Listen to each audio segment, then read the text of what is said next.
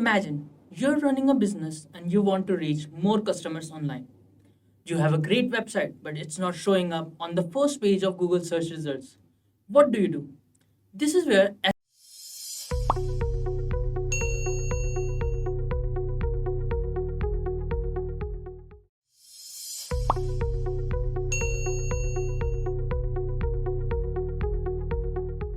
like a group of superheroes working behind the scenes to improve your website's search engine ranking. Now, you might wonder, how much do these superheroes make? Well, it varies depending on their job titles, experience, and location. But on an average, an SEO specialist or an SEO analyst can make anywhere between $48,000 to $72,000 per year. So, if you're interested in pursuing the career in SEO, Rachel is a baker who runs her own bakery. To expand her business, she decided to create an online presence by first setting up a blog. She began posting on her blog regularly. However, even after regularly posting on the blog, there were barely any visitors showing up. Deciding not to give up, Rachel began searching for a solution on the internet. That's when she came across SEO, or search engine optimization, a term she's never heard before. So, let's take a journey together and help her learn about SEO. Search engine optimization is a method that could improve the quality and quantity of the audience coming to Rachel's website from search engines. It could increase brand awareness, attract local customers, and build credibility and trust. And all of this is possible without having to spend a single penny. To bring visitors to her website, Rachel would have to take advantage of the two types of SEO, on-page and off-page SEO. Rachel first decides to tackle on-page SEO and get that sorted.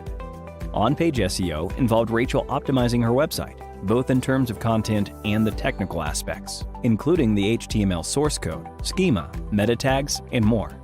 She started off by using tools like Google AdWords, Ahrefs, and SEMrush to identify popular search terms associated with the recipes she planned to publish on her blog. She began to look for search terms related to the broader area of baking, cooking, and related topics. Once she found these search terms, she began to incorporate them into her recipes. She started off by providing an introduction to the recipe. With this, she could provide an engaging beginning to her story, like how the dish reminded her of her childhood, and enabled her to naturally include the search terms into the blog. She also included these keywords in the actual recipe as well. Additionally, she added pictures, videos, time lapses, and more to increase credibility and engagement for her content, and subsequently persuading search engines to show her content to more people. After this, she moved to the website meta content that search engines display when her blog appears in search results. She optimized the meta tags, alt tags, header tags, and more. This completed the on-page aspect of SEO. Thanks to this, she saw a significant increase in the number of visitors coming to her page. Having done all she could on her webpage, she now decides to explore what could be done off-page to improve her page's visibility on search engines. Off-page SEO involved Rachel doing things outside her site page to help increase its search engine rankings. Making optimizations outside the site would improve the site's popularity, relevance, trustworthiness, and authority. This is possible with the help of reputable websites vouching for your content with backlinks, social media marketing, guest blogging, linked, unlinked brand mentions, influencer marketing, and much more.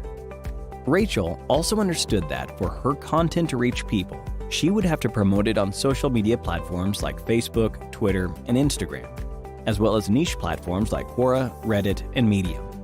These could help her achieve greater reach for her website by sending stronger social signals to search engines, leading to the page being shown as highly relevant for related searches and audiences. And even after understanding and implementing all of this, Rachel had just scratched the surface of what was possible with SEO. If you're interested in pursuing a career in SEO, then Simplilearn's postgraduate program in digital marketing, created in collaboration with Purdue University and Meta Blueprint, is the perfect place to start. With this program, you will learn everything from the fundamentals of digital marketing to the latest trends and techniques used by top marketers worldwide.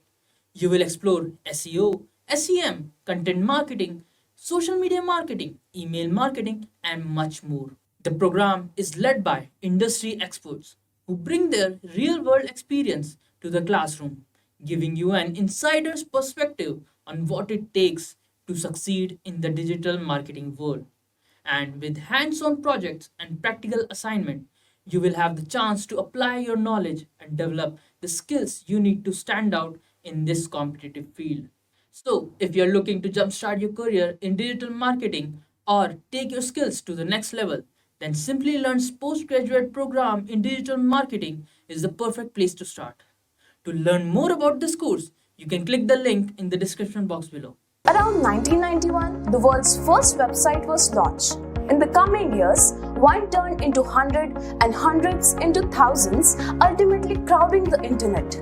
Necessity is the mother of invention. So this was the time to structure and make the information on the internet easily accessible, which led to the birth of search engines.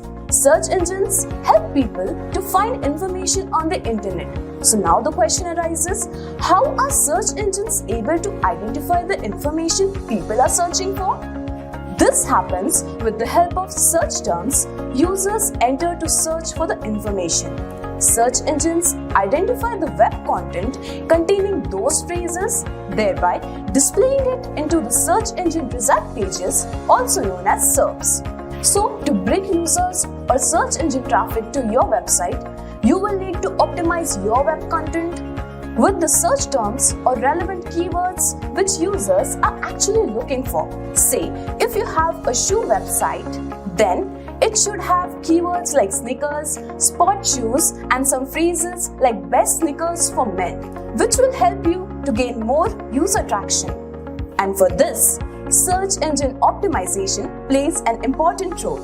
So, the process of getting good quality and quantity of traffic on your website or a web page through search engines is called search engine optimization or SEO in short. Search engine optimization practices involve on-page SEO, off-page SEO, and technical SEO. Each of these is directly or indirectly responsible for getting organic traffic to your website.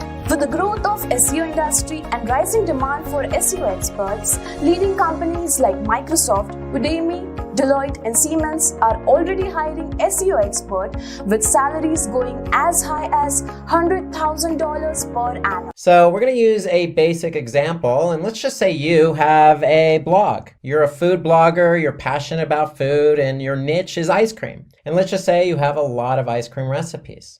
You want to get traffic to your blog. You want people to read your blog. And you're curious, why am I not ranking for my blog?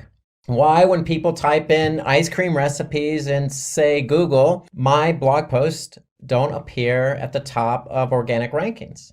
And there's a number of reasons why you wouldn't be ranked for your blog post or your ice cream recipes. And the main reason would be your competitors. So there could be somebody else out there who is also passionate about ice cream and has been blogging longer than you. And they have more content and more blog posts and more pages for Google to rank. So that's usually the number one reason. The other reason is improper usage of keywords. And we're going to talk a little bit, or it's actually a lot more about, keyword usage in your content.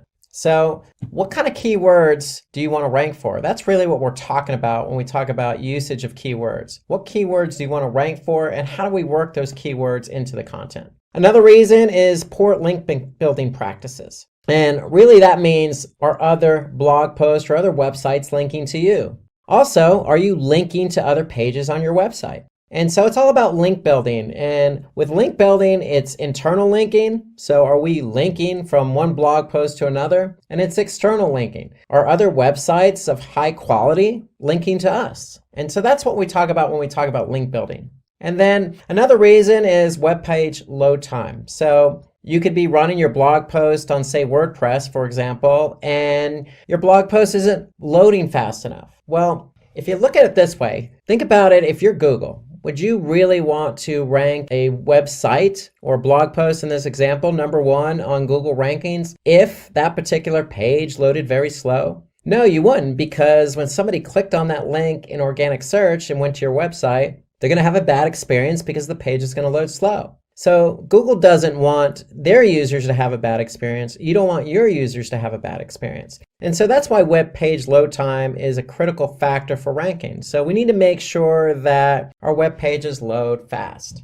And then your user experience is not good enough. So Google, again, based on my example about the web page load time, Google wants people to have a good experience when they go from their search engine to your website. And there's a lot at play there, specifically web page load time, but also, Google doesn't want any spam content. Google doesn't want any pop-ups or overbearing ads on the web page. They want people who are searching for something in particular, let's just say ice cream recipes, and they want to find a relevant website that has ice cream recipes. They want to be able to click on that link and read some good content about ice cream recipes. It's that simple. And that's really what Google's trying to create in their environment. And that's you as an end user, as a website owner, you want your users to have a good experience. And then last but not least, your website is de-indexed by mistake. And really what we mean is de-indexed is Google needs to be able to index all the pages on your website. So if you have a blog with 100 recipes, you want Google to have access to all 100 recipes. So we're going to talk a little bit later about how to get your pages ranked or indexed on Google organic search. So let's move on to what is SEO. So sticking with our ice cream blog theme, really SEO, search engine optimization, really is the practice of increasing your pages that Google has indexed up the rankings. So the end result is we want all our pages to be ranked number one for particular keywords. So if you want to be ranked for ice cream recipes, well, there's certain things you need to do. So that's generally how it works. We need to apply search engine optimization to increase a page for a keyword we want to be found for. So let me give you an example. So let's just say there's 100 students that participated in an essay competition. And so the competition in this particular case is evaluated on the basis of, is the content relevant? Are they using suitable titles for their essay?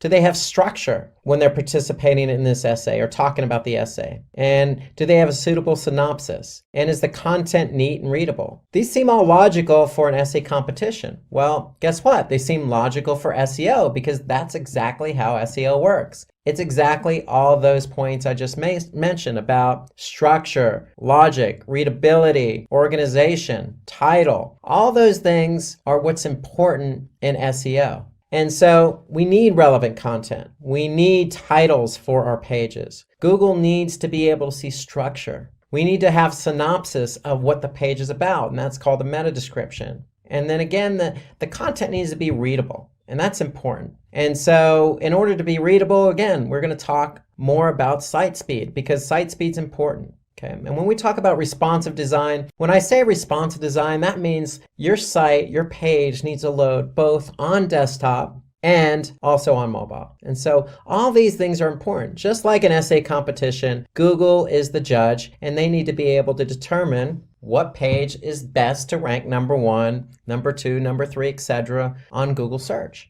And then link building. Remember I mentioned link building a moment ago? Well, link building internally and externally also plays a vital role. And so we're going to talk about that a little bit later in the class when we talk about off-page SEO.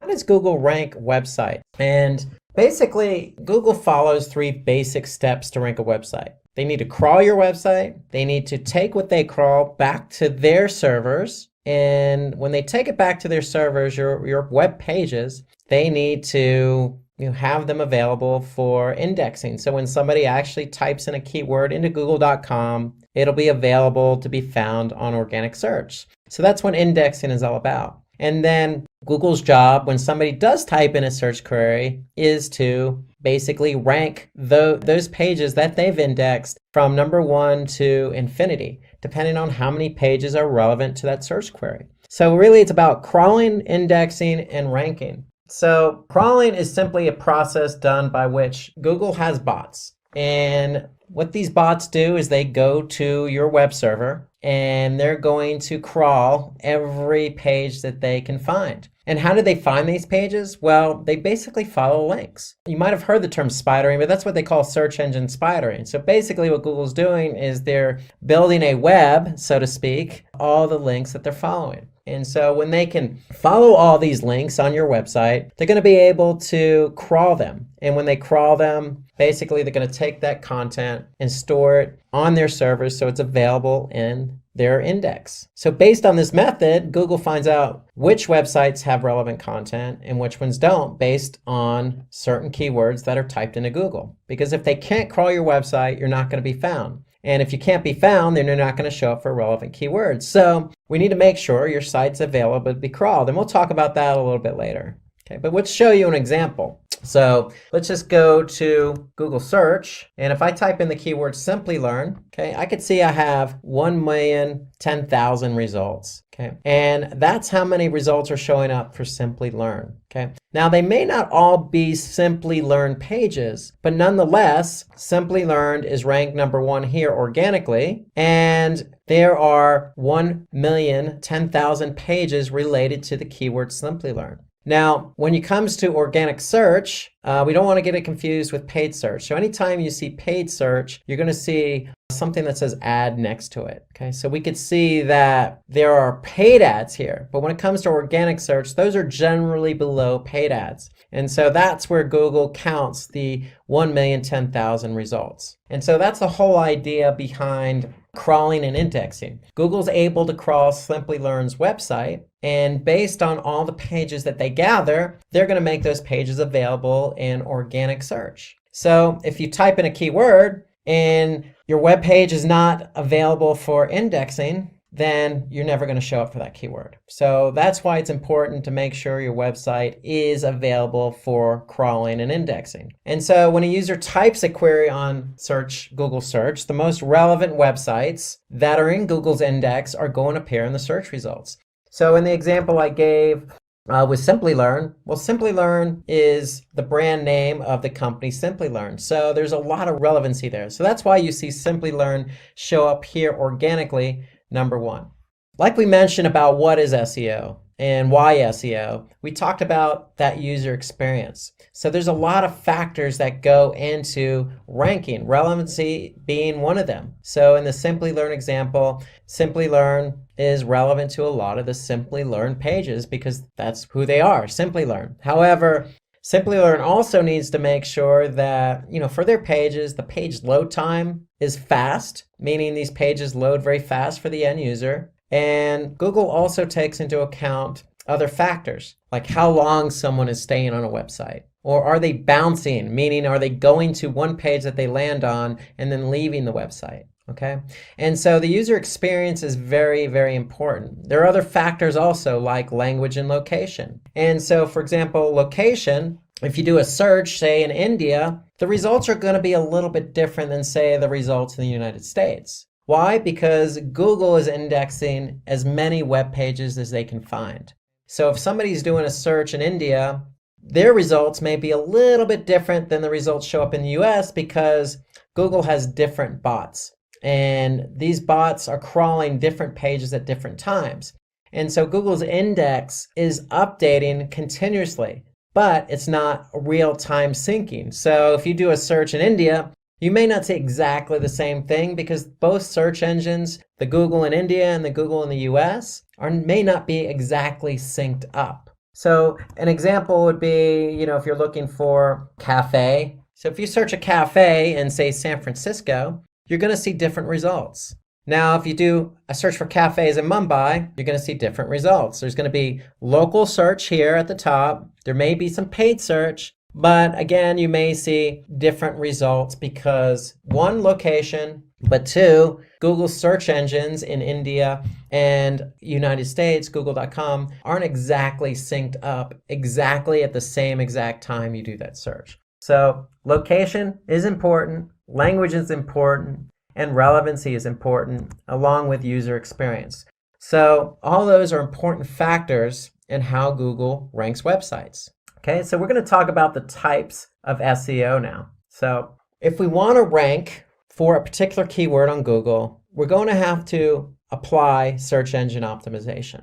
And so there's two strategies to search engine optimization: on-page SEO and off-page SEO. So first, we're going to talk about on-page SEO. So on-page SEO is nothing more than optimizing your own website. And so when we say optimizing your own website, there's certain elements on your website and on your web pages that we need to take into account. And so some of those elements are headers, meta descriptions, title tags, linking. So all of those elements are something we can control as an end user who wants to rank our web page and our website on Google. And before we do anything with our website, the first thing we need to do is understand what keywords we want to rank for. In order to understand what keywords we want to rank for, we need to do keyword research. And if you do anything in SEO, keyword research is the most important activity. That's the most important thing you can do for SEO. And why do I say it's the most important? Because you need to understand, if you choose a keyword that you want to rank for, you need to understand how much traffic you're going to get from that keyword. If you're ranked organically, say number 1 on Google, so how much traffic will you get if you're ranked number 1 on Google? So you need to understand what the volume is. And then number 2, we need to understand what the competition is for that keyword that you want to rank for. So if you choose a keyword and there's not much competition for it,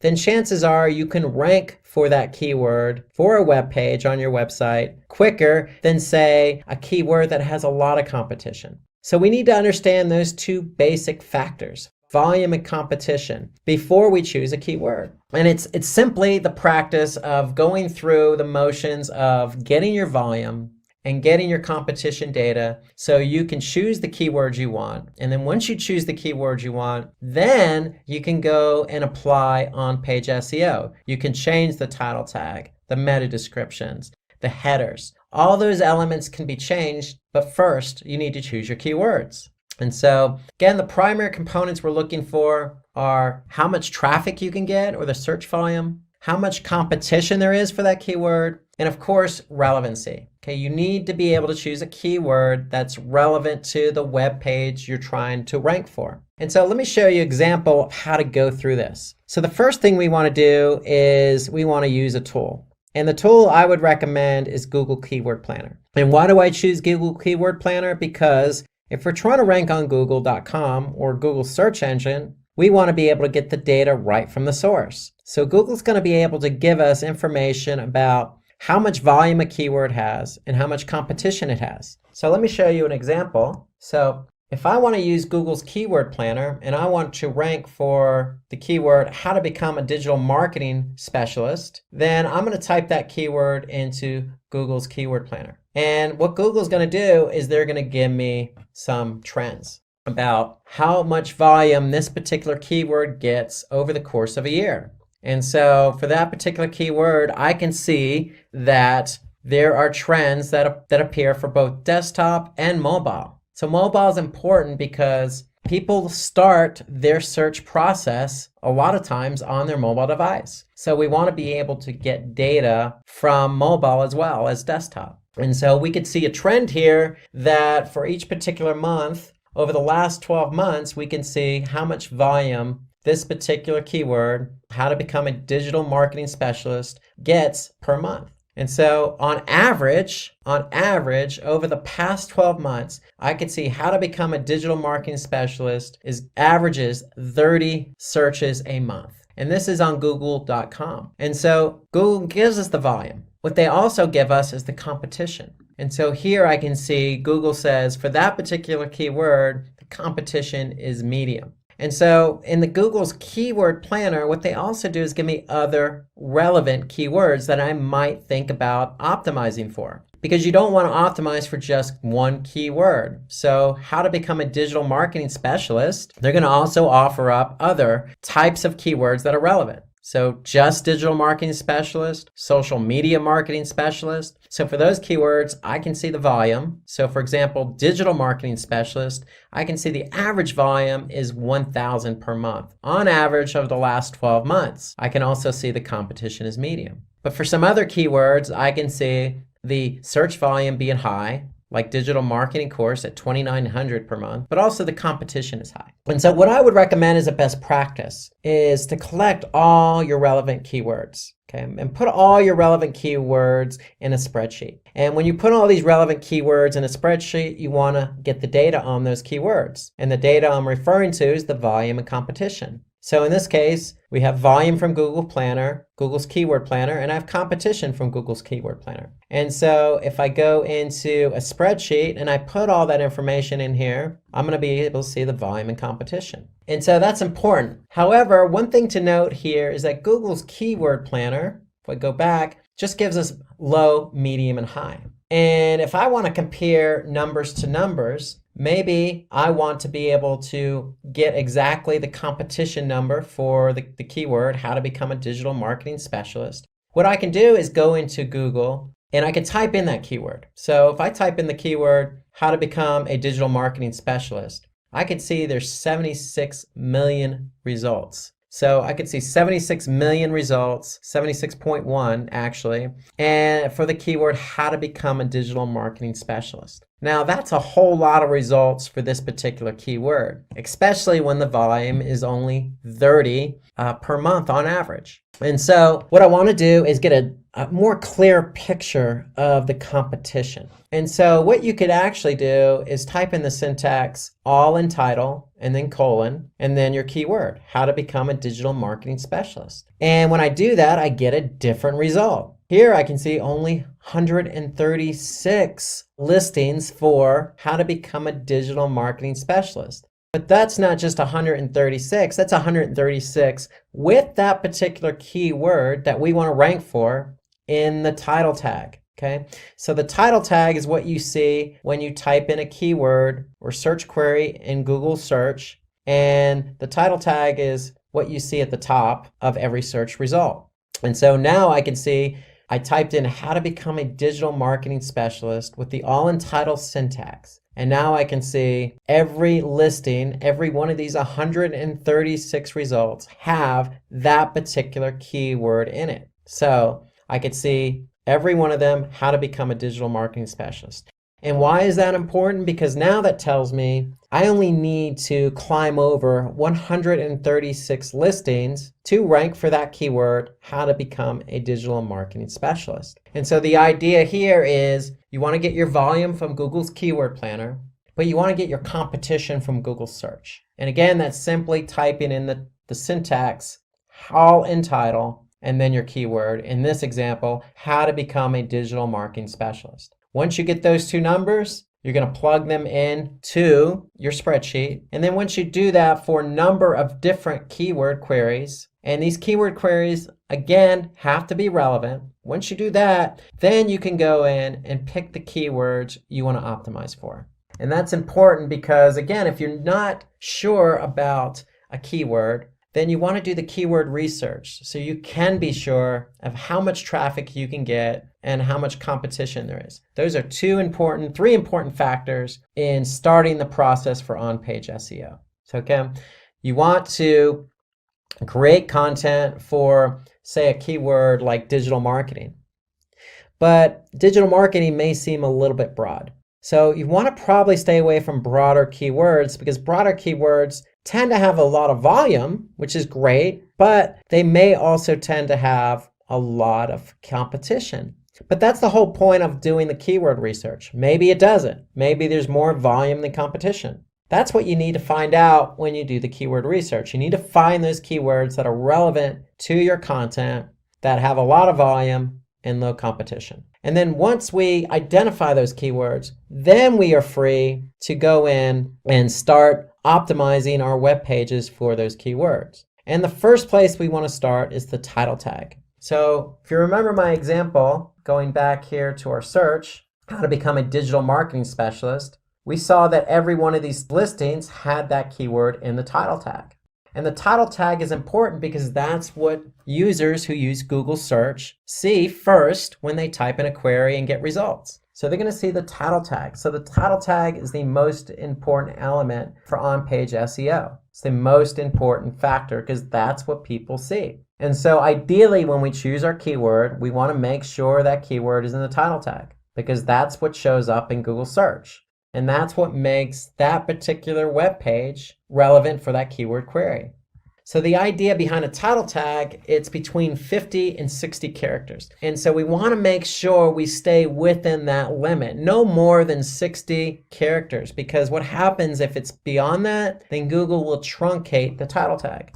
So if I go back to my search, you can see here on this particular title tag, Google truncated it, meaning they added the ellipses after the title tag because it exceeded the 60 character limit. So you want to stay within those character counts. And so the title tag is the first place you should start when optimizing your website. Because when we have the right keyword in the title tag and somebody types in that keyword, then chances are it's going to be relevant, they're going to see it, and they're going to click through to your website. And that's the whole idea behind ranking. We want to get clicks. So that's how the title tag appears. So when you optimize it, you're going to update the title tag, and this is how it shows up. It's going to show up at the top of your listing, okay, and it's going to be bigger and bolder than anything else Google displays. So the second thing you want to optimize is the meta description. And the meta description is simply just a brief description up to 155. I would say about 155 to 160 characters, but probably no more than that. And so the meta description is nothing more than a summary of the web page itself. So if I go back to my Google search results, I see my title tag and I see the page that this particular listing belongs to. And underneath that is where I can see my meta description. So in this particular keyword query, how to become a digital marketing specialist, I see the meta description, an ultimate guide on how to build a career in digital marketing and the skills required to become a digital marketing specialist. Note that it's a well-written meta description with 155 characters, and it includes the keyword digital marketing specialist. So we're trying to rank for how to become a digital marketing specialist, and here you can see become a digital marketing specialist. So there's a lot of relevancy between not only the title tag and the keyword, but the meta description in the keyword. So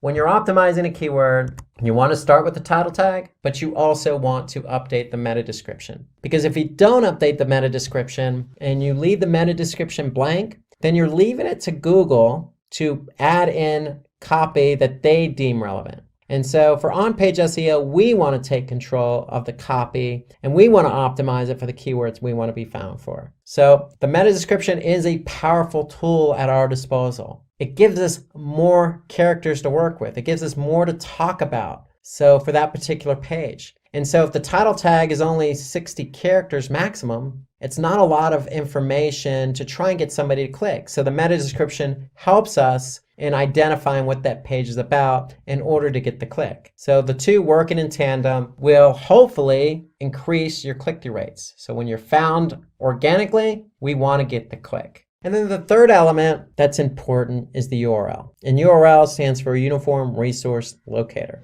And why is the URL so important? Because that's what people see. So if I go back to my search result, how to become a digital marketing specialist, notice that the URL also includes how to become a digital marketing specialist article. Okay, so it's very relevant. The URL is very relevant. One, we can see it in the search results. But two, it's relevant to the keyword query. And that's important for the end user and Google. Google wants to know, hey, is this the page that's relevant to the user's query? And if it is, then this user's likely going to have a good user experience after they click on the listing. So the URL is an element that helps not only with the click-through rate, but with ranking. And having a poor URL structure doesn't help at all, because not only does Google not recognize the URL as being relevant, but the end user may not want to click on that page given the way the URL looks. So you want to try and avoid a poor URL structure. So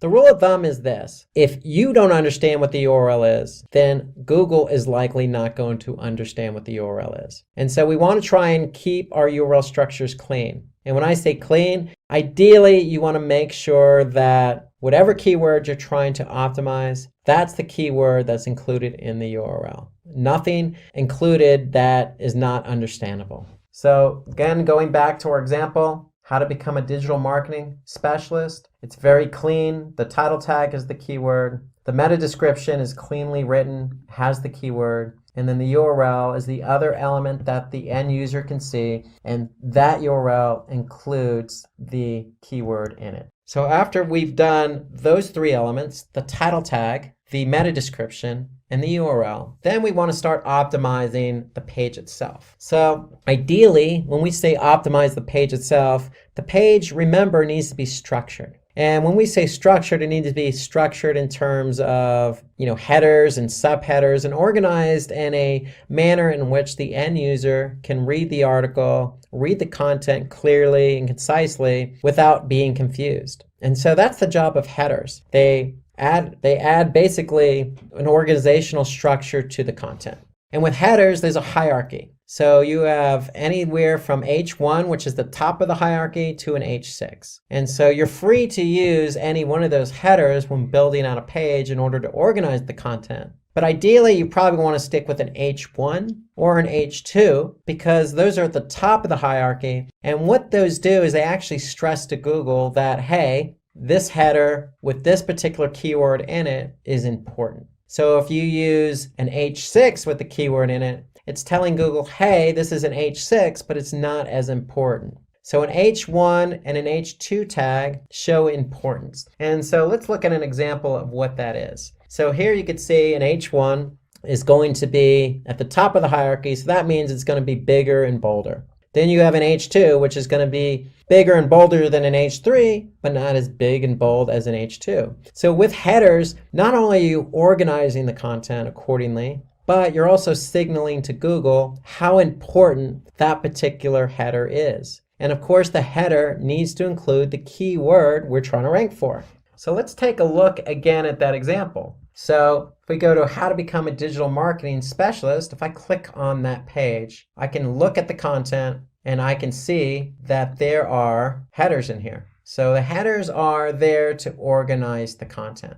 And that's what we want. We want to be able to organize the content. And if you look at the other example I'm showing here, how to become a digital marketing specialist, learning paths explored, you can see that's an H1, but below it's a subheader, the growing digital marketing job market. So that's an H2. And so we're not stressing to Google that that's more important than an H1, but nonetheless, we're stressing to Google that it's important nonetheless. So we want to be able to use headers. We want to be able to use keywords in our headers in order to stress to Google what's important, and also to organize the content because Google likes content organized.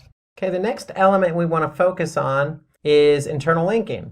And so internal linking, if you remember earlier in the presentation, is basically links from one page on your website to another. And so here we can see on this particular article, how to become a digital marketing specialist. There's also links to other pages on Simplilearn's website. And so for this particular content, it also links to SEO specialist, PPC specialist, social media marketing specialist, and digital marketing specialist. So the whole idea behind internal linking is to link from one page to another where it's relevant. And in this case, it's relevant because we're talking about how to become a digital marketing specialist. That's what the whole content is about. And so what Simplilearn's doing here is offering up other pages on their website that are relevant to becoming a digital marketing specialist. And so this is a best practice when you're optimizing a web page. So you want to be able to have internal linking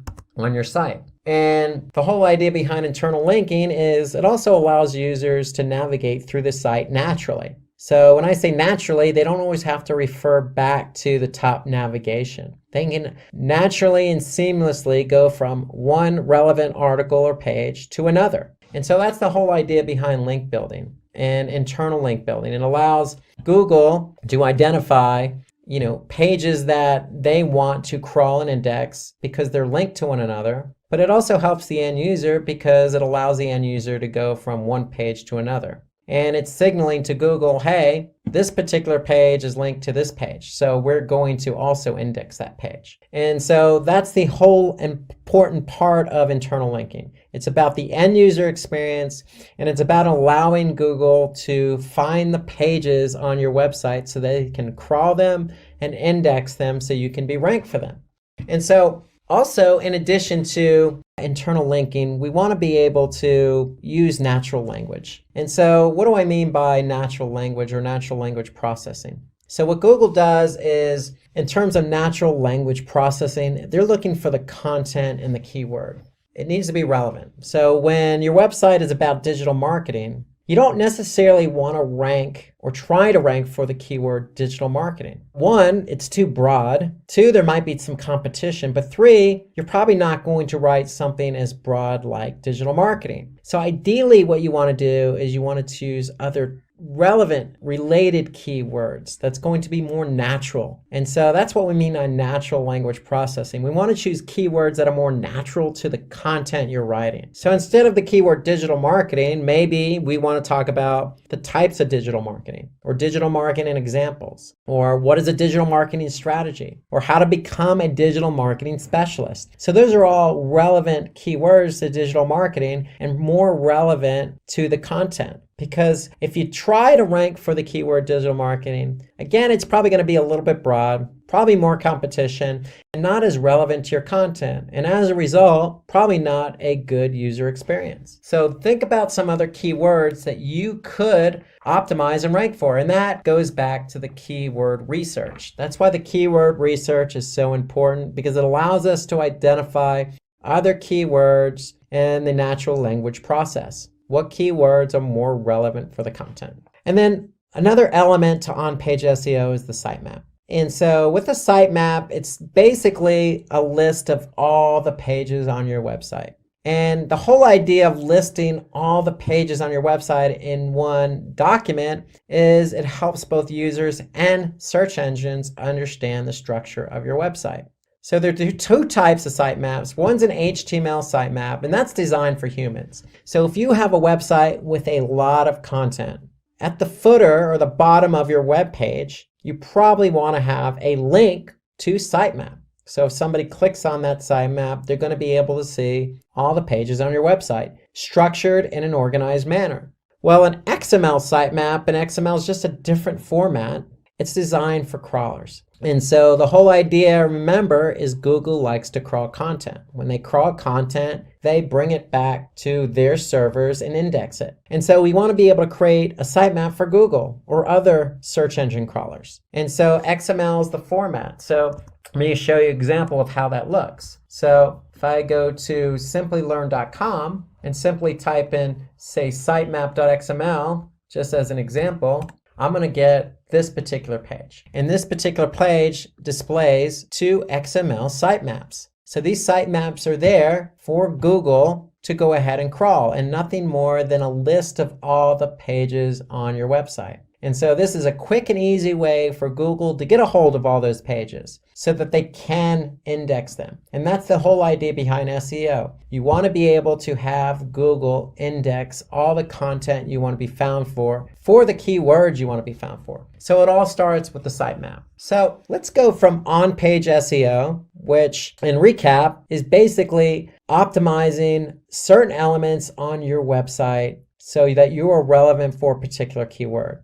And that meant updating the title tag, the meta description, the URL, the headers, choosing the right keywords to put into the content, having internal linking, and also updating the sitemap. Well, those are elements that you can do on your website. So we're going to switch gears and talk about a different strategy, off-page SEO, because without on-page or off-page, you can't have a page ranking. So the two work together. So you can do as much as you want on page, but you still need off-page SEO. And you could do all the off-page SEO you want, but you still need on-page. So both of these strategies have to be in full effect in order for you to rank. So let's now switch gears to off-page SEO. And so off-page SEO is simply the process of linking or promoting your website using link building. And so if you remember, I talked about this earlier on. There's two types of links, internal and external linking. And so for on-page SEO, we used internal linking. For off-page SEO, we're going to talk about external linking. And external linking allows us to improve our website's recognition or relevancy or credibility. And why do we want to improve our relevancy and credibility and trustworthiness and authority? Because we want Google to know that our web page is trustworthy. it is recognized by other websites and it is relevant for a particular keyword. And so if we can do that using off-page SEO methods, then Google's going to rank our webpage for the keyword we want to be found for. So it's really off-page SEO is synonymous with link building, and there's plenty of opportunities to do link building. It just comes down to creating a strategy. So again, some of the benefits to off-page, well, we talked about, being credible and trustworthiness and relevant. We need to do that in order to rank. But there's some other benefits there. So if we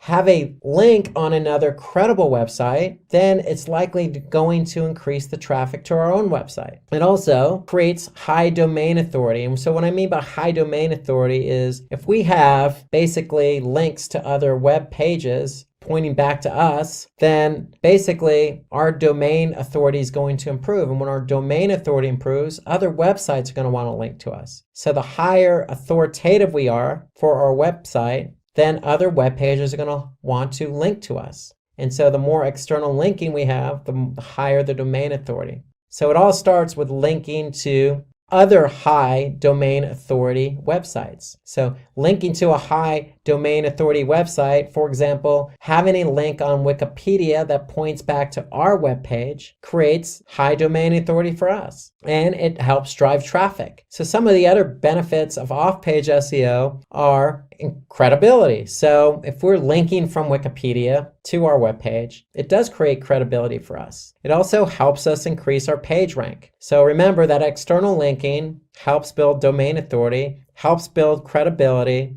trustworthiness, and it's going to in turn help us rank for that particular page. And then certainly not last, having a good off-page SEO link building strategy increases our brand awareness, because if we're on other high authority websites, Wikipedia, or say a social platform, it's going to increase our brand awareness. And increasing our brand awareness increases our trustworthiness. And so if somebody is looking to, say, become a digital marketing specialist, then likely instead of typing in digital marketing specialist on Google, they may type in our brand name, in this case, Simplilearn. And so these are all the benefits to off-page SEO. So it's nothing more than having links on other websites that are pointing back to ours. And again, there's lots of benefits. It helps drive traffic and increases our authority. So those are things that we want to take advantage of when we want to rank. And the key behind off-page SEO or link building is always going to be content. So from an on-page SEO perspective,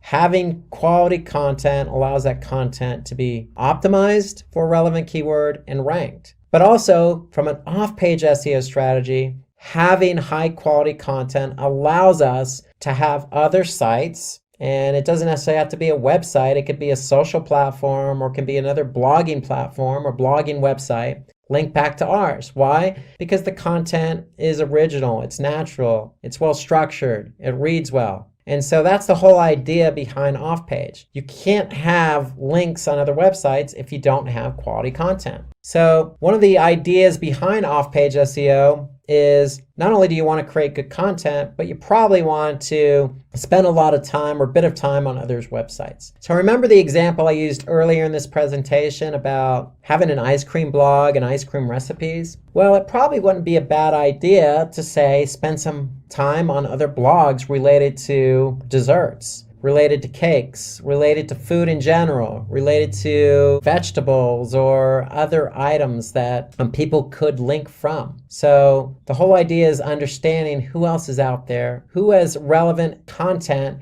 that you could share. So you could share your content with them, they can share their content with you. And generally that's how it works naturally anyway. In the web sphere, if somebody likes your content, they're going to link to it. They don't necessarily have to wait for you to ask them. But it might not be a bad idea to understand who else is out there that has content similar to yours so that you can, get a link on that particular website or blog post. And so some other ideas behind having external links pointing back to your website is social media. So social media is not just Facebook or Twitter, but it expands beyond that. There's Quora, there's Medium, there's all sorts of content generated websites like Reddit. So the list goes on and on. You just need to find what's relevant for your content. If it's relevant for your content, then it's worth putting or trying to get the external link on that social media platform. And then again, going back to my ice cream blog recipes blog post, yeah, if you find a particular blog that you want to have an external link on, there's nothing wrong with reaching out to that particular blogger. In some cases, very flattering, but in other cases, if the content is relevant, then why not? It's only going to help your end user experience. If you add somebody who has, say, a blog about cakes, having their link on your blog post. So there's nothing wrong with it because it also adds to the user experience. And if you're going to ask somebody to put an external link on theirs, you might want to be open-minded and make sure that you are able and willing to put an external link on your blog post or website pointing to their content. That's how the web works, especially if the content's of quality, relevant, and of good nature. Okay, so let's move on and finish up with the do's and don'ts of SEO. So we talked a lot about why SEO, what is SEO, how do we rank for SEO, what is on-page SEO, what is off-page SEO. And so let's just wrap up with some of the things you, again, want to do to rank your page for a particular keyword and some of the things you don't want to do. So the first thing on the list is optimize for white hat techniques. And what I mean for opting in for white hat techniques is basically everything I just mentioned today. You want to do keyword research. You want to choose a natural language processing format so you could choose keywords that are going to be relevant, natural to the content. And you don't want to opt for black hat techniques. And black hat techniques are probably not even worth going into detail, but one example is choosing a keyword arbitrarily, like say digital marketing, and just stuffing that keyword into the content. So that's probably not something you want to do because, again, it's not going to be good for the end user. So stay away from black hat and focus on some of the techniques we talked about in today's presentation. The other do we want to do is get backlinks from relevant sites. So that's off-page SEO. Again, it's what I mentioned earlier. It's about linking your quality content to another person's website that also has quality content. We don't want to have a backlink from an irrelevant site. Why? Because it's not going to be relevant, and it's also going to hurt our authority. Because if it's on a site that's not of good quality, then Google's going to look at us and say, well, this site is linking to your site, but it's not relevant. So therefore, we're not going to look at you in the same way as if you were on a quality website. We do want to use our keywords naturally because title tags are what people see first on organic search. But you don't want to use the same title tag on every page of your website. So we want to stay away from doing that. So you want to have a unique title tag for every web page on your website. And ideally, what does that mean? That means using our keyword research to choose 1 to 2 keywords per page and optimizing your web page for those 1 to 2 keywords. So ideally, what you want to do is have 1 to 2 different keywords for every page on your website. We definitely want to write engaging content. So the content should be engaging. Remember, user experience. We want users to stay on our website. We want them to enjoy the content that they're reading. And we want them to go from one page to another naturally. We definitely don't want to leverage or plagiarize or just copy content from others' websites because it's not, one, probably going to be relevant to what you're writing about. 2, it's duplicate content and it's somebody else's. So that's a black hat technique we want to stay away from. I can't emphasize this enough. We need to do keyword research first before you do anything else. You need to find relevant keywords. And not only that, you need to understand the volume and the competition for each of those keywords. Okay, you don't want to choose a keyword that has low volume, high competition. You want to choose a keyword that has high volume, low competition. But above all, you want to choose keywords that are relevant to your content. We want to avoid keyword stuffing, so don't take a keyword and just stuff it everywhere on the page. It's not going to be natural, and Google's going to be able to pick up on that. So we want to maintain some level of quality with our content and quality with the keywords that we choose.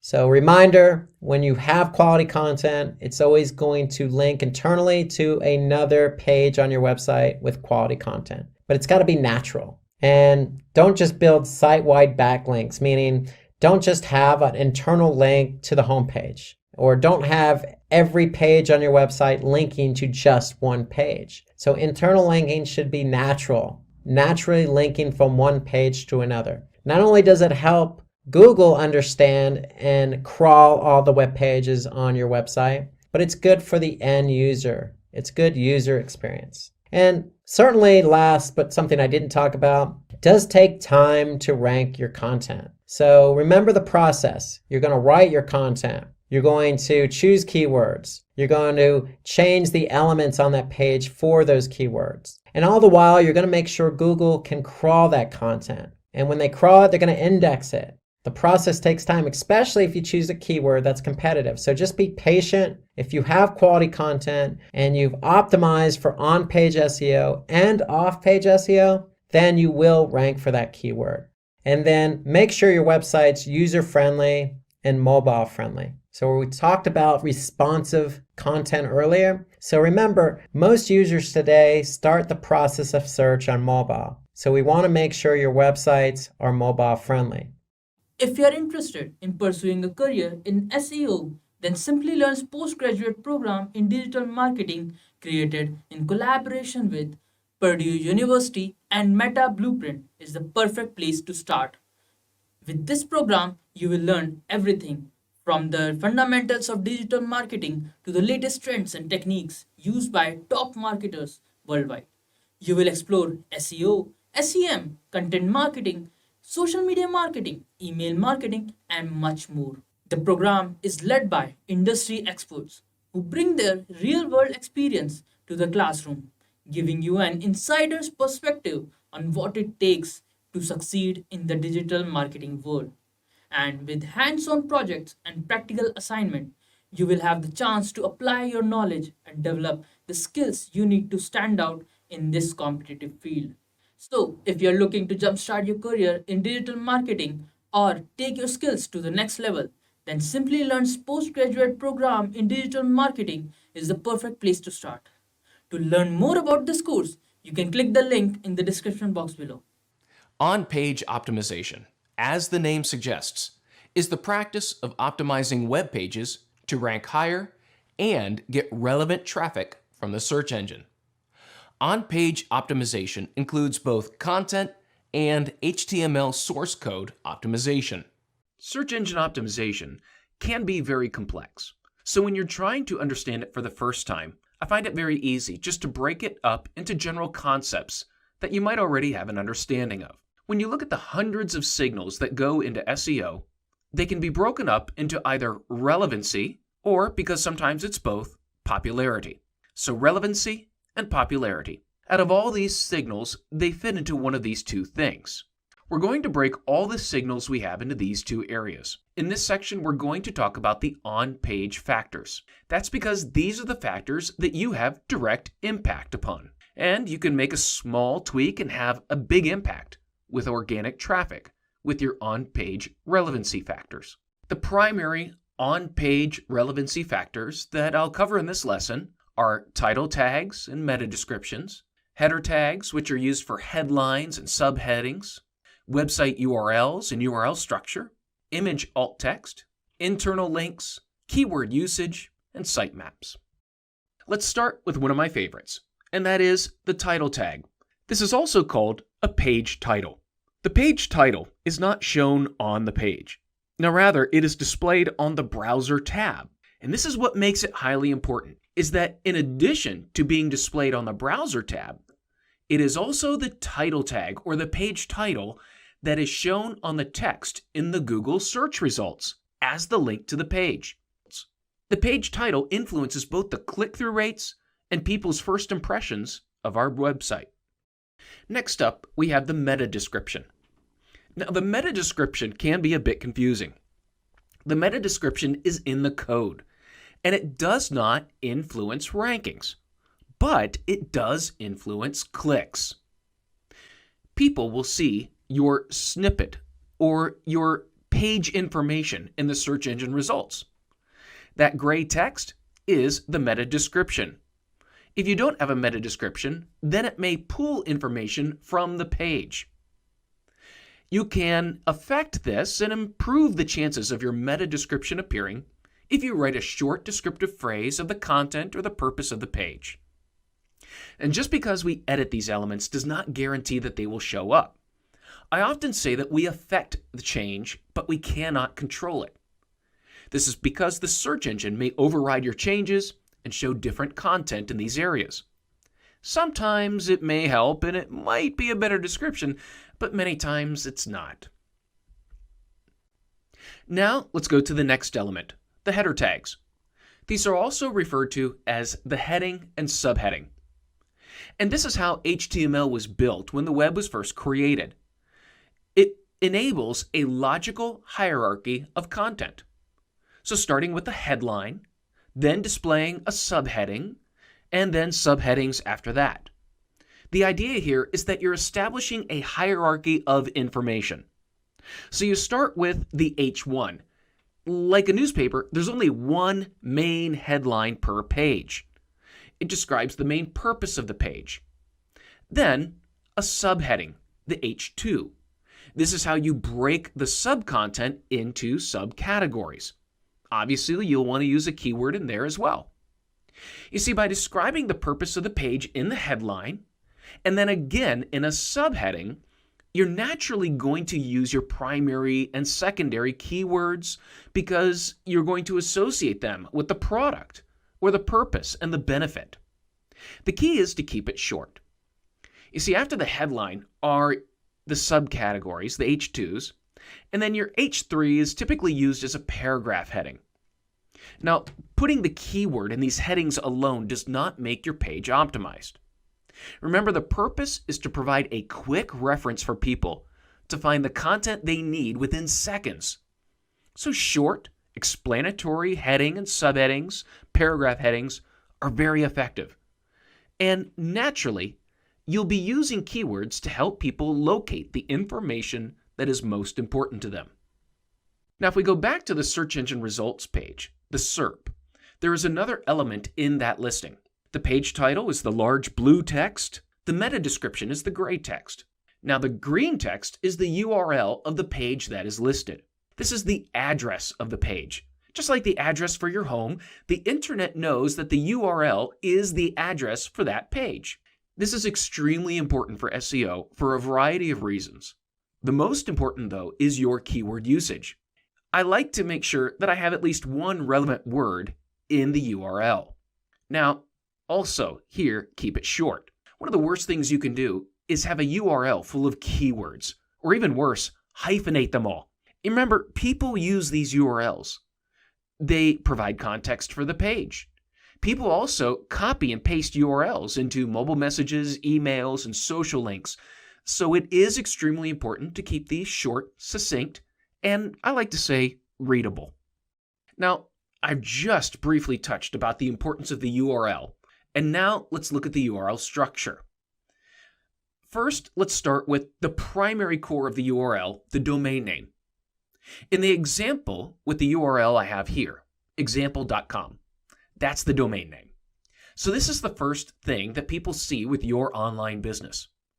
Now, beyond the internet, this is going to be what's in all of your ads, emails, brochures, business cards, and online, your social profiles.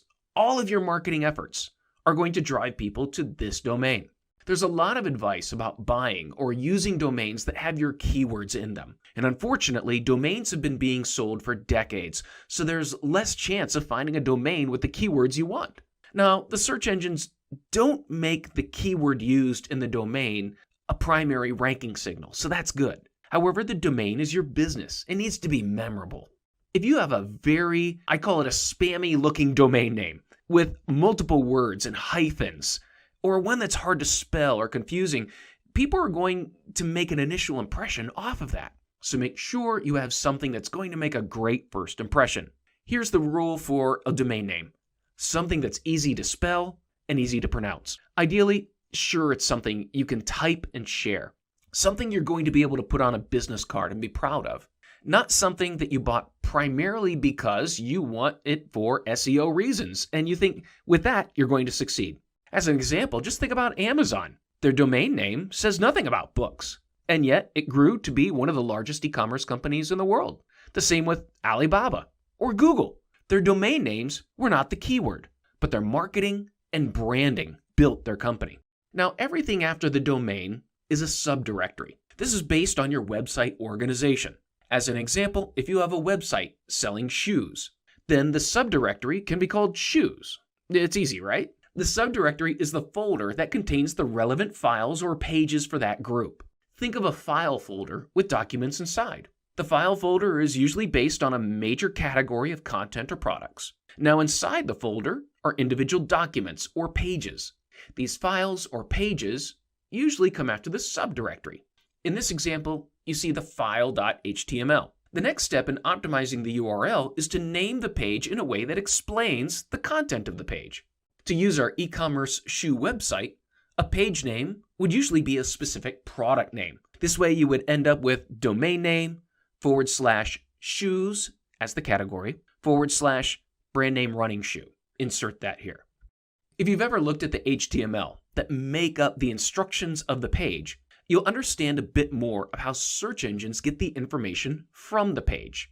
The text on the page and the markup, such as the headings, provide instructions as to where the text is located, the importance and prominence of the text, in addition to the arrangement of the overall page.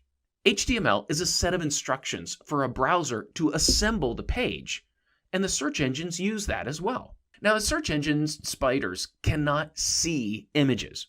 As the internet developed, many attributes were added to provide for accessibility and additional features. Users that are sight impaired cannot see images.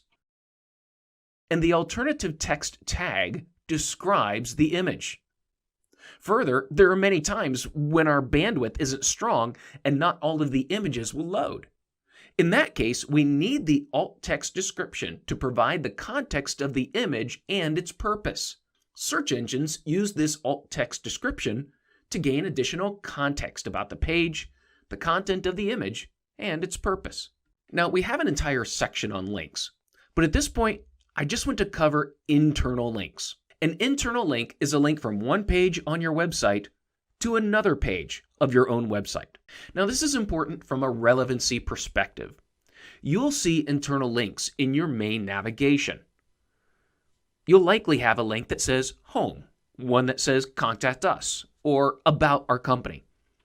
What you're showing to search engines and to humans is that this section, if you click on this link, is about our company.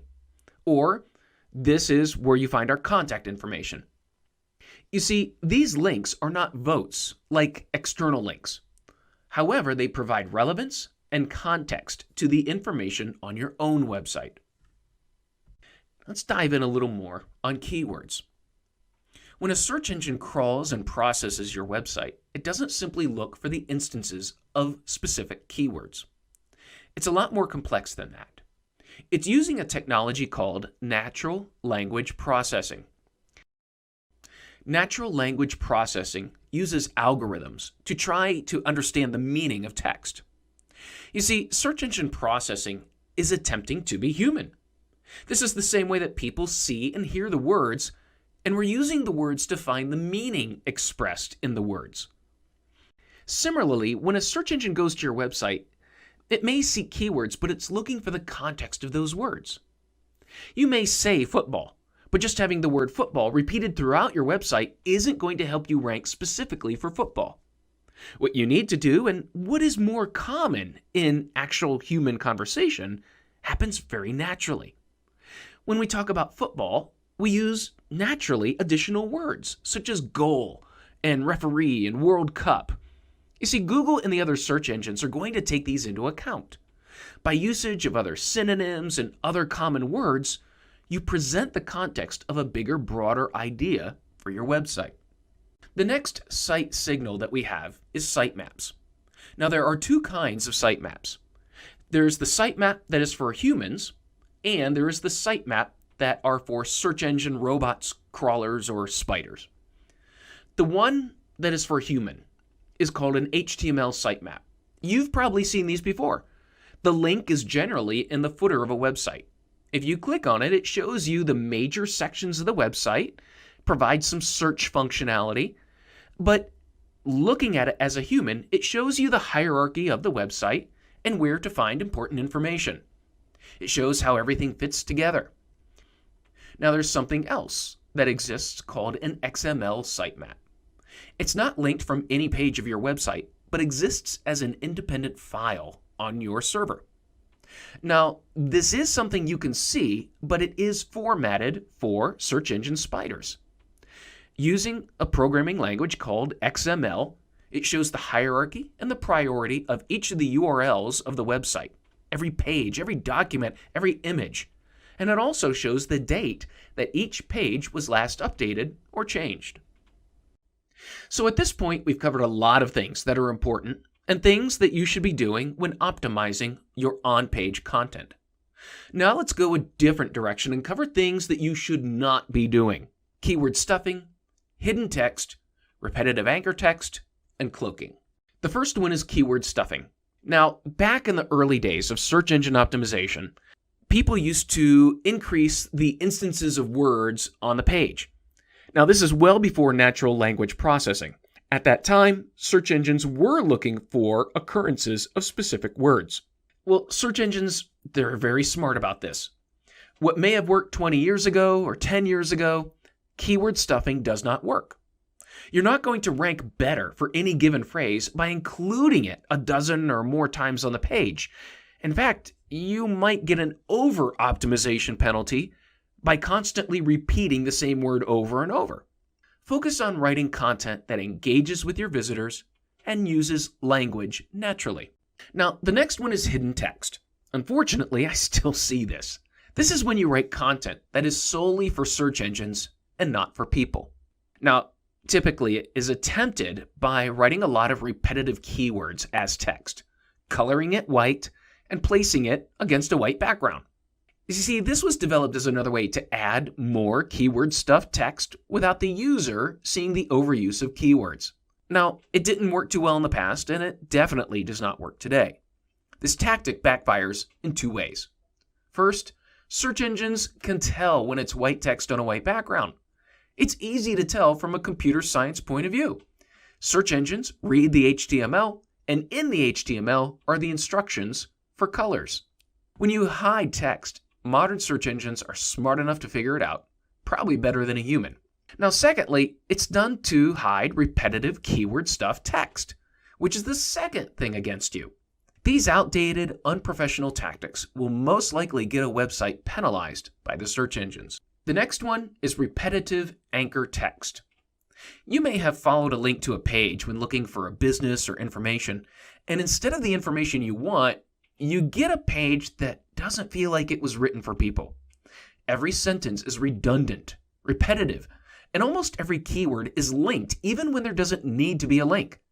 It confuses the flow of the information on the page. Now, again, this used to be a tactic that sometimes would work, but it's no longer helpful. Search engines and their natural language processing algorithms have advanced significantly. They can tell when something's not readable. When something is probably intended for machines and rankings but not for people, search engines will figure it out. Please don't waste time on redundant links trying to inflate the relevance of your links and pages.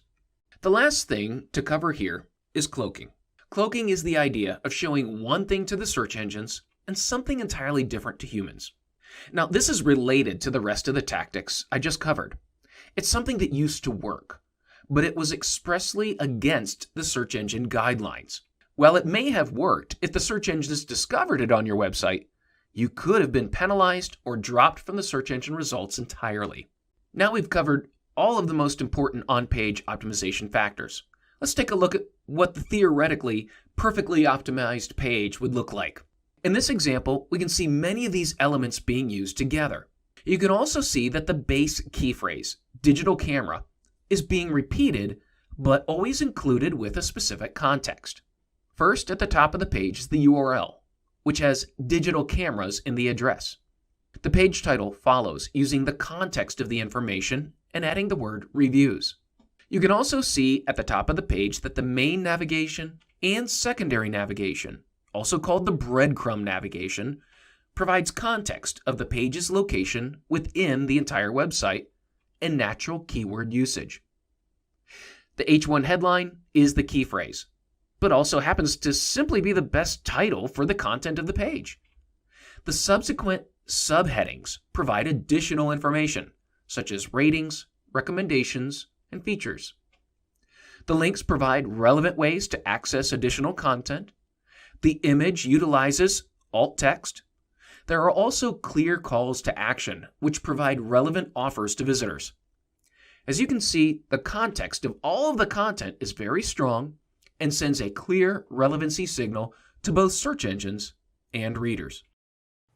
To conclude this section, I'd like to cover the top influencing factors.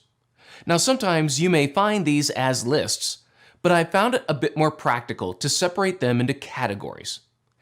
Typically, every year, you'll find these collections of lists from surveys, experts, or speculation. Some are from testing, but honestly, you can't ever truly test a search engine, as they change a little bit with every algorithm. So the best thing is to take from these lists these factors that are the tried and true factors over the years that have worked consistently. Also, those tactics that not only make your website more effective with users, they tend to do well with search engines. So if a tactic serves that dual purpose, it's a good tactic. So these are not exclusive and have-to lists for every situation, but guides and indicators for you to use. The top on-page factors from surveys, opinions, and data are these: a relevant page title, page headings, anchor text links, a keyword-based URL, a keyword or contextual file name such as page name, image name, or PDF file name, alt text and images, and finally, what you do with the content on a page to make it more readable, lists, bullet points, and bolded text. The top factors for off-page linking tend to contain these items: the total number of domains linking to you, the number of highly influential domains linking to you, the number of unique domain IP addresses, the total backlinks without no-follow limits, the total relevant anchor text in links to you, and finally, the types and context of keywords in anchor text links. The domain also contributes factors to your overall rankings, such as the age of the domain, which would include ownership information, such as the length of time owned and operated by a company, the real business information tied to that domain, such as the business address being the same as the business registration address for the domain. In addition, the signals from social accounts driving visits to the domain. Functionally, the search engines also utilize some attribution based on the quality of programming of the website. For instance, taking care of the basic search engine protocols of the robots.txt file, XML sitemap, and HTTPS protocol. Websites that implement these features have shown that they are familiar with search engine guidelines and protocol. Now, one of the changes over the past few years has been the implementation of page speed as an increasing ranking factor. Slow loading pages with a lot of extraneous code that slow the delivery of the page will be penalized as they take away from the user experience. Optimizing the page code, speeding up the load time of the page can directly impact your rankings, and this is closely related to the mobile friendliness of your website. If your website is not mobile friendly, it will be limited in visibility, as Google's primary index is focused on mobile devices and mobile delivery. Behavioral factors are the newest factors, and with the advent of artificial intelligence, it is making determining the intent and determining easier for a search engine to derive a judgment of relevancy based on interaction. While the extent of these signals is not fully known, it is suspected that they are minor but growing in importance. These include the amount of users that search for a brand name, business name, and go to that result, showing brand awareness. Also, the amount of direct visits, bypassing search. Time on page, pages per session, which is also called the depth of visit. And lastly, the behavior of a searcher from the results page. How many results are clicked? How many times do they return to the results?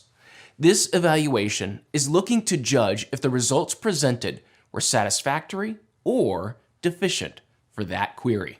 Search engine optimization, or SEO, has proven to be one of the most important factors in getting higher rankings in the search results. SEO strategies like image optimization, page optimization, backlink building, keyword research, etc., are responsible for getting higher rankings in search results.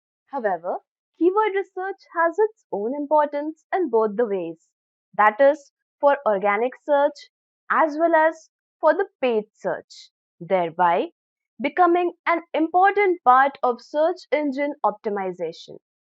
In this video, we are going to put a light and learn in depth about keyword research for search engine optimization.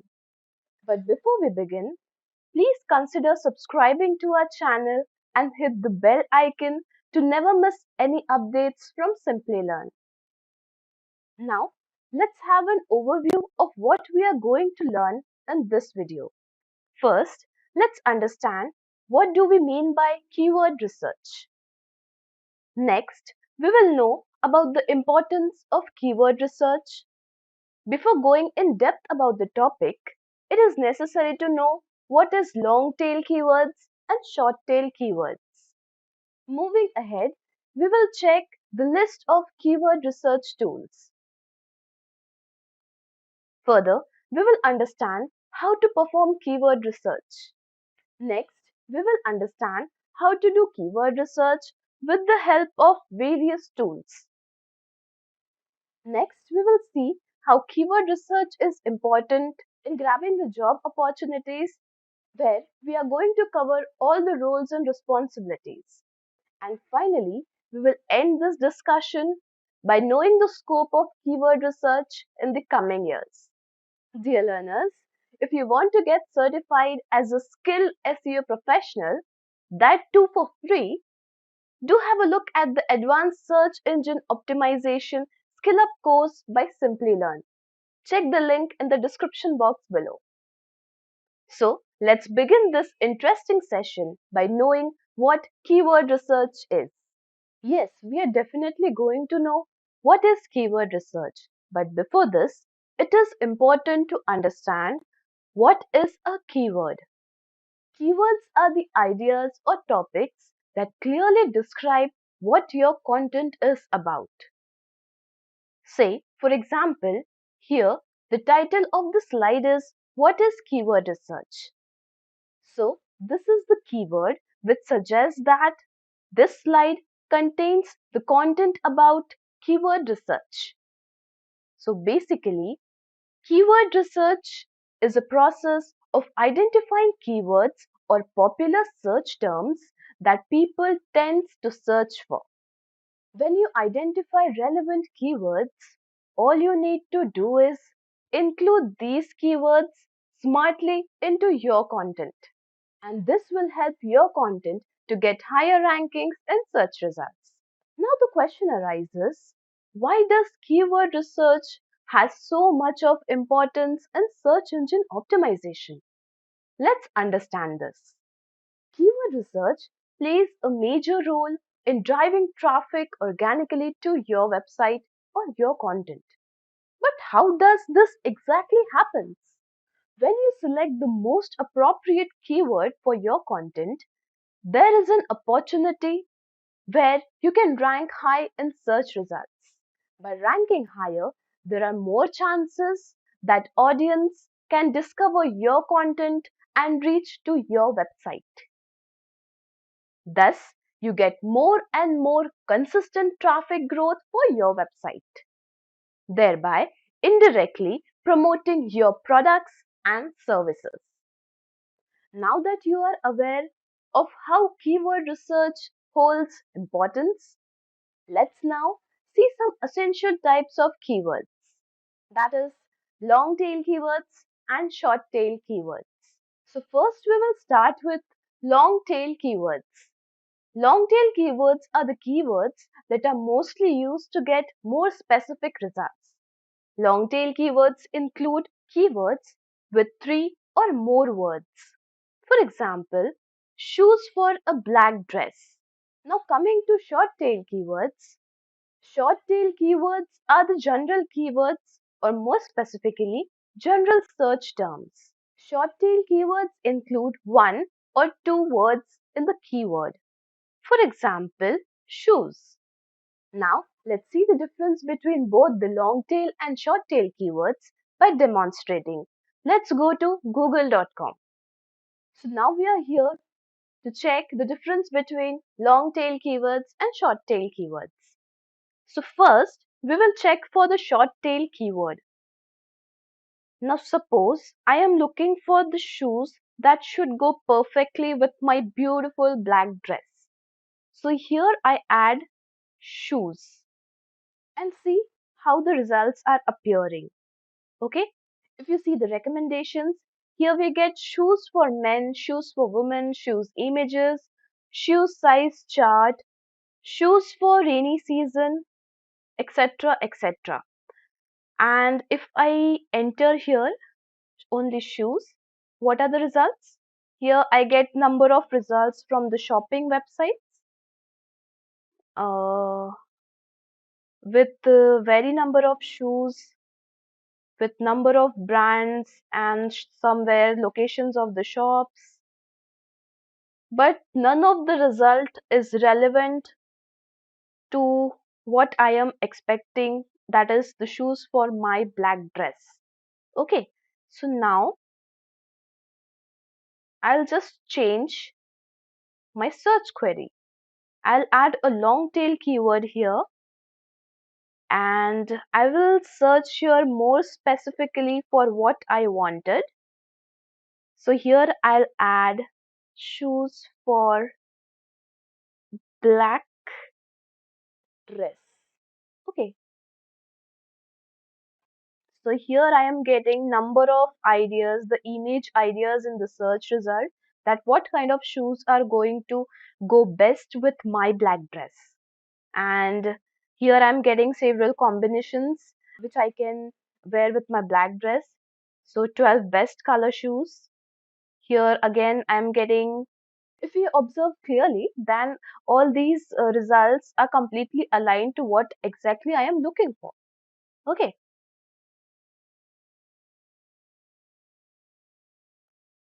And if I again change this query, more specific, like shoes for black dress for woman, let's see what I get.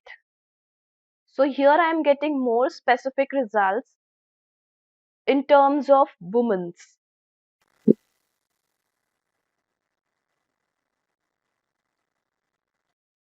We will definitely understand how to use long tail keywords or short tail keywords during our research in the upcoming part of this video. Let's now have a look on tools required for carrying out keyword research. Here I have got a small list of tools that you will need to perform effective keyword research. So first we will begin with Keyword Planner. Keyword Planner is a free keyword research tool provided by Google. Some of the important features of Keyword Planner includes discovery of new keywords, estimate monthly searches for a keyword, get the average cost of ads for the keyword you are looking for, and help to organize keywords. The next tool that we have in our bucket is SEMrush. Some important features of SEMrush includes helps to get competitor keywords data, it helps to get competitor backlinks data, finds competitors' top performing content, helps in getting competitors' campaign data, etc. Let me bring it to your notice that SEMrush is one of the best platforms that fulfill all your SEO needs. So do visit to semrush.com. You can find the link in the description box below. Next tool that we have in our bucket is Ahrefs. The free keyword generator tool by Ahrefs helps to discover keyword ideas, helps in identifying the search volume estimations, identify easy keywords for which you can possibly rank for, helps you to get a list of long tail keywords. And however, it is not limited to Google searches only. Yes, you heard it right. You can get keyword ideas for Google, Bing, YouTube, Yahoo, etc. Now let's check another tool, which is Google Trends. Google Trend will come into action during your keyword research when you're looking for the top search queries by users, that is, the most trending queries. Moreover, you can check these details of search queries for your country, for any other country, or even worldwide. Not only this, but you can also choose a type of search for this query like web search, image search, YouTube search, etc. The next tool that we have is Answer the Public tool. Answer the Public tool has free as well as paid versions. This tool can prove a magic wand for your business as it suggests the questions that are asked by people in your industry. This can help you to understand and create strategies for the content that the users are searching across the internet. And the last tool in our today's list is keywordtool.io. Keywordtool.io has free as well as paid versions. Keywordtool.io helps to get keyword ideas from various sources like Google, YouTube, Bing, Amazon, eBay, Instagram, Twitter, Pinterest, etc. We will definitely understand how to use these tools in the upcoming part of the video. To make use of these tools, it is necessary to understand how to perform a keyword research. As we have already seen why keyword research is important, let's now see how to perform keyword research. Here are the top 5 ways to perform keyword research. To perform keyword research, it is important to understand the domain and who the audience is. Understanding the correct audience will help you to get more correct keyword during the research. For example, if you are performing keyword research for a healthcare website, the audience would be a patient or anyone who wants to know about health center or a disease. So with this tip, let's try our hands on the first keyword research technique, which is keyword discovery. To get a list of keywords, use keyword research tools like Google Keyword Planner, RFs, etc. Now, all you need to do is go to the keyword research tool and search for the required keyword idea. Here, sugar-free ice cream is what I have searched for. Now, if you see at the bottom, you will see the relevant keywords for sugar-free ice cream with their average monthly searches, the change, year-on-year change, competition, ads impression share, bidding with high and low, etc. So let me bring it to your notice that from all the keywords in the list, not every keyword will be important or will be useful for your industry. So while choosing a keyword, please be careful. So always choose a keyword with a good search volume. Higher search volumes are always good. So while choosing keyword, make sure that monthly search volume is at least between 1K to 10K or above. So with monthly search volumes, you can see another metric, which is competition. It is a helpful metric during a keyword research. Each keyword will either have a high competition, a low competition, or a medium competition. This metric helps the user to understand the keyword difficulty or how hard it is to rank for your website for this particular keyword. A keyword with high competition have more number of bidders. High competition keywords are mostly taken up by the advertisers who are willing to put up their ad campaigns. Now talking about how to choose keywords for organic rankings, dear learners, competition metrics will also be helpful here. You will understand this in the upcoming part of the video. We have already learned about long tail keywords and short tail keywords. So now, with the help of keyword type and various metrics learned earlier, let's understand how to choose keywords to get organic rankings. Suppose you have a new business. So initially, it will be difficult to get relevant audience for your site. In such a situation, try getting a long tail keyword with good search volume and low competition. Long tail keywords are helpful in getting more accurate results. If the keyword is long tail, the chances of ranking it higher in the search engine result pages increases. However, we are also choosing low competition, which suggests that competition for keyword is low and the chosen keyword can take a strong position in the search results. This can help you to get more of the relevant audience. Once you started getting more and more traffic, you can experiment with short tail keywords with low, medium, and high competition. Now, considering your business has a very strong hold over a market, in such a situation, you can simply choose long tail keywords with good search volume and medium or high competition. This will help you to attract audiences organically or through paid campaigns. Next, we will see search for trending keywords. To get an instant spike in the traffic, trending keywords are the best ones to be targeted.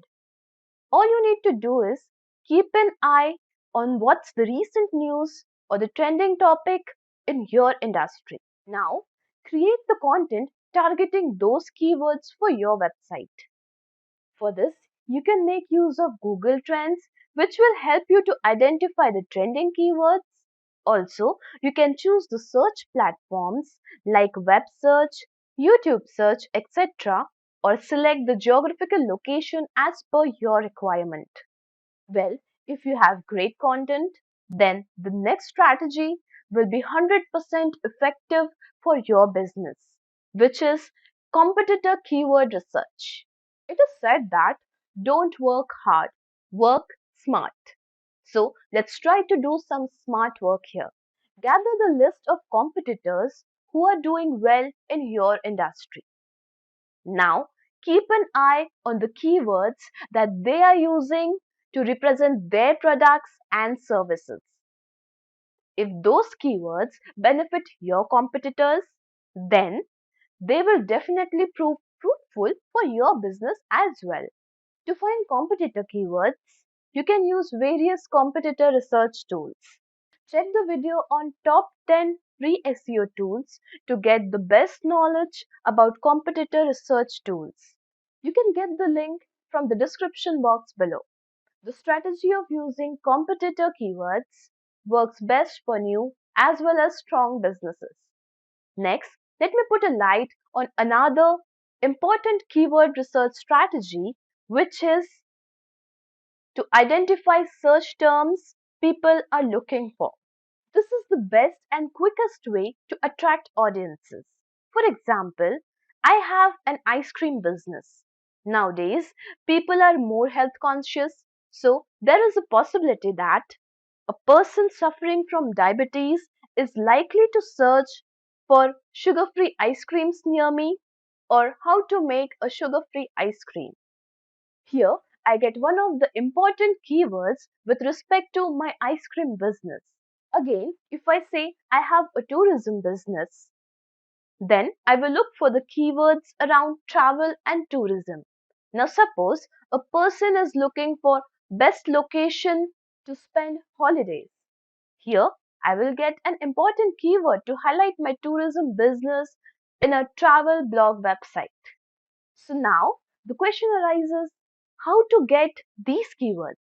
Dear learners, to get such keyword ideas, just go to google.com and use auto suggest features from Google.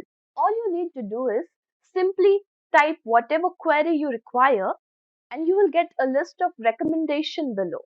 Recommendations are the easiest way to understand what the audience is actually looking for. Now, all you need to do is pen down all these keywords and choose the relevant one for your domain. This strategy is completely fair with new or any business which has hold over a market. If you are interested in creating newer content, then try checking Answer the Public tool, which will give you the keyword ideas in your industry that audience are actually searching. Next we have is reverse keyword mining. With this strategy, we will try to dig the keywords for which your website appears in the search results, but may not get clicked. Let's see how it is done. Check the performance reports in the Google Search Console. Here, you will get list of keywords for which your site appears. It is possible that your site may not have accurate content and so may not get clicks and thereby gaining no traffic from that keyword. However, these keyword ideas are the indications that search engines somewhere finds your content relevant to these keywords. And that is the reason your website is getting several impressions for that keyword. You can choose keywords and create accurate content, which will thereby result in gaining a great audience for your website. Now that you are aware of how to do keyword research, let's try to understand how to use keyword research tools and implement the above strategies for various scenarios. So we are going to demonstrate few keyword research tools here. The number one is Keyword Planner. Next is Google Trends, and next we have is SEM Rush. Choose from over 300 in-demand skills and get access to 1,000 plus hours of video content for free. Visit SkillUp by Simplilearn. Click on the link in the description to know more. So now, first we will start with Keyword Planner. Let's go to Keyword Planner.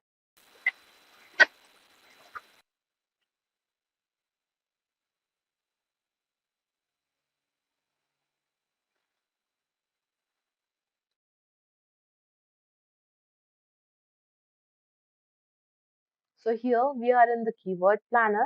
For those who are new to Keyword Planner, go to Tools and Settings and just click on Keyword Planner. And there you come up with the Keyword Planner tool. Now, let's consider that you have a blogging site and you are on a way to create a very amazing and creative content on how to make a sugar-free ice cream. So if you see here, Keyword Planner works in both ways. You can directly input your keyword and get the list of keywords or get the list of relevant keywords, or you can just add a CSV file and you can get the search volume for already researched keywords. So now here I'll just input how to make a sugar-free ice cream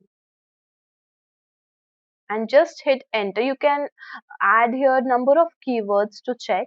So for now I'm just adding one and just click on get results. Over here you can see a large number of results. Now you can see here none of the keyword is having monthly search volume in between 1k to 10k. So let's find another relevant keyword. Say suppose we choose here sugar-free ice cream and click on get results. So now here we got our main keyword as sugar-free ice cream, which has 1k to 10k of monthly searches. And yes, definitely the competition is high. Means there are a lot of competitors and it is somewhat difficult to rank with this keyword. But we can take a trial for here to choose this keyword as a main title for our blog. Again, we have here sugar-free ice cream near me. So again, this is somewhat location-based query. So someone who is looking for the ice cream centers near them. So there is a possibility that those audiences will be adding this query to get the appropriate results.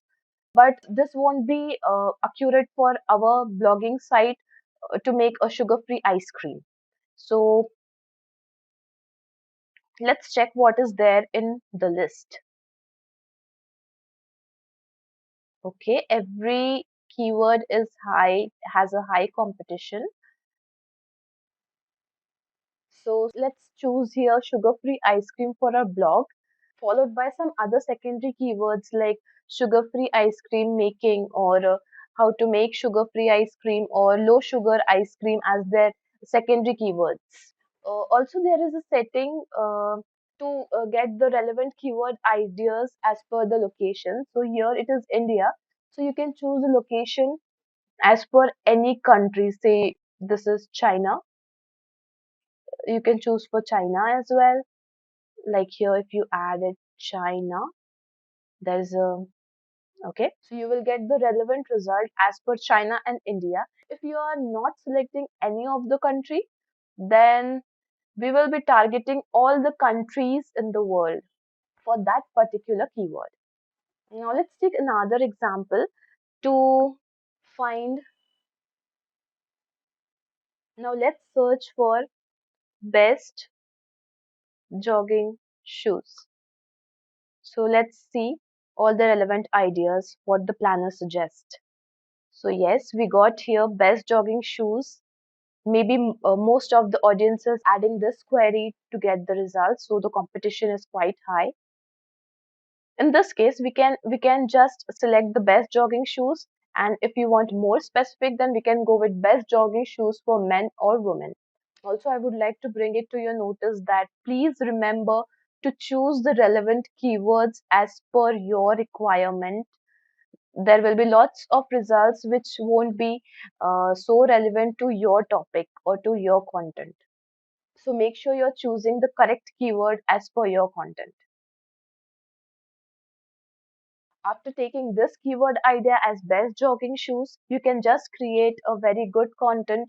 Either it may be a blog or an article or a video or a website content, a text for the website, or anything you want to create for best jogging shoes, and make sure that you are adding this keyword inside your content to make it more accurate for the search engines. Now next we move towards our another keyword research tool, which is Google Trends. So go to google.com and search for Google Trends. Okay, so we are here. So just to remind you, Google Trend will provide us with all the trending topics or trending search terms which can lead to a better ranking or instant spike in your traffic. So suppose you're looking for the latest trend in your industry. In that case, let's take an example of a sugar-free ice cream. So I'll add here sugar-free ice cream. Okay, I just got the term in the recommendations. It is from the food industry. So just to bring it to your notice, from here we can select the worldwide or any country, whatever we want to select, or check for this search query. Then again, we have a data for whatever time duration we want the data for that particular search query. Here we have a number of categories like food industry, entertainment, etc., etc. If you want to select, you can just choose it. For now, I'm not choosing here anything. And of course, the web search, the image search, news search, Google, and YouTube search. So let's see. Let's select here YouTube search, and let's select here worldwide. So here we can get the insights, the interest over the time. So if you see here, from June 12th to 19 June, there was a certain drop in this keyword. People were not searching this keyword, and again from 19 to 25, there is an increase in this keyword. Like people are more searching for this keyword. Again, you can see here the data like interest by region. So it is mostly search in Australia, then followed by Canada, Pakistan, United States, United Kingdom, etc. And it also suggests you other related queries here. Now, suppose we want to compare it to another search term, say ice cream maker. Let's see the comparison between these two search queries.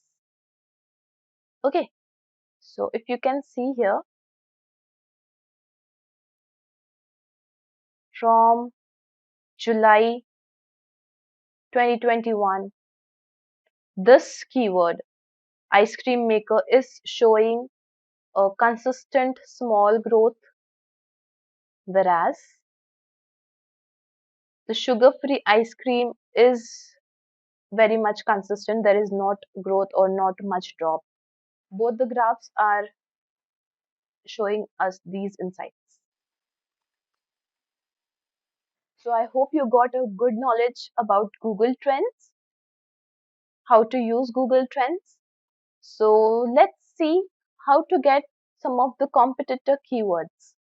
So for this, we will go to SEMrush.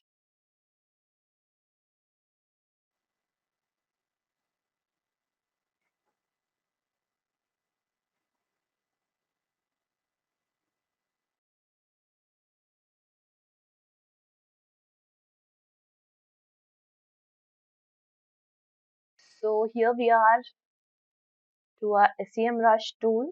So SEMrush is a all-in-one platform which satisfies all the basic needs of search engine optimization practices. We get a lot of like keyword research tool is there, competitor analysis tools is there. Then we can identify the backlinks, the content gap, the backlink gaps, and a lot of like an organic traffic for your website and many more. So please do check out SEMrush. You can find the link in the description box below. And also it has a free as well as paid version. Some of the searches are free, after which you can check on with the paid plans also. So we highly recommend you to take a walkthrough through this tool. Now let's go to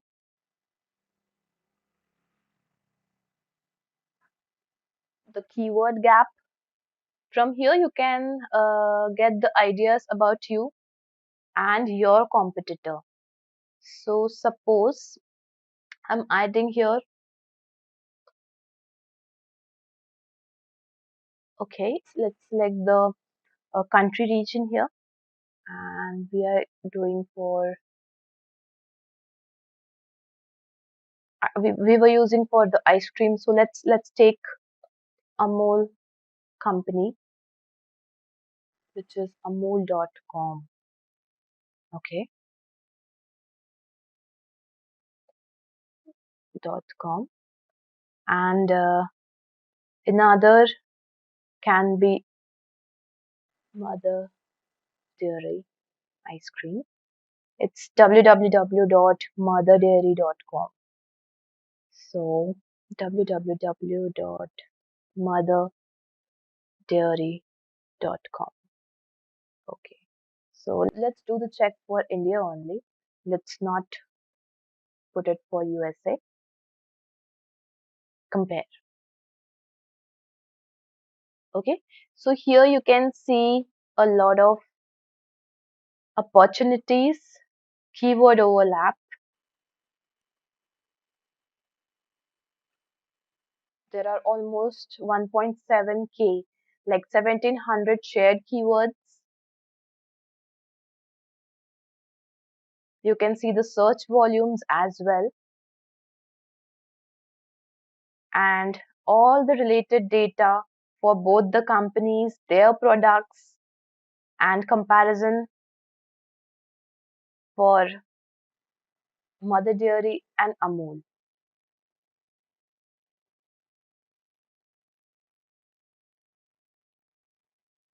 So here I'm using a free plan for SEMrush. So I won't be able to show the complete report here.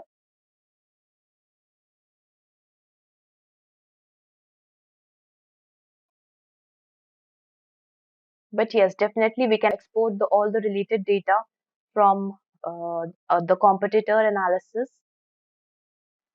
Let's check for mobile. Yes, you can see here the large difference between the overlap keywords.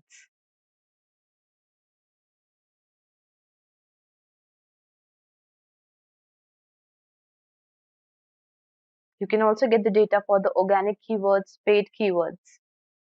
Paid keywords are mainly those keywords which are used for advertising purposes. You can change the date here and all the data to get whatever kind of results or data or insights you want. I hope now you have mastered the keyword research techniques. Let us now see how keyword research is important as a job role. Now, coming to the job opportunities, keyword research is the most important part of any role in search engine optimization or digital marketing. The job descriptions in SEO and digital marketing are likely to include keyword research under the job requirements like performing keyword research, including discovery and expansion of keyword opportunities, or perform keyword research in coordination with client business objectives to optimize existing content and discover new opportunities, or to conduct keyword research using various tools. Following is the basic template for the job description for SEO analyst. Here you can see the first job responsibility is to perform keyword research using various keyword research tools like Keyword Planner. So this itself suggests that how keyword research is very much important in search engine optimization or digital marketing jobs. Here are some of the companies which are hiring for SEO profiles. So the companies includes Microsoft, Disney, Siemens, Udemy, Deloitte, etc. However, every online business requires SEO strategies to grow, and so the companies hiring for SEO profiles are not restricted to these 5 companies. So moving ahead, let's see what the future of keyword research holds. Performing keyword research in a smart way can bring you all the golden traffic for your website. Gaining a relevant audience is always fruitful for any business. However, it is recommended not to stay limited to keyword research. You also need to keep an eye on how keywords are actually performing. Are they really driving the relevant traffic? If not, then recheck the content and align keywords. Identify the gaps and update the content accordingly. Are you tired of your website, which is buried on the 10th page of Google search? Want to improve your online visibility and attract more traffic to your website? Look no further than SEO. By optimizing your website and online content for SEO, you can improve your search engine rankings and drive more organic traffic to your site. SEO is not just a buzzword, it is a powerful tool that can help the business of all sizes and industries thrive in the competitive online marketplace. So if you want to stand out from the crowd and reach your target audience, it's the time to invest in SEO and watch your website soar to the top of the search results. As all the online businesses needs SEO, a lot of SEO jobs are flooded in the market. Naming a few, SEO manager, SEO specialist, are the sum of the well-known profiles under SEO. According to the data from Glassdoor and PayScale, the average base pay for the SEO manager in United States is around $76,000 per year. However, the salaries can range as low as $43,000 to as high as $1,20,000 per year. In India, the average base pay of an SEO manager is around 6 lakhs per year INR. However, salaries can range from 2,50,000 INRs to as high as 18 lakhs per year. So if you are looking to grab such a golden opportunity, then you should definitely look up professional certificate program in digital marketing. Some key features of the program include master classes by Purdue, Ask Me Anything sessions, industry projects, and more. You will be benefited from the in-depth knowledge of search engine optimization, content marketing, web analytics, keyword management and research, web management and optimization, URL management, keyword research, and more. So what are you waiting for? Hurry up and find the course link in the description box below. Listen to what millions of users are saying about our courses. Find Simplilearn course reviews link in the description box. So without any further ado, here is a question for you. What is the purpose of SEO? Option 1, to drive organic traffic. Option 2, improving online visibility. Option 3, improve search engine rankings. Option 4, all of the above. Let us know your answers in the comment section below and get a heart from Simplilearn. Also, don't forget to subscribe Simplilearn and hit the bell icon to never miss any updates from Simplilearn. Let's not procrastinate any longer and see what we have for you in this video. We will begin by understanding what are the different types of SEO, followed by what is off-page SEO, the difference between on-page and off-page SEO, importance of off-page SEO. We will put a light on link and non-link related off-page SEO factors, followed by top 5 off-page optimization techniques. Also, by the end of this video, you will know top 10 best off-page optimization tools and see the jobs and salaries of this stream. So, let's begin with the types of SEO. There are 3 types of SEO, namely on-page SEO, off-page SEO, and technical SEO. So, let's start with on-page SEO. On-page SEO refers to the optimizing individual pages or web pages to improve their search engine rankings and drive more traffic to a website. This includes optimizing elements such as title tags, meta descriptions, heading, content, interlinking, and website structure. The next we have is off-page SEO. Off-page SEO refers to optimizing a website's external factors that affects its search engine rankings such as link building, social media, and brand mentions. The goal of off-page SEO is to increase the authority and relevance of the website, thereby improving its search engine ranking. The next we have is technical SEO refers to optimizing a website's technical aspects to improve search engine ranking. This includes optimizing elements such as website speed, mobile responsiveness, site architecture, and structured data. Technical SEO is critical for ensuring that search engines can crawl and index your website effectively. We have already covered some on-page optimization practices in our earlier videos. In this video, we will be focusing majorly on the off-page optimization techniques or off-page SEO. So let's understand what is off-page SEO. Off-page SEO refers to the optimization of external factors that can affect a website's search engine ranking but not directly related to content or structure of website itself. This includes building high-quality backlinks to the website from the reputable ones, engaging your audience on social media platforms, building your own brand's online reputation through mentions and reviews. Off-page SEO is essential for establishing a website's authority and relevance in search engine rankings.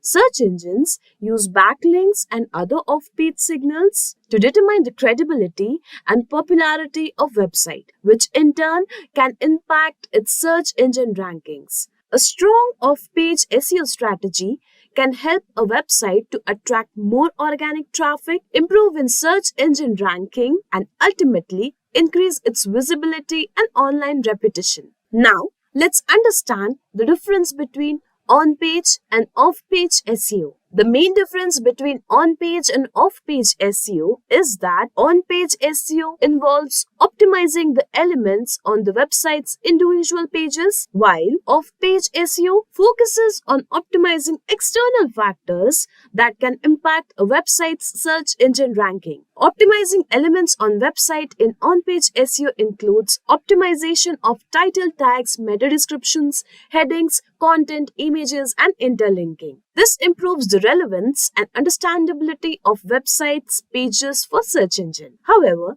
the external factor in off-page SEO includes link building, social media engagement, and online repetition management. So let's see why off-page SEO is important. Off-page SEO is important for improving the search engine ranking of a website by establishing its authority and relevance. Search engines use external factors such as backlinks, social media engagement, influencer outreach, and online repetition management to determine the credibility and popularity of a website. Getting backlinks from another reputable websites are critical factor in off-page SEO, as this signals to search engines that the content on the linked website is valuable and relevant. Brand awareness can be increased with the help of social media engagement, influencer outreach, and online repetition management. So with a glimpse of its importance,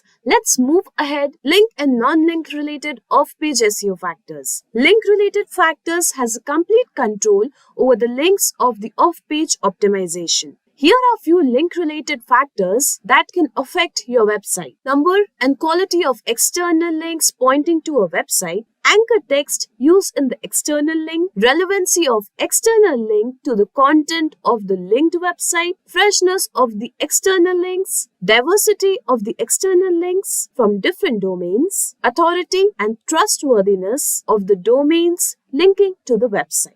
Non-link related factors have control over everything else other than the link. A few non-link related off-page factors includes social media engagement and activity, online repetition management including reviews and ratings on directories and review websites, brand mentions and citations on other websites even if not linked, influencer outreach and partnership, local SEO strategies such as optimizing Google My Business listings and local directories, content marketing efforts including guest blogging and sharing content on social media platforms. Anyways, we are going to cover many of them in the upcoming part of the video. Now that we have gained enough understanding of what is off-page SEO, let's discuss top 5 off-page optimization tips. So starting with the tip number 1, link building.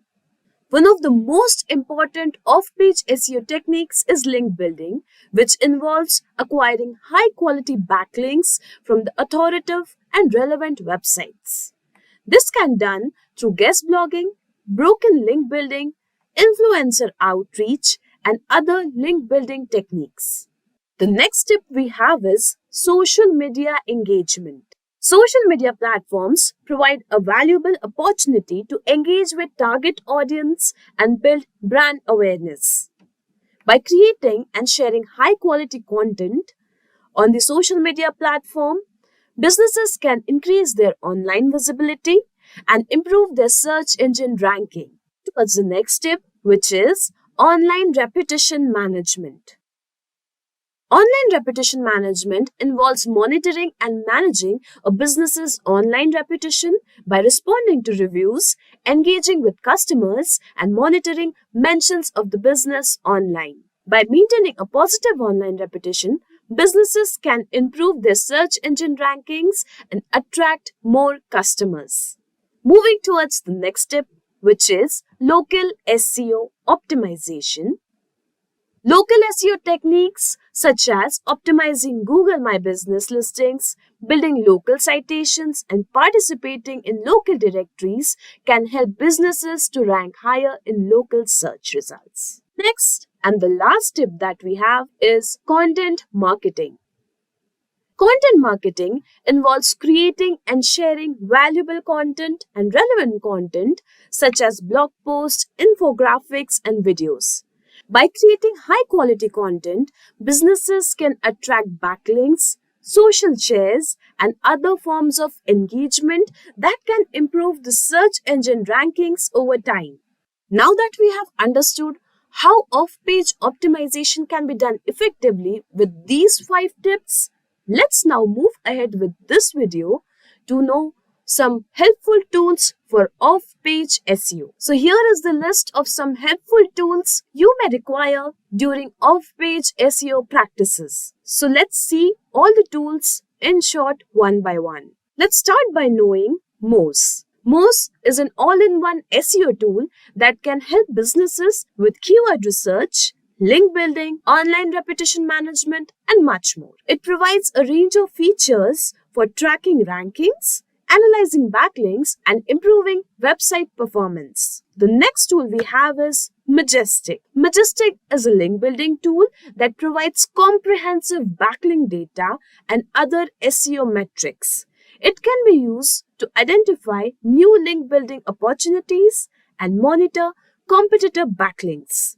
Next we have is Ahrefs. Ahrefs is a powerful SEO tool that can help with link building and competitor analysis. It provides comprehensive backlink data and other SEO metrics that can be used to identify new link building opportunities. Next tool we have in the list is SEMrush, or formerly known as SEMrush. SEMrush is an all-in-one SEO tool that can help with keyword research, backlink analysis, and social media engagement. It provides valuable insights into websites' off-page SEO performance and can help businesses to optimize their online presence. The next we have is Ninja Outreach.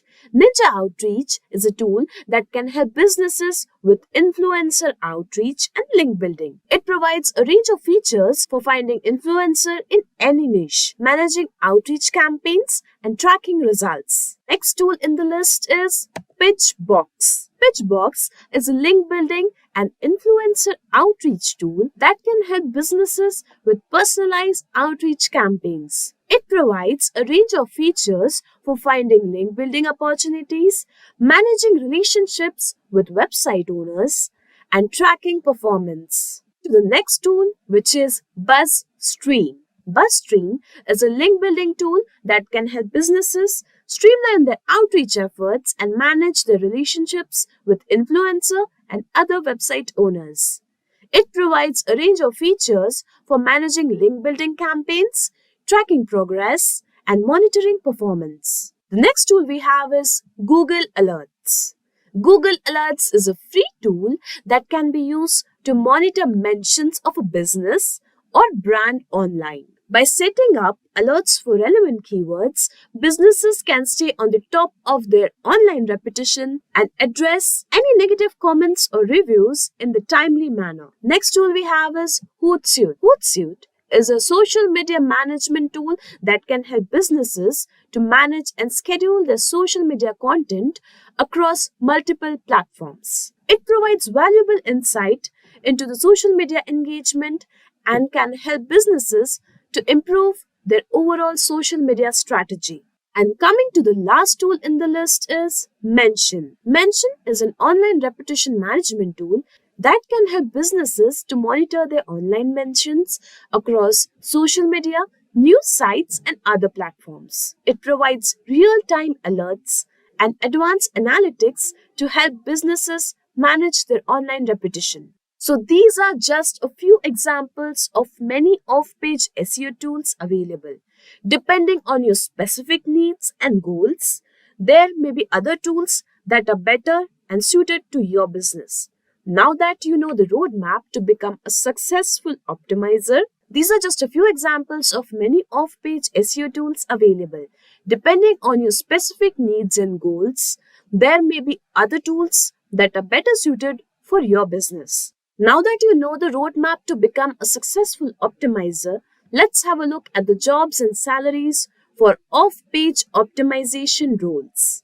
Off-page SEO jobs can vary depending on the company, industry, and location. Some common job titles in this fields include link building specialist, SEO outreach coordinator, digital marketing specialist, and content marketing manager. Salaries of off-page SEO jobs are widely depending on the factors such as experience, job title, location, and the company size. In general, the entry-level positions may start around $35,000 to $45,000 per year, while more senior roles such as SEO manager or director of digital marketing can earn up to $1 lakh per year as in US. However, in India, the salaries of off-page SEO jobs may vary. The entry-level positions in off-page SEO may start around 2.5 to 4 lakhs per year in Indian currency INR, while more senior roles such as SEO manager and director of digital marketing can earn up to 10 lakhs INR per year or even more. So concludingly, off-page SEO is an essential component of any successful digital marketing strategy. By building a strong online reputation and acquiring high-quality backlinks from authoritative websites, business can improve their search engine rankings, drive more organic traffic to their website, and ultimately increase their revenue. With the help of effective off-page SEO techniques and tools, business can stay ahead of the competition and achieve a long-term success in the online marketplace. With the help of effective off-page SEO techniques and tools, businesses can stay ahead of the competition and achieve long-term success in the online marketplace. If you are interested in pursuing a career in SEO, then Simplilearn's postgraduate program in digital marketing, created in collaboration with Purdue University and Meta Blueprint, is the perfect place to start. With this program, you will learn everything from the fundamentals of digital marketing to the latest trends and techniques used by top marketers worldwide. You will explore SEO, SEM, content marketing, social media marketing, email marketing, and much more. The program is led by industry experts who bring their real world experience to the classroom, giving you an insider's perspective on what it takes to succeed in the digital marketing world. And with hands on projects and practical assignment, you will have the chance to apply your knowledge and develop the skills you need to stand out in this competitive field. So, if you're looking to jumpstart your career in digital marketing or take your skills to the next level, then Simplilearn's postgraduate program in digital marketing is the perfect place to start. To learn more about this course, you can click the link in the description box below. Every online business is in the race to grab the first position in the search results and hold on to it as far as possible. To rank higher, there are several factors that we need to consider, like having unique content for audiences, having SEO optimized website, having large number of backlinks, and a good social media presence. In this video, we will focus on what backlinks are, what makes backlinks an important ranking factor. Moving ahead, we will understand do follow and no follow backlinks. Pay your keen attention when we start with white hat and black hat links. Moving forward, we will understand how to build backlinks for your website. And finally, we will check backlinks building tools and future of backlinks. Before diving deep into the topic, consider subscribing to our channel and press the bell icon to never miss any updates from Simplilearn. So let me demonstrate you how this video will prove a game changer for your online business. Let's go to google.com. How to make pizza. So here you can see there are a number of results. These type of results are called rich snippets, and below you'll get the list of top 10 search results on the first page of the SERPs. So here we are going to find the backlinks for the first and the last result. So let's copy the link Open it in a new tab and copy the link. And now we will go to RF's backlink checker. Just to add to your information, RF's backlink checker is a free backlink checker tool. Now here we will be adding the URL and check backlinks. So here you can see there are 288 backlinks with 22% of do follow links.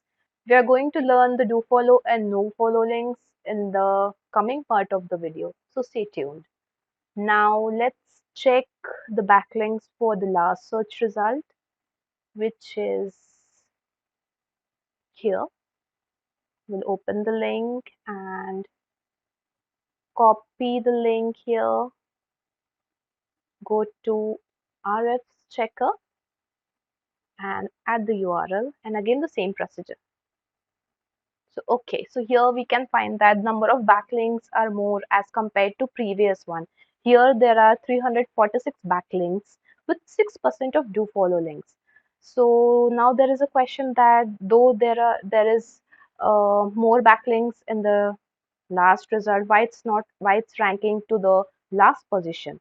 So here is the answer, that having more number of backlink is definitely a ranking factor, but the backlink should be do follow links. If you have more number of do follow links, then it is more likely to result high on the search results as compared to less number of do follow links. That's why the last That's why here you can see that this link is at the last of the search result, whereas this one is at the first. Okay, so now again, let's search for best jogging shoes. Okay, we are not taking the ads, we will check for the organic results which are here. So let's click on the first result, copy the link and go to RF's backlink checker, add your URL and check for backlinks. Meanwhile, we'll go and check for the last result.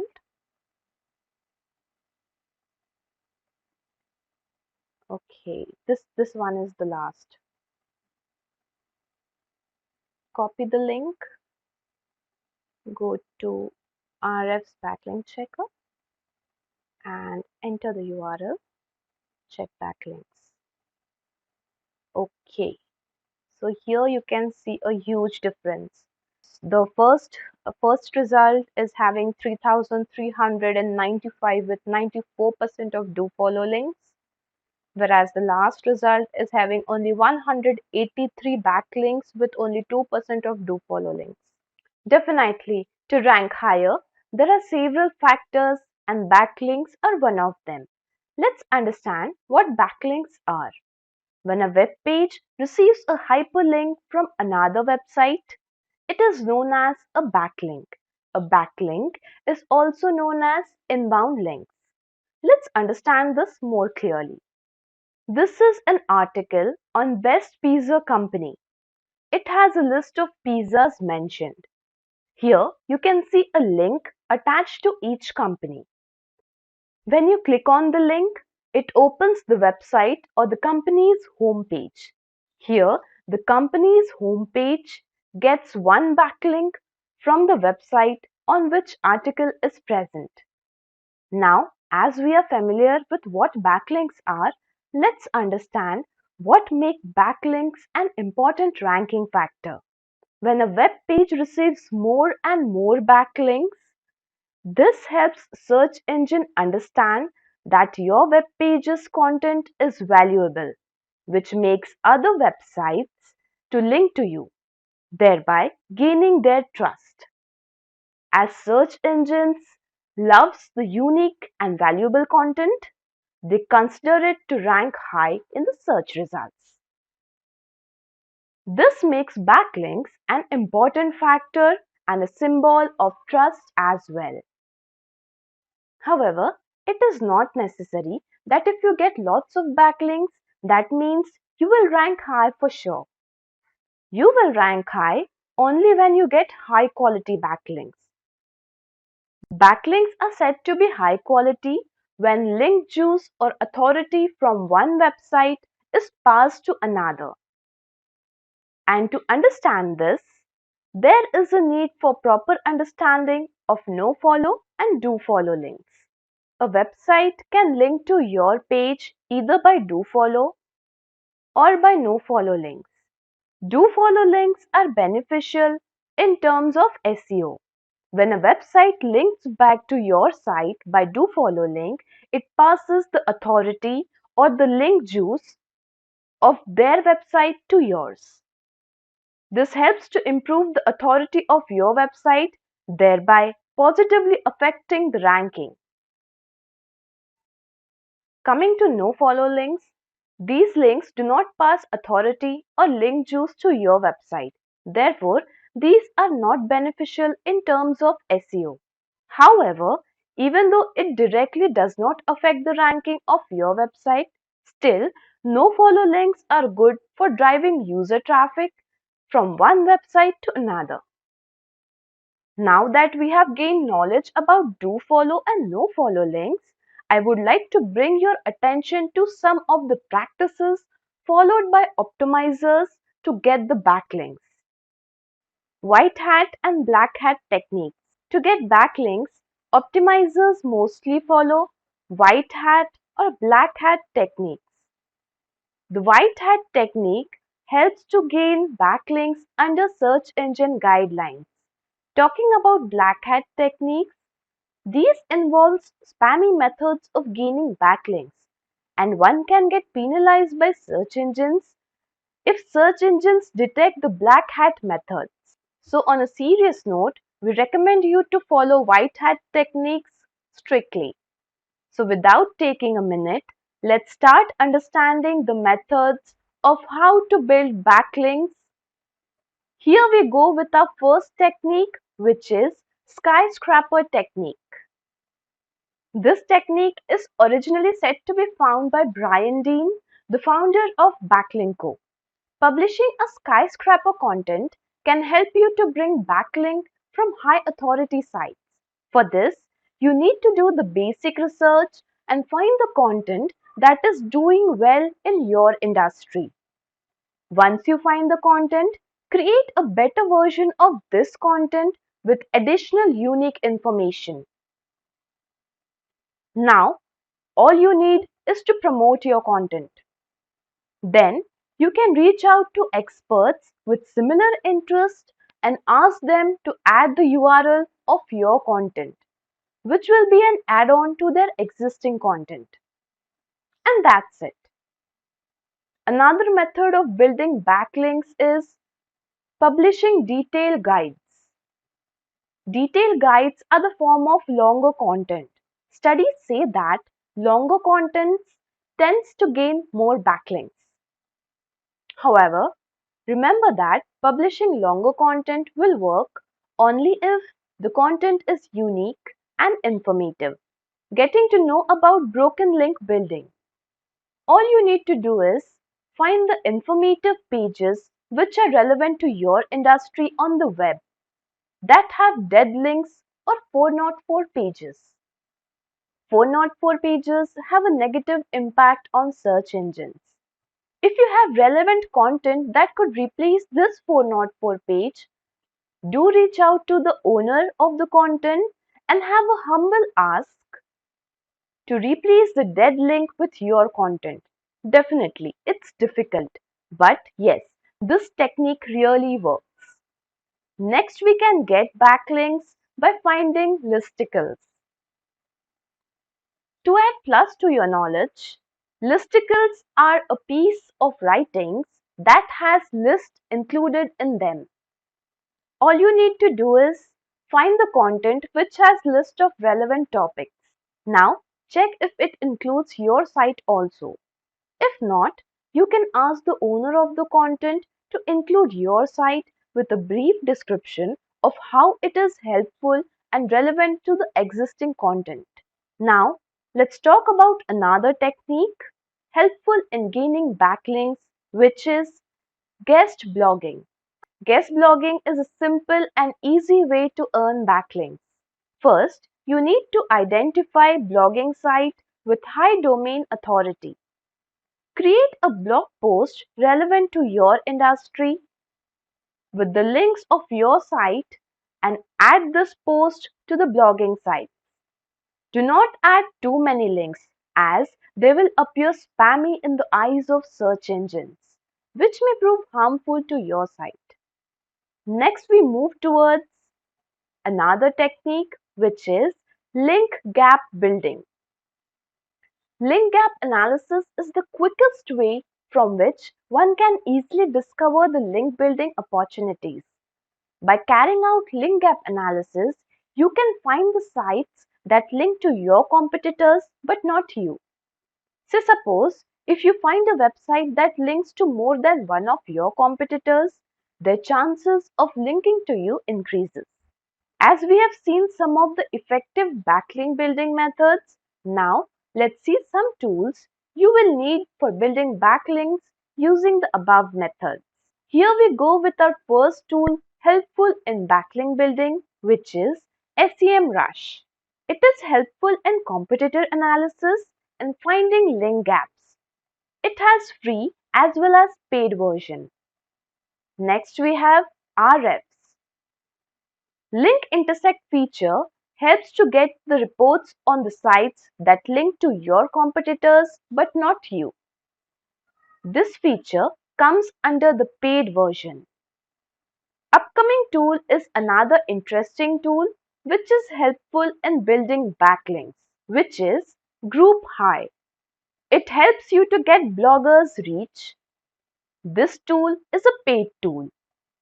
Next we have Hunter.io.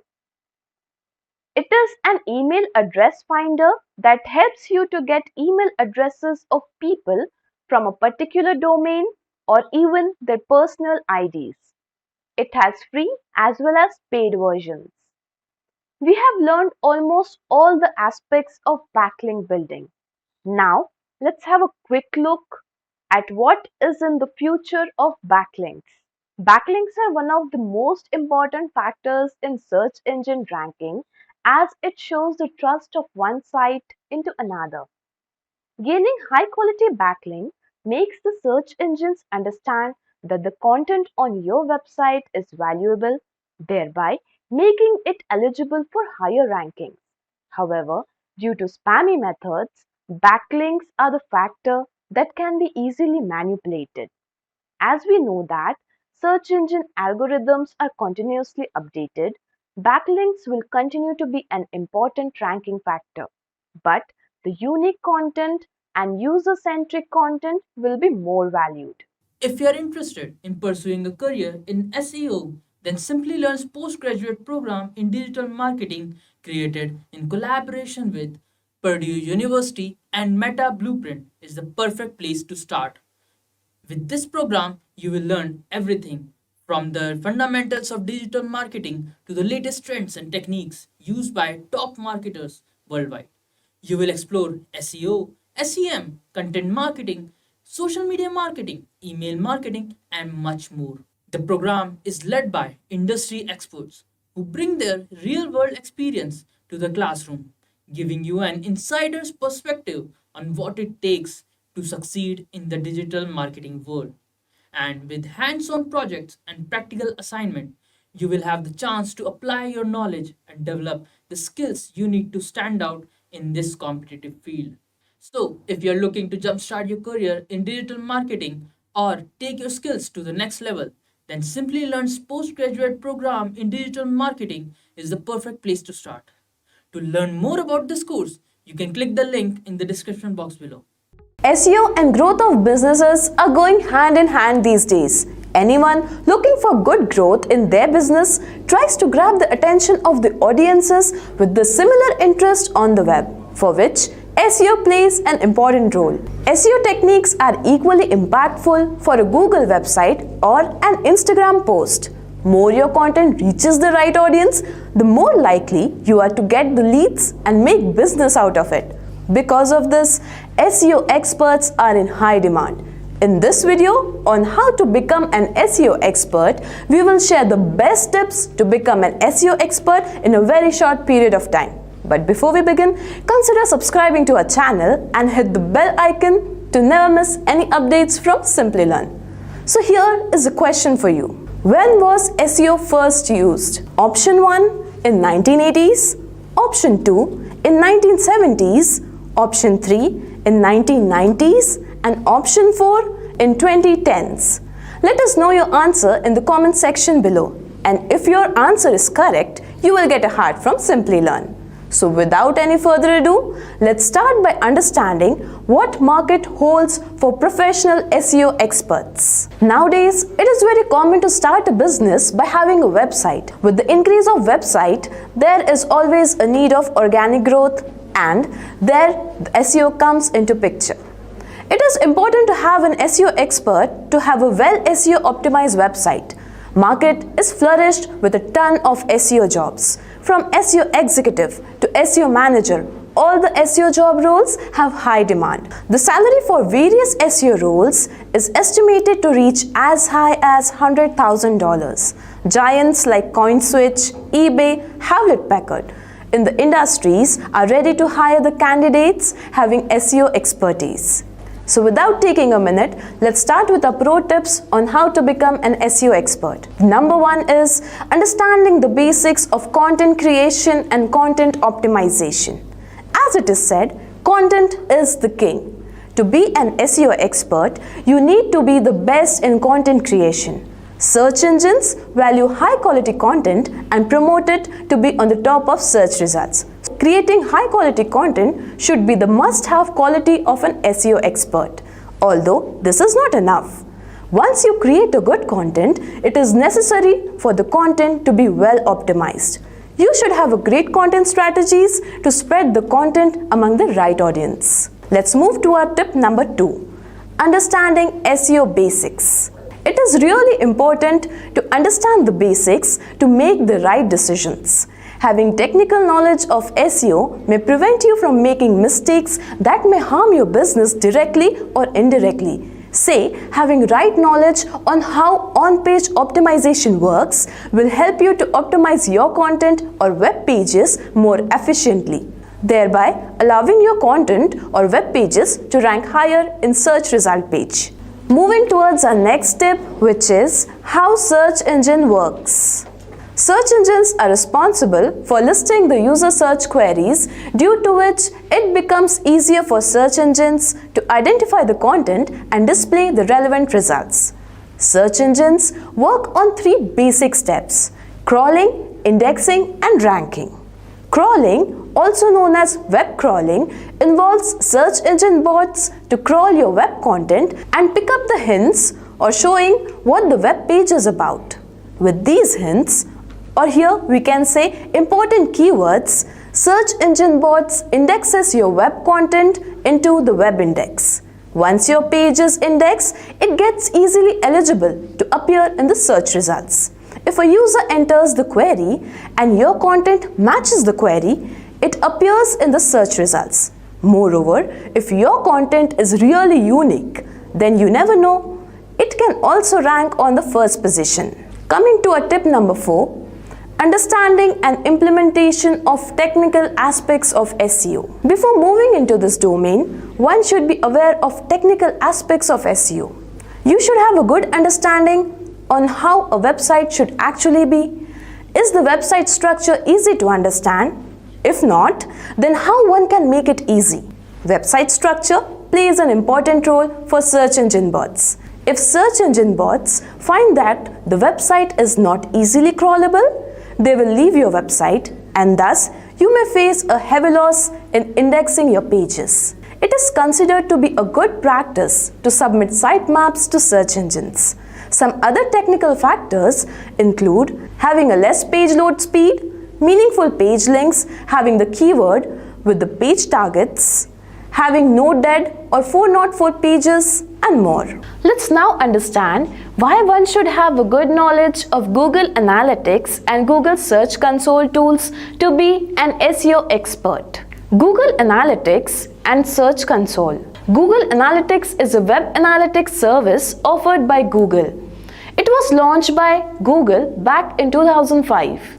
Google Analytics generates various types of reports and helps track bounce rates, identify the best content for your website, record user behavior flow on your site, and many other matrices, thereby allowing you to understand and build your business strategies, thereby growing your business.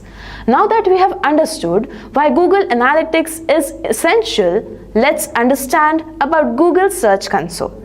Search Console, priorly known as Google Webmaster Tool, monitors the technicalities of the website.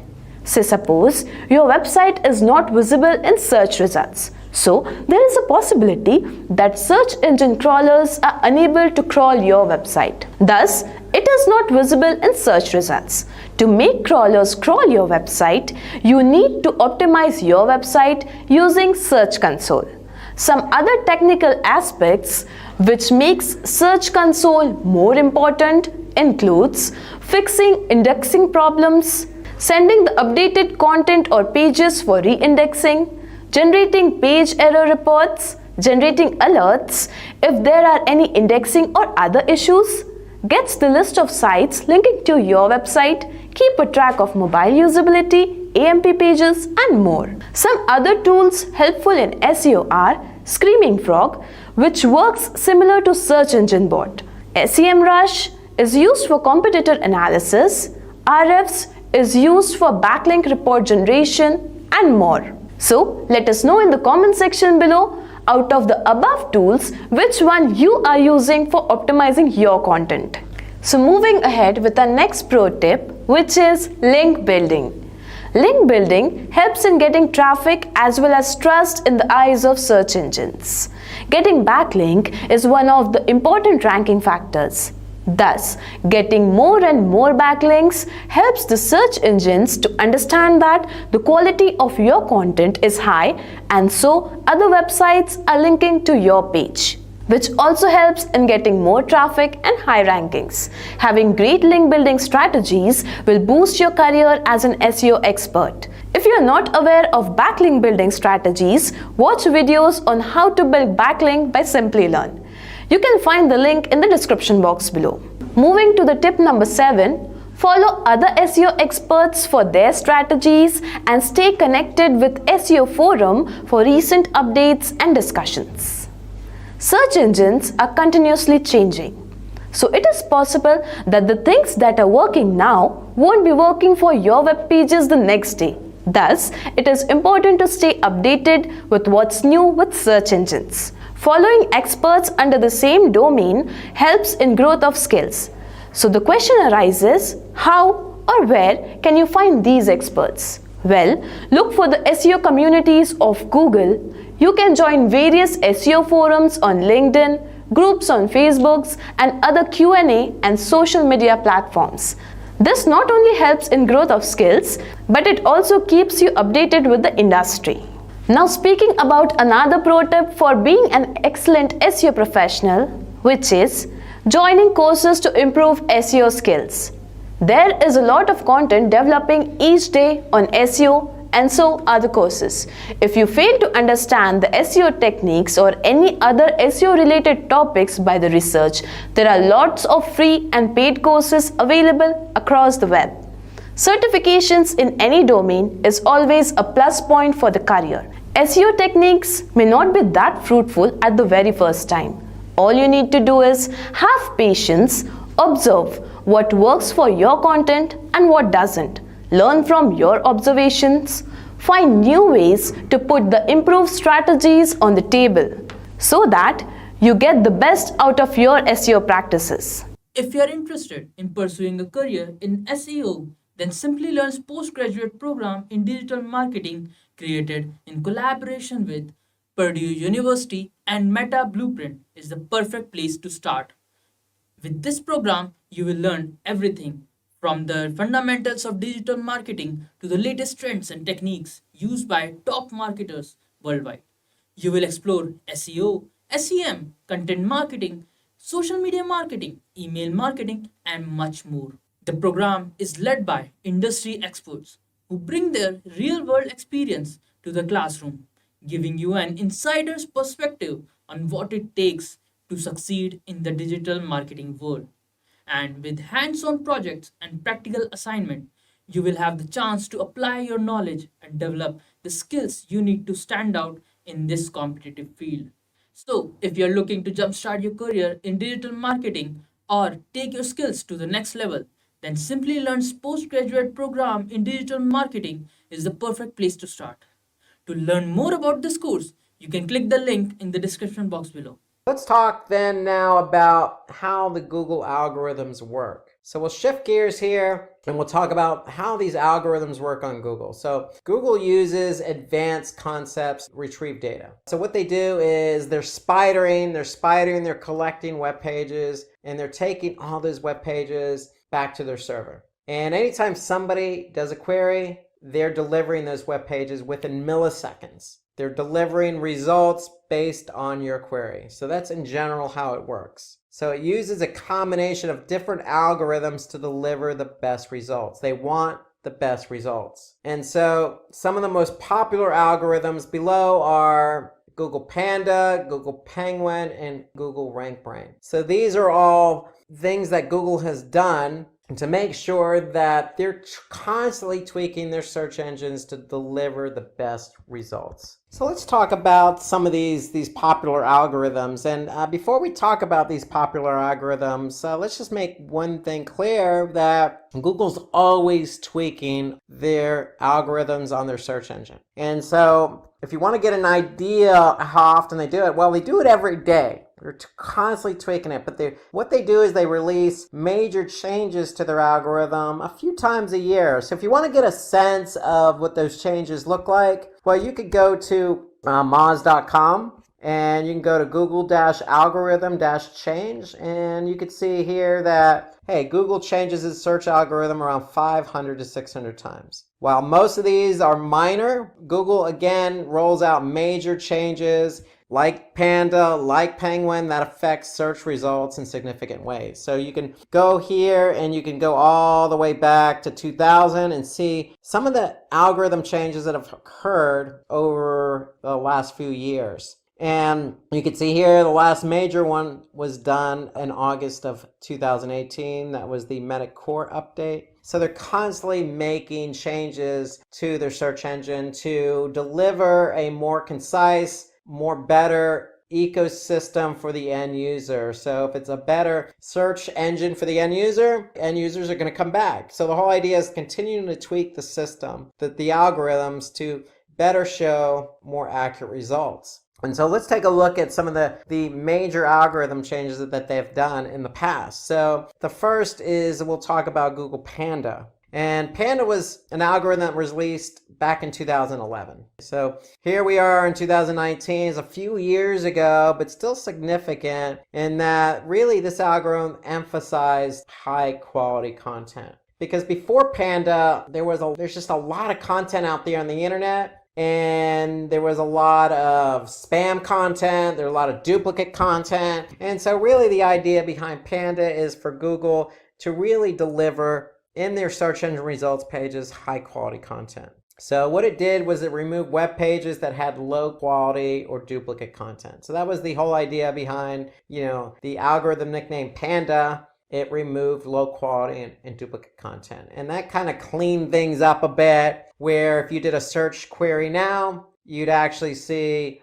better results. And one thing about Panda is because there's so much quality, because Google's indexing so much there on the internet, that it's constantly being updated. It's updated regularly. So the next one we're going to talk about is Google Penguin. So Penguin was released after Panda, and what that focused in on was low quality links. So remember, we talked about link building. We talked about quality links over quantity. So naturally, you're going to have links naturally from all websites, whether they be high quality or low quality. The whole idea behind this algorithm is to sever the links that are low quality. And so the idea behind that was they focused on two areas. So they focused in on link schemes and keyword stuffing. So that's what Penguin focused on. Was link schemes were basically almost link farming, where you produced mass amounts of backlinks. And not all of them were good quality. They weren't natural links. Links should be natural from one high quality site or blog to another high quality site or blog.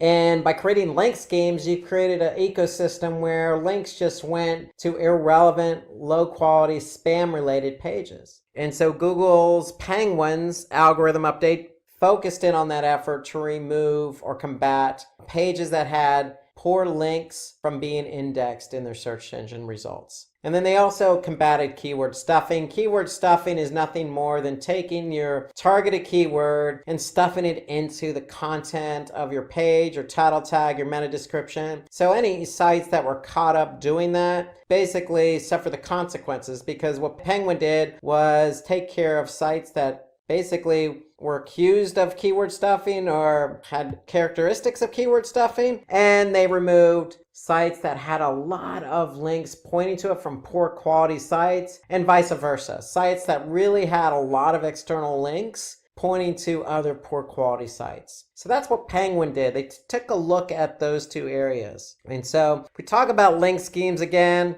Penguin's aim was to decrease the ranking of web pages that created artificially by using black hat techniques. And basically what I mean by black hat techniques, that artificially creating links that just didn't make sense, just for the sake of getting the backlink, just for the sake of passing link juice. And so that's what a link scheme is or was. And so Google basically tweaked their algorithm to combat those poor link schemes. And so keyword stuffing, as I mentioned a minute ago, it's just repetitive usage of the same keyword. And that just basically suffers. The content is the thing that suffers here. And when the content suffers, the end user suffers. So Google is all about quality content. And when you have quality content and that quality content's indexed and users find what they're looking for, chances are they're going to go back to the search engine to continue to find what they're looking for, with the end result being presented with quality content. So keyword stuffing really dilutes the quality of the content. And then let's talk about the third algorithm, which is RankBrain. So RankBrain is a processing algorithm that uses machine learning. And what that does, that machine learning interprets search queries that users search on Google. So for example, if RankBrain sees a word or phrase it isn't familiar with, basically the machine can make a guess as to what words or phrases might have a similar meaning and filter the result accordingly. So basically take these search engine queries and present them in a way that's logical so that the end result can be something that's relevant to what you're looking for. And so, for example, if you're searching for online marketing, you will get results related for digital marketing on search engine result pages. Why? Because RankBrain will interpret that particular keyword. And they're trying to basically match, based on all the data they collected, what words or phrases might have a similar meaning. So online marketing, digital marketing have similar meaning. If you are interested in pursuing a career in SEO, then Simplilearn's postgraduate program in digital marketing, created in collaboration with Purdue University and Meta Blueprint, is the perfect place to start. With this program, you will learn everything from the fundamentals of digital marketing to the latest trends and techniques used by top marketers worldwide. You will explore SEO, SEM, content marketing, social media marketing, email marketing, and much more. The program is led by industry experts who bring their real world experience to the classroom, giving you an insider's perspective on what it takes to succeed in the digital marketing world. And with hands on projects and practical assignment, you will have the chance to apply your knowledge and develop the skills you need to stand out in this competitive field. So, if you're looking to jumpstart your career in digital marketing or take your skills to the next level, then Simplilearn's postgraduate program in digital marketing is the perfect place to start. To learn more about this course, you can click the link in the description box below. Have you ever wondered what will happen if the pages of your website are not visible in the search engines? Definitely, this can be the most scary thought you ever had. But due to lack of technical knowledge, this is happening in the real world with the newbies in the SEO industry. Well, for these beginners, this video is the opportunity and the solution to your problems. To get your pages search and appear in Google search results, it is important that these pages are indexed in Google. And to get the web pages indexed, Google Search Console or Search Console is the one-stop solution. Google Search Console, formerly known as Google Webmaster Tool, is a web service provided by Google developers. Google Search Console is mainly responsible for optimizing a website for its visibility, indexing website, detecting crawl errors, etc. After understanding what is Google Search Console, now we need to focus on why Search Console is an important part of search engine optimization. A website's technicalities are directly or indirectly related to Search Console.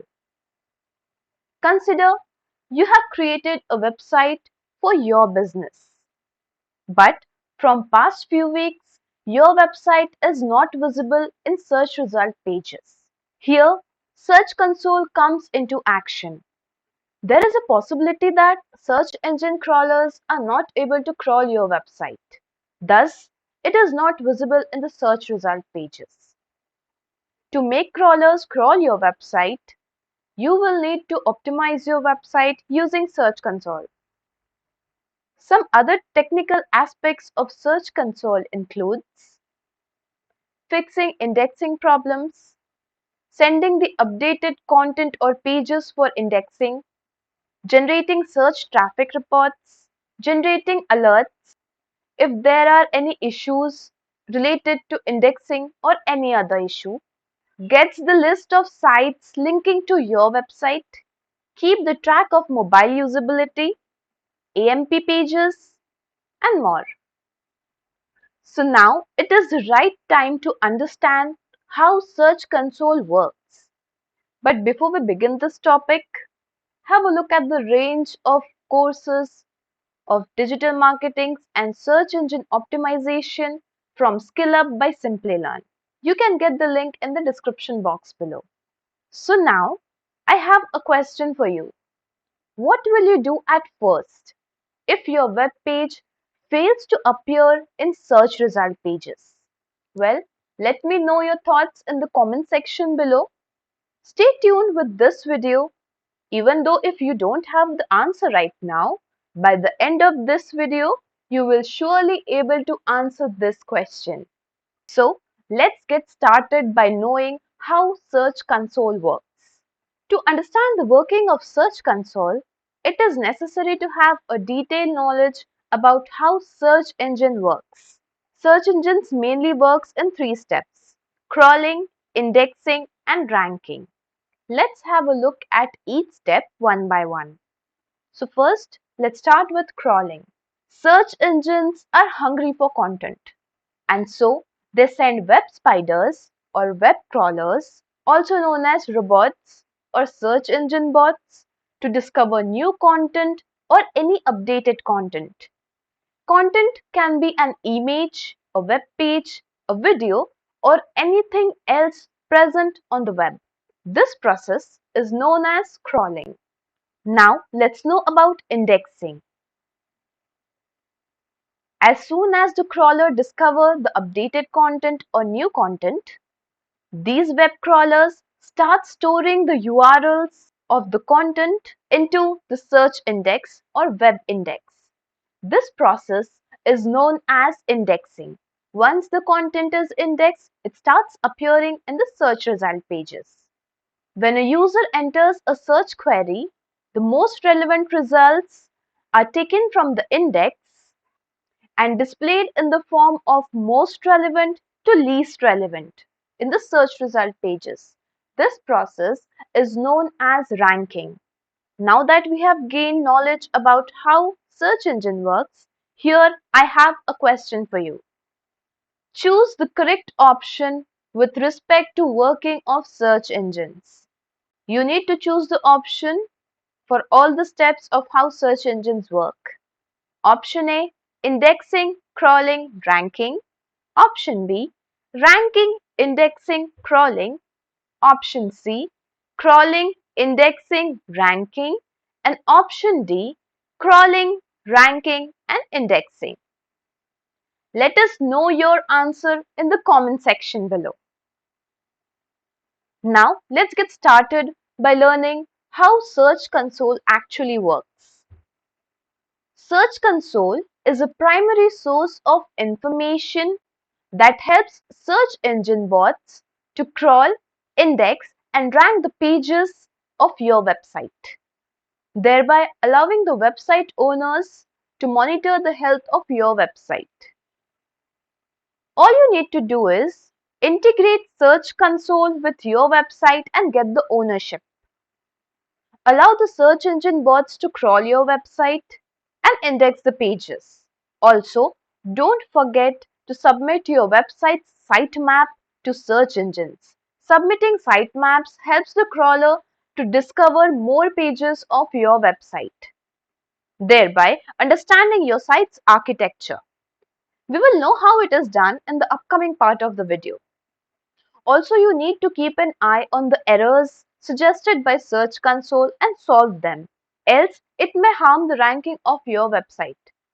Now, let me remind you that all the reports that are generated in Search Console are based on the activity of the web crawlers on your website. Now, let's understand various parameters and terminologies from Search Console to get a complete understanding of this webmaster tool. So without any further delay, let's start understanding the basic terminologies of Google Search Console and how they work and improve your website's health.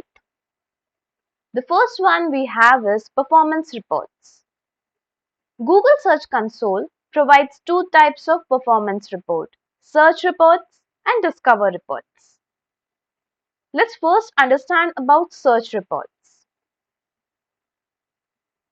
Search reports help to analyze the search performance of your website.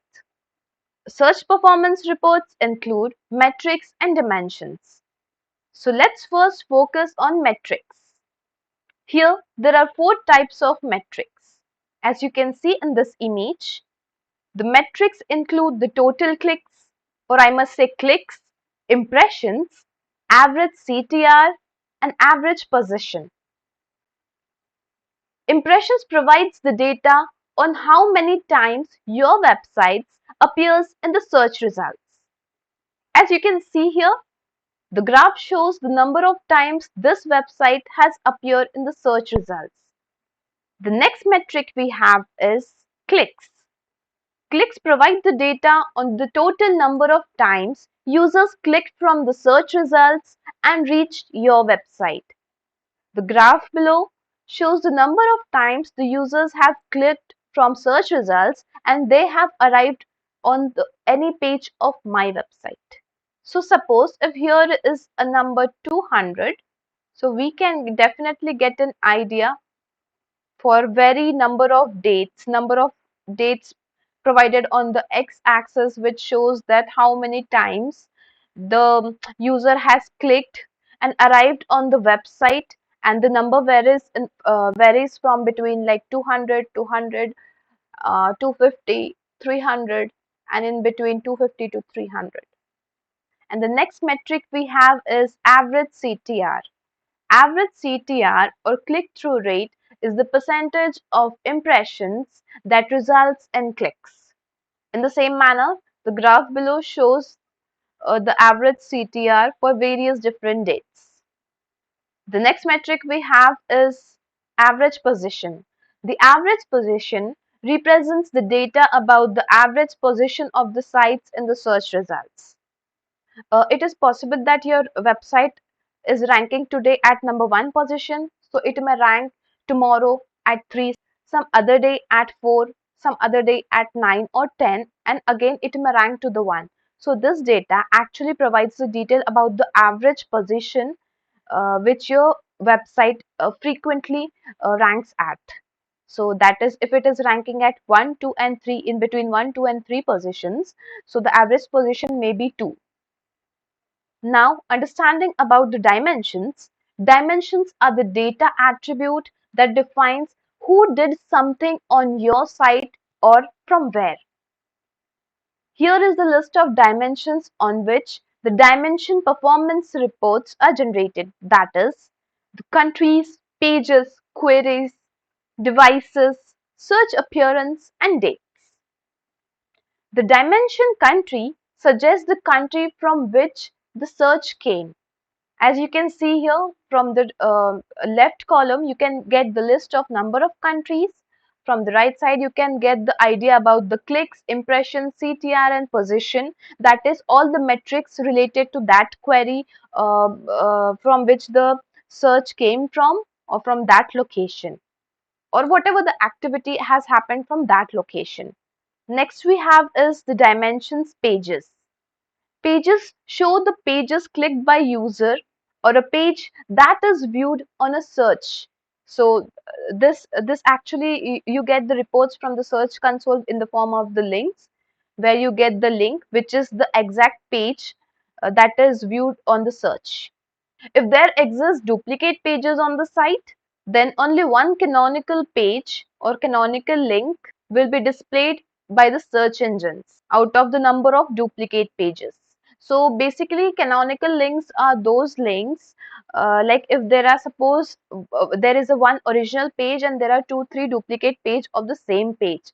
So what happens, the original page gains the canonical link, and this page has more value than the duplicate pages. So whenever the search engine will crawl your website, all the duplicate pages may be ignored, and all its link juice or link equity or anything will be completely taken for the original page. Moving ahead to queries. Queries provide the query string that users search on the Google Search Console. So suppose there is a website. So suppose let's talk about the Simplilearn website. So suppose a user may add as Java course, and Simplilearn websites appears at second or third position. So this query, say suppose user clicks on the website and reaches the website.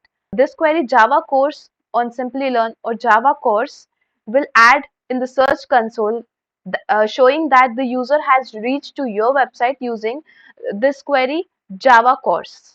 And again, all the list of the queries appears towards the left, and all the matrices for that query like clicks, impressions, CTR and its average position is appeared towards the right in the search console. Now talking about the search appearance helps in grouping the data as per the search result type or by the feature. So you can get here the number of search appearance, and again the same metrics is with respect to the search appearance criteria. Next, let's move towards the dates. Dates groups the data as per the dates according to the public time zones. Now, let's have a look over the Discover Performance report. Now here you must be thinking about how the search is different from Discover. Yes, search and Discover follow different approaches. Users enter a query to find a required information with search, whereas Discover shows the content based on what result will be best matched for your query as per the Google's automated system. Now coming to the Discover Performance report, as per Google's guidelines, Discover Performance reports are visible only if your website has a minimum threshold of impressions in Discover. Now moving to another important parameter of Search Console, which is URL inspection. URL inspection is an interesting tool in the Search Console. This tool allows you to inspect whether the URL is indexable or not.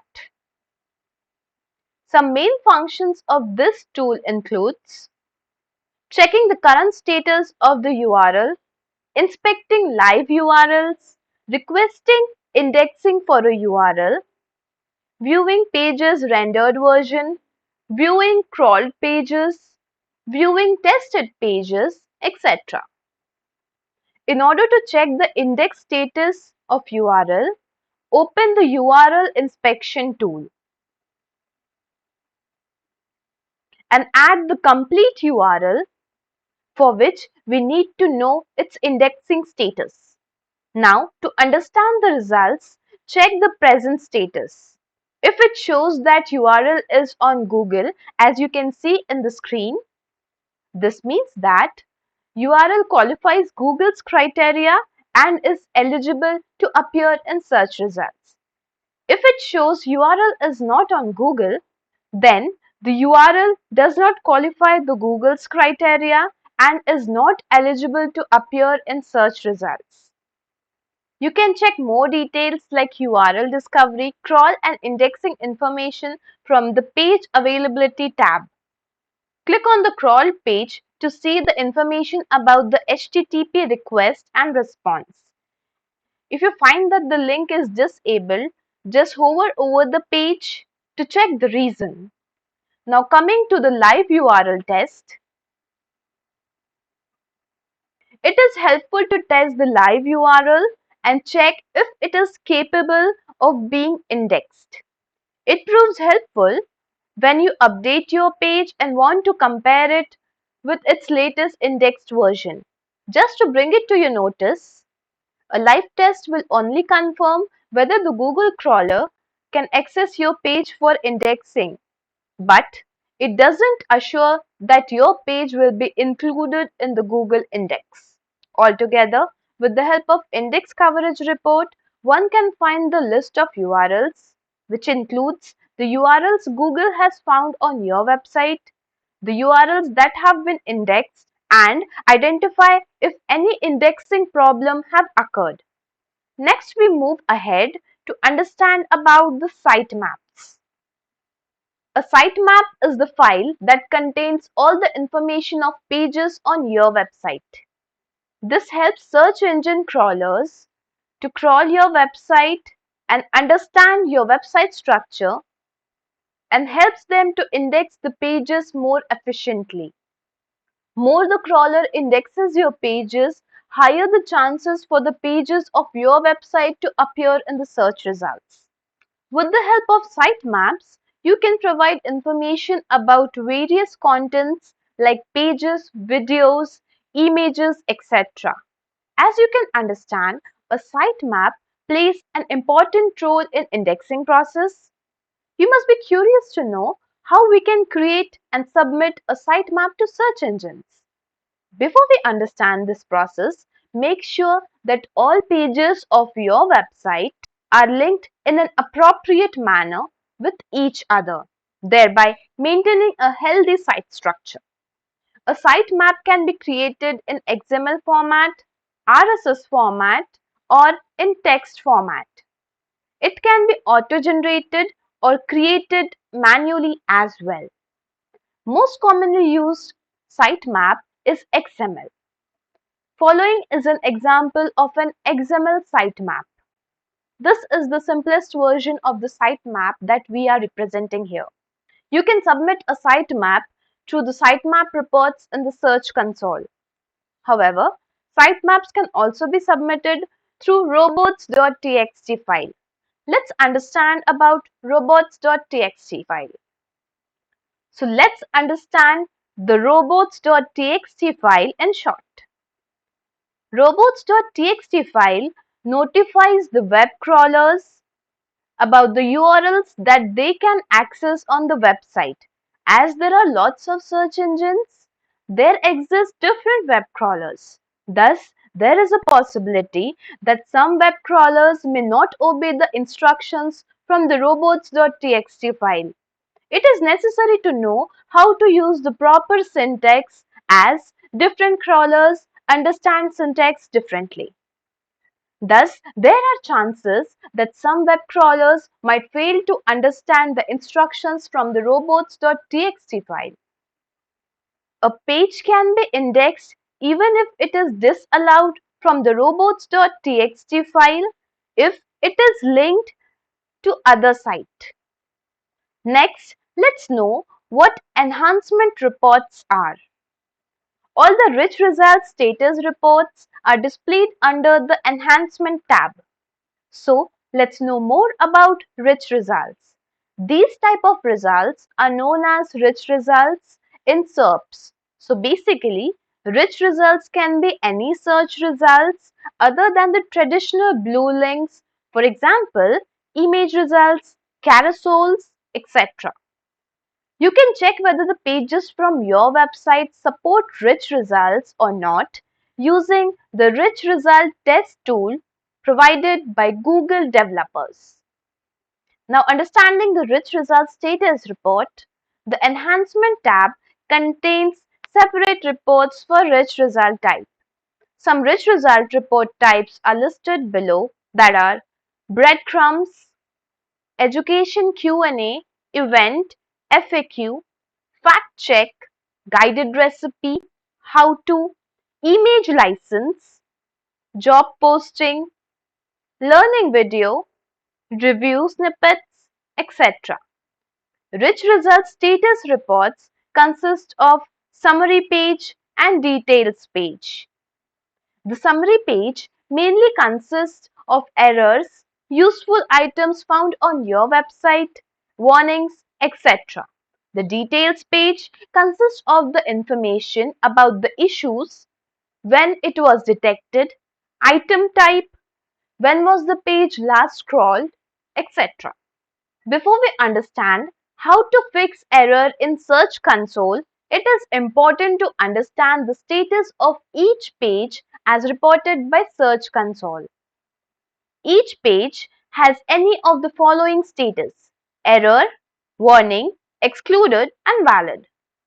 If the status of the page is valid, it means the page has successfully indexed. The status of the page appears to be excluded if one purposefully wants the page not to be indexed, or a page is blocked by robots.txt file. For example, setting the meta tag to no index. Warnings majorly appears when the page of your website is indexed. But there are some issues with the page which need your attention and have to be resolved as soon as possible. If the page's status is error, then there is a need to pay a detailed attention over the issues in the page, as these issues prevent the page from getting indexed. Let's discuss about the errors in detail and how we can fix them. Some popular errors from the Search Console are listed below. That is, the redirect error, server error, submitted URLs blocked by robots.txt, URL marked as no index, submitted URL is a soft 404, 404 or page not found error. So let's first know about the redirect error. Some redirect error that Search Console shows up are the redirect chain that was too long, redirect route, redirect URL that exceeds maximum URL length, and bad or empty URL in the redirect chain. So all these error means that the redirections are not working properly, and so there is a need to fix them. So suppose, for example, you have added too many redirects from one page to another. So in this scenario, search engine bots find it a waste of time to crawl again and again to the same redirections, and at that time the search engine crawlers or search engine bots ignore those URLs or redirections. So in such cases, you need to fix those redirection to a single URL. The next we have is server error. The server returns 5xx error when it fails to fulfill a valid request. This error mainly conveys that something is wrong with your website server.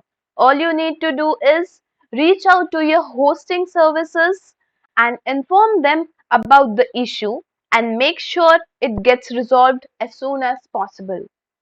The next one we have is submitted URL blocked by robots.txt.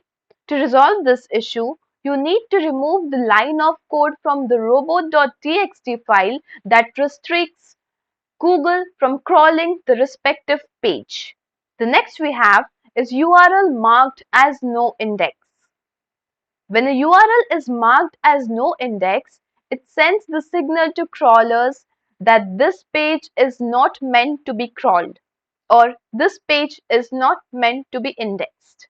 If you want this page to be indexed, check the metadata and remove the no index attribute to allow the crawlers to crawl the URL.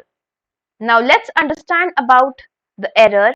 Submitted URL is a soft 404 and 404 or page not found error. Whenever a web page loads, server returns a 200 signal showing the success status code. Soft 404 is a condition in which server returns 200 success status code and the page not exist error simultaneously. This is considered to be a bad user experience. This error can be solved simply by redirecting this page to any relevant URL or the home page of the website.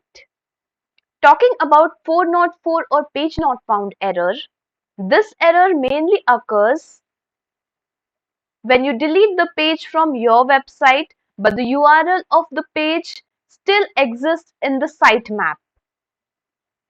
This error can be solved by simply removing the URL or removing the 404 URL from the sitemap or redirecting the URL to a new page. This will help to avoid the further errors in near future. We will have a detailed look at other 4XX errors in the upcoming videos. Now that we are aware of the basics of Search Console, let's dive deeper to know some stats regarding the Search Console in the SEO industry. When you're thinking of adding a business online, your website should fulfill all the technical SEO needs which can be achieved by Google Search Console. Thus, there is a huge demand in SEO industry for the candidates having strong knowledge of Google Search Console.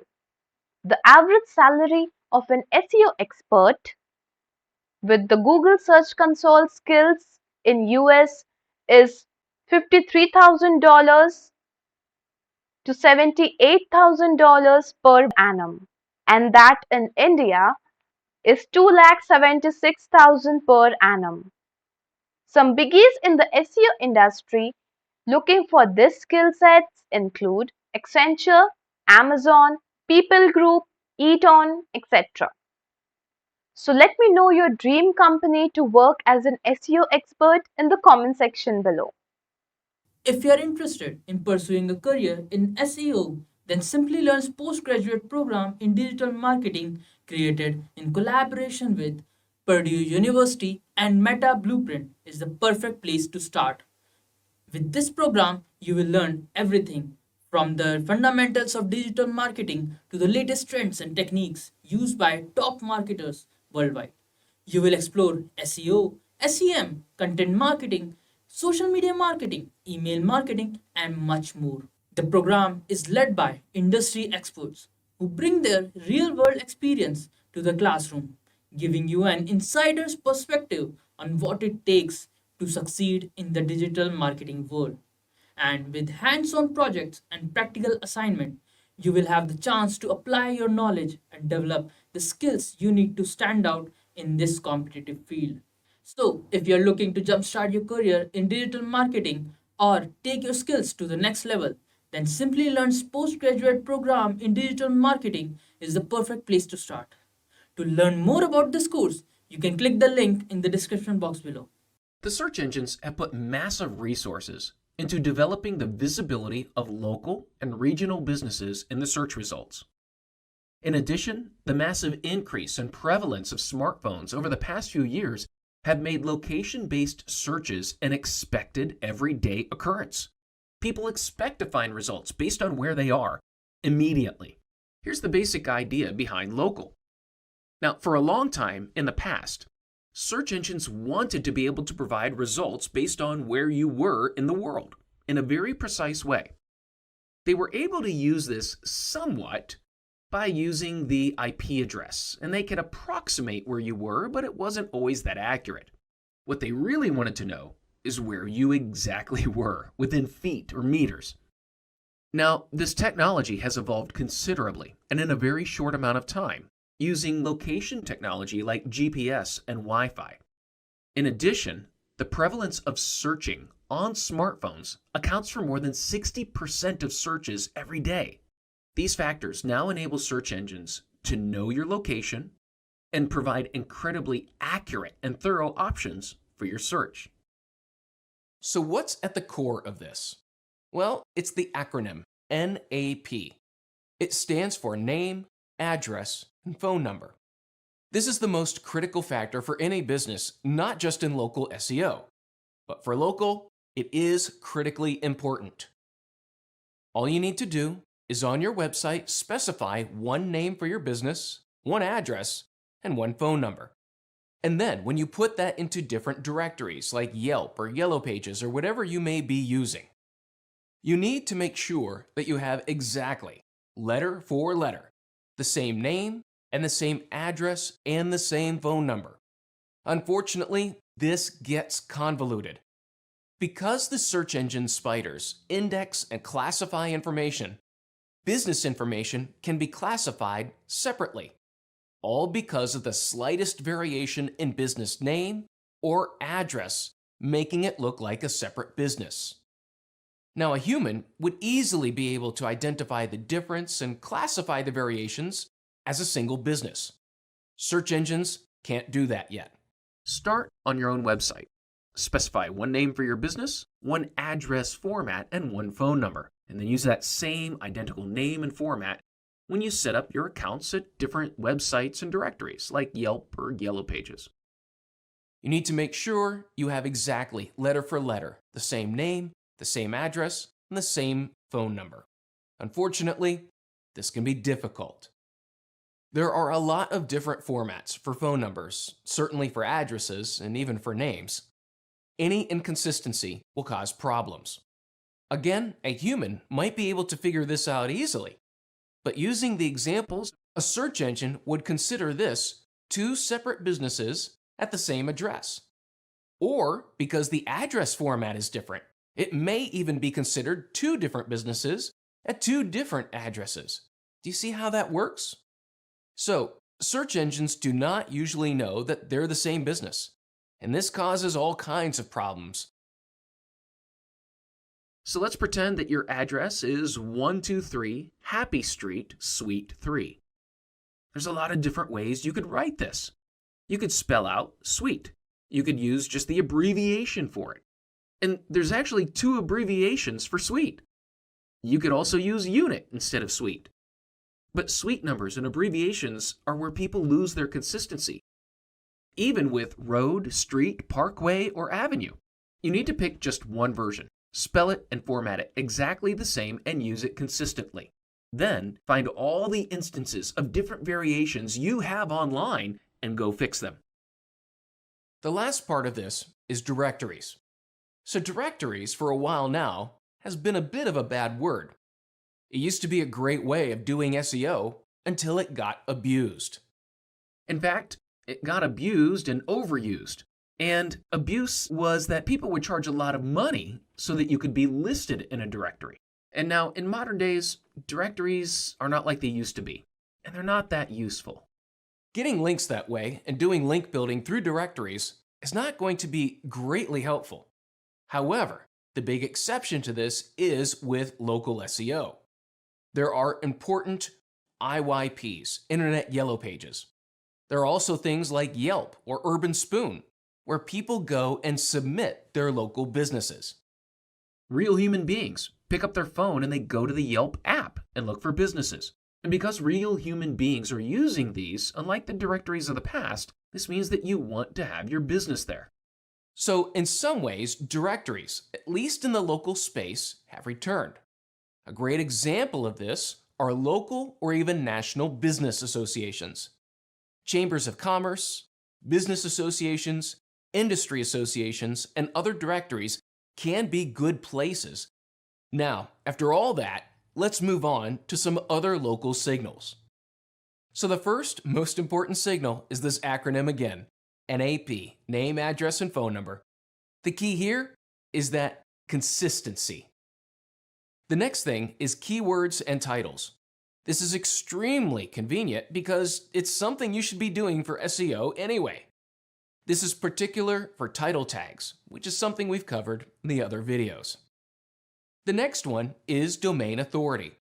So if you have an important domain, an important business, Google is going to use this as a signal when they're doing a traditional local search. So when someone's on their mobile and they're looking for a good restaurant, if you are an important restaurant in the city, you're going to be more popular in both local search and traditional search. That's domain authority. The next one is inbound link signals. This again might sound familiar. The things that help you for traditional SEO do the same for local. The first one is anchor text. So this is one of the most important. If you're a great restaurant, hopefully you're going to have lots of bloggers, lots of magazines, and local online entities that are writing about you and linking to you. They're naturally going to use your name and the name of your business in the review about you. These are the kinds of things that Google is looking for, because these are what is effective online. The last one is reviews and citations. But in this context, these have very specific definitions. It's not just reviews in general, like the ones I've talked about. It's reviews on specific local directories or business listings, and it's both the quality of them. Are you getting 5 stars? And the quantity of them. Do you have 100 reviews? Do 100 people care enough about your business to review you? Now the next one is a bit more complex, as it does require some programming on your website.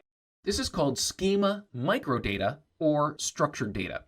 Schema is an agreed upon programming standard by search engines, browsers, and device manufacturers that directs the markup and display of specific content. It's typically content that is repetitive by nature, and therefore, if it's displayed in a consistent manner for all devices, browsers, and operating systems to know the content, then they can display it properly. You'll find it in addresses, contact cards, dates, e-commerce products, reviews, people, places, creative works, and more. What we're most concerned with here is the address and phone number. By using schema, when you add your address or phone number to your website, it enables the visitor to use the click-to-call function on their phone when there's a phone number on the website. In addition, using the address schema can open up a map when someone clicks on it to show the location. Utilizing this schema provides clear data to the search engine that can be republished across a variety of channels. Now, specifically for Google's business listings, they give a very wide range of content for businesses to list. So fill out as many areas of the business listing as you can. Business hours, payment types accepted, phone numbers, descriptions, reviews from Google, and maybe even from your own website. You can link your social profiles and any events or promotions you have. One of the biggest signals that we've seen grow in importance are the amount of pictures that you load into your business listings. In fact, Google provides a report as to how many times the photos are viewed by searchers. Many times, businesses that have many photos will show up with more prominence than those that have little or no photos. So take advantage of the listing opportunities that Google provides. Finally, the same behavioral signals that are used in search are also used in the local search results. And this is because the search engines, especially Google, can see how searchers interact with your local listing because it is in their system. The behavioral signals start with how many people search for your business. This is directly related to your local visibility and loyalty. So don't forget about your local offline marketing. Next, they measure how long someone views your listing. They count how many times the phone number is clicked for someone to call, or when someone clicks to find directions. In addition, There's a button there for directions to be sent to a searcher's phone if they're using a PC or laptop. All of these engagement factors and buttons on a business listing are counted as engagement and task completion, which increases the behavioral signals for your business. As people save the listing, check in, or even visit, these all send important behavioral signals of popularity and loyalty, which contributes to your business's visibility in local search. If you are interested in pursuing a career in SEO, then Simplilearn's postgraduate program in digital marketing, created in collaboration with Purdue University and Meta Blueprint, is the perfect place to start. With this program, you will learn everything from the fundamentals of digital marketing to the latest trends and techniques used by top marketers worldwide. You will explore SEO, SEM, content marketing, social media marketing, email marketing, and much more. The program is led by industry experts who bring their real world experience to the classroom, giving you an insider's perspective on what it takes to succeed in the digital marketing world. And with hands on projects and practical assignment, you will have the chance to apply your knowledge and develop the skills you need to stand out in this competitive field. So, if you're looking to jumpstart your career in digital marketing or take your skills to the next level, then Simplilearn's postgraduate program in digital marketing is the perfect place to start. To learn more about this course, you can click the link in the description box below. In today's video, we are going to talk about how to increase your website traffic, which is a very important aspect of using a website to grow your business or grow your brand. So we will talk about why this is important to increase your website traffic, what are the techniques you can use to achieve this, what are the benefits of doing it, and as a bonus I will share with you some tools and some example websites that will give you a good idea of how they increase their website. So let's get on to this, but before, I am Mark Kempman, I am your digital navigator for this video, and if you like the video, hit the subscribe button, so you can join our channel, and if you like the video, you can also click the like button. So are you ready? Let's get started. Let me give you, to start with, some interesting stats about websites as of 2021.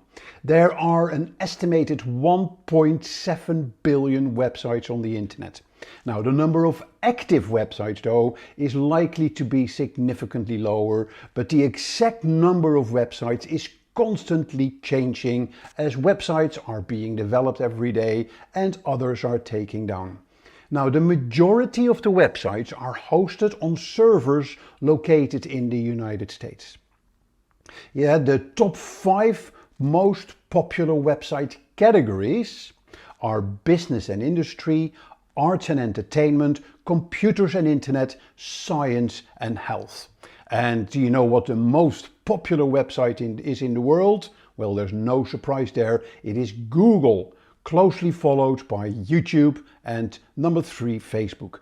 Now, did you know that the number of active websites is the largest in the world in China, followed by the United States and Japan? There are over 4.9 billion web pages indexed by Google to give you the best search results on the Google search engine result page. There are lots of domains in use. Now, did you know the most popular domain is the .com domain, followed by .net and .org. And to close this list of impressive statistics, that WordPress is the most popular content management system used to build websites. Over 60% of the top 10 million websites use WordPress to develop and to manage their website. And finally, the average website receives about 200 to 300 visits a day.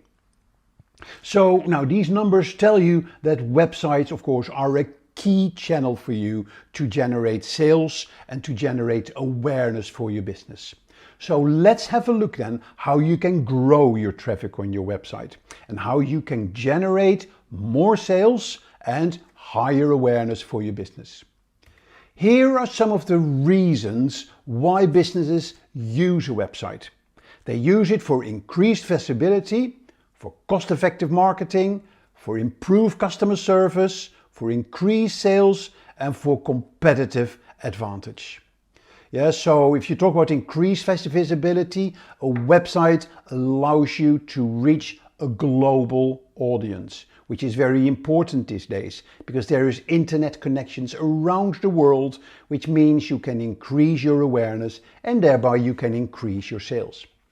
A website is also very effective and very cost effective to market your business because it can be updated easily, it can be updated quickly, and it can be used to reach a wide audience at a relatively low cost compared to printing a brochure or doing an advertisement.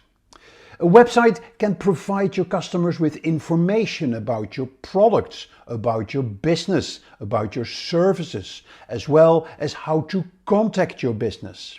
This can improve your customer service and increase the satisfaction of your customers. Now, many websites are being used as e-commerce platforms. So you can sell your products and services online. So a lot of businesses, they use the website to sell actually and create a new sales and revenue channel. And finally, they use a website to create a competitive advantage. Having a professional, good-looking, well-designed website can give your business a competitive advantage over your competitors. And if those competitors do not have a website, it can help establish credibility and trust with potential customers. So you will get many benefits in having a website. So let's take a look at some of those benefits. First, your website can be used to showcase your products and provide detailed information, including images, descriptions, and pricing of your products. And of course, that can help your potential customers to make well-informed purchasing decisions. You can set up an online store, allowing customers to purchase products directly through your website, thereby increasing your sales and your revenue. You can allow your customers to leave a review and rating for your products, which can help you to build trust and credibility with future clients who want to buy your products. There's so much promotion that you can do on your website, and you can link your website with your social media. So you can allow your customers to promote and to share your products from your websites with their friends and with their followers. Again, another way to increase reach and visibility. You can help gather information about your customers, so you can use that data to target specific audiences.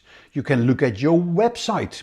You can look at your competitors. How are they promoting their product on their website? So a really good example of a website that promotes products extremely well is Amazon. So let's have a look at the Amazon website. Amazon is an e-commerce platform that sells a wide variety of products like books, electronics, clothing. The website features detailed product information, as you can see. It features customer reviews and it's a convenient online shopping cart system. Now, Amazon also offers a whole range of additional services like hosting, like Prime, music, video, etc. Amazon has really reinvented the high street. So it's called the Amazon effect. And those businesses that are not able to change and go online and look into those new online opportunities, they may miss the boat because the Amazon machine, the Amazon train continues to ride and it's getting bigger and bigger. So a good way of using your website is to promote for promoting of your products. So the next reason why you need to increase your website is that it can help you increase awareness. There are many benefits to using a website to increase awareness for your product, your service or your brand. You can reach a global audience, so you can make it a very effective way to increase awareness for your brands or products wherever your customers are in the world. And a website can be a relatively low-cost way to reach that global audience, especially compared to traditional forms of advertising such as print or broadcasting.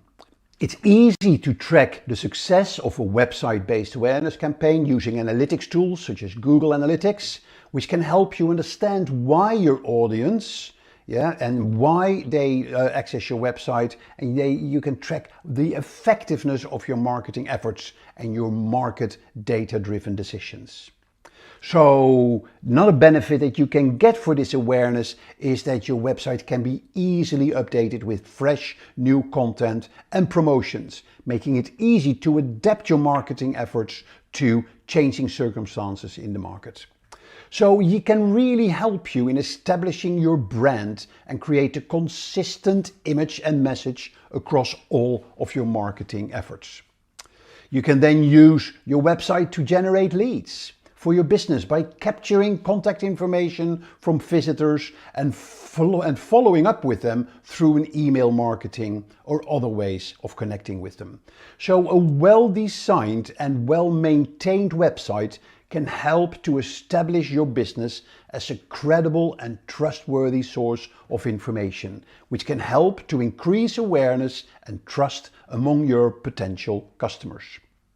Now, a good example of a website that excels in creating awareness is TED.com. TED is a non-profit organization that aims to spread. An example of a website that excels in increasing awareness through its website is TED.com. TED is a non-profit organization that aims to spread ideas through powerful talks.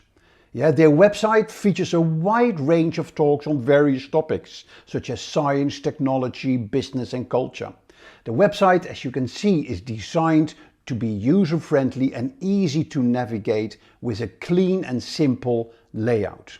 Now, why do they excel in awareness? First of all, because high quality engaging content that they feature on their website. So the TED Talks feature on the website, they are carefully curated and feature some of the most inspiring and thought-provoking ideas from experts in the various fields. They also have a strong social media presence. TED uses social media platforms like Twitter, Instagram and YouTube to promote its content and engage with its audience. They have also got a very strong search engine optimization. The website is optimized for search engines, making it easy for people to find TED Talks on the topics that are interested to them. And the website is easy to share. It's very easy for visitors to share TED Talks on social media and on other platforms, which help them increase the reach of their talks and thereby increase the awareness of the TED brand. Finally, the TED brand has very consistent branding. It features a consistent brand and a consistent design, which helps building TED as a trusted and credible source. So as a result, TED.com, I believe, is a great example of a website that excels in increasing awareness through its website. And it has become one of the most popular and well-respected websites in the world. Good. Let's move on here. So the next is that building your website traffic can really help you in developing your SEO ranking. It gives you a higher ranking for various reasons. Search engines use website traffic as a signal of the website's popularity and authority. If a website receives a lot of traffic, it is more likely to be a valuable and authoritative resource for users, which can help improve the visibility in search engine results. Now, search engines also use a thing like a click-through rate as a ranking factor. If websites' pages are appearing in search engine results and they receive a lot of clicks, it is more likely to be relevant and a valuable resource for users, which Google will reward you with a higher ranking. So that can improve your visibility in the search engine results. Search engines use also a fact like bounce rate as a ranking factor. Yeah, so a bounce rate is when people are getting on a website, on a web page, and they don't browse to any other pages, but they leave from the same page that they arrive on. So a high bounce rate in general is not a good sign. Yeah, you want to get your bounce rate low, so many people they click to other pages as well. So if a website's pages are appearing in search engine results and users are staying on the website and visiting multiple pages, it's more likely that they find relevant content, which is useful, which is valuable, which can help them to improve its visibility in the search engine results. So search engines also use a thing like backlinks as a ranking factor. The more backlinks a website has pointing to it, the more authoritative and valuable it is considered by the search engines. So if a website receives a lot of traffic, it's more likely to be linked by other websites, which can then help improve your visibility in the search engine results. Social media signals also play an important role in the ranking. Yeah, if a website gets a lot of shares, a lot of likes and engagement on social media, that is considered popular and authoritative by the search engines. All in all, a website that receives a lot of traffic is more likely to be considered valuable and authoritative by search engines, which can then help improve the visibility in the search engine results by getting a lower ranking on the search engine results page. Now, one example of a website that is really good in increasing awareness through SEO is Wikipedia. Wikipedia is an online encyclopedia that contains over 6 million articles in various languages. Now, the website is a prime example of how SEO can be used to increase website traffic and awareness. So they are doing this in several ways. First of all, by showcasing high quality, informative content. Yeah, so their articles are written by a community of volunteer editors and are carefully reviewed for accuracy and completeness. This ensures that the articles are of the highest quality, which makes them more likely to rank well in search engine results. Now, their pages are optimized for search engines. Yeah, they include relevant keywords in the titles and their meta tags, and by creating internal links between the various articles. Wikipedia has a very strong backlink profile, which means that many other websites link to its articles for reference. Of course, this helps establish Wikipedia as a trusted and authoritative source of information. And again, the search engines, they like that and they reward that in giving it a higher ranking.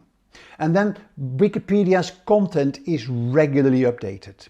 Yeah, so it's constantly updated with new articles, new information, which helps to keep the website fresh and relevant. And finally, Wikipedia is mobile friendly. It is optimized for mobile devices. So their articles are easy to read when you're on the go. That helps improve the user experience. And of course, Google user experience is another thing that search engines will consider when they decide on the ranking for different web pages and websites. So as a result of these SEO efforts, Wikipedia is one of the most popular and well-respected websites in the world. And it's a prime example of how SEO can be used to increase your website's awareness and traffic. Good, so let's look at the next one, which is about conversion. Conversion is very important for your website traffic because it measures the effectiveness of your website in achieving your goals and your objectives. Yeah, if everybody visits your website but nobody is actually clicking on the calls to action on your website, then it's not achieving the objectives that you may have set out. Now, a conversion is a specific action that a website visitor can take, which is considered valuable to your website, to the website owner, such as making a purchase, filling out a contact form, or signing up for a newsletter. Yeah, so when a website is able to convert a high percentage of its visitors, it means that the website is effective in communicating the value proposition and make it easy for visitors to take the desired actions. So why then are conversions so important for website traffic? First, a high conversion rate means that more visitors take a desired action, which can lead to more sales for going through your website. Yeah, a conversion is also important for lead generation. A high conversion rate means that more visitors are providing their contact information, which can then be used to generate leads and nurture those leads with email marketing for them to become customers. A high conversion rate means that more visitors are engaging with your content and becoming aware of your brand, which can help in building trust and building loyalty. And a high conversion rate means that your website is optimized. It is effective in communicating the value proposition and making it easy for visitors to take the desired action, which could be used as a benchmark to optimize the website even further and make it more effective. A high conversion rate also means that you are effective, that you are successful in reaching your target audience and you resonate with them. So it will help you in better understanding your audience and make data-driven decisions. So overall, conversion is a very important metric for the success of your website, and done properly it can really help you in increasing your website's traffic, because it shows you that you're achieving your goals and objectives, and they can provide you with valuable insights into the effectiveness of your website's design, the content and the marketing efforts. Now here are two examples of websites that are very effective in driving conversions. First of one is not this one. The first one is booking.com. Yeah, so booking.com is an online travel agency that specializes in lodging and reservations. Now the website's user-friendly design, their very clear call to actions and easy to use booking process all contribute to the high conversions they experience on their website. They also offer a rewards program for frequent travelers, and there's a best price guarantee which incentivizes users to book through their website. Zillow.com is another one. Yeah, they are a real estate website. They provide users with a wide range of tools and resources to help them buy, sell or rent a property. Now the website uses very friendly design, very clear calls to action, an easy to use property search and filtering tools, and these all contribute to a high conversion. They also offer a wide range of services, so like mortgage, appraisal and home improvement recommendations, which makes it a one-stop shop for all your home-related needs, which further enhances the user experience and ultimately increases conversions. So both of these websites, Zillow and Booking, have been designed to make the process as easy and seamless as possible for the user, which helps it to increase the conversions and drive website traffic. The next benefit and the next reason why you need to increase your website traffic is that it can help you improve trust by providing social proof, increasing brand awareness, and showing that your website is providing valuable and useful information or products. Your website can help you build that trust in many ways. Yeah, so when your website receives a lot of traffic, it can be seen as a sign of popularity and authority. And if a lot of people are visiting your website, it can be assumed that your website is providing valuable and useful information, which can help to increase that trust. Seeing a high volume on your website can act as a form of social proof, which is the idea that people are more likely to trust something if they see others doing it. If your website is receiving a lot of traffic, it can be assumed that others trust your website, which can encourage others to trust it more. When your website receives a lot of traffic, it is more likely that visitors are engaging with your content, like reading articles or watching videos or leaving comments. Now, this engagement again can be a sign of your website's credibility and authority, which can then help in increased trust in your website. So a high volume of traffic can increase brand awareness, which can help to build trust by making your brand more familiar to users. A high volume of traffic can also result in an increase of reviews and testimonials, which can help to build your trust. Positive reviews and testimonials can help to improve your website's reputation, again, which can lead to more traffic and more trust. And a website that receives a high volume of traffic is likely to have implemented measures to ensure the security of the website and the data of the users. And again, that can help build trust among the users as well. One example of a website that drives website traffic through positive branding is Apple. Apple.com is known for its iconic brand and its high quality, cutting edge products. The website design, as you can see, is clean. It's minimalistic, it's high quality product photography and very clear messaging, and all help to convey the Apple brand and its values of innovation, simplicity and elegance. Now, Apple's website is also designed to be very user-friendly and very easy to navigate, making it easy for visitors to find the product they are looking for. The website also features a Today at Apple section, which allows visitors to find and register for workshops, events and creative sessions in Apple stores around the world. Again, that helps to build a community around the brand and enhances the user experience.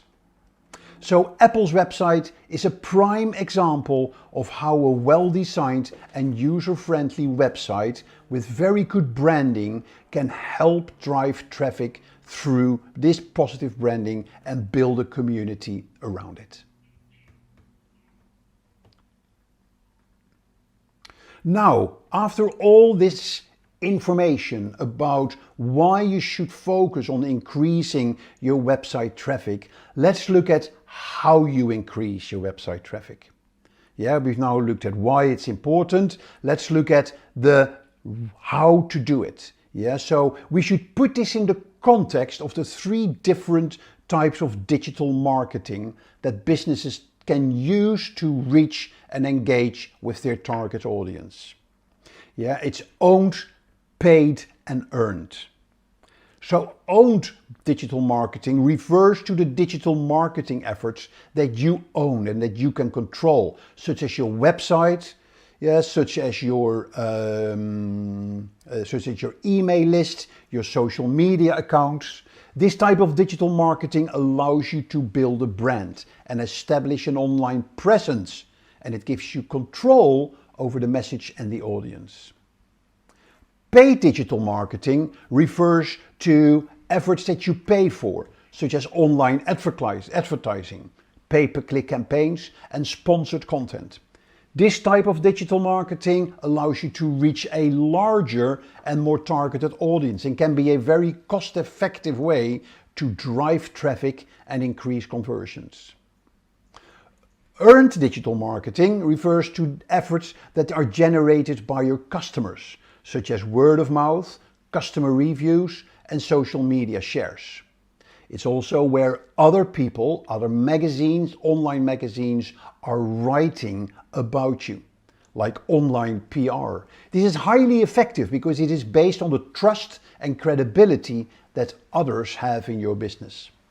So each type of digital marketing Owned, paid and earned has its own strengths and weaknesses, and businesses should use a combination of all three to achieve their marketing goals. Owned digital marketing can help you build brand awareness, establish an online presence.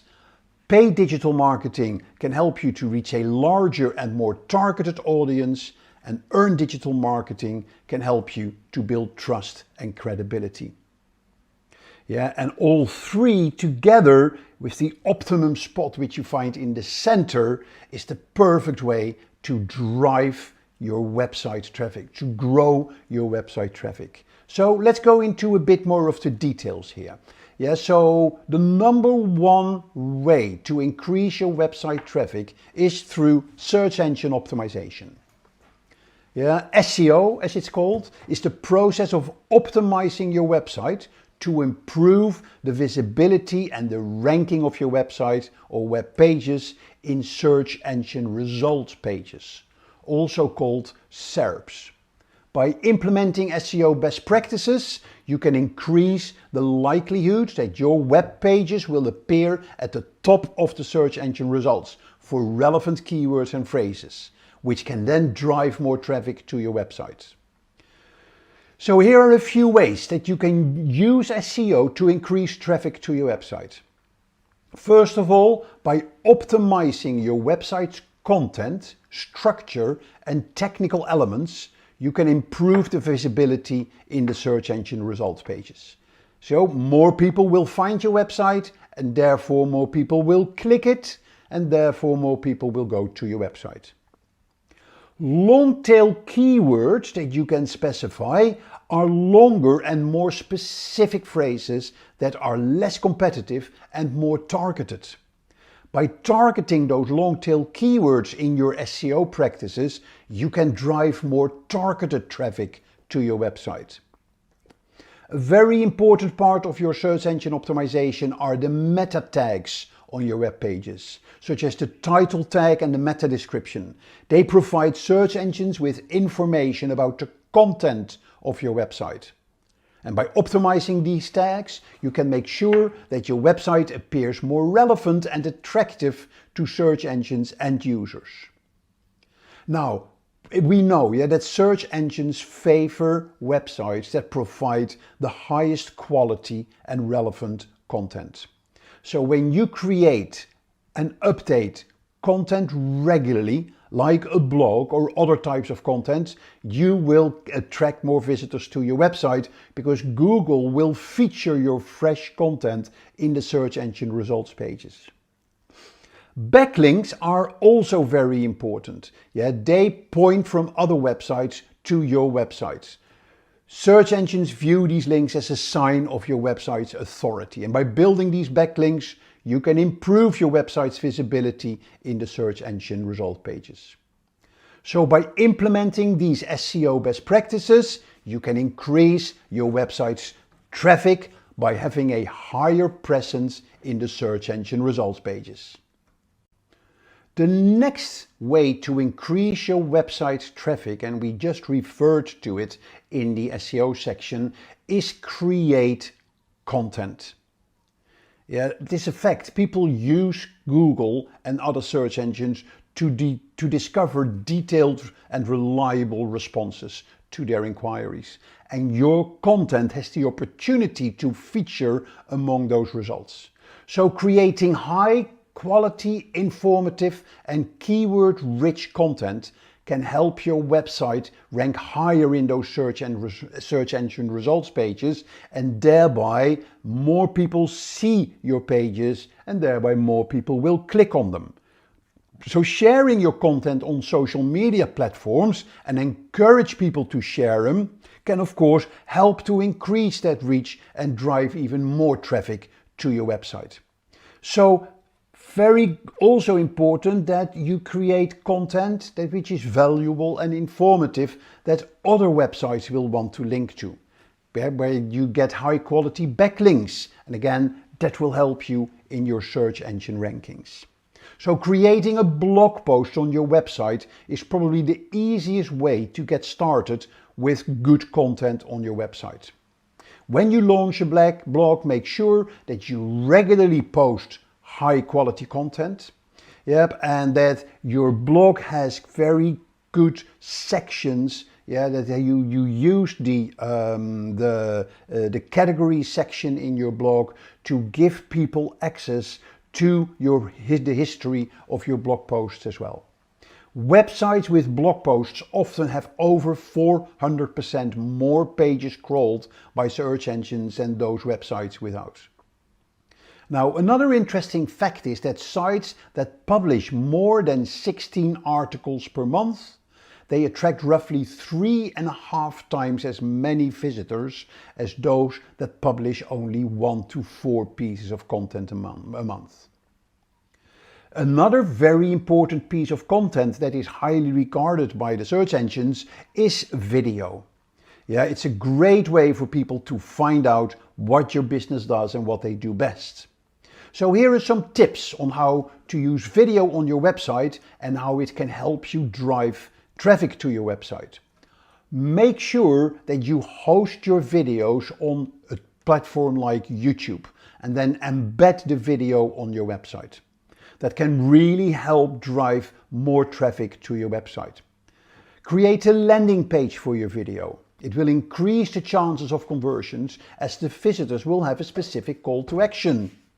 Maybe you could create a video sitemap for your website. It will help the search engines to understand the structure of your website and improve the visibility of your videos. Google or YouTube automatically creates transcriptions for your videos. Now, if you make sure that you proofread those transcriptions and save them, then Google will actually index those transcriptions. So they can another way to help increase your visibility of your videos and make them accessible to a wider audience. Make sure you add your video on your homepage, integrate them in your blog posts. Yep, and it will make sure your visitors stay on your website longer to experience the video. But don't forget, the key to increasing website traffic through your videos is that they are high quality and that they are very valuable, informative and engaging to your audience. Nothing stops you from updating old content. Yes, so Google's algorithm will also reward you when you update existing or update old content. Yeah, so they want you to be the subject matter expert in the topics that you write about. So don't focus only on new content, but repurpose your old blog post. Maybe repurpose them as an infographic or an explanation video. There are several ways to update your old content. So first you can refresh the content, making sure that it is up to date and accurate. You could add visuals to your old content to incorporate images, videos and infographic to make them more engaging. You can optimize for SEO, like adding the metadata. You can promote the content, so you can share the updated content on social media to drive more traffic to your website. You can consider internal linking between your updated content. You can repurpose the content, so put it into another format. And don't forget to use Google Analytics to analyze which pages perform well and which pages or content do not perform well. It goes without saying, social media marketing is a very powerful way to increase your website traffic. Each day, the average person spends over 2 hours on social media. And businesses now understand on how to capitalize on those consumers. And if they do capitalize on the social engaged customers, they can use that to increase brand awareness, increase affinity and loyalty, and of course, drive more traffic to your website. Now, the key to being on social media and being successful on social media as a business is to be genuine. It's tempting to follow every trend and follow every fad, but your scrollers see right through this. Yeah, they are not impressed with that. They want you to be genuine. So here are some suggestions to get started. Share links to your website and specific pages on your social media profile. This will allow your followers to easily access your website and the content you want to promote, and thereby it will increase traffic. Use relevant hashtags when sharing links. This will make it easier for people to find your content when they're searching for specific topics. Remember, we talked about owned, earned and paid media. Social media is no longer a free game. Yeah, you now need to pay to play. So use paid advertising on social media platforms like Facebook, to promote your website and specific pages. That will help you in increasing your website traffic. Create content that is easy to share, such as infographic, videos and images. People love to share infographics. They are cool, they're innovative, and they are worth sharing. So people will share your content with their own network, thereby driving new website traffic to your website. Once people engage with your content, make sure that you respond to the comments and the messages on your social media profiles. Engage with your followers, because only then will you build a community around your brand and encourage more people to visit your website. And of course, obvious, make sure that your calls to action are informative, instructional, and entice users to return to your content-rich website. Good. Yep, so I already mentioned that your social media on its own isn't enough. Now you need to supplement it with paid advertising. Paid advertising is a fantastic way to give your traffic to your website a boost. Yeah, it's a highly effective way, but it is important to ensure that your ads are relevant and well targeted to make sure that you get the most out of your advertising budget. So pay-per-click advertising, which basically means you pay when somebody clicks on your ad, it allows you to place ads on search engines, so such like Google and other search engines like Bing, and also in other websites where they will be seen by potential customers who are searching for products and services. When a user clicks on one of your ads, they will be directed to your website, which can then of course drive significant additional traffic to your website and potentially lead to more conversions. So if you compare this with SEO takes much longer to achieve as a valuable source to increase your website traffic, but it's more durable, where pay-per-click advertising is a burst. I can switch on my pay-per-click advertising that will lead to immediate traffic to my website, immediate conversions, but when I stop my pay advertising, if I ran out of budget, then the traffic to the website stops. So there is a big difference between paid and owned website traffic. Now, there are several factors that can affect the effectiveness of your PPC ads for driving traffic to your website. First of all, it's the relevance of your ads and the keywords that you're targeting. If your ads are not relevant, they will not be seen by the right audience, and therefore they may not drive traffic to your website. Second, Google will give your ad a quality score, which is a measure of their relevance and their expected click-through rates and, for instance, the quality of your landing page. A higher quality score will give you a lower cost for your ad and a better ad placement. Thereby, more people will see your ad, more people will click on them, more people will visit your website. The bid amount for your that you're willing to pay for your ad is also very important. Of course, if you want to pay more, if you pay more for your ads, it gives you better ad placement. But of course, it'll give you higher cost as well. Finally, the ad copy and the headlines are important factors for users to click on the ad. So make sure it is clear, it's concise, and it's compelling. So overall, pay-per-click can be very effective in driving short-term traffic to your website.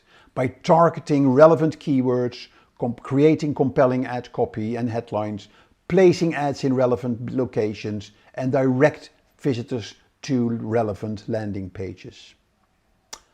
Right, so that is on the paid advertising. Another, and they often say one of the marketing instruments with the highest return on investment of any marketing channel is email marketing. Yeah, email marketing, they're one-to-one pieces of content with your ideal customers, and you can automate that process, so which can really help in driving quality website traffic. Of course, automation has made it simpler to send out mass emails, but it's the personalization and the audience segmentation that have made email marketing so powerful. Because you can speak directly to the concerns of your ideal customers. It can be highly effective to drive traffic to your website, but you need to play the game properly. Yeah, so here are a few ways to use email marketing to achieve this. Include links to your website in your email. Yeah, include links to your website and specific pages. This will allow your subscribers to easily access your website and the content that you want to promote. Use a clear and compelling call to action in your email, such as learn more or visit our website. So you want to encourage your subscribers to click through to your website. Very important to personalize your emails to make them more engaging and more relevant for your subscribers. Optimize your emails for mobile devices so they're easy to read and easy to click on. And why not use email automation to send targeted and relevant messages to your subscribers based on their actions or engagement with your website. You can also use this to segment your email list based on their demographics, their behaviors and interests. So thereby you can send more targeted and relevant messages to your specific audience, which will increase the chances of people clicking to go to your website. And finally, use the email analytics that you get to track the click-through rate and the conversion rate of your emails and adjust your campaigns accordingly. People love to win things. Yeah, so when you use competitions, contests, giveaways, it's a guaranteed way to drive and increase traffic to your website.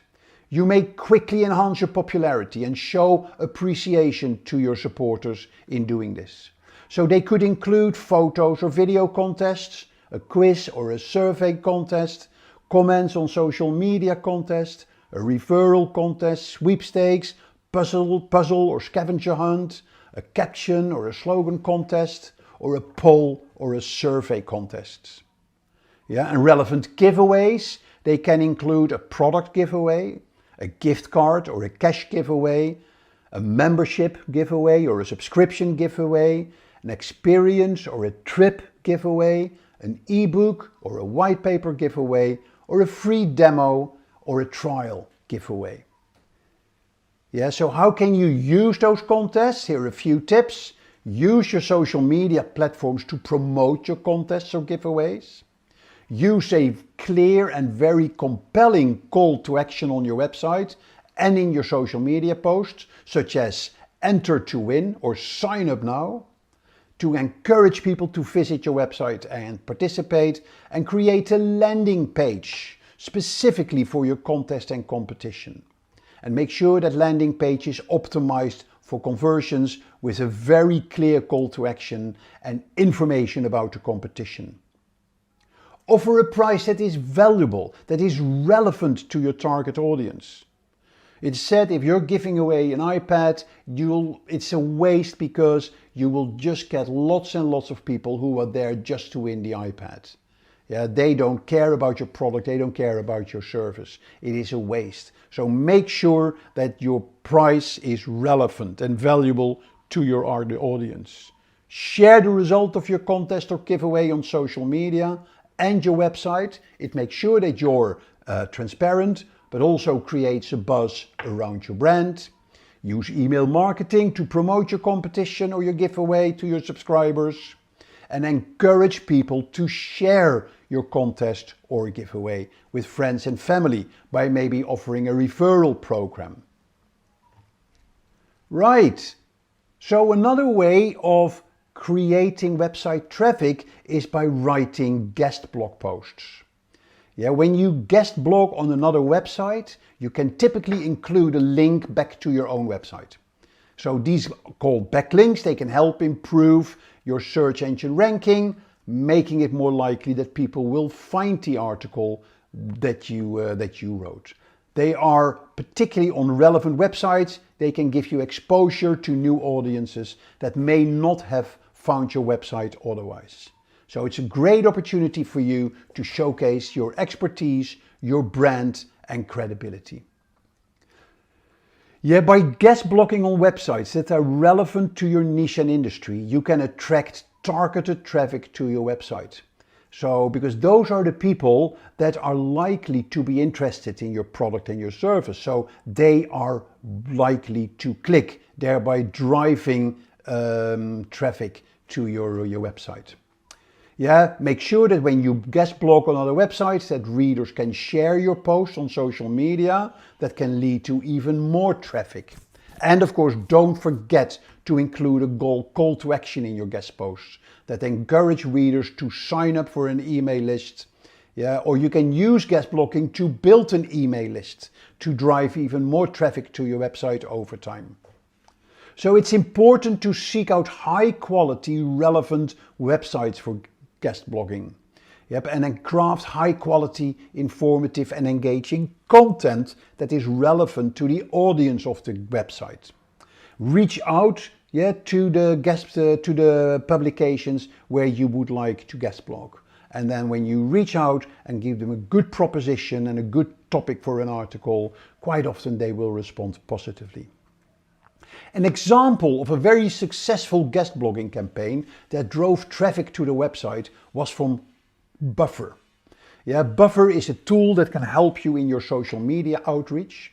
They implemented a guest blogging strategy which helped them increase their website traffic by over 100,000 visitors in just 2 months. It was focused on targeting blogs and websites that were relevant to their niche, being social media marketing. They reached out to the website owners, pitching their ideas for guest posts and offered them high quality, informative content that was relevant to their audience. They also included a call to action in their guest blog, encouraging readers to visit their website to learn more about their social media management tools. Yeah, so the result of this campaign was a significant increase in website traffic, and that helped them increase their brand awareness and credibility in the market. We talked about this earlier. Exchanging backlinks is a very powerful way to drive traffic to your website, and you need to make sure that you have a backlink strategy. Yeah, so they can drive traffic to your website by improving your search engine ranking, which will increase the chance that people will find your website when they search for related keywords. Yeah, so backlinks are one of the most important factors that search engines use to determine the quality and the relevance of your website. So having a good backlink strategy is probably one of the highest priorities in developing your SEO strategy. They can also drive referral traffic to your website. When someone clicks on a link to your website from another website, they're being referred to your website. And that's why it's called a referral traffic. They can help increase the visibility of your website. Yeah, it can help expose your website to new audiences that may not have found your website otherwise. Yeah, they help you in brand awareness. It can help expose your brand to new audiences. It can help increase the number of social media shares that you receive. Yep, and a backlink strategy involves identifying the high quality websites in your niche or industry and reach out to them with a question: do you want to share my piece of content in one of your articles? Yeah, and make sure that your content is high quality and is likely to be shared. Infographics is a really good example of a content type that people really like to share. Yep, and there's other stuff that you can do like link roundups, link exchanges, and broken link building. All in all, it asks for having a good link building strategy. And finally, don't forget good old PR. Earned media coverage refers to the coverage that your brand or your website receives from third-party sources like news outlets, blogs, podcasts, and social media influencers. They can drive a tremendous amount of traffic to your website by increasing your visibility and credibility of your brand, and by providing you opportunities and potential customers to learn more about your product and service. Because when your brand or website is mentioned in a news article or in a blog post or a podcast, it can help increase the visibility among their readers, their listeners, and their viewers. So earned media coverage can really help you in driving traffic to your website. Yeah, so because it also helps you in establishing trust and credibility. So when your brand is mentioned in a news article, it can expose your brand to new audiences that otherwise would never have found you. Yep, so they include additional opportunities like having a link to your website included in the coverage. So that not only drives traffic to your website, but also helps you in your search engine ranking. So lots of ways to increase your website traffic, and it's finding that right balance of which tool to use and which way to increase your activities to help in driving traffic to your website. Make sure that you set your website up for Google Analytics so they track exactly where your traffic is coming from. They track the growth of your traffic, and they track the places where people are coming from, and also other demographic factors like age, gender, and what have you. If you're interested in pursuing a career in SEO, then Simplilearn's postgraduate program in digital marketing, created in collaboration with Purdue University and Meta Blueprint, is the perfect place to start. With this program, you will learn everything from the fundamentals of digital marketing to the latest trends and techniques used by top marketers worldwide. You will explore SEO, SEM, content marketing, social media marketing, email marketing, and much more. The program is led by industry experts who bring their real world experience to the classroom, giving you an insider's perspective on what it takes to succeed in the digital marketing world. And with hands on projects and practical assignment, you will have the chance to apply your knowledge and develop the skills you need to stand out in this competitive field. So, if you're looking to jumpstart your career in digital marketing or take your skills to the next level, then Simplilearn's postgraduate program in digital marketing is the perfect place to start. To learn more about this course, you can click the link in the description box below. Search engine optimization has been playing an essential role in the success of various businesses. For those who are still looking for growth in the industry and have search engine optimization, otherwise known as SEO, as their primary weapon, then yes, you are in the right place. This video on how to rank #1 on Google will give you the best tips to get a higher ranking without spending a penny. But before we begin, subscribe to our channel Simplilearn and hit the bell icon to never miss any updates from Simplilearn. So, before we begin, I have a question for you. The process of getting the quality and quantity of traffic to your website organically is known as search engine marketing, search engine optimization, search engine advertising, or none of the above. Let me know your answers in the comments section below. In this video, first we will understand why it's essential to rank high in search engines. Next, we will have a look at the top 5 mantras on how to get ranked #1 on Google search result pages. And while understanding this, we will put a light on why these success tips are important for getting a good ranking and how we can actually implement it. We will share some necessary tools to help you carry out the needed process. And stick to the end of this video to find out the one thing that can impact your business tenfold. So definitely we're going to take a look at the best tips for ranking high on Google. But before that, it is necessary to understand why it's important to rank high on Google. Well, we are all aware that most of the businesses are shifting online nowadays. Ranking on search engines has become one of the most important aspects that define the success of a business. The data states that around 1.17 billion people across the globe use Google search, which is estimated to increase exponentially in the coming years.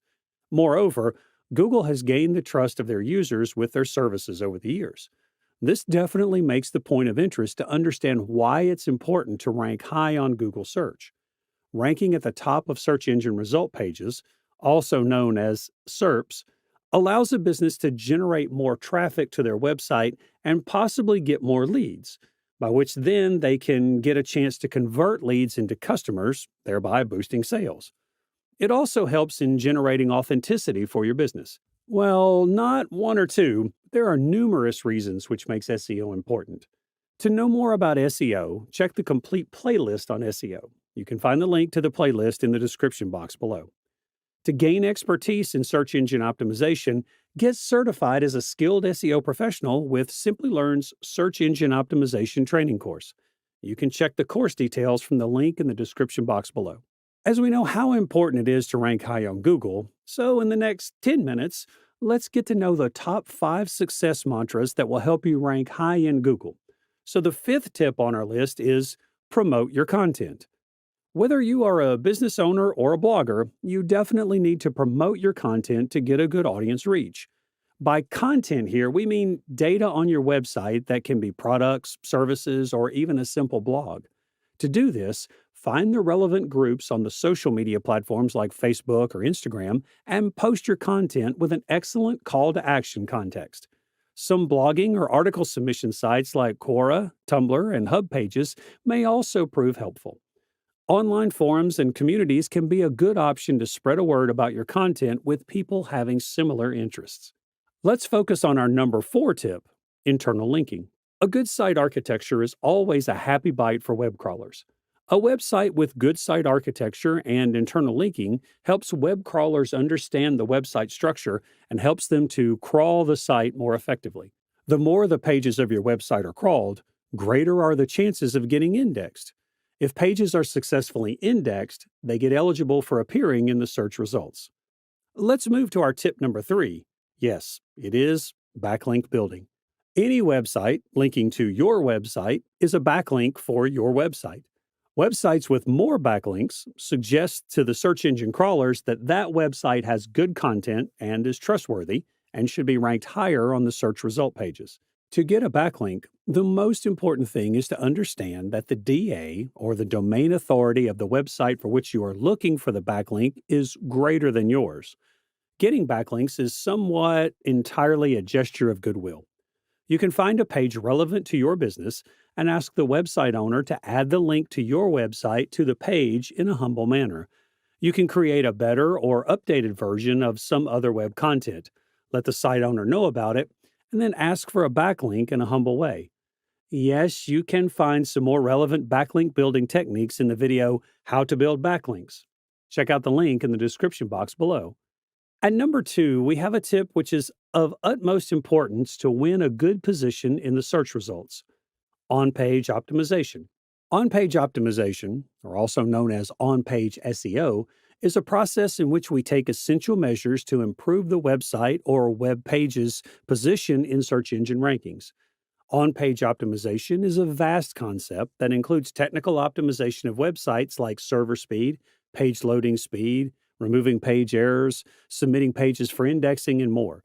Maintaining a good website structure and improving it, adding internal and external links on the site, adding SEO-optimized images and video on the page, efficient use of keywords on the page and links, and much more. Get the detailed guide to learning on-page optimization by Simplilearn. Check the link in the description box below. And finally, the best tip we have is the most effective one, and the one that rules them all, which is keyword research. Keyword research is a process of identifying and implementing the relevant keywords for the content you tend to create. Proper keyword research may prove a boon to your business, but it also has the power to ruin your business. So be wise when selecting your keywords. Try choosing long tail keywords if you are new to the business, as these are easier to rank for. You can look at Google's auto suggest feature to understand what people are looking for in your industry. Be updated with what your competitors are doing. If something is working for your competitor, there are high chances that it may work for you as well. You can also take the help of various keyword research tools like Google's own keyword planner, Answer the Public tool, Google Trends, and etc. These fantastic and 100% practical tips can drive your business to heights. Make sure you implement all these tips with more detailed attention, as SEO can make and break you. So, what, according to you, is the most effective way to grow your business online? Let us know in the comments below. Let's talk about how to measure your SEO performance. So all that hard work you've done with on-page SEO, coupled with all the work you've done with off-page SEO, are eventually going to net results and positive results. And we want to be able to measure that as you're actually doing the work, as you're putting forth the effort on-page and off-page. And so we want to be able to measure that. And so you want to be able to understand what to measure and where to measure it. And so when we talk about SEO, we really want to hone in on three high-level core metrics, and that's ranking, traffic, and conversion. So when we talk about ranking, traffic, and conversion, we can break that down into this list here. What kind of traffic are we getting from organic search? What kind of traffic are we getting from mobile devices? Remember, mobile is very important because, as we talked about with on-page SEO, as we talked about with local SEO, a lot of searches start with mobile devices. We want to look at keyword ranking. Remember, keyword research is the first step in the SEO process, even before we do any work with on-page and off-page. We want to look at the local visibility if we have local SEO results. We want to look at engagement metrics. So all that traffic we're driving from organic search, we want to be able to measure how they're performing and behaving on our website. We also want to measure some form of progress on off-page SEO, and that's in the form of backlinks. So all of these are different metrics we can measure using different tools. So let's talk about how to go about looking at these metrics and where to go look at them and measure them. And so really monitoring all this behavior will help us understand how we're performing, how SEO is performing.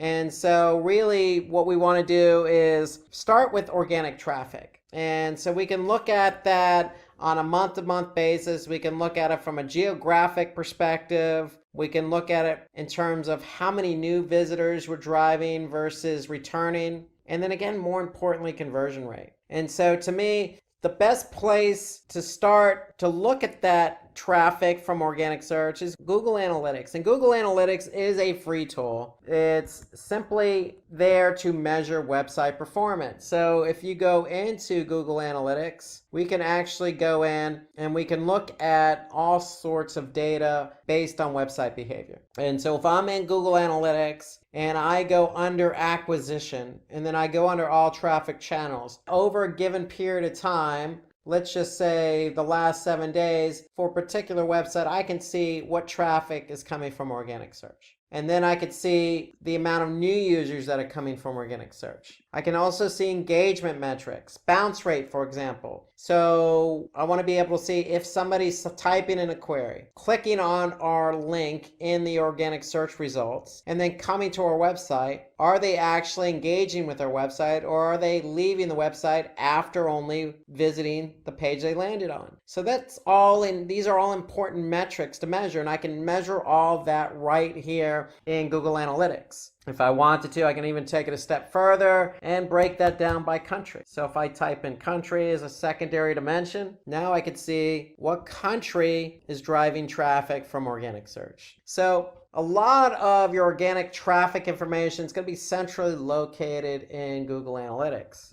So we also talked about mobile traffic. A majority of searches take place on mobile phones versus desktop. So Google basically is reporting that nearly 60% of searches now appear from mobile devices. And so if we go back to Google Analytics, we can also look at a mobile report. So if I go in Google Analytics under Audience, under Mobile Overview, I can see a breakdown of the amount of traffic coming from desktop versus tablet versus mobile. And so you'll find as time goes on that your mobile device is likely going to drive a majority of the traffic from organic search. And so you can compare device information with channel. So if I just type in channel in Google Analytics as a secondary dimension and look at the default channel groupings versus device category, I could see that mobile from organic search has driven traffic over the last 7 days. This is something you want to keep an eye on because a lot of people tend to begin their searches on mobile devices. So mobile ranking is different than desktop ranking because with mobile ranking, it's based on a responsive website. And with that responsive website, basically responsive being that the website's going to adapt to the mobile device. So it's going to respond to the device that somebody's on.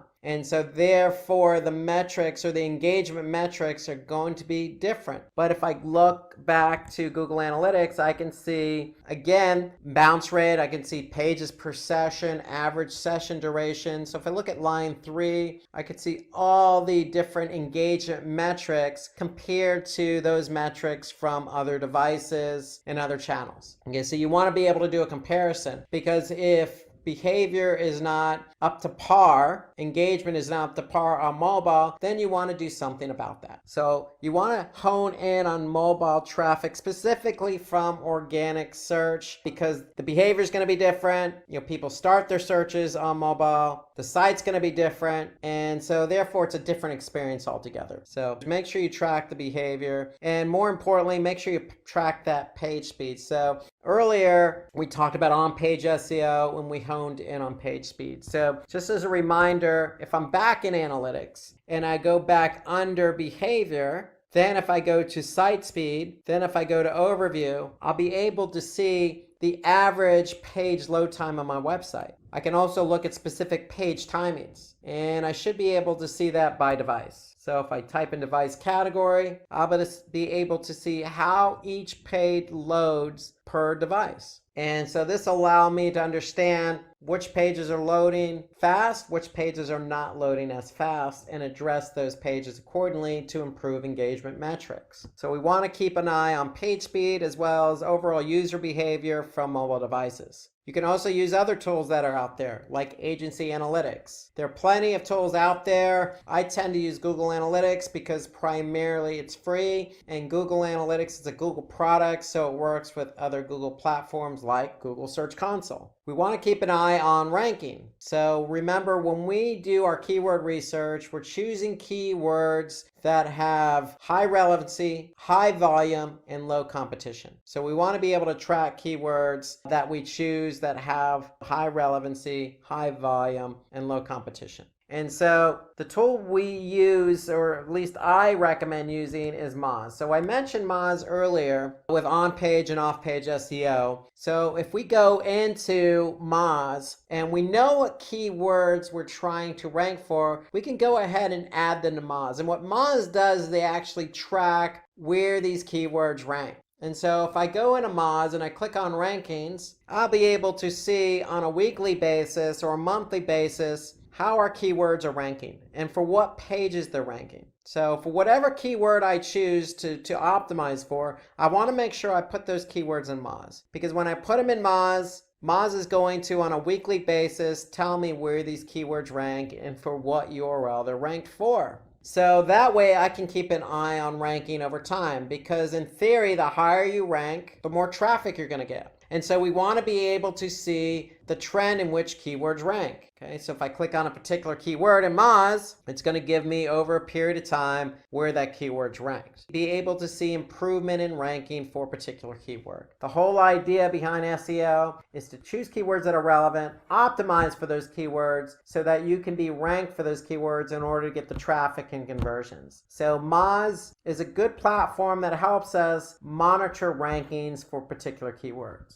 Now, if you don't want to use Moz, as an alternative, you can turn your attention to Google Search Console. And so remember, we talked about Google Search Console earlier when we talked about sitemaps. We also talked about mobile usability with Search Console. We also talked about links to your site with Google Search Console. So Google Search Console is a good tool to help you understand how you're performing with organic search. And so there's one tool in particular, which is Performance, that helps us understand what keyword queries people are actually typing into Google search. And so here I can see the actual query. And so with this particular website, valleyfig.com, I can see that dried fig recipes over the course of the last 3 months had 5,414 impressions. That means that one of my pages, either one or multiple pages, appeared in Google search engine results 5,414 times. And over the course of those 5,414 impressions, I received 1,100 clicks. So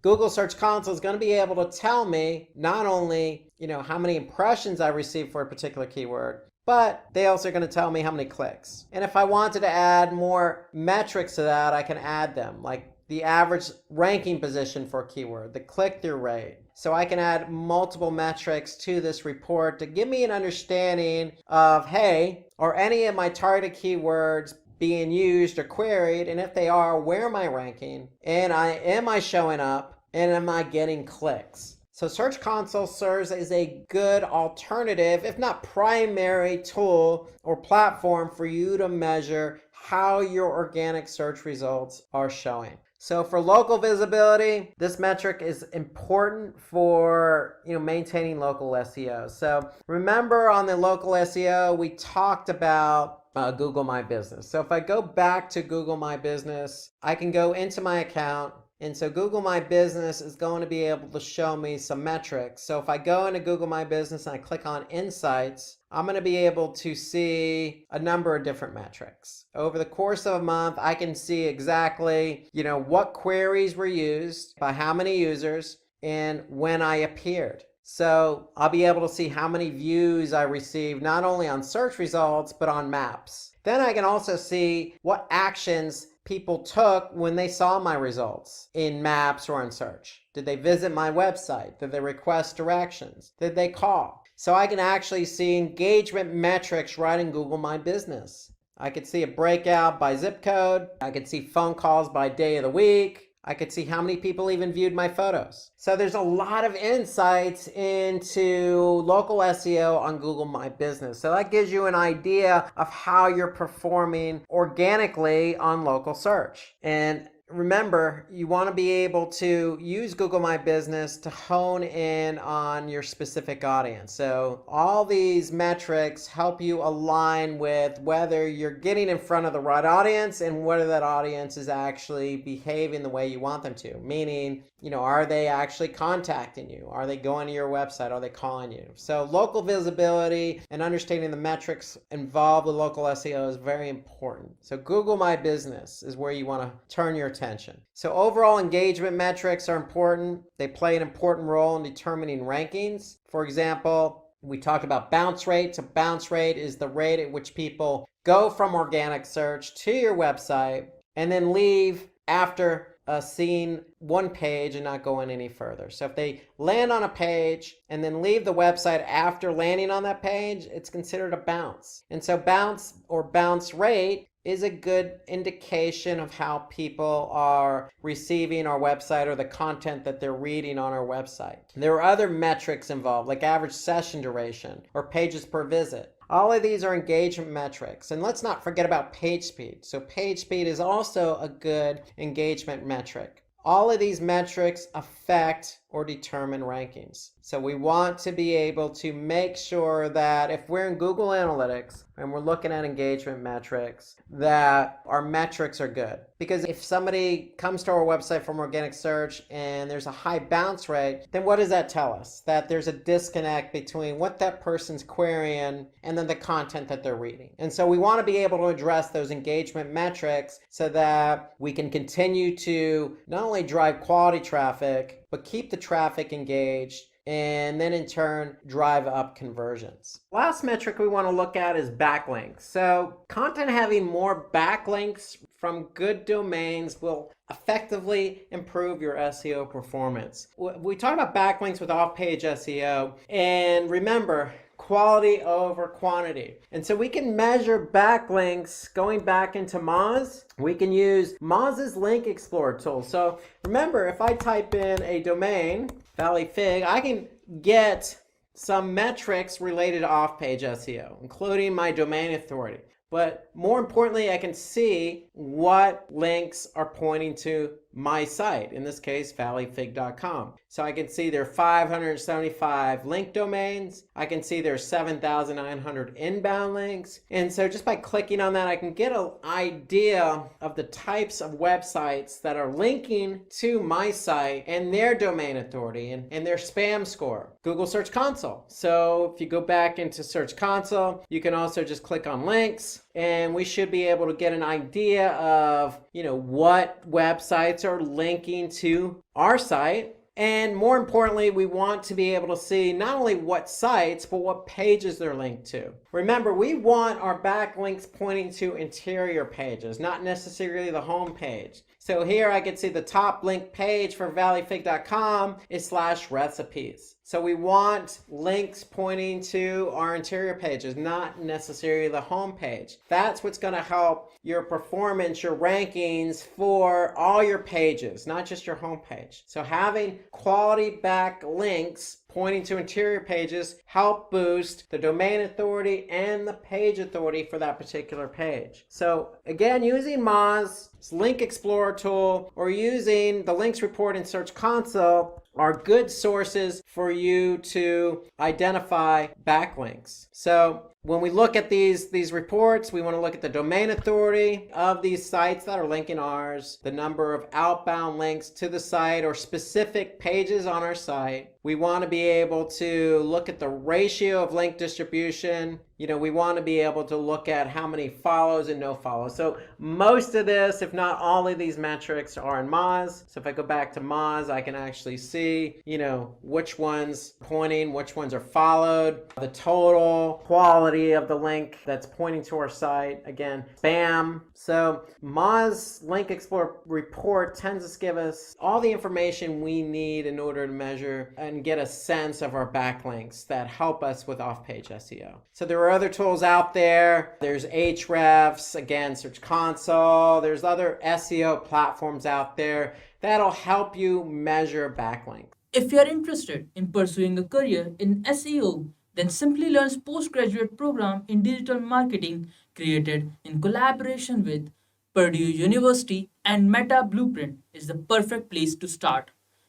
With this program, you will learn everything from the fundamentals of digital marketing to the latest trends and techniques used by top marketers worldwide.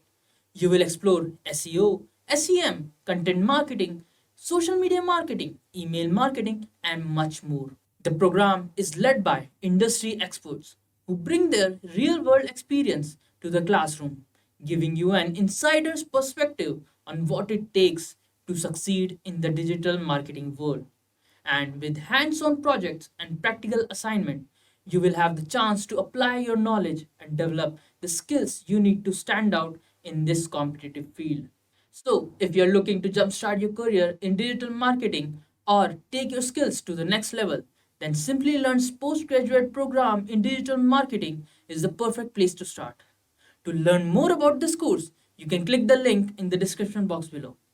Let's get started with keyword research. So basically what we want to do is center our keywords, just like our website. We want to center our keywords around, or our content around, good keywords. So the videos on YouTube are no different than the web pages on our website. So if we have somebody who states YouTube is the world's second most well-known engine, well, it is, because it's right behind Google. It's not a search engine per se, it's a video platform, but if it was a search engine, it'd probably be second right behind Google. So YouTube is pretty popular. Majority of people use YouTube search every day to watch videos on a number of different topics. So they can find these videos in Google, but because YouTube's so powerful and so popular, people go directly right into YouTube for their searches. And so the whole idea behind YouTube being the second most well-known search engine is centered around keywords. So if you have the right keywords for your video, then the chances of you ranking higher increases on YouTube. So we're going to share with you a few easy ways to do keyword research. This is the most important step in getting your videos to rank on YouTube.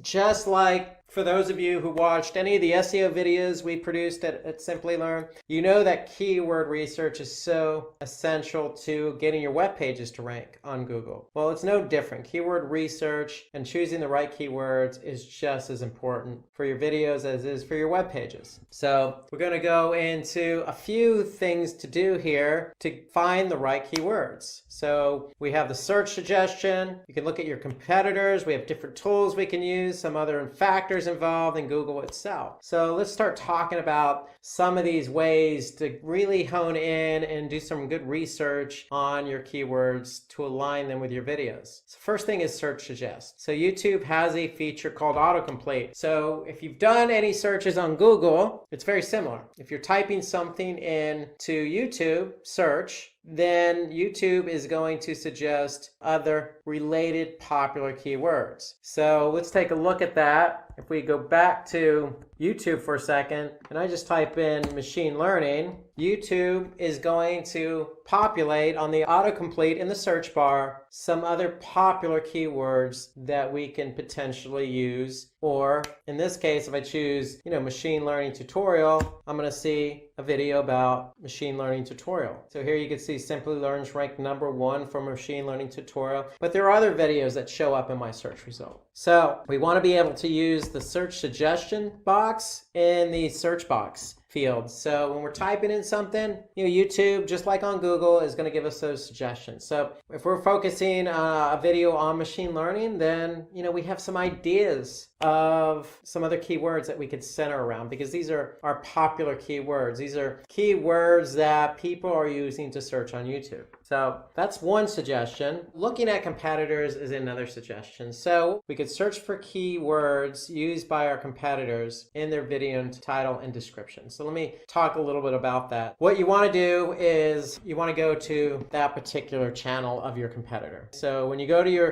particular competitor's YouTube channel, you want to be able to click on the videos tab. When you click on the videos tab, then you're going to sort by most popular, and then what you could do is see a list of videos, and then when you look at a list of videos, you're going to choose a video, and then what you're going to do then is take a look at the keywords used in the title and description. And then once you do that, you're going to have a list of keywords that you can use yourself for that video. So for example, let's go back to YouTube. So if I go to type in Simplilearn, here's their channel page just by clicking on Simplilearn. If I click on videos. Ever wonder if there's So now I can see all the videos. Ever wonder if there's an easier way? Go back. So here I can see all the videos, sort by most popular. Once I do that, then I could choose a video. This is the most popular video right now for Simplilearn. If I click on that video, it's automatically going to start playing. But what I could do is simply just look at, the content and description. So just by clicking show more, I can see all the content that align with this video. That's one way to do it, is simply by looking at your competitors. Now, what you could also do is look at the tags associated with the particular video. And so what you want to do is you want to look at the HTML. And so that means looking at the page source. So just like web pages, what YouTube does is they look at meta tags. So if you call from SEO,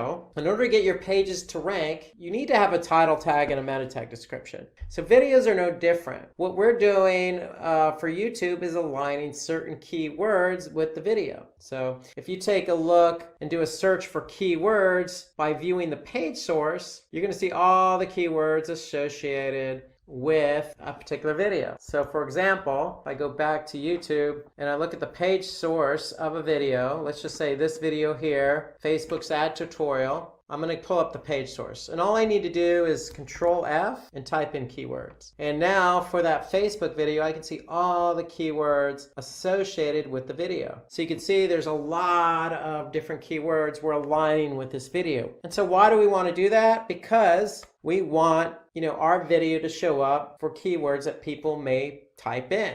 And so if you use that YouTube autocomplete, it's going to give you those ideas, those most popular keywords. So if they're related, align those keywords with the video. So here you can see Facebook marketing, Facebook ad strategy, Facebook ads for beginners, so forth and so on. So there's a lot of keywords we've aligned here with that particular video. And again, all you need to do is look at the page source. So right-clicking, view page source, do a Control F for keywords, and you'll be able to see the keywords aligned. So you could do that for your competitors' videos as well. So you could see what keywords your competitors using for a video that's most popular for their channel and is also ranking on YouTube and on Google. So using the autocomplete gives you those keyword ideas. Looking at your competitors' videos also gives you some other ideas for keywords that you can align with a video that's relevant that you want to rank for. So let's look at some other ideas here. So you can install plugins, and there are plenty of plugins available on the Chrome browser that will help you see the video tags associated with a particular video. So a couple of examples are vidIQ and TubeBuddy. Those are extensions that work in Chrome, and what they do is they give you the exact tags that a particular video is using. So for example, if I go back here and I look at a video on YouTube, let's just say the machine learning basics video, I have vidIQ installed on my Chrome browser. So just by clicking on that, vidIQ is going to give me a lot of information about that video. They're just going to give me an overview of their particular metrics. They're going to give me some other information associated with Facebook, some engagement metrics. Really what I'm interested in is those keywords. So if I scroll down a bit, here I can see the video tags associated with the machine learning basics video. So vidIQ is telling me is these keywords are associated with this video. And not only does it show me what keywords are associated, I can also see where they rank. So for machine learning basics, this particular video ranks #1. If I go down, I could see what is machine learning and how does it work. I could see it's ranked #2. Here I could see machine learning algorithms, it's ranked #9. So I can get some ideas of the types of keywords that are being used as tags for that video. Further down, I can also see some channel tags. But really, this is the video tags are the ideal place I want to be able to look to get an idea of the types of keywords that are associated with the video that are also ranking or not ranking. So that's another way for you to really get an understanding of what keywords to use with the particular video. So autocomplete, you can look at the page source of a competitor's video, or you can use a Chrome extension. In this case, I'm using vidIQ to give me some information about the video tags for a particular video. So according to an industry study, using keywords and video tags will help you rank well on YouTube. So you have to use keywords and video tags if you want your video to rank. There's been a lot of studies. YouTube is so popular and videos are so prominent in today's world where if you have videos and you're going to upload them to YouTube, then associate the right keywords with those videos. So some important factors when we look at keywords. What we want to do is look at search volume, we want to look at competition, we want to look at relevancy, we want to look at the primary and secondary keywords that we want to use. So well-chosen keywords will help you rank. So we just gave you some ideas on how to do some keyword research. Again,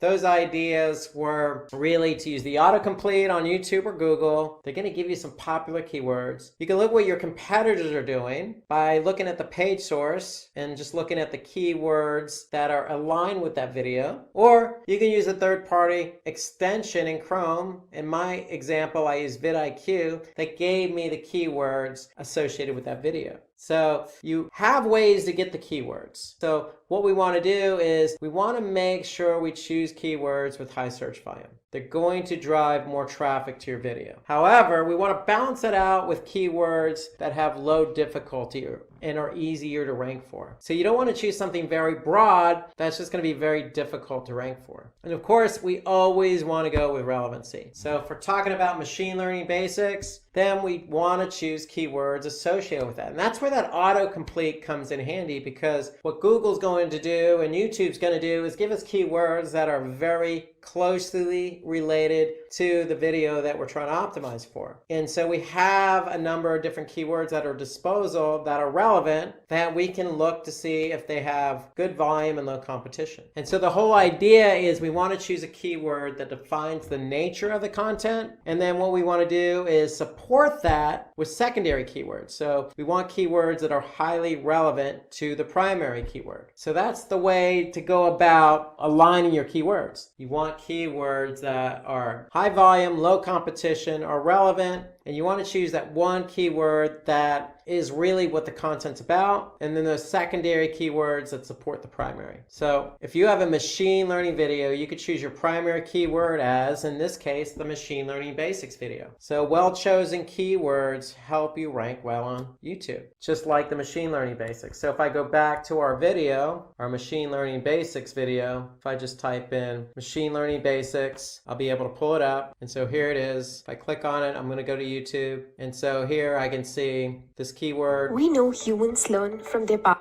Is well aligned because it's in the title, it's in the copy, and it's aligned as a keyword tagged with the video. So we know that that keyword has good volume, low competition, is relevant because that's what the video is about, the basics of machine learning. It's an introduction to machine learning. So instead of honing in on just introduction to machine learning, primary keyword is machine learning basics. And then we supported that video with those secondary keywords. What is machine learning? Because somebody who doesn't know what machine learning is probably going to type in that keyword. And then introduction to machine learning is a good secondary keyword because it's explaining the basics of what machine learning is all about. So primary keyword, machine learning basic, secondary keywords, what is machine learning, and introduction to machine learning. So that's the whole idea behind choosing keywords. You want that keyword that really is going to define the content and then support that with those secondary keywords. So remember, when you're performing your keyword research, choose keywords for your videos that Google shows on the video results page. So what I mean by that is your video can get more views if you rank on Google as well. So the whole idea is not necessarily to be found on YouTube, it's also to be found on Google. So if I go back to Google and I just type in data science for beginners and I type in videos, then you could see we're ranked #1.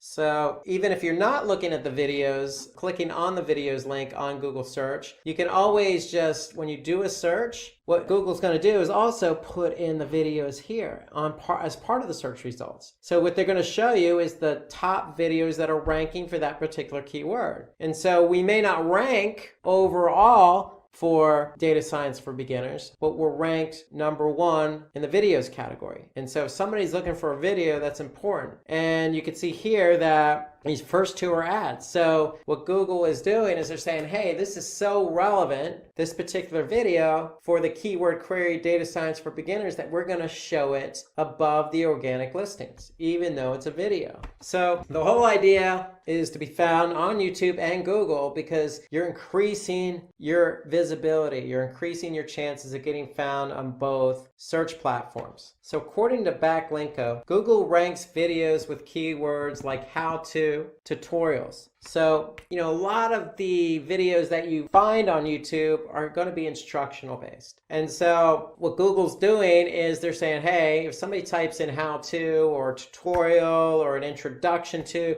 anything that's going to signal to Google that it's instructional, it's going to help you rank. So when you search for machine learning tutorial or how to become a machine learning engineer, you're going to get results related to that. Because if you look at these examples, we have machine learning tutorial in our title, or how to become a machine learning engineer. So keep that in mind. If you're creating a video and it's educational in nature, use those key terms like how to and tutorials in the video title, because that will help you rank. So let's move over now to video title. So we want to use our target keyword in the title of the video. And again, we want to make sure if it's educational, intentional to include that keyword tutorial or how to. So for every video title, YouTube has a limit of 100 characters. So we really have to pick and choose really wisely. So if we look at the video that we were focusing on a couple of minutes ago, so machine learning basics, here we could see under 100 characters, we have machine learning basics, what is machine learning, introduction to machine learning, and then the brand name. So that is the title of this particular video. So it takes into account the primary keyword, the secondary keywords, and the title. And it also includes that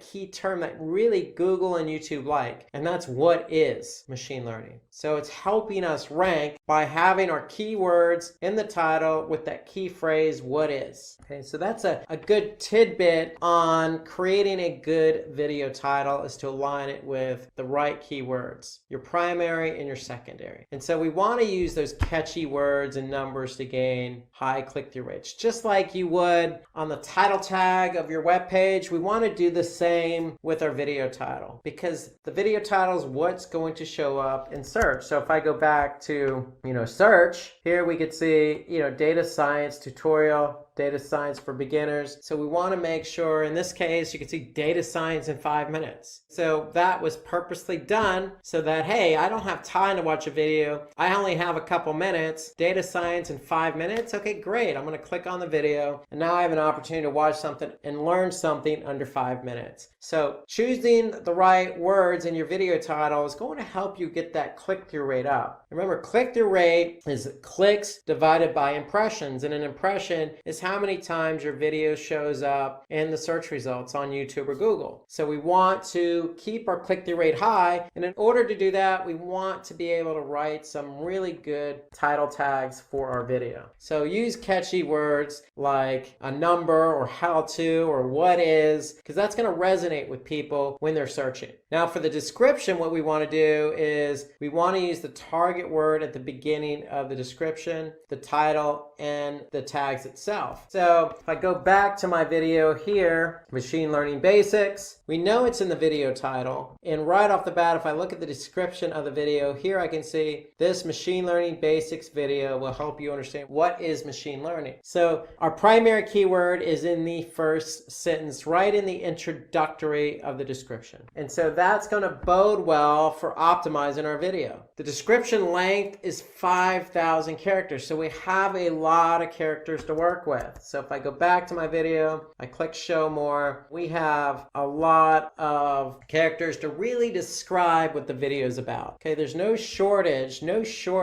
of including keywords into the content. So you have 5,000 characters. Go ahead and see if you can work in naturally your keywords. But one of the key tips here is just make sure that first sentence starts out with that keyword. That's a good tip. Of course, you always want to make it sound natural as possible. You don't want to stuff it with keywords. At the same time, work them in naturally. Work in your keywords naturally. And then include hashtags in your description to help the audience find your video easily. So if I go back here, we want to be able to include hashtags. So hashtags, it's like anything else you would use on social media. It just signals to the end user, hey, this is what the video is all about. And if I go ahead and type in that keyword, then our video has a better chance because it's aligned with that hashtag. And then there's target keywords and LSI keywords, latent semantic indexing keywords. We want to be able to use those keywords as target keywords with our video. So if you recall the example I gave a few minutes ago, we used the Facebook ads tutorial as our example. Here I could see all the target keywords associated with that particular video. So don't be afraid to use those LSI related keywords, meaning keywords that are related to the content. Use them as target keywords with the video. So between your LSI keywords, target keywords,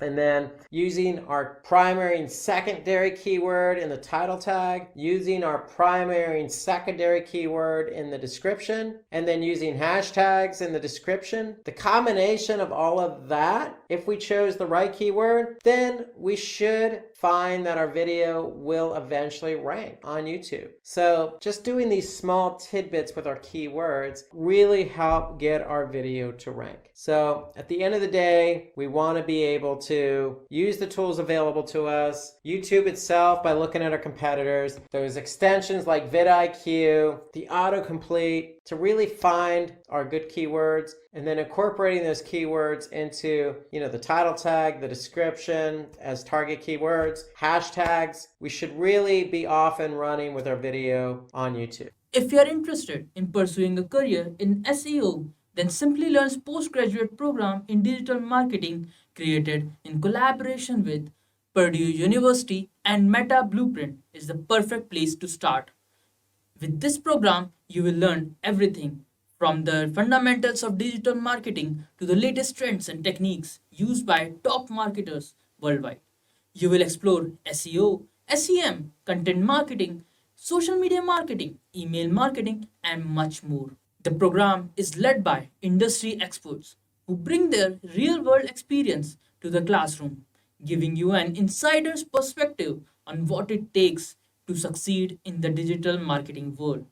And with hands-on projects and practical assignment, you will have the chance to apply your knowledge and develop the skills you need to stand out in this competitive field. So, if you're looking to jumpstart your career in digital marketing or take your skills to the next level, then Simplilearn's postgraduate program in digital marketing is the perfect place to start. To learn more about this course, you can click the link in the description box below. So at Simplilearn, if I go to YouTube and I just type in machine learning, you can see we're right here is the first organic video on YouTube for machine learning. If I jump over to Google and I type in machine learning basics, you can see we're number one for machine learning basics under videos. If I click on all, we're also ranked here as well under the video section on organic search results. Another example, data science for beginners. We ranked number one for that. If I look at another keyword, data science interview questions, okay, we'll rank number 2 for that. So we're ranking for a lot of videos. And why are we ranking for a lot of different content and videos on Google search and on YouTube? Well, we put a lot of work in behind the scenes of creating the video, and that's what we want to show you. So part of that has a lot to do with how our audience engages and sees our video. So for example, we're looking at the machine learning basics video here. And we can see that it has over 221,000 subscribers for this video, 234,000 views. We've had over 2,000 people like the video, and we have had over 270 plus comment on the video. So when we get our videos to rank, then we can see there's a lot of engagement. And so that's the whole idea, is when you do a video and you want it to show up on YouTube, you want people to enjoy it, you want people to share it, you want people to like it, you want people to comment on it. And that's part of the whole ecosystem of YouTube. It's, we're going to show you behind the scenes of what it takes to get your videos to rank. And then we're going to show you some of the metrics involved with some of these videos to help you stay ranking. So without further ado, let's go into how to get your videos to rank on YouTube. So we're going to talk about keyword research for YouTube. We're going to talk about some ways to create high quality videos. So the importance of user engagement, just as I showed you with the machine learning basics video, all the shares, all the commenting, all the views and subscriptions. Then we're going to get into how to promote your content. And then we're going to just review a little checklist for you and sum it all up. So let's get started with keyword research. So basically what we want to do is center our keywords, just like our website. We want to center our keywords around, or our content around, good keywords. So the videos on YouTube are no different than the web pages on our website. So if we have somebody who states YouTube is the world's second most well-known engine, well, it is, because it's right behind Google. It's not a search engine per se, it's a video platform, but if it was a search engine, it'd probably be second right behind Google. So YouTube is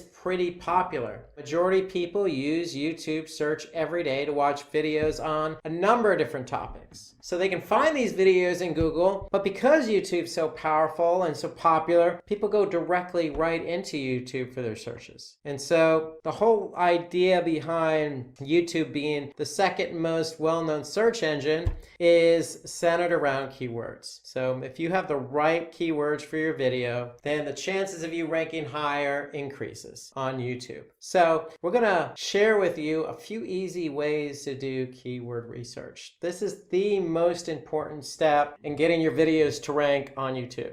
Just like for those of you who watched any of the SEO videos we produced at Simplilearn, you know that keyword research is so essential to getting your web pages to rank on Google. Well, it's no different. Keyword research and choosing the right keywords is just as important for your videos as it is for your web pages. So we're going to go into a few things to do here to find the right keywords. So we have the search suggestion. You can look at your competitors. We have different tools we can use, some other factors involved in Google itself. So let's start talking about some of these ways to really hone in and do some good research on your keywords to align them with your videos. So first thing is search suggest. So YouTube has a feature called autocomplete. So if you've done any searches on Google, it's very similar. If you're typing something into YouTube search, then YouTube is going to suggest other related popular keywords. So let's take a look at that. If we go back to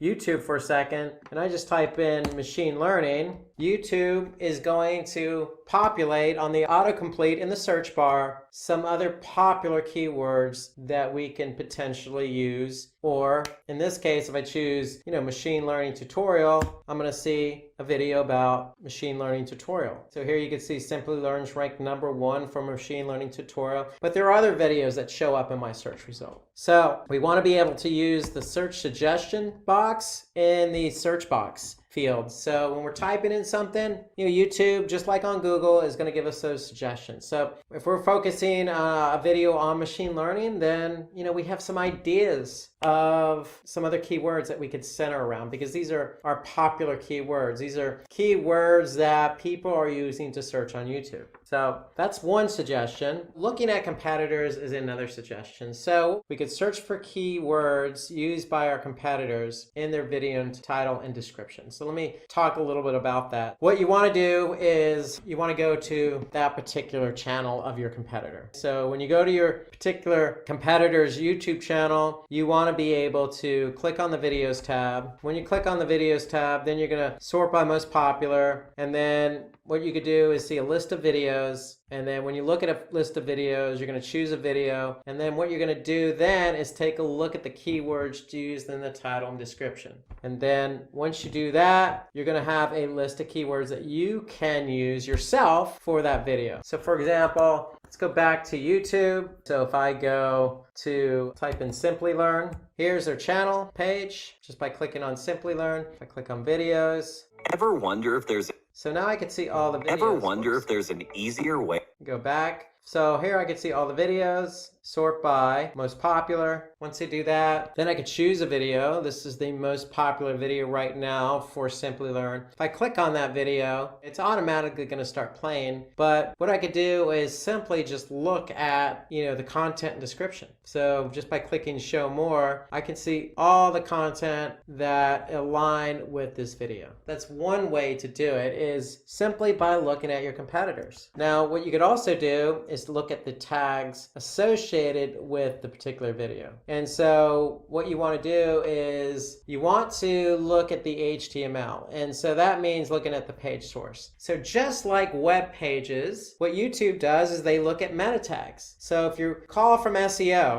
in order to get your pages to rank, you need to have a title tag and a meta tag description. So videos are no different. What we're doing for YouTube is aligning certain keywords with the video. So if you take a look and do a search for keywords by viewing the page source, you're going to see all the keywords associated with a particular video. So for example, if I go back to YouTube and I look at the page source of a video, let's just say this video here, Facebook's ad tutorial. I'm going to pull up the page source. And all I need to do is Control F and type in keywords. And now for that Facebook video, I can see all the keywords associated with the video. So you can see there's a lot of different keywords we're aligning with this video. And so why do we want to do that? Because we want, our video to show up for keywords that people may type in.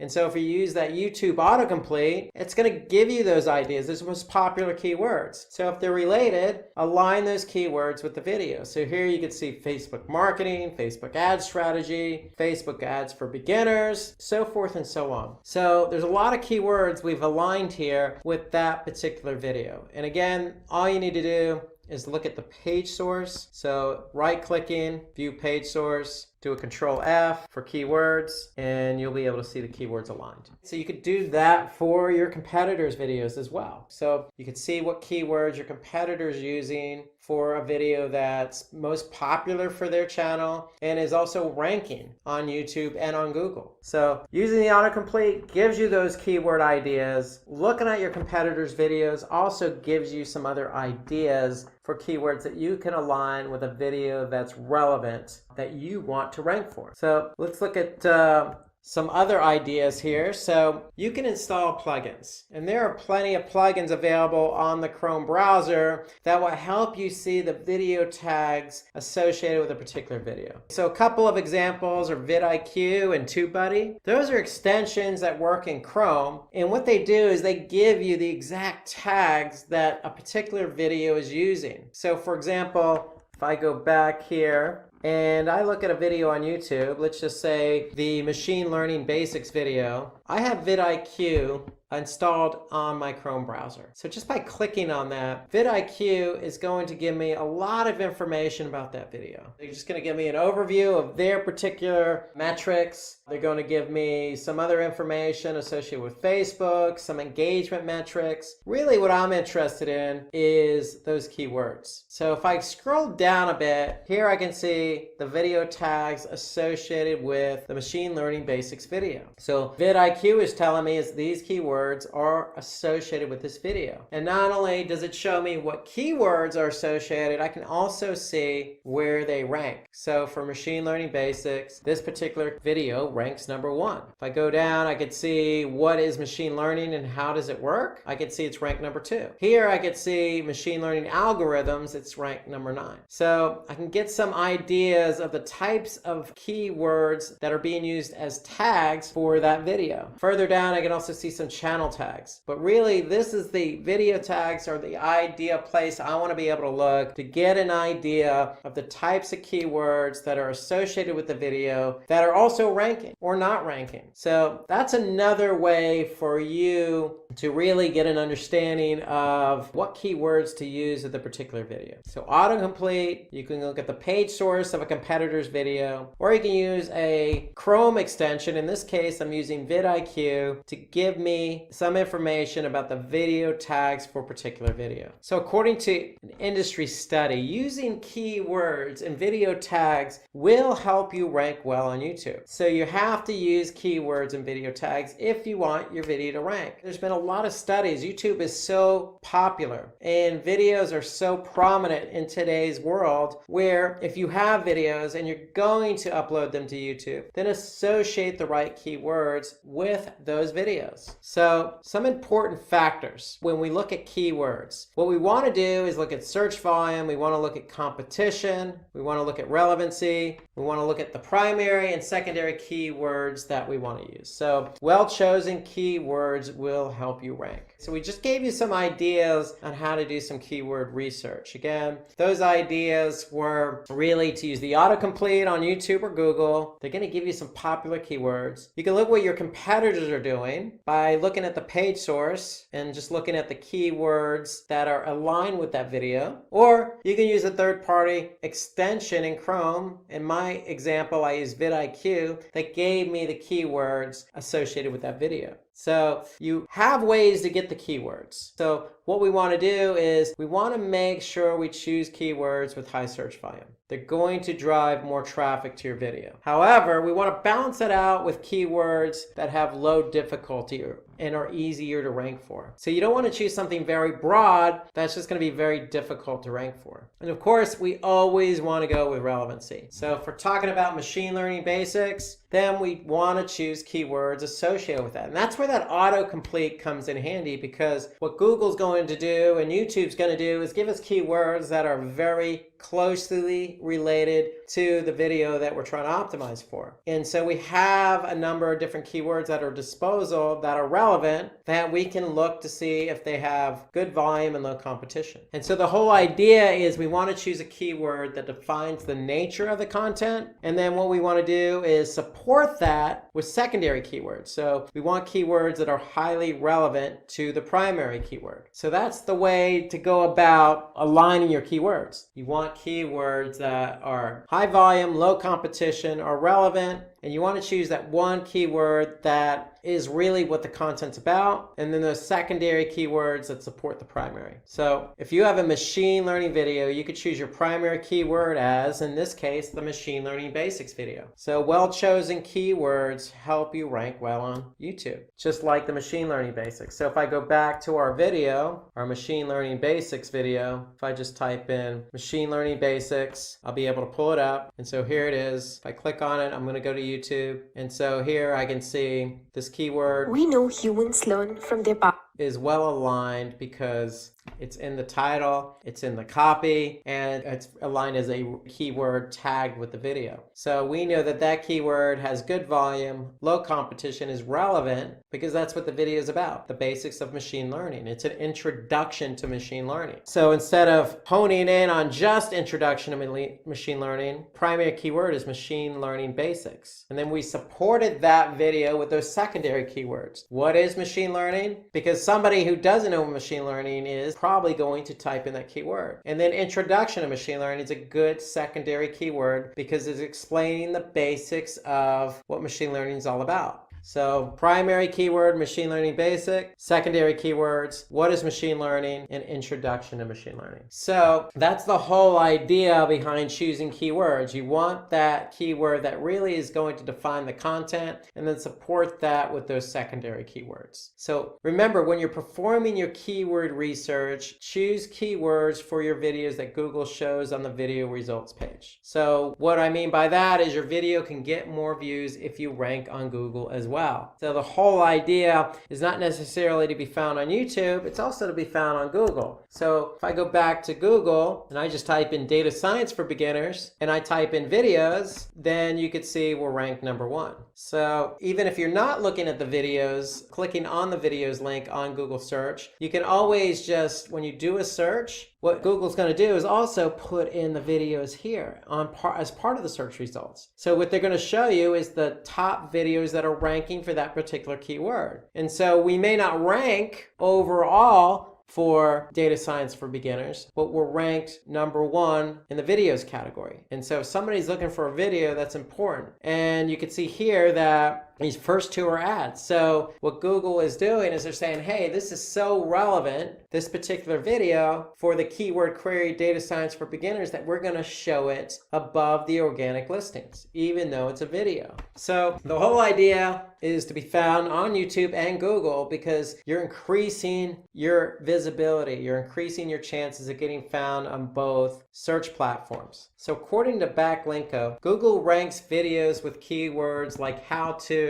tutorials. So, a lot of the videos that you find on YouTube are going to be instructional based. And so what Google's doing is they're saying, hey, if somebody types in how to or tutorial or an introduction to, anything that's going to signal to Google that it's instructional, it's going to help you rank. So when you search for machine learning tutorial or how to become a machine learning engineer, you're going to get results related to that. Because if you look at these examples, we have machine learning tutorial in our title, or how to become a machine learning engineer. So keep that in mind. If you're creating a video and it's educational in nature, use those key terms like how to and tutorials in the video title, because that will help you rank. So let's move over now to video title. So we want to use our target keyword in the title of the video. And again, we want to make sure if it's educational to include that keyword tutorial or how to. So for every video title, YouTube has a limit of 100 characters. So we really have to pick and choose really wisely. So if we look at the video that we were focusing on a couple of minutes ago, so machine learning basics, here we could see under 100 characters, we have machine learning basics, what is machine learning, introduction to machine learning, and then the brand name. So that is the title of this particular video. So it takes into account the primary keyword, the secondary keywords, and the title. And it also includes that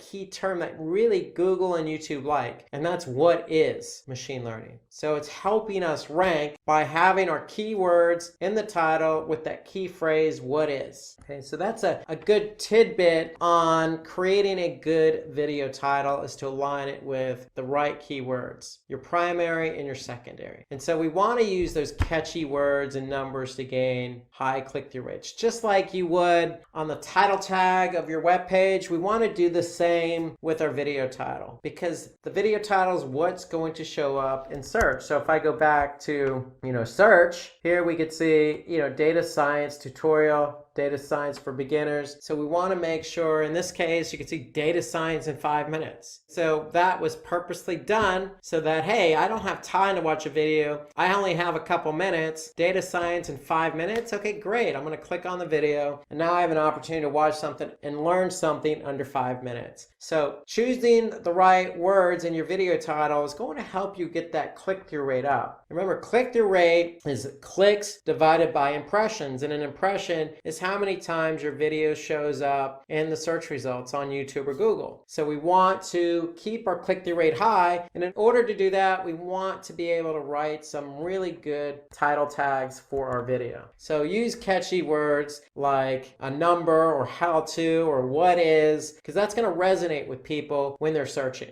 Now for the description, what we want to do is we want to use the target word at the beginning of the description, the title, and the tags itself. So if I go back to my video here, machine learning basics, we know it's in the video title. And right off the bat, if I look at the description of the video here, I can see this machine learning basics video will help you understand what is machine learning. So our primary keyword is in the first sentence, right in the introductory of the description. And so that's going to bode well for optimizing our video. The description length is 5,000 characters. So we have a lot of characters to work with. So if I go back to my video, I click show more, we have a lot of characters to really describe what the video is about. Okay, there's no shortage of including keywords into the content. So you have 5,000 characters. Go ahead and see if you can work in naturally your keywords. But one of the key tips here is just make sure that first sentence starts out with that keyword. That's a good tip. Of course, you always want to make it sound natural as possible. You don't want to stuff it with keywords. At the same time, work them in naturally. Work in your keywords naturally. And then include hashtags in your description to help the audience find your video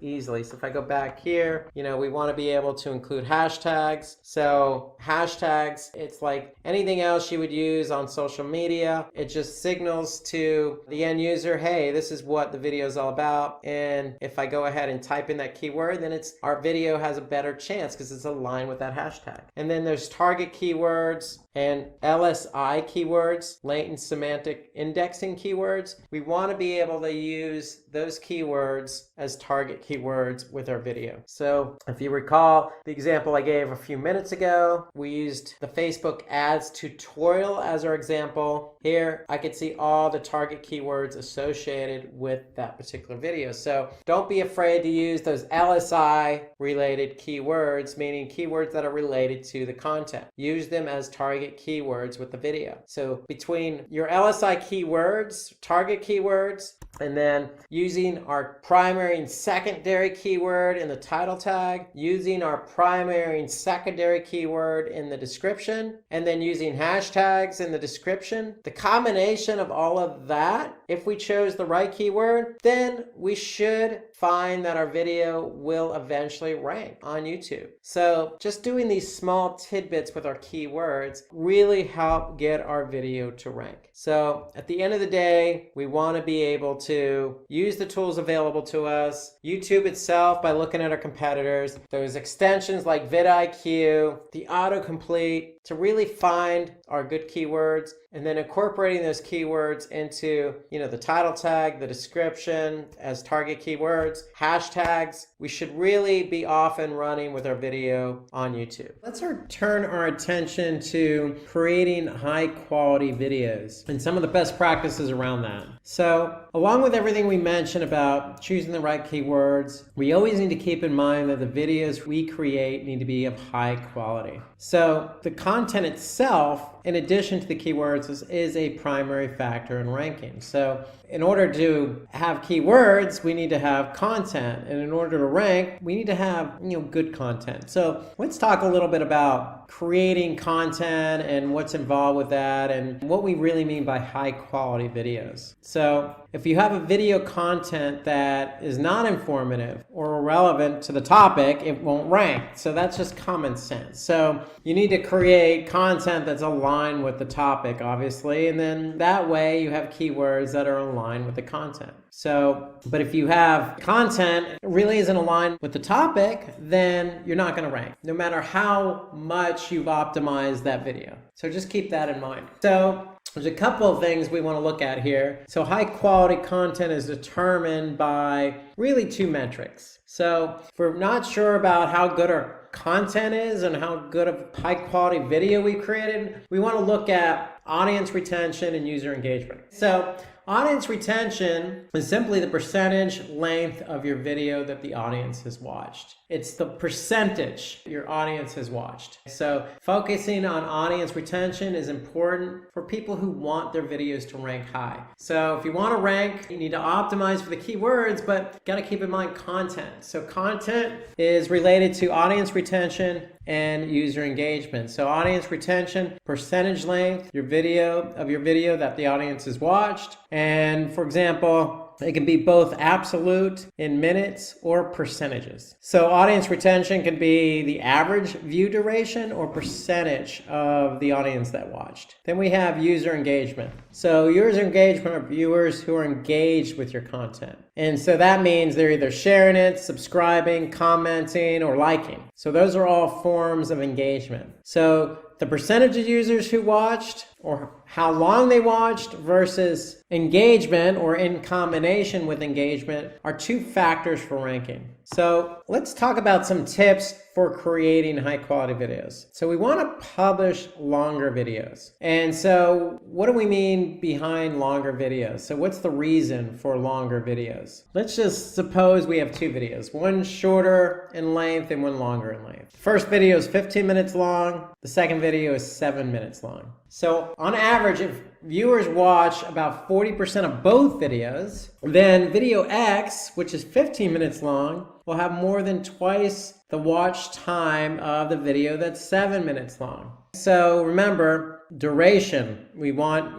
people to watch our videos longer. So if the video is longer in length, if it's 40%, then it's going to have a longer audience engagement, audience retention. So that's one of the reasons, from a metric standpoint. So even when viewers watch, both videos, the time is going to differ. So we want to take into account longer videos for primarily that reason, is because, it gives an end user an opportunity to watch the video longer, and then it's going to help us rank our videos longer. So when we talk about watch time, so if one video has higher watch time than the other, watch time is just the number of views times the average view duration. So another tip is we want to plan our video script. So we want to keep the content organized. My recommendation is, create an outline first. And once you create an outline of how the video is going to flow, then start populating with content. And so to me, that's how you can keep the flow organized,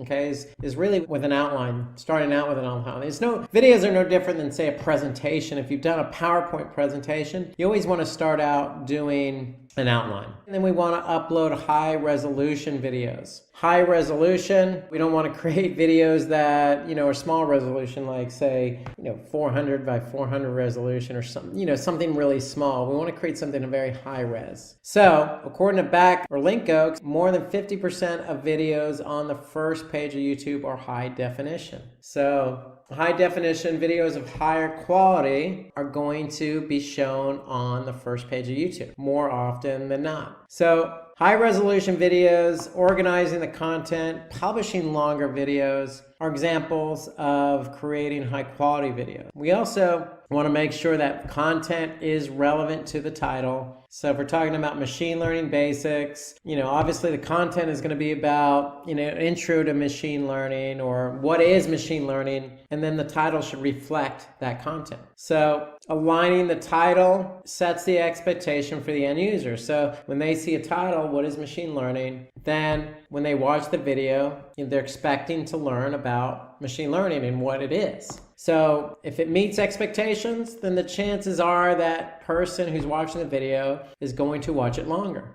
And that means it's going to fulfill the viewer's requirements. And when you align everything accordingly, keywords, titles, content, then at the end of the day, the user is going to watch it. And the more they watch it, the higher the engagement. The higher the engagement, the better chance you have to rank. Some other tips that you could use to create high quality videos. So we want to be able to, use examples to clarify our content. So, don't be afraid to go into another screen like I am. If I'm talking about videos, jump into the machine learning basics video, which I've done throughout this session. I can simply do that by keeping the user engaged. Here, this video is about machine learning basics. Well, the title's aligned with the video. We made sure that we have a nice description about what the video is about, and we're aligning the expectations. So not only that, I'm showing you an example within the video itself. So we want to use examples throughout your video to keep the user engaged. It will also help clarify what you're trying to express in the video itself. So we want to make it visually appealing. So visually appealing means imagery or examples in the video. And then when we talk about imagery, you want to use good images in your video. So use public domain sites that are available to you, like Shutterstock or Flat Icon. There are plenty of those sites out there. So feel free to use any one of those sites to use high quality images in your video. Give more information to your audience. Giving maximum relevant information can help gain more views. And so when we talk about more information, again, it goes back to, the examples you use. Should be no shortage of examples. Here, description, use all 5,000 characters at your disposal. Imagery, we want to build up as much information as you can in the video itself to keep the end user, the viewer, engaged. We also want to create original content. So always create original content. You could certainly get ideas from YouTube. If you want to create a video about machine learning, see what else has already been done. Do searches on YouTube itself. But, when you're going to create a video, you can create another video about what is machine learning, but just make sure it has your own take on it. You're the subject matter expert when creating the video. Create it with your own original content. Have high audio quality and video effects. So just like you see here on this video, we have effects in it, and the audio is of high quality, meaning no background noise, no distortion, and we want to be able to speak clearly in the video. So you want to speak clearly, loudly, concise, just as I'm trying to do now, so that you can understand what I'm trying to say, or what the viewer's trying to understand when they're watching the video. So watching and listening are two of the components, and you want to make sure both of are high quality. Avoid distractions. We don't want to pause. You don't want to ramble on a particular point too long. We want to keep users engaged. So you always want to move from one point to the other. Intermix it with examples. Those are ways to keep the users engaged. We want to include transcripts or subtitles. for your video. So transcripts is just more content that's aligned with the video, and the search engines will be able to pick up that content and help your video rank. So to me, that's a key component to creating a good video, is having the necessary content to go along with the video. That outline I referenced earlier in terms of organization, you always want to have a content outline. So what topics are you going to cover in the video? That's why you need the outline, to point that out, confirm that before you actually start creating the video. Okay, focus on the initial 15 seconds. So that's key. Somebody's going to click the play button of your video, and if you don't catch them in the first 15 seconds, then they're likely going to pause the video or just go ahead and close it out altogether. So you want to be able to capture somebody's attention right off the bat. And even before they click on that play button, you want to make sure, again, you're exceeding expectations. That title is aligned with the content. So in your first 15 seconds, it basically needs to be catchy, but also setting the expectation of what the user is expecting. So in this example here, we want to pay close attention to the first 15 seconds. That's when viewers are most likely to drop off. So we can look at audience retention in YouTube. So use the options above the graph to view absolute audience retention or relative audience retention. So audience retention is basically how many views a video received and the percentage of the total number of video views. And that includes every moment of the video as a percentage. So we'll show you an example of what that looks like. So here, if we go to the machine learning basics video, we can look at the audience retention report. And this is, since it's been uploaded, the lifetime audience retention. So here we can see a nice graph, the percentage of people who viewed it and how long they viewed it. So in percentage. So here, for example, I can see, 43, 44% watched the video for at least 2 minutes. Here I can see 28.6% watched it for 6 minutes plus. So that's the audience retention. It gives us an idea in terms of percentage, how many people or percentage of people watch the video at what length. So that's audience retention. So we want to keep that number high at the very initial stage of the video. And we want to keep it high throughout, and that's why you always want to create high quality content, using those examples, using imagery, making it organized content, not pausing, going from one point to the other. Those are all best practices to keep the viewer engaged. And then we want to add resources from well-known sites. So throughout this video, we've used Backlinko. There are other sources we've used. So if you have a source, go ahead and put it in your video to add credibility. And then we want to use cards to your video. So this cards is basically a feature that recommends relevant videos to your audience. So in addition to machine learning basics, there could be other videos about machine learning that we can recommend, or YouTube can recommend to the audience. To set up end screens, you want to make sure that with end screens, you can use relevant videos to your audience towards the end of your video. So you can recommend relevant videos towards the end of your video. You can also create playlists. So this is a feature that keeps your audience engaged with relevant content by auto playing the next video. So if you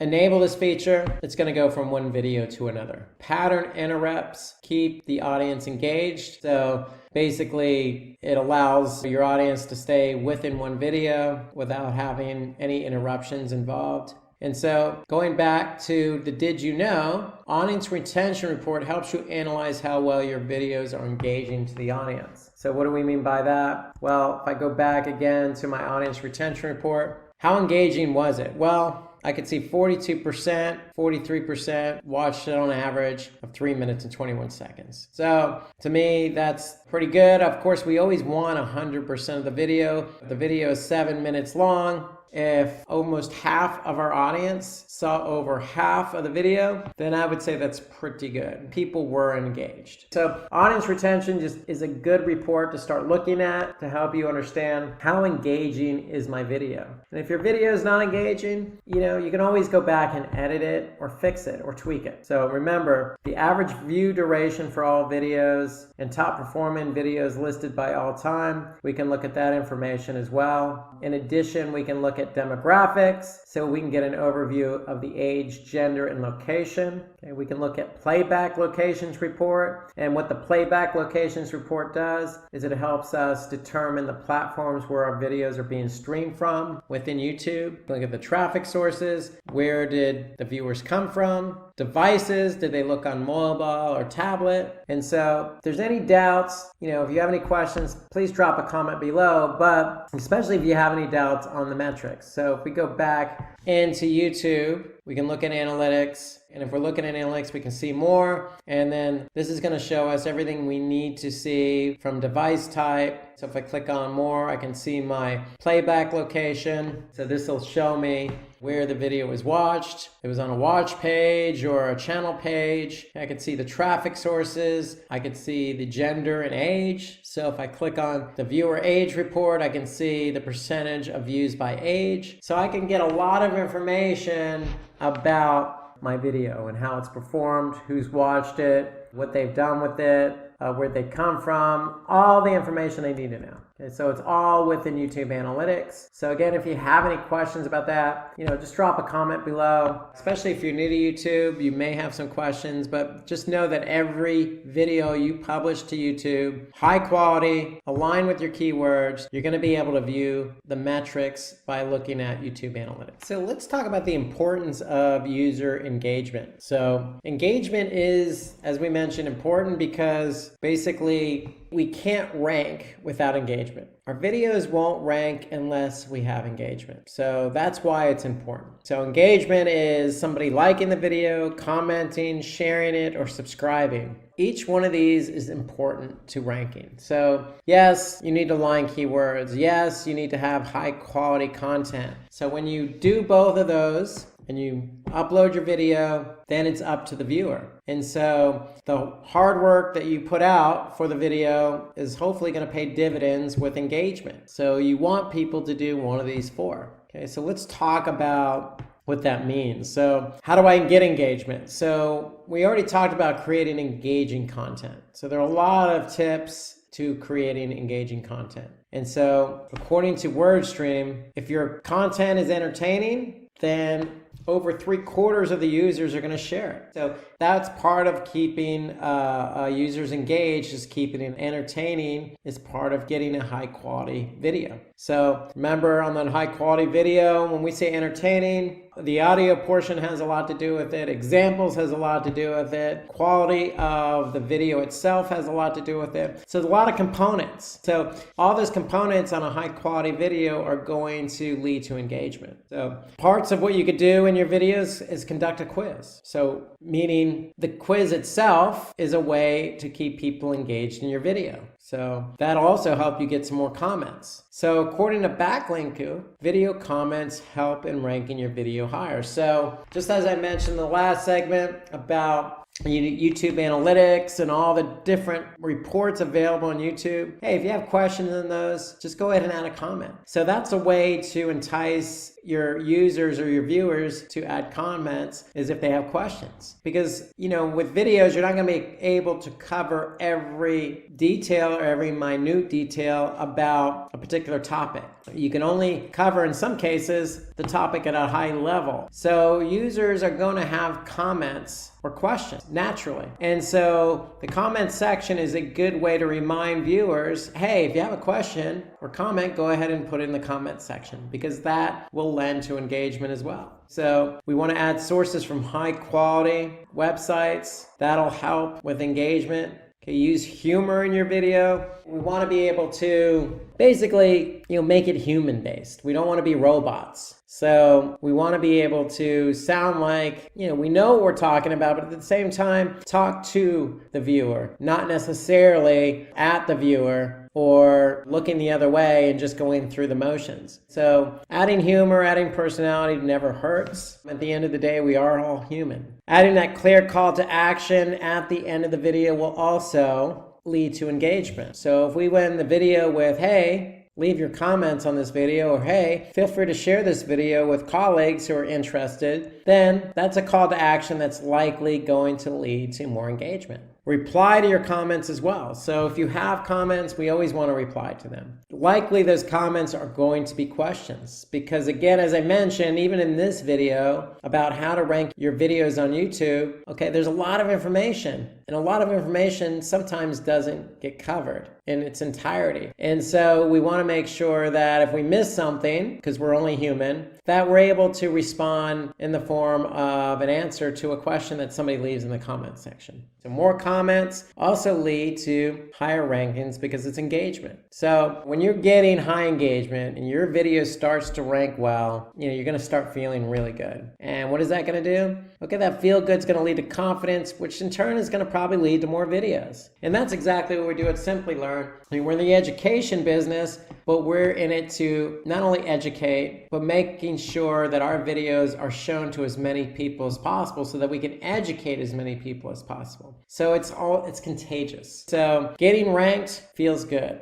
And then once you get ranked, then you probably have good engagement. Okay, let's talk about how to promote your content. So once you've done all the hard work, getting your video done, high quality content, optimized with keywords, and then published to YouTube, we want to let everybody in the world know about it, right? So we want to promote it. We've done all the work. We want to promote it now. So is it necessary to promote it? I would say yes, because once your video is published, you want to reach out. You want to reach out to your audience, not necessarily on YouTube, but on different platforms. So if you're active on Facebook or Twitter, that's an opportunity for you to post or tweet something about the new video. So when we say different platforms, I am talking about, social media platforms. So it depends on what you're active on. So if you're active on Facebook, go ahead and post something. If you're active on Twitter, go ahead and tweet something. It could be, on LinkedIn group. If you're part of a LinkedIn group about, machine learning, then go ahead and post something to that group to promote the video. So that's going to help drive traffic to the video and then help with engagement. So we want to engage with our audience on those social media sites. So it really depends on what you're active on. So if you have a large following on Twitter, then go ahead and share that YouTube video link on Twitter with the tweet that's going to drive traffic from Twitter to YouTube. Remember, you're going to be able to see audience engagement or retention by getting people to watch the video. So you're going to be able to see right away by promoting the video and driving traffic to the video how engaging it is. And remember, the more people you have watch the video, the more engaging it becomes, the better it's going to rank. So it's an ecosystem, and promoting your content is part of that ecosystem.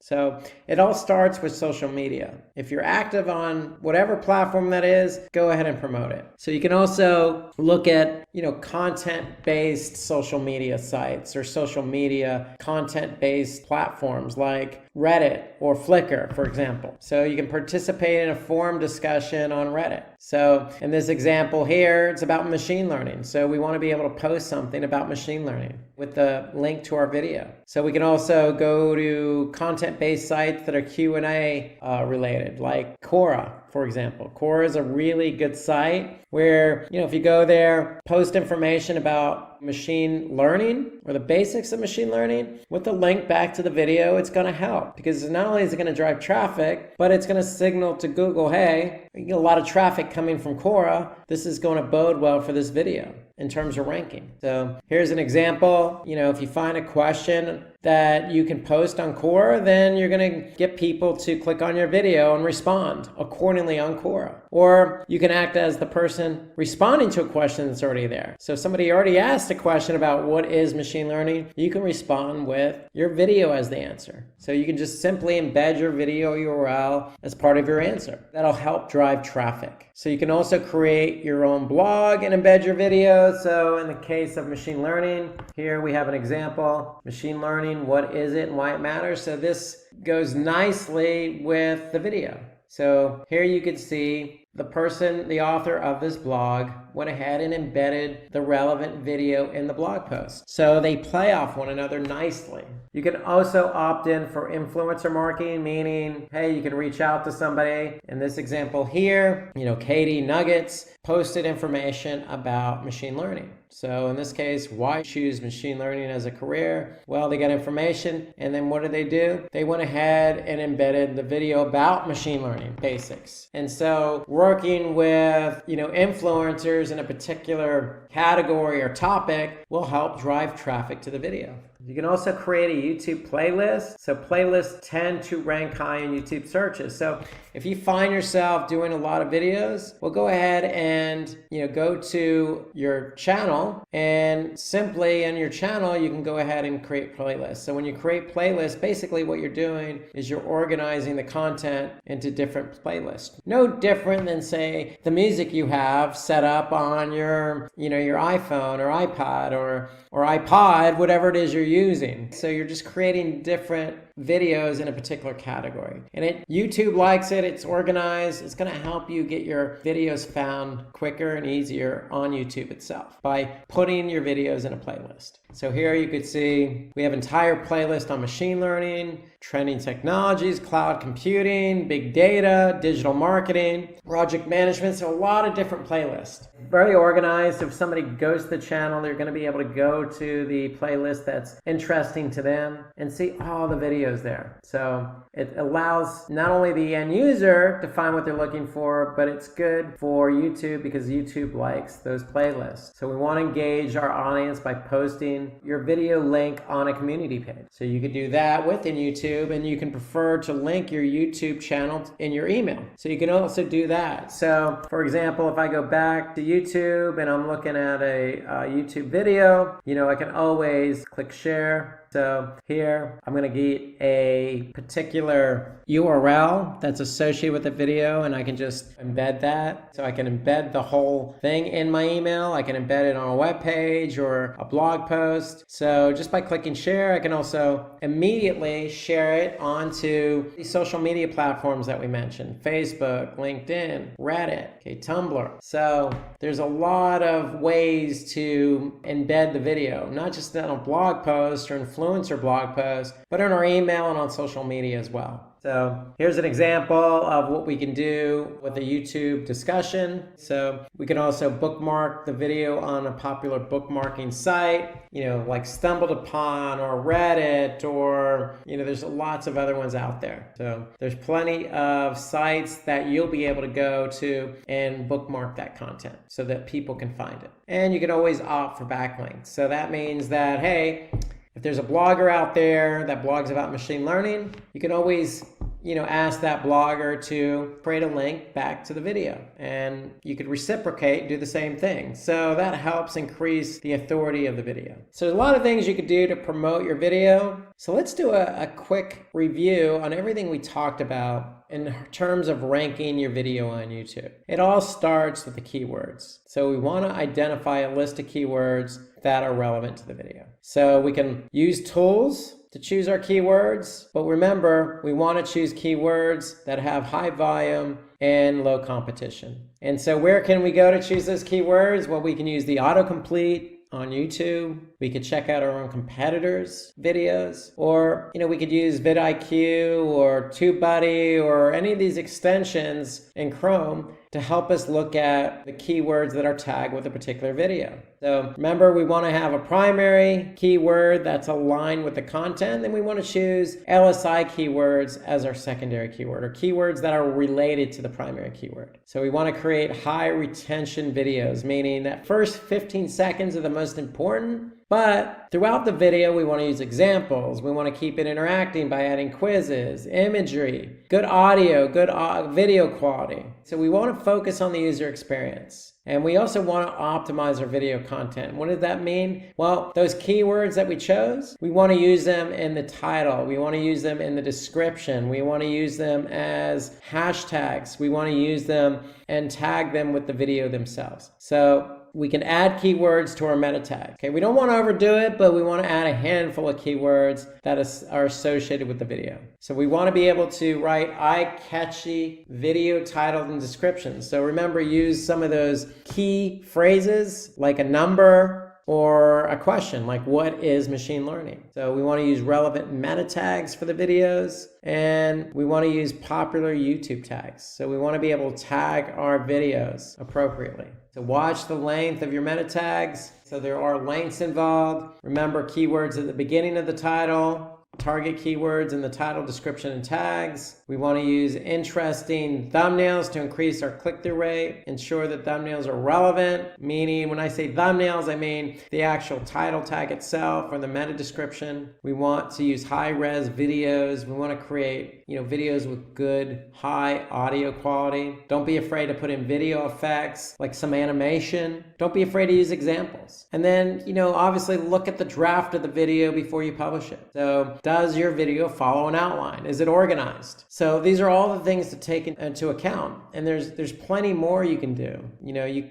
remember, once you create and optimize that video, you want to promote it. You want to make sure that you're sharing it on social media. You create a complimentary blog, generate backlinks from, say, other blog posts. So there are lots of things you can do to promote your video. So before you promote it, you want to organize the content, create good quality content, align it with keywords. Once you publish it, keep organizing it by creating those playlists, and then reach out on social, reach out on different communities related to the topic. And all those things combined will help you to get your YouTube video ranked. So again, some key takeaways here. Use the keyword research available to you on YouTube. You want to basically, watch your descriptions. You want to be able to align your keywords with your title and meta tag description. You want to be able to promote your content on social media, on social bookmarking.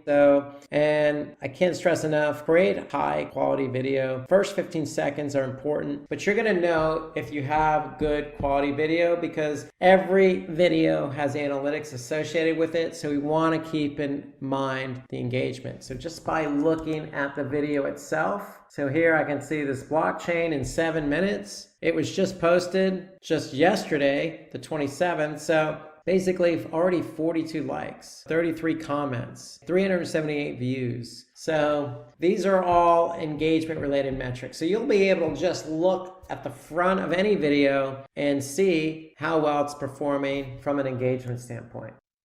Now, when we're talking about the trends, there are significant shifts happening in organic search. The first of which is machine learning. That is more artificial intelligence analyzing search queries and developing new algorithms within the machine learning to serve up results, determine intent, which is the primary goal of machine learning, and to return not only the results, but the information you need, as well as predicting information you might need in the near future. The second is voice search. More and more voice assistants are becoming popular through your smartphone, through your laptop, through home assistants, and people are asking for information, and so it is completely happening at an auditory level, not in visual level. And so how that is happening and how that affects SEO reporting is really going to be a factor moving forward. And then also, as I'm sure if you've been doing any search engine optimization for any length of time, you are familiar with the struggle that has happened ever since Google decided to strip keyword data out of any analytics reporting. That took away really the #1 way that you were able to measure the effectiveness of gaining keywords in the search engines. Now, to hit each one of these, just to explain them a little bit more so that you know exactly what's happening and what it looks like as it affects your current level of SEO work as well as reporting. As an example of machine learning, if you go into Google AdWords right now and you were to set up a campaign looking at maybe like auto body or auto work or something like that, if you typed in a few keywords into Google, what's happening is Google is only reporting one phrase that might cover 2 or 3 or 4 phrases based on, for example, auto body being, is it 1 word or is it 2 words? Google here is providing it as 2 words. So even if I type in auto body as a single word, This is where the machine learning is coming in, realizing that these are the same queries. And so rather than treat them as individual queries, what is happening is through machine learning is they are trying to figure out what is the intent of the search and then grouping the intent into single categories or single searches, and then all the variations would be included in that. Now, if I do keyword research at a third party, such as WordTracker or something like that, now what I'm going to find are multiple different ways that people search. They're going to put in locations, they're going to put in details, they're going to, use one word, two words. And so in a third-party keyword research format, we're going to see a lot more variations because those are tracking what people are actually typing in. What Google is doing from the machine learning standpoint is condensing everything and trying to group it into, as I said, similar forms of intent. Now, what's happening here? It means that phrases or words that are plurals, acronyms, typical variants, such as words that may mean the same thing, but then they're different words, so they're going to group them together. And then also, as you saw there, words with spaces or without spaces, conjunction words, as well as hyphens and apostrophes. A lot of these are going to fall out of what you're able to bid on, also in the paid search side, and it will all go into a particular group of words under a primary heading. So that's where voice search is taking us, is really a condensing of the language into intent. What are people searching for, and how do we give their information back to them? Now, obviously, this isn't perfect. I've worked with a number of clients where they may offer a service, and because of that service, Google is trying to then associate them with another service, and it's not relevant. And so because of that machine learning, sometimes what we're seeing is a difficulty in trying to get unique businesses, new ideas, or something that just isn't a part of that overall big picture. They're trying to force it into neat little boxes, but as we know, business is not full of neat little boxes. It's messy, it's fuzzy, it's all kinds of different types of businesses, suppliers, industries that are going to have some level of uniqueness about them. So hopefully this can continue to improve, but it does at this point still need some human intervention. The second aspect is voice search, and maybe some of you have maybe the Google Home or the Alexa appliance in your home, and you've been playing around with it and seeing what it can do, but also everyone's phone, and then also Cortana is on any Microsoft operating system desktop, and so being able to search from your phone simply by a voice command. Now, this is affecting our ability to report because this does not show up as a search. Now, if you're using Google now and you are searching on Google or a Google app, it will show up as a search referral. However, if you're using Cortana, if you're using Siri, it's going to use the search engine of the operating system. And so in that case, and I'm going to address this a little bit later, it shows up as a direct visit rather than a search initiated visit. And so this is affecting the reporting of SEO metrics, but at the same time, it is also changing the search landscape entirely. Right now, Amazon is probably Google's biggest competitor. For most searches, especially for electronics, especially for what you would consider things for home and garden, Amazon right now has taken about 40% of the market share away from Google in terms of electronics and home products, because people are going to Amazon first, and they're using Alexa to do this. So how voice search, it really is going to be a volatile industry to follow over the next 5 years. And then, as I mentioned before, probably the biggest frustration of anyone doing search engine optimization or wanting to measure the effectiveness of optimization or where they stand in the marketplace is the keyword not provided. Now, there's a number of reasons why Google has gone about this. The first reason that they gave was for privacy reasons, that they wanted people's searches to be private. But at the same time, if you are doing paid search, you have full access to keywords.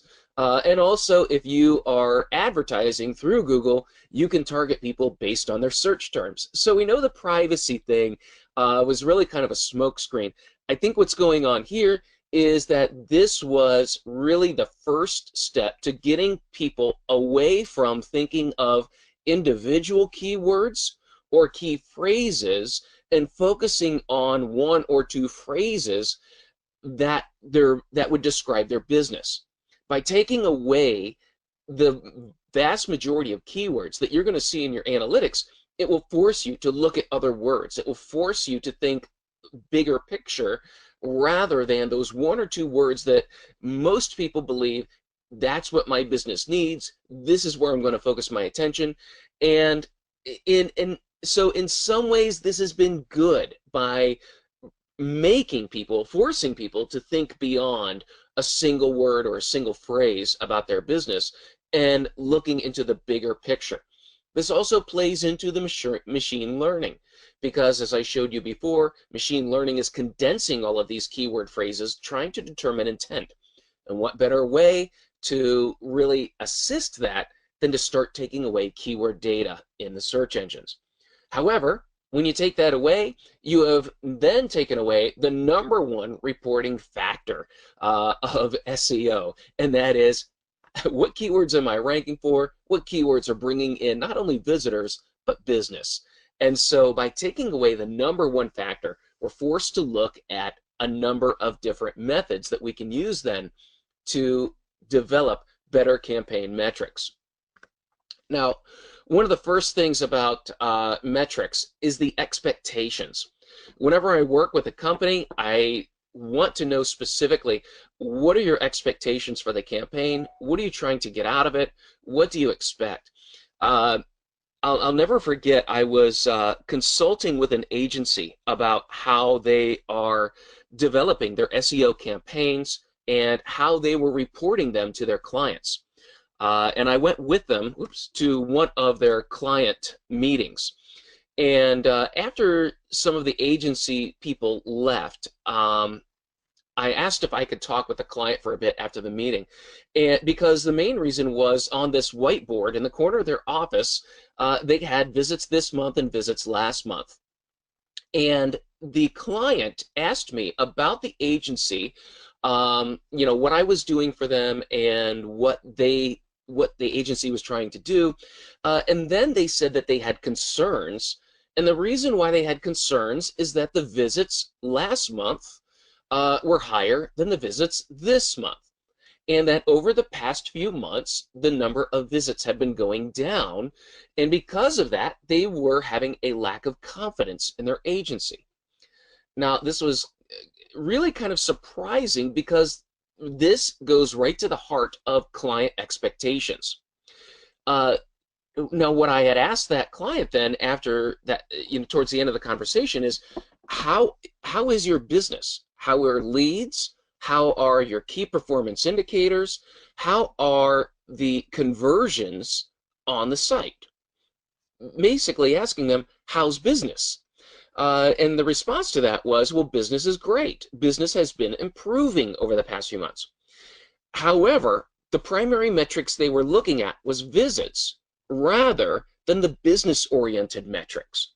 And so this is where establishing expectations of what campaign metrics we're going to follow and what those campaign metrics mean to a business.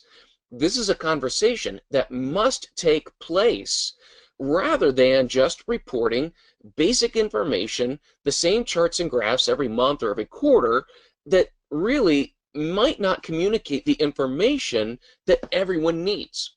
And so a conversation between agencies and clients about What are the expectations of this SEO campaign? What do we want out of that, and what constitutes success?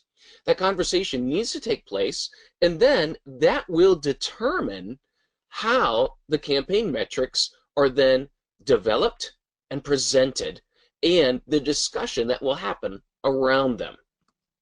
Now, one thing that I think has been, I would say both a struggle as well as what needs to happen. The first thing about SEO metrics is the myth of the #1 ranking. Once in a while, I'll still run into this where someone will hinge the entire success of a campaign by seeing the #1 ranking. They want a single word or a two-word phrase to rank #1 in Google, and that is their only standard of success. Unfortunately, anymore, I will not even work with that kind of a client because it's an unrealistic expectation, and it also shows a complete ignorance of how search works and the power of what it can bring to your business. That this is much bigger than a #1 ranking, and if that's all you want, then give me a budget and we'll pay for it.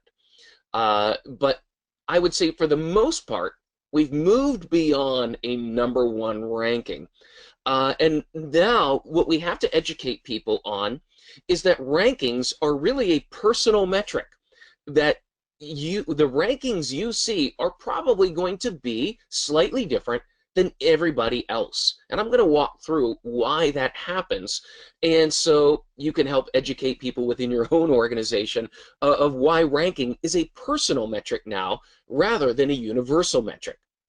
And then, of course, as I had mentioned before, it's all in the expectations. Campaign metrics need to focus on the business objectives, not just on the external factors of rankings and somewhat in visibility.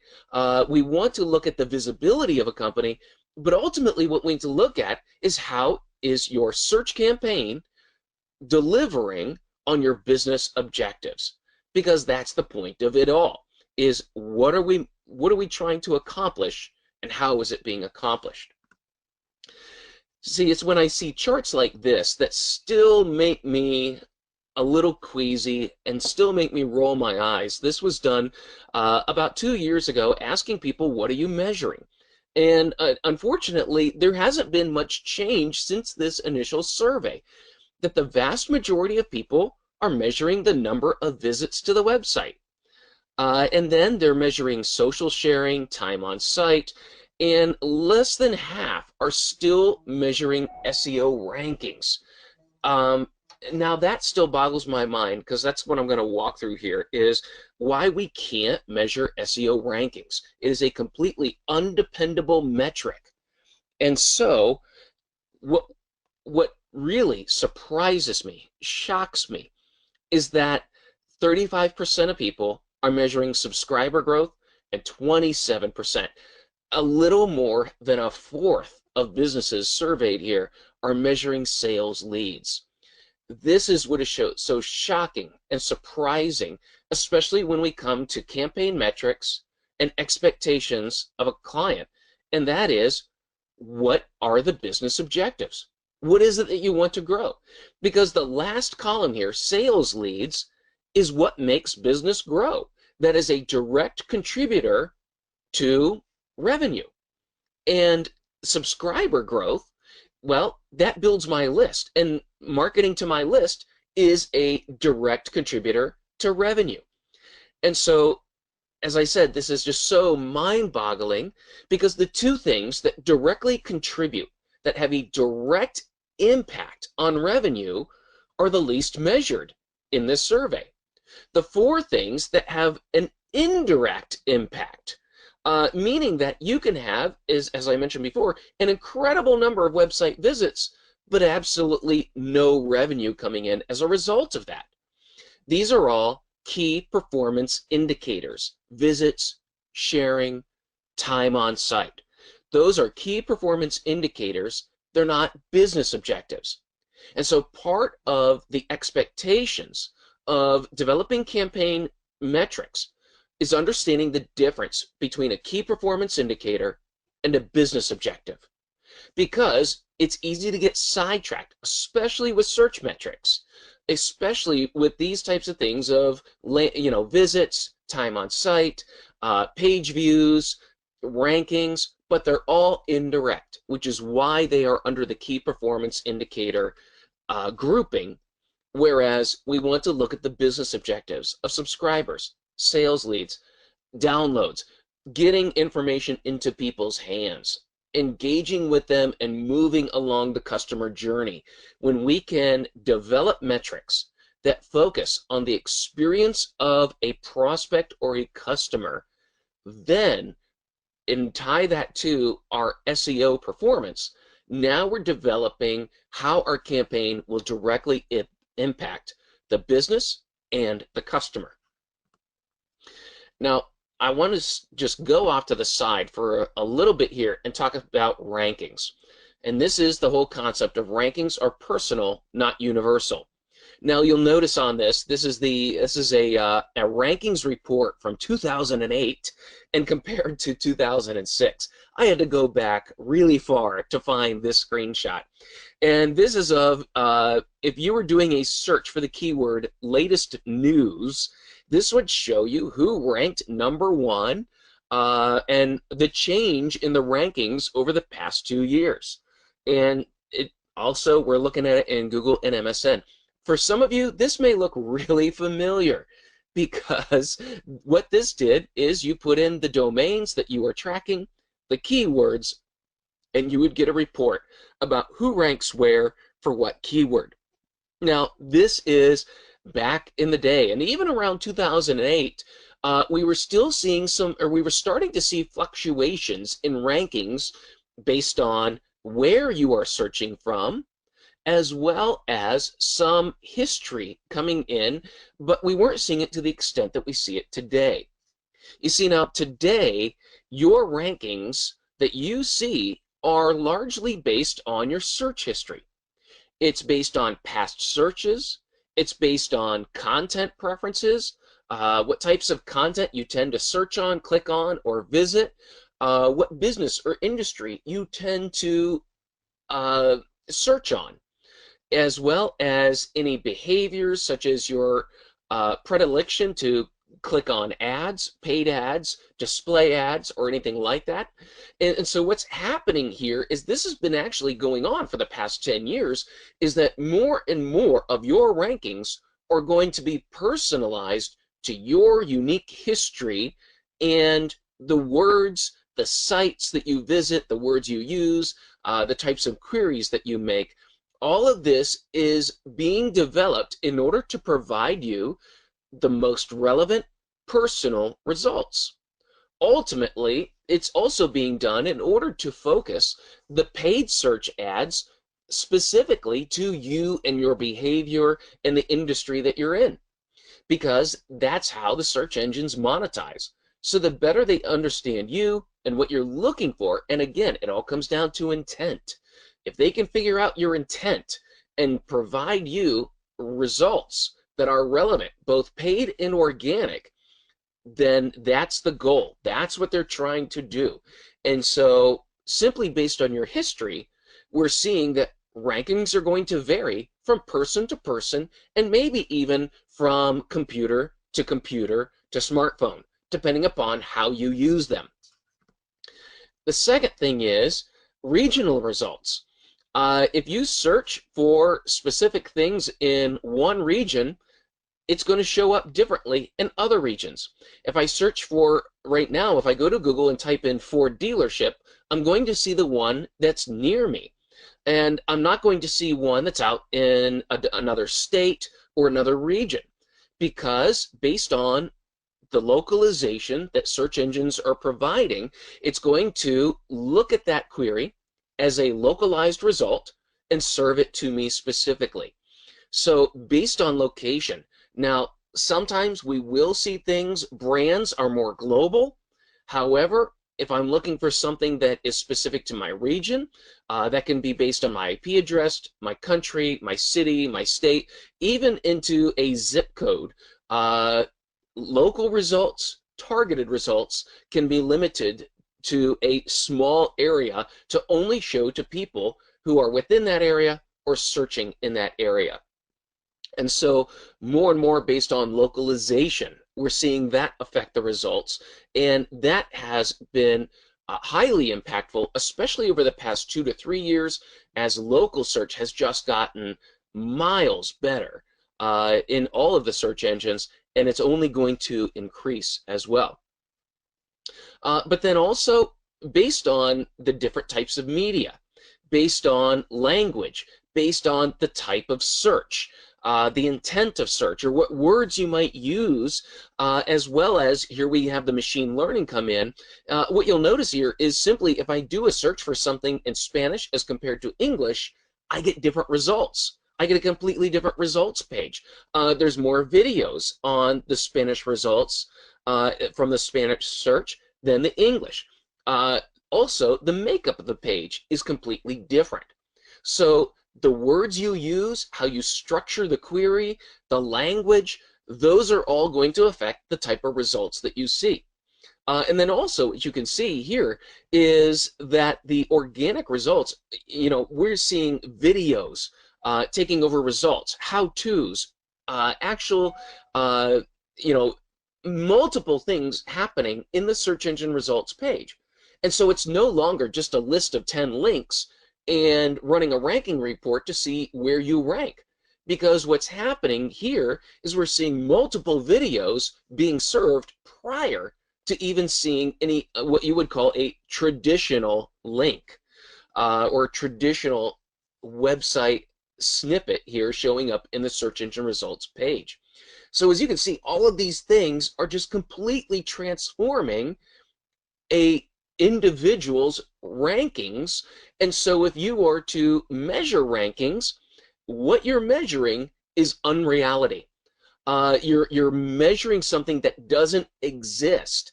And as I like to say, it's extinct before it's even run, because no person will ever see a ranking report. They will see that reflected in their results. It's going to be personalized and unique. Something also to throw into the mix, that even based on your device, you are going to see different results. Primary reason is because if you're using a smartphone, it knows your location. And so you're going to have location results mixed in. Also, based on contracts with different search providers, with different licensing from Google, licensing from YouTube, the results will be different based on the phone you use, based on the provider that you have, and based on simply just being mobile as opposed to desktop. So results are different based on the device. So hopefully, if anyone was hoping to run a simple ranking report as an SEO campaign metric, just this little sidelight here has shown it's really a non-starter anymore. The traditional ranking report is extinct, and we have to move beyond that. So how do we move beyond that? Because there's also, now that I just shared the difficulties of a traditional ranking report, we also have a couple other obstacles thrown at us that are specifically both from a search engine standpoint and from a user standpoint. The first obstacle that we're running into is from a search engine standpoint. And this is what Google is doing. If I do a search for top car reviews in 2017, at the very top of the results, I get a snippet of information pulled from Consumer Reports. Now what's happening here, and you may have seen this as well, if you type a question or something like that, that Google is not only displaying websites, but they're displaying the answers.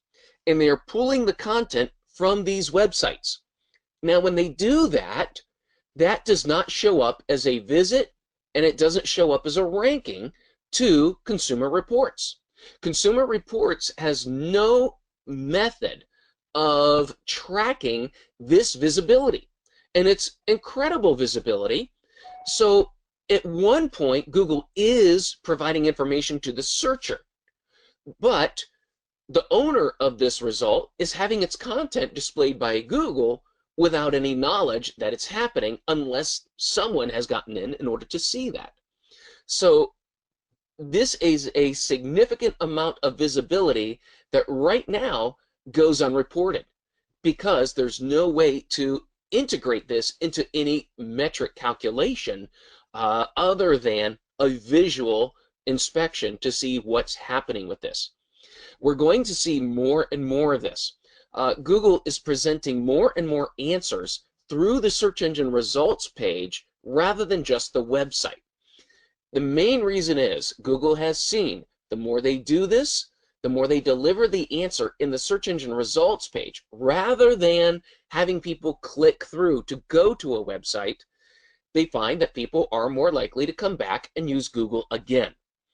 And what's happening here is that Google essentially is eliminating the click-through. They're trying to keep people on the search engine results page as long as possible. Think about some of the searches you've done recently. If you search for weather information, if you search for flight information, if you search for sports scores on Google, those types of things, you're going to get your answer in the search results page. You don't even have to click anywhere else to get the information. It's right there.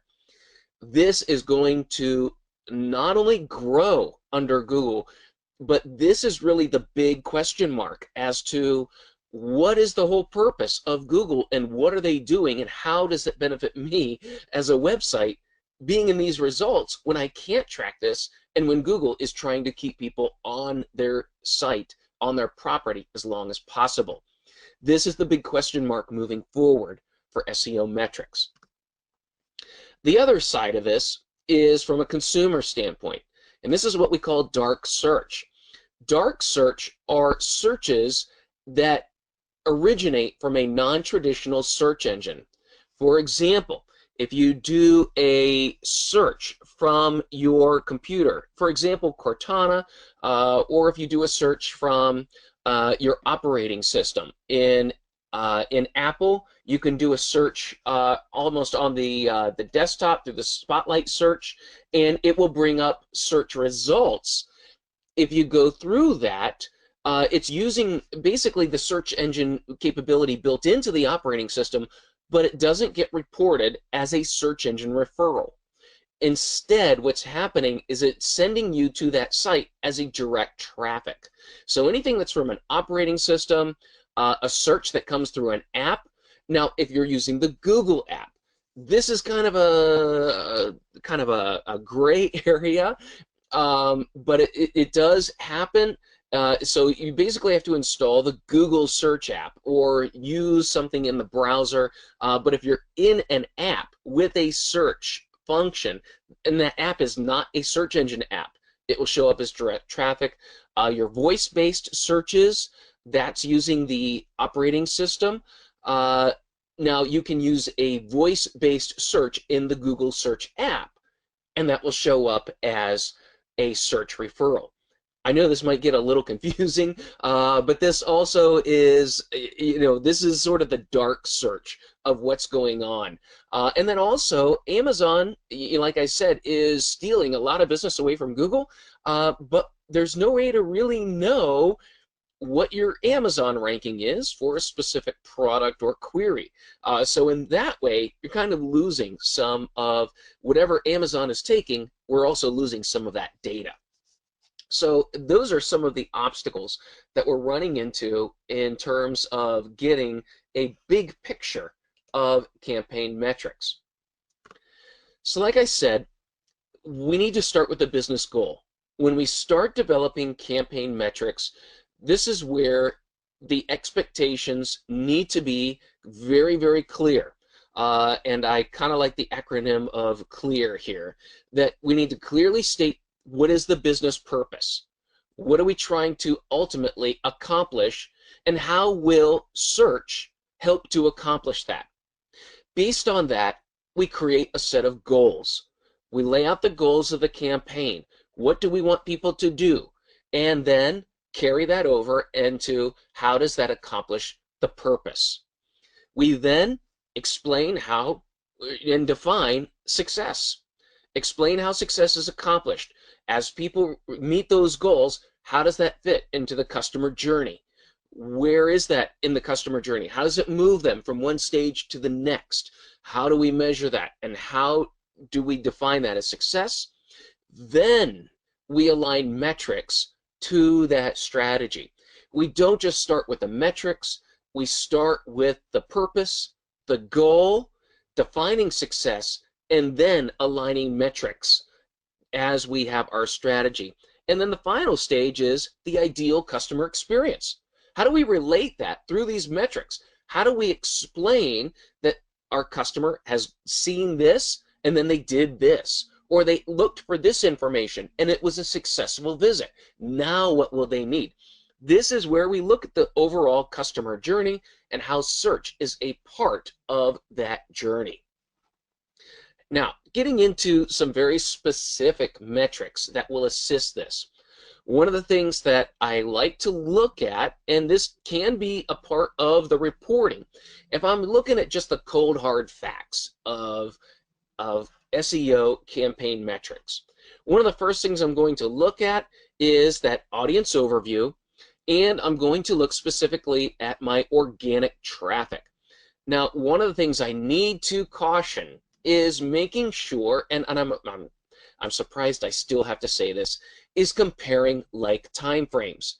You can compare year over year if you're comparing the entire year, quarter to quarter. Example is I'm looking at first quarter 2017 compared to first quarter 2016.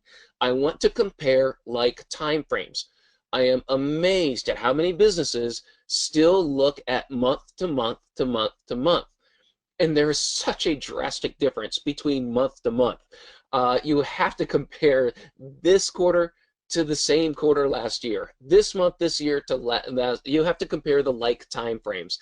Going month to month is chasing your tail. So from here, I want to specifically just look at my organic coverage. At this point, what I'm looking at here is with the audience overview, I'm looking at my total number of sessions this year compared to last year. And I can see that it's higher. And in some areas, I've seen some dips.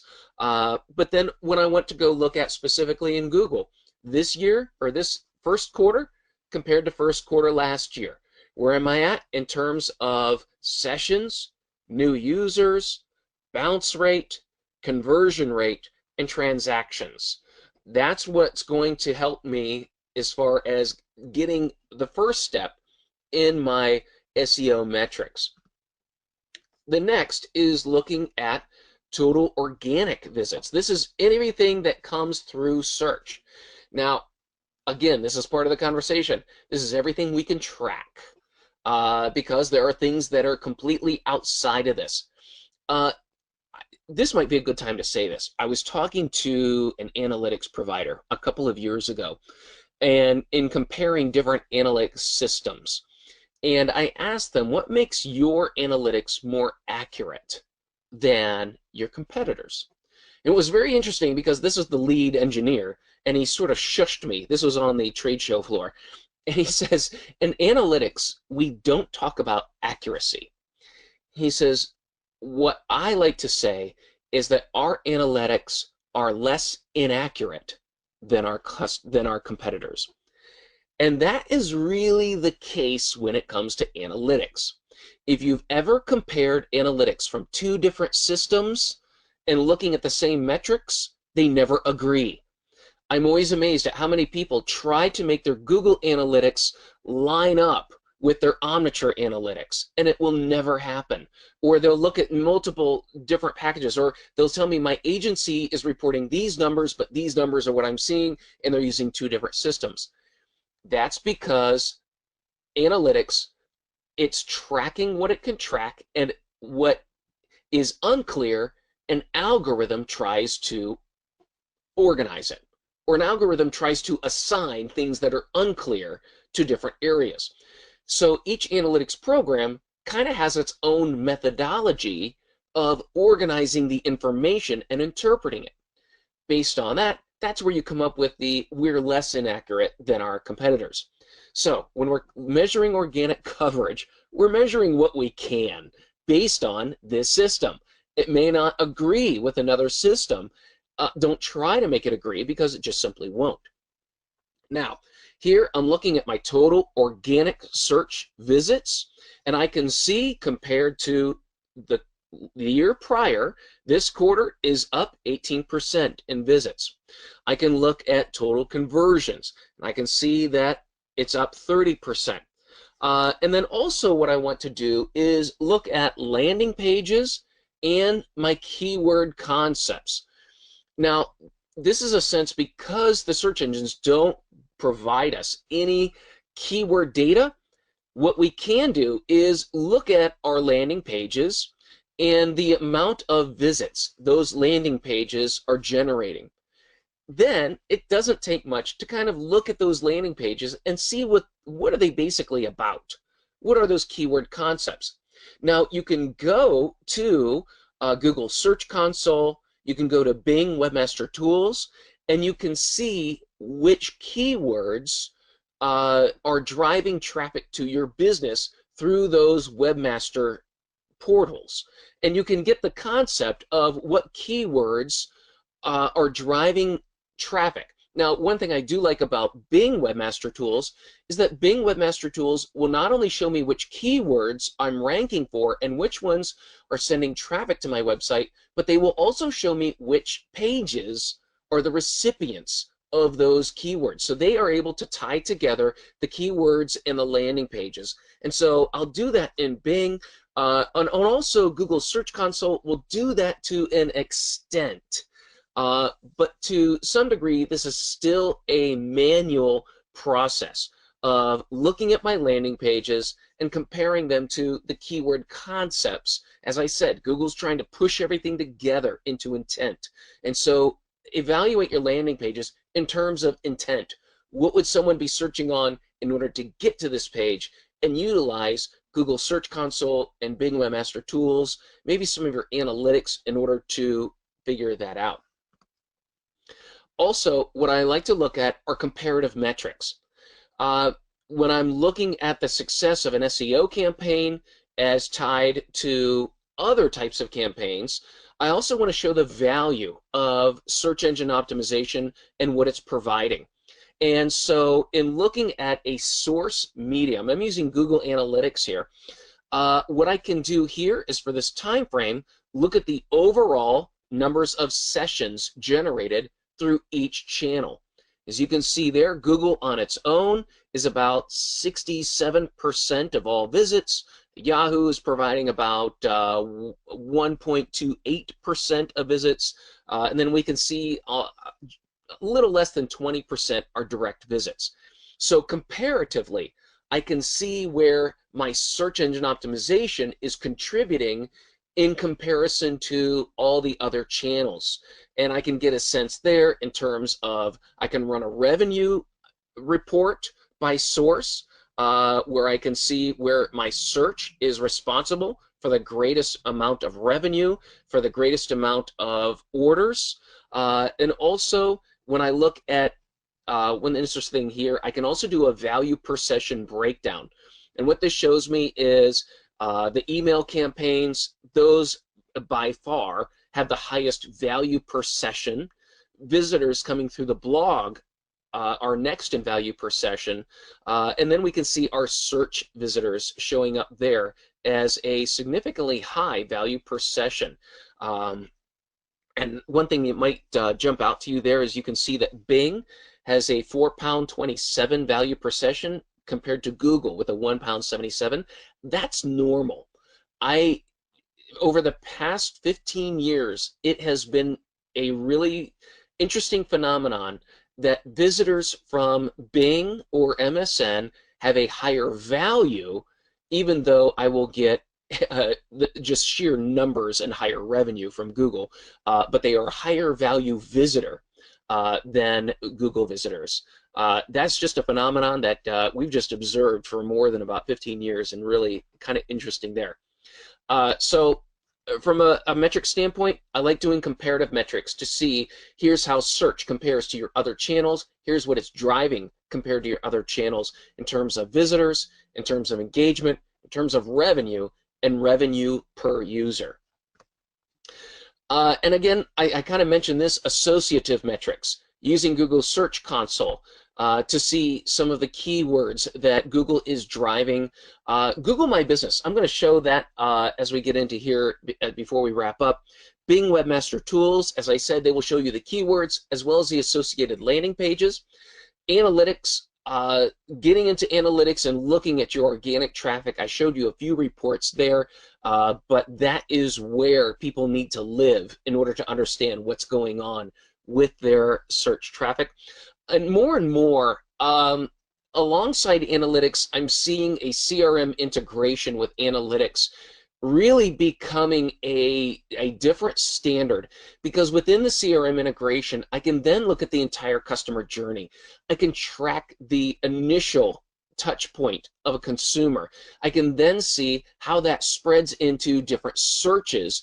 So maybe they'll find me first from a paid ad, but then how does subsequent organic searches contribute to different touch points? And then maybe there is a retargeting touch point. And so I really like what I'm seeing with modern CRM systems in tracking more of the customer journey and how search is a part of it. And that really then gets to the point of looking at that customer journey, that ideal customer experience, and it immediately puts it in the context of the purpose of the campaign and the goals of the campaign focused around the user experience. When I'm talking with a client, laying out expectations, really my first question is, what makes you money? Because that's what we want to track. There's our purpose. We want to look at sales and leads. And so I want to look at these prioritized outcomes. This gets back to, what is the purpose of the overall campaign? Then we need to look at what are performance goals. Now, not all of these goals carry the same amount of weight. What I mean by that are inquiries, support, people viewing videos, online chat, subscribes, downloads. Those are all a different level of engagement than a typical like or retweet or a pin. That's what I call, these are much more active if someone makes an inquiry. That's a lead. If they contact support. If they're viewing videos about new cars, that's a performance goal. That means I'm engaging somebody and I'm answering their questions. We can look at people subscribing and asking for more information, downloading brochures, downloading information. This is where we'll attach different value to different actions, because some actions will contribute much more in terms of value in the customer experience than others. And so we want to look at the performance goals and establish a level of value around them. And then explain clearly the difference between a performance goal and a performance indicator. Performance indicators, visibility, visits, time on site, pages viewed, bounce rate. These are all good performance indicators, but they are removed from a direct impact on the business goals. It's an indirect factor. In fact, they can even be misleading if that's what you're using, because you could see that business goals are excelling while these numbers might go down, or they might go up and business goals go down, because it's what are you doing with the information and how are you focusing your efforts. I want to focus real quickly before I wrap up here on Google My Business. And this is something that Google has done more and more of. I'm using actually a local landscaper that I've been helping out simply because I love the numbers that are showing up on this.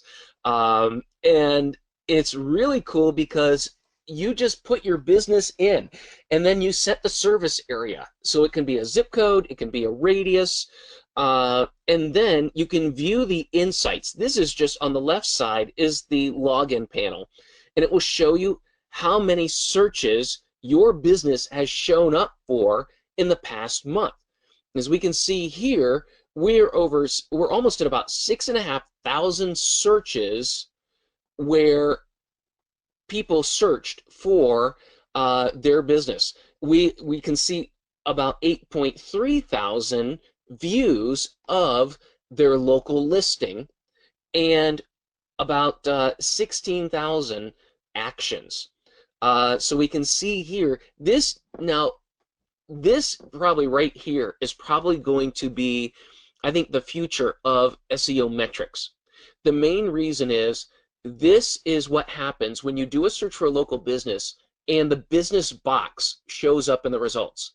And that business box has a picture of the business, a description, hours, pictures, and phone number. And what can happen here, just like with the information where Google is showing all the information and you don't even have to click through it, this is tracking that type of visibility. This is showing you how many times simply your business information showed in the search results. And so now from here, we can look specifically on what customers, how they viewed your business. And we can see how many times the business showed up in search and how many times it showed up on maps in the top graph.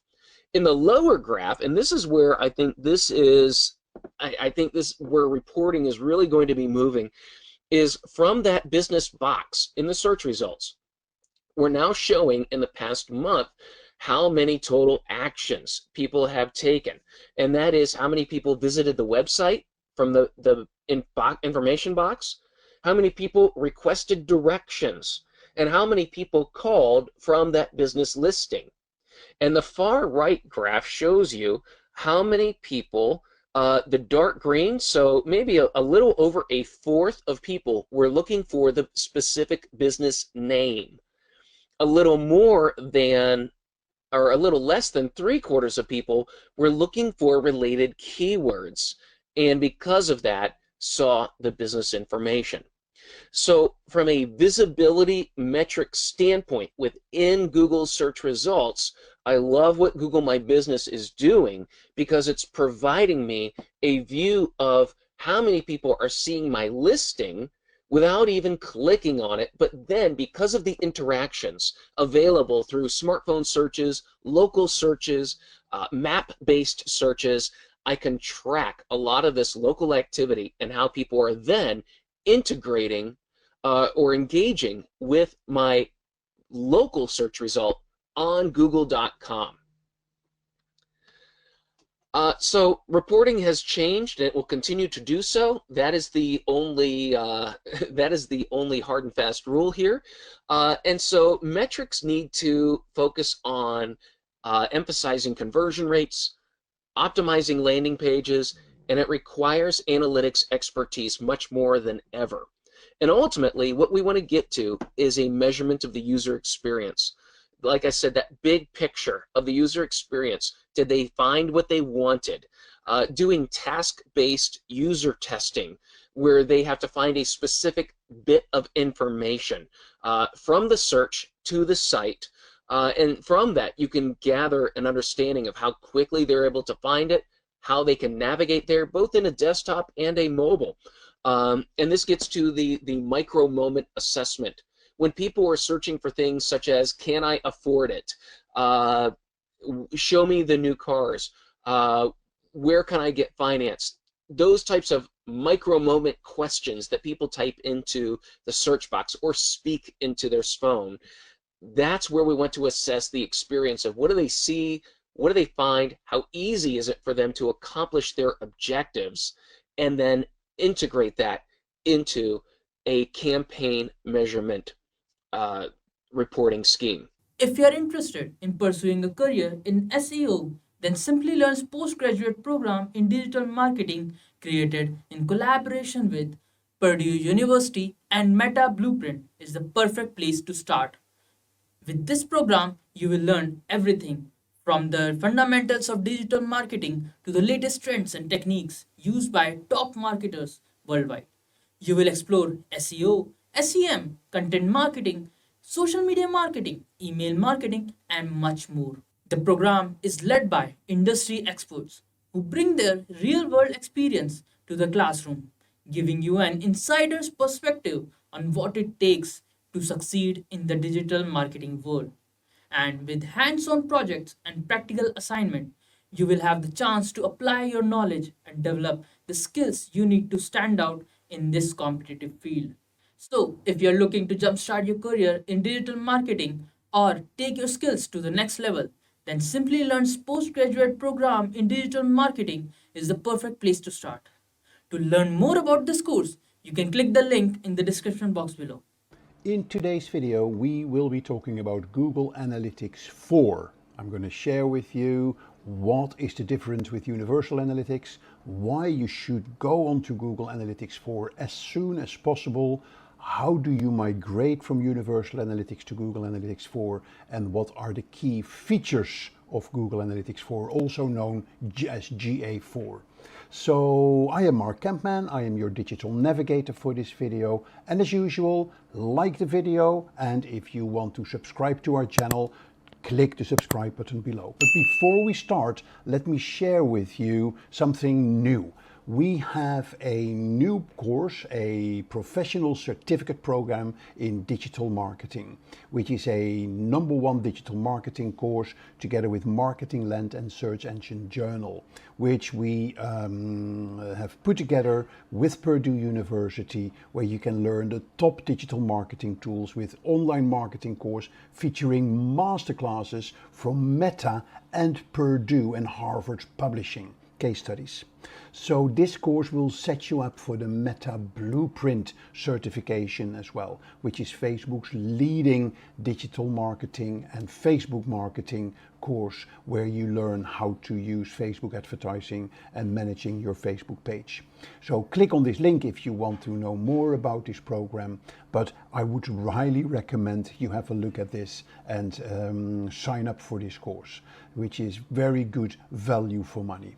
But before we go on, let's move on to talk about Google Analytics 4. So Google Analytics was originally launched in November 2005 as a free web service. It was based on technology from Urgent Software Corporation, which Google had acquired in April 2005. Now, the initial version of Google Analytics was a simple tool for tracking website traffic, tracking page views, and basic user behavior. In 2007, Google released a major update to Google Analytics known as Google Analytics 2, which introduced new features like custom reporting and advanced segmentation.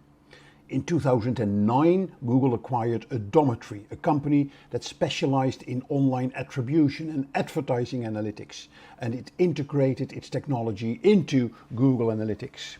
In 2011, Google released Google Analytics Premium. In 2012, Google did a very important announcement, which was the Google Universal Analytics, which was a major overhaul of the Google Analytics as we knew then, and it introduced new tracking methods and cross-device measurement capabilities. Google also in that year introduced the Google Analytics 360 suite, a suite of enterprise analytics tools that included Google Analytics Premium, as well as other products for data management and optimization. In 2019, with the growth in mobile, Google launched Google Analytics App and Web, a new version of analytics that combined web and app tracking into one platform. And then in 2020, Google launched Google Analytics 4, the successor to Universal Analytics, which introduced new features such as predictive analytics, AI-powered insights, and improved privacy control. And to be precise, the launch date was October 14, 2020. So here is what we're going to be talking about. But before I go into that, let me give you a warning. Google Analytics 4 is Google's next generation measurement solution, and it is replacing Universal Analytics. And it's very important to understand that on July the 1st, 2023, Google will stop processing data from Universal Analytics properties, which basically means it will no longer track data from websites that run on Universal Analytics. Google strongly encourages you to make the switch to Google Analytics 4 as soon as possible. Why? Because you will then start building up a history of data, and you don't start completely from scratch in July 2023. So what's going to happen? Beginning in March 2023, if you haven't already migrated to Google Analytics 4, Google will create one for you unless you opt out. This new property will be based on the settings in your Universal Analytics property. If you have already created a GA4 property and that property is connected to a Universal Analytics property, then Google will copy over any configurations like goals and audiences from your UA property that you have not marked as complete in your GA4 property unless, again, you opt out. Until July the 1st, 2023, you can continue to use and collect data and new data in your Universal Analytics property. But after July 2023, you'll be able to access your previous process data in your Universal Analytics for at least another 6 months. So bear in mind that it's only tracking it for another 6 months. So it's very important that if your historic data is important for you, that you export your historic data during that time. Otherwise, it'll be gone. So Google will provide a future date when existing Universal Analytics properties will no longer be available. So after that future date, you'll no longer be able to see your Universal Analytics reports in the Analytics interface or access your Universal Analytics data via an API. So that is very important that you start setting up your Google Analytics as soon as possible. And that's what we're going to be talking about in this video. So here is the agenda. We're going to be talking about what is Google Analytics. We'll talk about what is Google Analytics 4. We'll show you some of the differences between Google Analytics 4 and Universal Analytics. We'll look at the Google Analytics 4 data model. We'll give you a demo of Google Analytics 4. I'm going to give you the top 10 tips and tricks, and we're going to close with a case study. And for convenience sake, I'm now going to be talking about GA4 for Google Analytics 4 and UA for Google Universal Analytics. So before we go into Google Analytics, let's talk about web analytics for a second. What is web analytics? Now, web analytics refers to the process of collecting, measuring, analyzing, and reporting data related to your website and the behavior of the people that visit your website. This data can be used to gain insights into how your visitors are interacting with your website, which pages are most popular, how long visitors are staying on your website or on a page, which channels are driving the most traffic, and a lot more data that you can get from this. They typically provide a wide range of metrics like page views, unique visitors, bounce rates, conversion rates, average time on a page. And by analyzing these metrics, you can make market-driven decisions, and data-driven decisions about how to optimize your website for better performance, better user engagement, better user experience, and increase conversions and increase revenues. It can also be used to track the effectiveness of your advertising campaigns, of your marketing campaigns, of your website design, their functionality, and the impact of changes that you make on your website over time. So overall, website analytics is an essential tool for a business or an organization that has a website, because it provides valuable insights on how visitors are interacting with your website. And it helps you drive the improvements that you have to make to be more successful with your website. So it's very important that you understand that. So now then, what is Google Analytics? Now Google Analytics is a free web analytics service that's offered by Google and that helps you to track and analyze website traffic and user behavior. Now, it's important to know that to use Google Analytics, you must install a tracking code on your website, on every page of your website, which allows Google to collect data on that particular page, on usage and on user behavior. This data is then aggregated and presented in a user-friendly dashboard in Google Analytics, where users can access a wide range of reports and analytics tools to gain insights into the website performance and user behavior.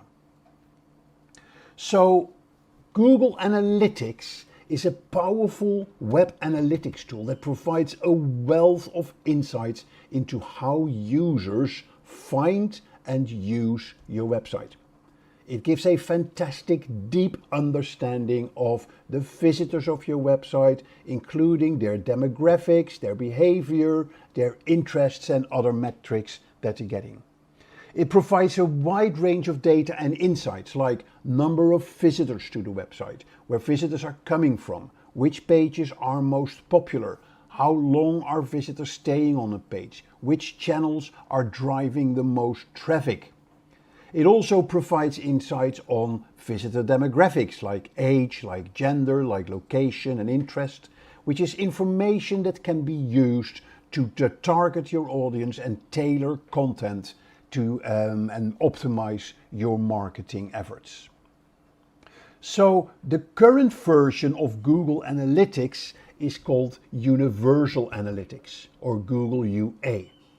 This data model is designed to help website owners and marketers understand how users interact with your website.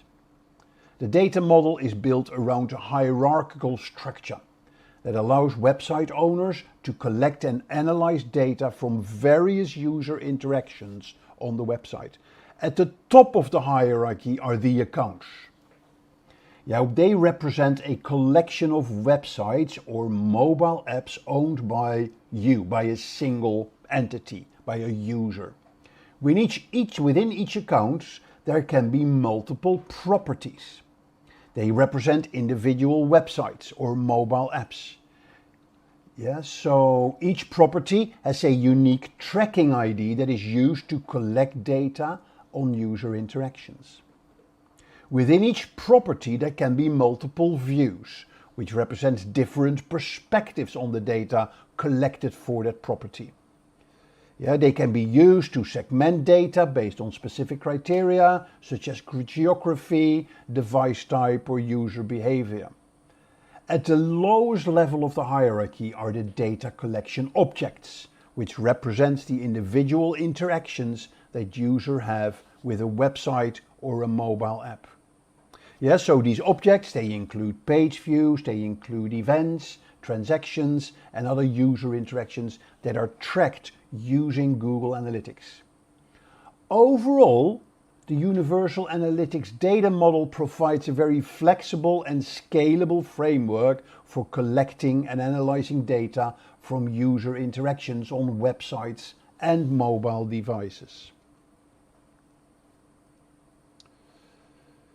So Google Analytics provides a wealth of information about how visitors interact with your website, which is crucial for marketing people to optimize their website. So the information can be used to identify areas where the website is performing well and where it isn't performing well, where it needs improvement. For example, if a website has a very high bounce rate on certain pages, this may include that the content on those pages is not engaging enough, or that there are technical issues preventing users from accessing the content.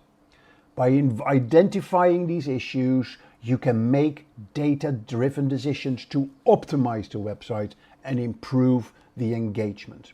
So by using Google Analytics, you can gain insights into key metrics such as traffic sources, bounce rates, time spent on the site, and conversion rates. It helps you to make informed decisions that lead to increased traffic, engagement, increased conversion, and ultimately drive business growth. Now then, what is Google Analytics 4 or GA4? GA4 represents a major update to the Google Analytics platform and addresses many of the limitations of UA. While UA provided very valuable insights into website performance and user behavior, there were various limitations to it that led Google to use GA4. One of the main limitations of UA was that it relied heavily on cookies to track user behavior. And with the rise of privacy concerns and the increasing use of ad blockers, cookies became less reliable as a tracking mechanism, leading to gaps in data collection. Also, UA was not designed to track user behavior across multiple devices, making it difficult to gain a holistic view of user interactions. GA has been designed to address these limitations by providing a more flexible and privacy-friendly tracking mechanism. It uses a new tracking code that relies on a combination of cookies and server-side tracking to collect data on user behavior. And this approach provides you more accurate and reliable data collection while also addressing privacy concerns. So let's dig a bit deeper in Google Analytics 4. So GA4 is the new version of Google's Web Analytics platform, and it decides to provide you more advanced features and capabilities. As I mentioned at the beginning of today's session, it is set to replace UA by July 2023. Now, there are 3 groundbreaking features in GA4 that you need to be aware of. First of all, GA4 is an event-driven data model. It uses an event-driven data model, which means that it tracks user interactions as discrete events rather than page views as we saw in Universal Analytics. This gives you more flexibility, it gives you more detail in tracking user behavior, as you can track specific actions that users can take on your site or your app. It also allows for more cross-device and more accurate cross-device and cross-platform measurements, as events can be tracked across different devices and different channels. The second major improvement is the AI-powered insights. GA4 includes advanced artificial intelligence and machine learning capabilities, such as predictive analytics and user lifecycle analytics. It helps you better understand your users and therefore make better data-driven decisions. For example, it can provide insights on which users are more likely to convert or churn and offer recommendations on how to optimize your website or app for better performance. The third major improvement is the improved privacy controls. GA4 includes new privacy controls and data retention settings, which give users more control over their data and allow website owners to comply with regulations such as the GDPR and CCPA. For example, you can choose to automatically delete user data after a certain period of time, or provide opt-out options for users who do not want their data to be tracked, which of course helps to build trust with users, and this demonstrates a commitment to responsible data use. So let's expand on this event-based data tracking, a key feature of GA4. In UA, website owners and marketers could track user behavior by tracking page views, which provided a high-level view of how users were engaging with a website. However, this approach had limitations in terms of tracking more specific user interactions, such as clicks on a particular button or filling out a form. GA4's event-driven data model allows you to track a wide range of user interactions and discrete events. It provides more flexibility in tracking user behavior and allows for more granular insights into how users are engaging with your website. For example, website owners and marketeers can track user interactions such as clicks, form submissions, video plays and downloads, among many other interactions. By tracking user interactions as events, GA4 allows you to define custom events and parameters.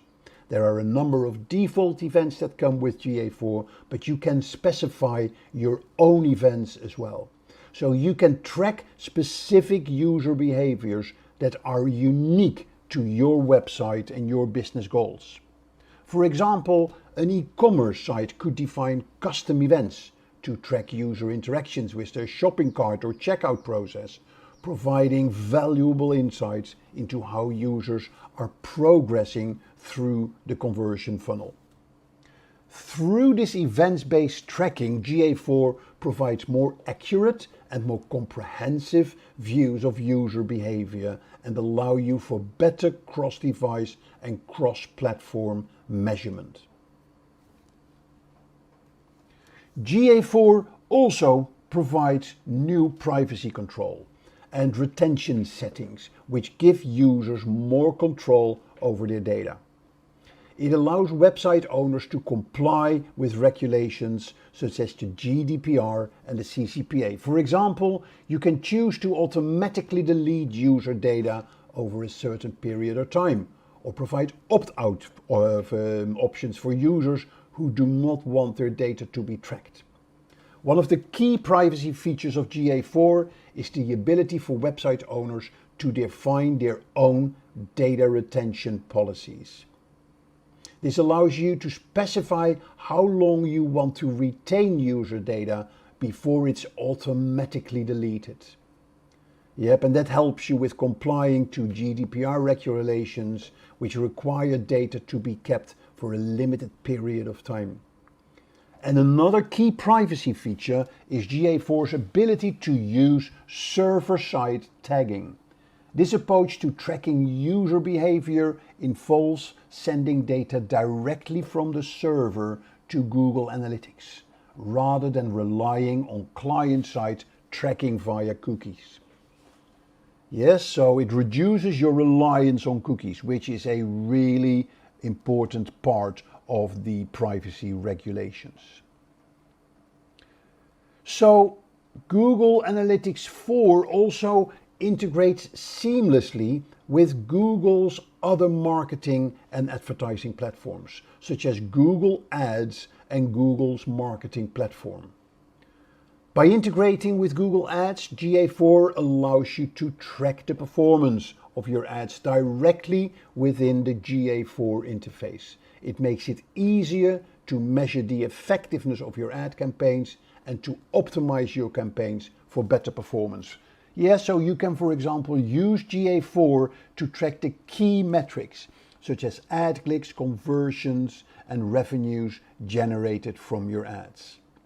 By integrating with Google's marketing platform, GA4 allows you to gain a more comprehensive view of your marketing performance across multiple channels.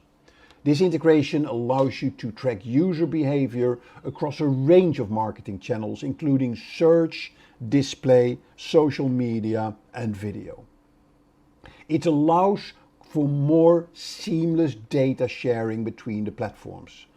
Yes, so website owners can use the data collected in GA4 to inform their Google Ads campaign, or use data from the Google Ads to inform their GA4 reporting. Right, so having that done as an introduction of GA4, let's look at some of the differences between Google Analytics, the universal, the Google UA, and the GA4. So let's summarize these differences. The first one, of course, that we talked about was the event-based tracking. Yeah, so the main focus of Universal Analytics is on tracking page views and sessions, which may not provide enough detailed information and can limit the depth of insights that website owners can obtain. With GA4, there is greater emphasis on event-based tracking, which enables you to monitor and track specific user actions and events on your website or app, such as clicks, form submissions, or video plays. The next one was the data model. So the hierarchy data model used by Universal Analytics is based on dimensions and metrics. And this can be less flexible and it's more rigid in nature. Where GA4 uses events and parameters to closely monitor and analyze user behavior across various touchpoints and devices. So GA4 allows for more precise and flexible data tracking, giving you the ability to collect and analyze data from a wider range of touchpoints and more devices. The next big difference was in the cross-device tracking. So the cross-device tracking capabilities on UA are limited, which primarily relies on cookies for this purpose. Where in GA4, its advanced tracking capabilities, GA4 greatly enhances cross-device tracking, enabling you to gain valuable insights into user behavior across various devices and platforms. And then there were the privacy features, one of the key differentiators of GA4. Universal Analytics does not offer some data privacy features. However, they are, and those that they do offer, they are not as advanced as the privacy and data retention settings available in GA4. GA4 provides automatic data erasure and built-in data controls, which helps you to comply with data privacy laws and also gives users more control over their data. And the next one was the integration with Google Ads and other Google products. But particularly the Google Ads integration is important. So the Universal Analytics has a very limited integration with Google's other marketing products like Google Ads. While there is some integration, such as the ability to link Google Ads and analytics accounts, the level of integration is not as seamless as you will get in GA4. GA4 has a much deeper integration with Google Ads. The data-driven model allows for more granular tracking of ad performance, enabling you to understand the best the results that you're getting from your campaigns.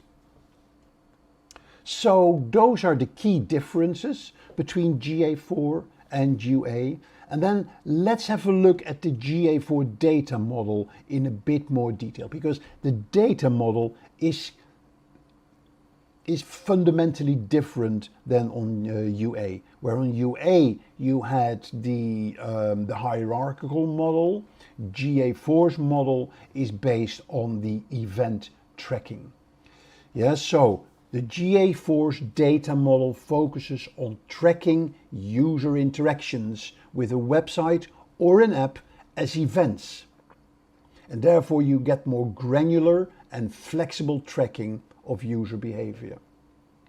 You can customize your tracking by defining custom events, parameters, and user properties, enabling you to track specific actions and behaviors. So the GA4 data model is designed to provide insights into individual user behavior across multiple touchpoints and devices, allowing you to give a better understanding of your audience. So in the GA4 data model, events are specific actions that users take while interacting with your website. These actions can be tracked as discrete events, providing website owners with more granular and actionable data. Events can be like clicks on a button, a form submission, video plays, and other types of user interactions. By tracking events, you gain a better understanding of user behavior, user preferences, and it makes you in a much better position to make decisions on improving website performance and user experience. The parameters, they provide additional context and information about the event, such as the value of a transaction, the category of a product viewed, or the name of a button clicked. By leveraging parameters, you can get an even better insight, you can get better segment in your audience, and you get more detailed insight into user behaviors. So together, events and parameters provide you with granular understanding of the user behavior of people visiting your website. Okay, so enough about the theory. Let's go and have a look at Google Analytics 4 in more detail by giving you a demo of the most important functionality of it. So the best way to access Google Analytics 4 is through the marketing platform.google.com about. And if you scroll down here, you can see that there is advanced solutions for large enterprises. And here you see analytics for integrated solutions for every marketer. So learn more about analytics. That's where we're going. And here you accept all the details that you need for your Google Analytics. So there's two ways that you can go and get your Google Analytics set up. You can, if you have already got a website on Universal Analytics, then what you do, you sign in to Analytics. That takes you to your existing Universal Analytics account, and then you will see how to upgrade to Google Analytics 4. Or you can just start from scratch with Get Started today. But let's go the route of sign in to Analytics. So if we sign into Analytics, it takes you to your existing website. And in my case, this is my own website. Yeah, here you see it's already on GA4 because I've already created a GA4 account. So I'm going to change this and I'm going to take this to my UA account. Okay, so this is my Universal Analytics account. Here, when I go there, you see immediately, because it is a UA account, at the top, an important message that Google says on the 1st of July 23, we will stop processing data, etc. Yeah, and then here you can go to manage the GA4 migration. That's where I click, and now it takes me to my either the process of turning my UA into a GA4, but since I've already done that, it just says go to your GA4 property. And by going to my GA4 property, I now go into the Setup Assistant. And the Setup Assistant will talk you through all the steps like data collection, the property settings, integration with Google Ads, link to Google Ads, etc. And there's an advanced setup as well. But these are the basic steps that we need to go through. And the first very important part that I need to do is to need to collect website and app data. So I haven't started that yet. Yeah, so I'm going to manage the data streams. So here you see my GA4 property, but I need, and I can add another app stream if I want to, or another website, but I only have my website. So here I just click on the details and this is where I have my stream name, my stream URL, my stream ID, my measurement ID. Yep, and here I see the enhanced measurement, which are the events that I'm tracking. Yeah, I can modify event, I can create custom events, and here I see my Google tag instructions. So here I can view the tag instructions. Yeah, and here I can go. Let me have a look. So here you see install your Google tag. And here I can get the installation instructions. I can install it with my CMS, if that's on the list, where I can just copy the tag ID. So when I have WordPress, for instance, there is a GA4 plugin, and the only thing I need to do is to add the plugin code. Yep, and that is this, the tag ID. Or I can install manually, and that is the piece of code that I need to install on my website using Google Tag Manager. Now, I'm not going to demo that. I'm just making you aware of this. Yeah, in the next module, next video, we're going to be talking about Google Tag Manager. So watch that video if you want to know how to take this piece of code and add that to your website. Okay, so that gives me all the data I need to connect my website to Google Analytics so it starts tracking the data. All right, so that is how I can set up the website for GA4. If I don't want that, I want to start from scratch. Yeah, if I go back to this site, I said get started today. It will again take you to your existing property.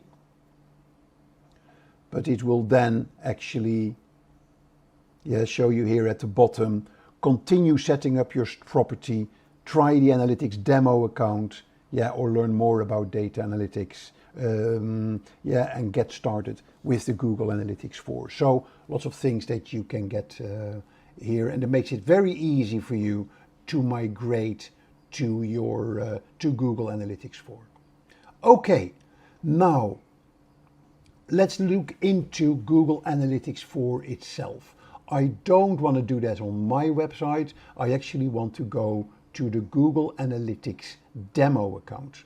Google has a merchandise store, and in this merchandise store, they have made the analytics data available for people to learn about Google Analytics. So that's what we're going to have a look at. We're going to use the Google merchandise store data to look at Google Analytics 4.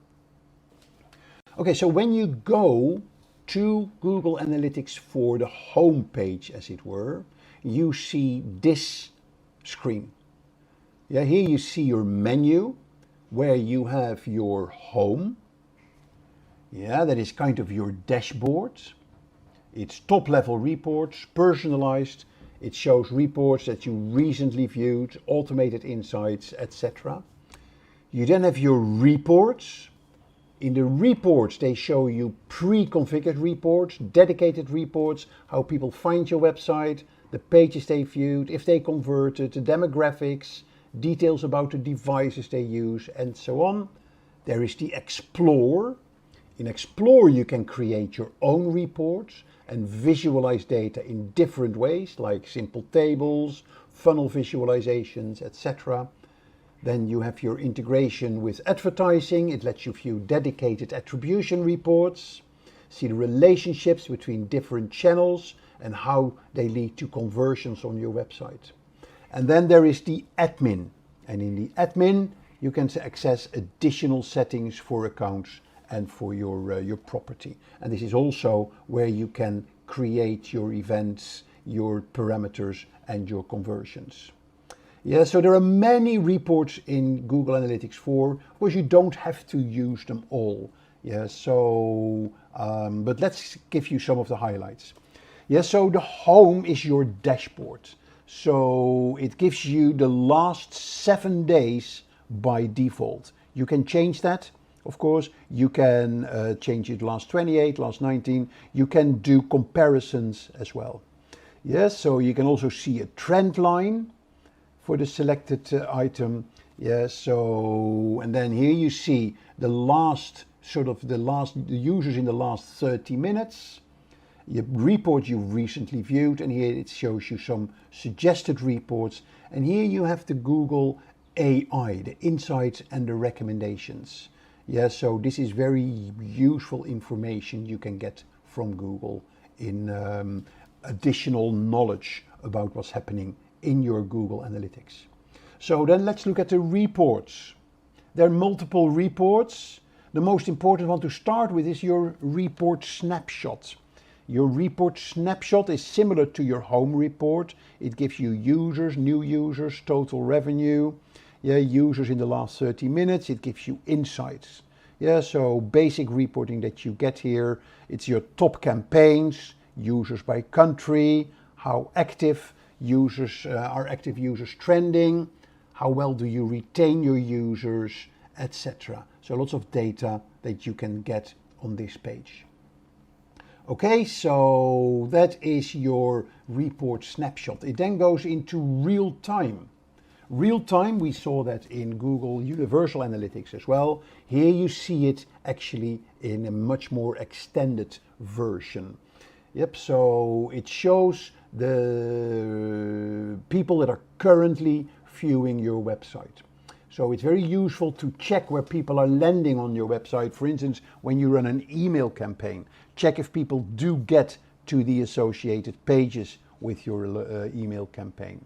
Each card includes a bar chart, and of course read the users per minute from right to left. So because this is now, and this is sort of 30 minutes ago. Okay, so you can see the content people are viewing, you can see the pages they are viewing, the events that are being collected. You can also see the conversions and the user properties that people have been collecting.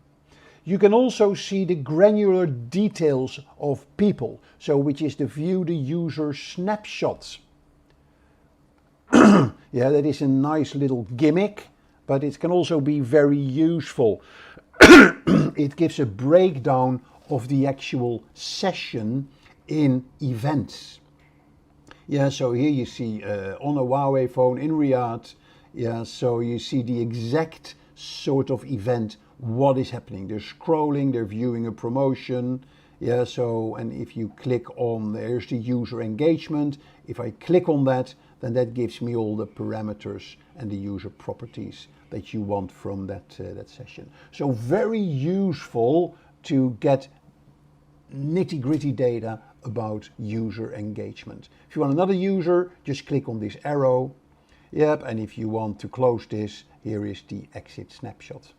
So those are the real-time overviews, and then here you have on the kind of the life cycle, the reports from acquisition to engagement to monetization and retention. 4 categories of reports kind of following the buyer life cycle. First of all is the acquisition reports. So if we go to the overview, it gives you information about how people are finding your website. It gives you information about the users, it gives you information about the traffic. So here you see the number of users, the users in the last 30 minutes. Here you see users by default channel grouping. Like user analytics, I can add an additional dimension as well. For instance, first user, source and medium. So you can say how they were communicated to and where they were communicated. So really useful breakdown of the information. And here you see the lifetime value that you get from a user. So that's very useful information.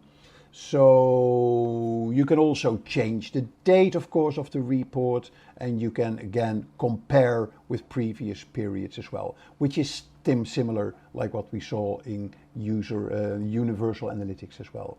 The user analytics shows you metrics how users found your website at their first visit. So the different channels that they used here by bars and by line. Here you see the different channels that they used. You see number of new users, engaged session, engagement rate, engaged sessions per user, the average engagement time. So very useful data that you can see here. And of course you can add a second dimension as well. For instance, if you want to see the way people found your website combined with the landing page, I can put here, for instance, with the page and landing page plus query string. So then it gives you where they landed on your website as well. So very useful. The next one is the traffic acquisition. The traffic acquisition shows you how people found your website to start each of their sessions. It goes beyond the very first time they found your website. It's based on sessions, so we can see session-based metrics in the table. Again, you can change the dimension here and add a second dimension using the plus sign. We then go to the second category, which are the engagement reports. Yeah, they show you what people are doing on your website, the pages people are viewing, and the events that are automatically collected using the enhanced measurement feature, and any other event you are tracking. Yeah, so if we select pages and screens, it shows you the pages people are viewing on your website. Yeah, pages reported based on page title, ordered by number of views, number of page views, number of users. Change the default setting as well. Yeah, so I can add here more information. Yeah, so page title and screen name I can add if I want to. So different things that I can add. Yeah, so here's the page title and screen class, and I can add a dimension. For instance, I can say page screen, landing page and query screen. So I can get more detail here. Yeah, so you can also get to the top level summary in the overview report. So events shows you all of the events that have been collected. Yeah, and you can click on the name of the event to get more details on the event. And the conversion report. Yeah, here, so you see the details of the event. Okay, the conversions. It's a total number of conversions for the date range based on the events that have been marked as a conversion. Okay, we then have the monetization. So in the monetization report, you have e-commerce reports and reports for in-app purchase and publisher ads. These two reports are to measure purchases and ad revenue in mobile apps. Yes, so the total revenue from all the events and the e-commerce revenue is from transactions. Yeah, then you see the total number of people who made a purchase and the total who made the first time purchase. Both are user-based metrics. Next to that, we see the average purchase revenue per year and the top items being sold. Remaining cards are blank, yeah, because Google decided not to implement e-commerce tracking for item lists and item promotions and coupons. Okay, so that is your monetization. You have e-commerce purchases and you also have your in-app purchases, but we haven't got any app integration here, so there's nothing there. And then we have your retention. This group shows users in cohorts based on when users view your websites. Shows new and returning, but this is all based on cohorts that you've set. And then there is your demographics report as well. Yes, so if I go to the user reports, there are your demographic and your tech reports. Demographic is where people are coming from, their location, their age, their gender, and what have you, pretty standard. There's demographic details as well. And then you have your users by country or by city. Yeah, and you have your tech reports.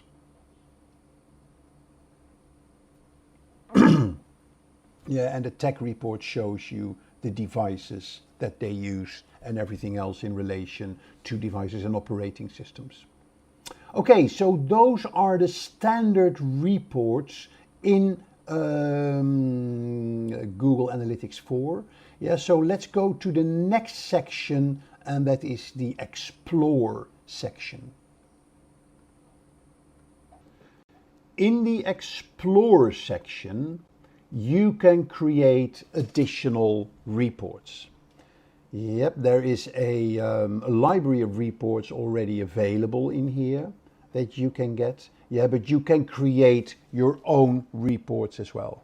There are blank reports by clicking on plus. There are freeform reports. They can create any type of chart that you would like. There's funnel exploration reports. They let you visualize particular steps you want people to travel through, like steps to complete a lead form or steps to complete an e-commerce checkout.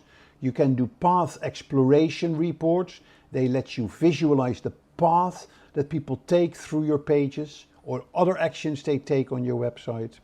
There is your segment overlap, lets you apply multiple segments to see if users are included in one or more of your segments. And there's cohort exploration that lets you group users based on the days, weeks, or months they visit your website. And then there is the user lifetime reports. They let you view additional lifetime user metrics. Yes, so in your own property, you will also find User Explorer, which lets you drill down on individual users. That isn't available in the Google demo property.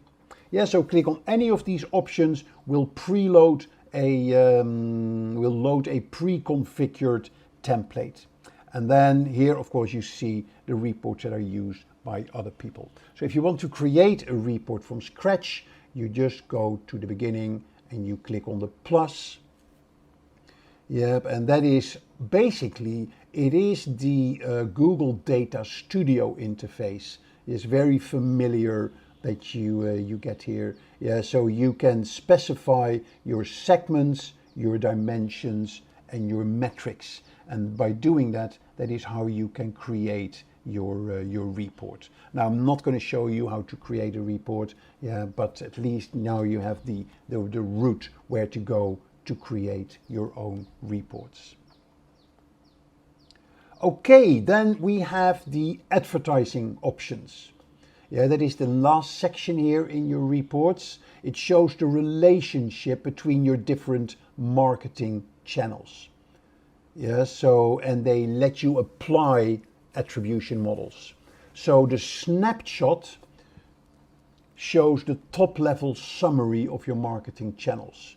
You can see which channels drove the most conversions, and it gives you automated insights based on the Google machine learning. We can also see the most important touch points that people take leading to conversions. There is the model comparison report. It shows you the marketing channels on the left, and on the right we see the revenue and the conversions per channel. Yeah, so first is based on the last click attribution model, and the second one is based on the data-driven, the cross-channel data-driven attribution model. So two different models. You can change those if you want to. Yes, so, but this is where you want to look for significant changes in the report. Changes that have a positive percentage means that we may be undervaluing the marketing channel when we use the last click model. Changes that have a negative percent means that they may be overvaluing the marketing channel when we use the last click channel. Yes, so that is the model comparison, and then there is your conversion path report that provides a visual representation of the marketing touch points people engage with before converting. Here we can see how some rows shows that some users are engaged with our organic search listing multiple times before converting. Yeah, people can go through multiple touch points. Yeah, this helps you to understand the relationship between your channels and how they drive conversions on your website. Yeah, you can customize the reports by changing the dimension used for the path, and you can change the attribution model as well. Okay, so that is everything there is on the reports, as it were. In the admin, you can configure your Google Analytics 4. And you see that here on the right. You can configure your data streams, you can configure your events, your conversions, and your audiences. Yeah, so here you see the events that have been created for the Google Merchandise Store. And here you can add additional events. Here you can say whether you want to mark them as a conversion or not. Of course, I can't edit this because I haven't got edit right. If I go to the conversions, then here you see the conversion settings. Yeah, that you can, and the conversions that you have set. You can specify your audiences. Audiences is very important. Yeah, so you can create audiences to report on particular groups of users. This is your segmentation as we knew it in Google Universal Analytics. Yeah, so you can, for instance, users who have made purchases on the website or users who haven't converted yet. Or you can use it audiences to focus on reporting. You can also use them for remarketing in your linked Google Ads account. Okay, so here are your audiences. Then here you have your debug view.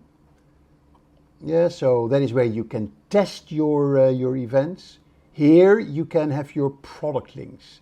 Yeah, so you have your Google Ads links, Ad Manager links, and BigQuery link.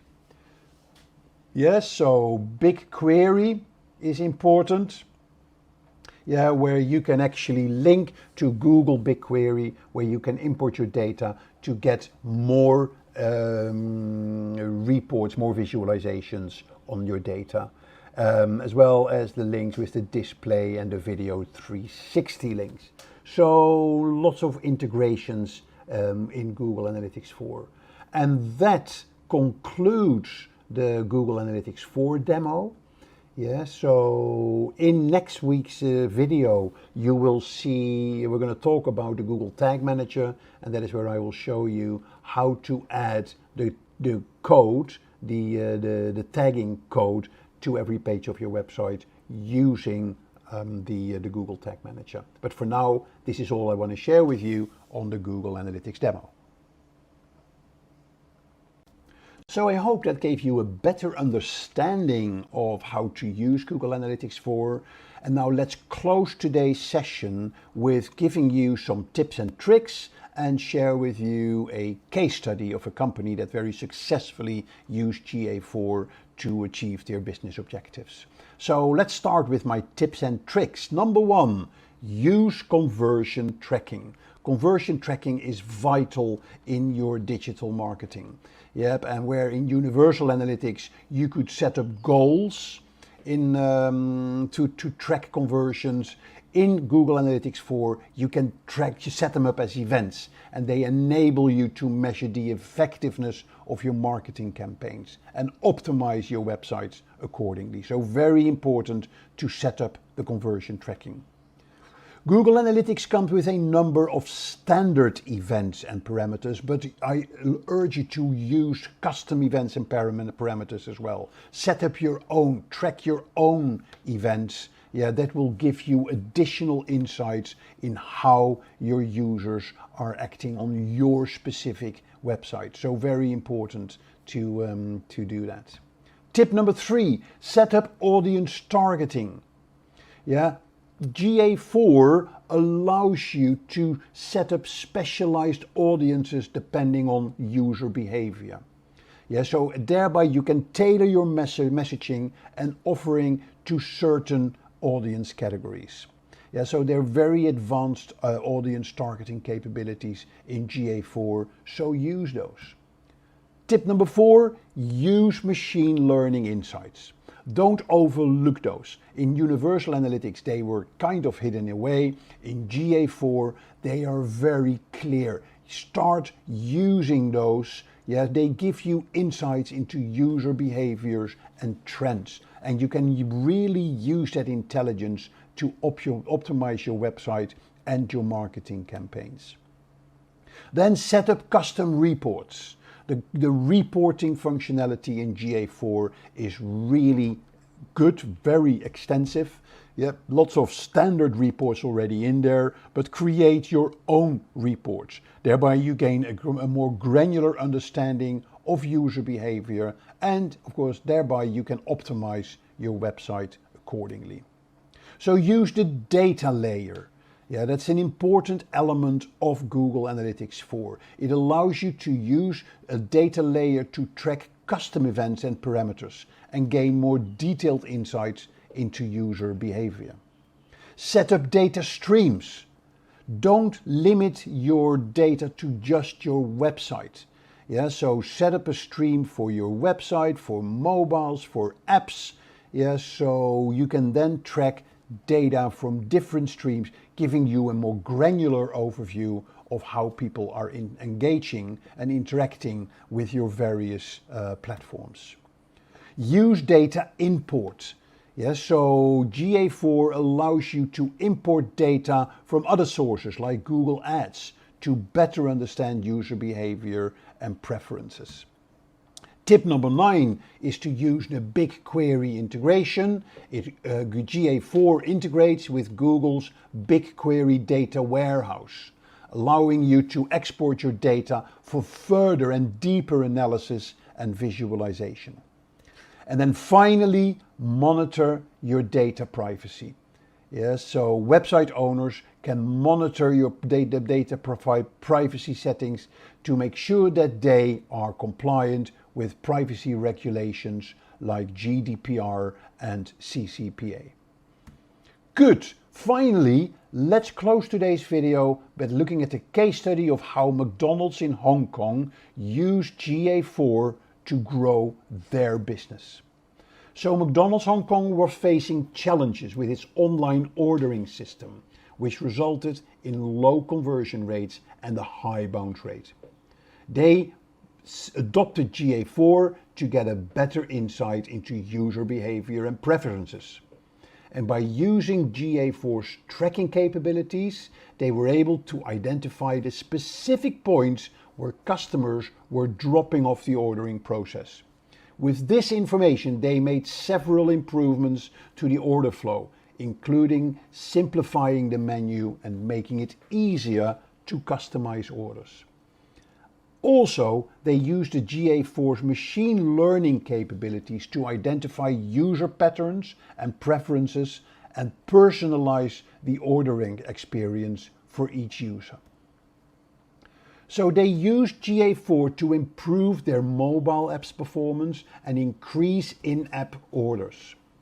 By using the event-based tracking and data analysis, they were able to gain insights into user behavior and make data-driven decisions to improve the user behavior. And as a result, they saw a significant increase in in-app orders as well as improvements in user engagement and retention.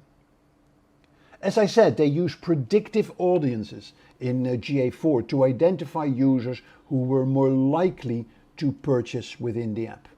They use machine learning models to analyze user behavior such as in-app purchases, time spent on the app, and menu item preferences to create these predictive audiences.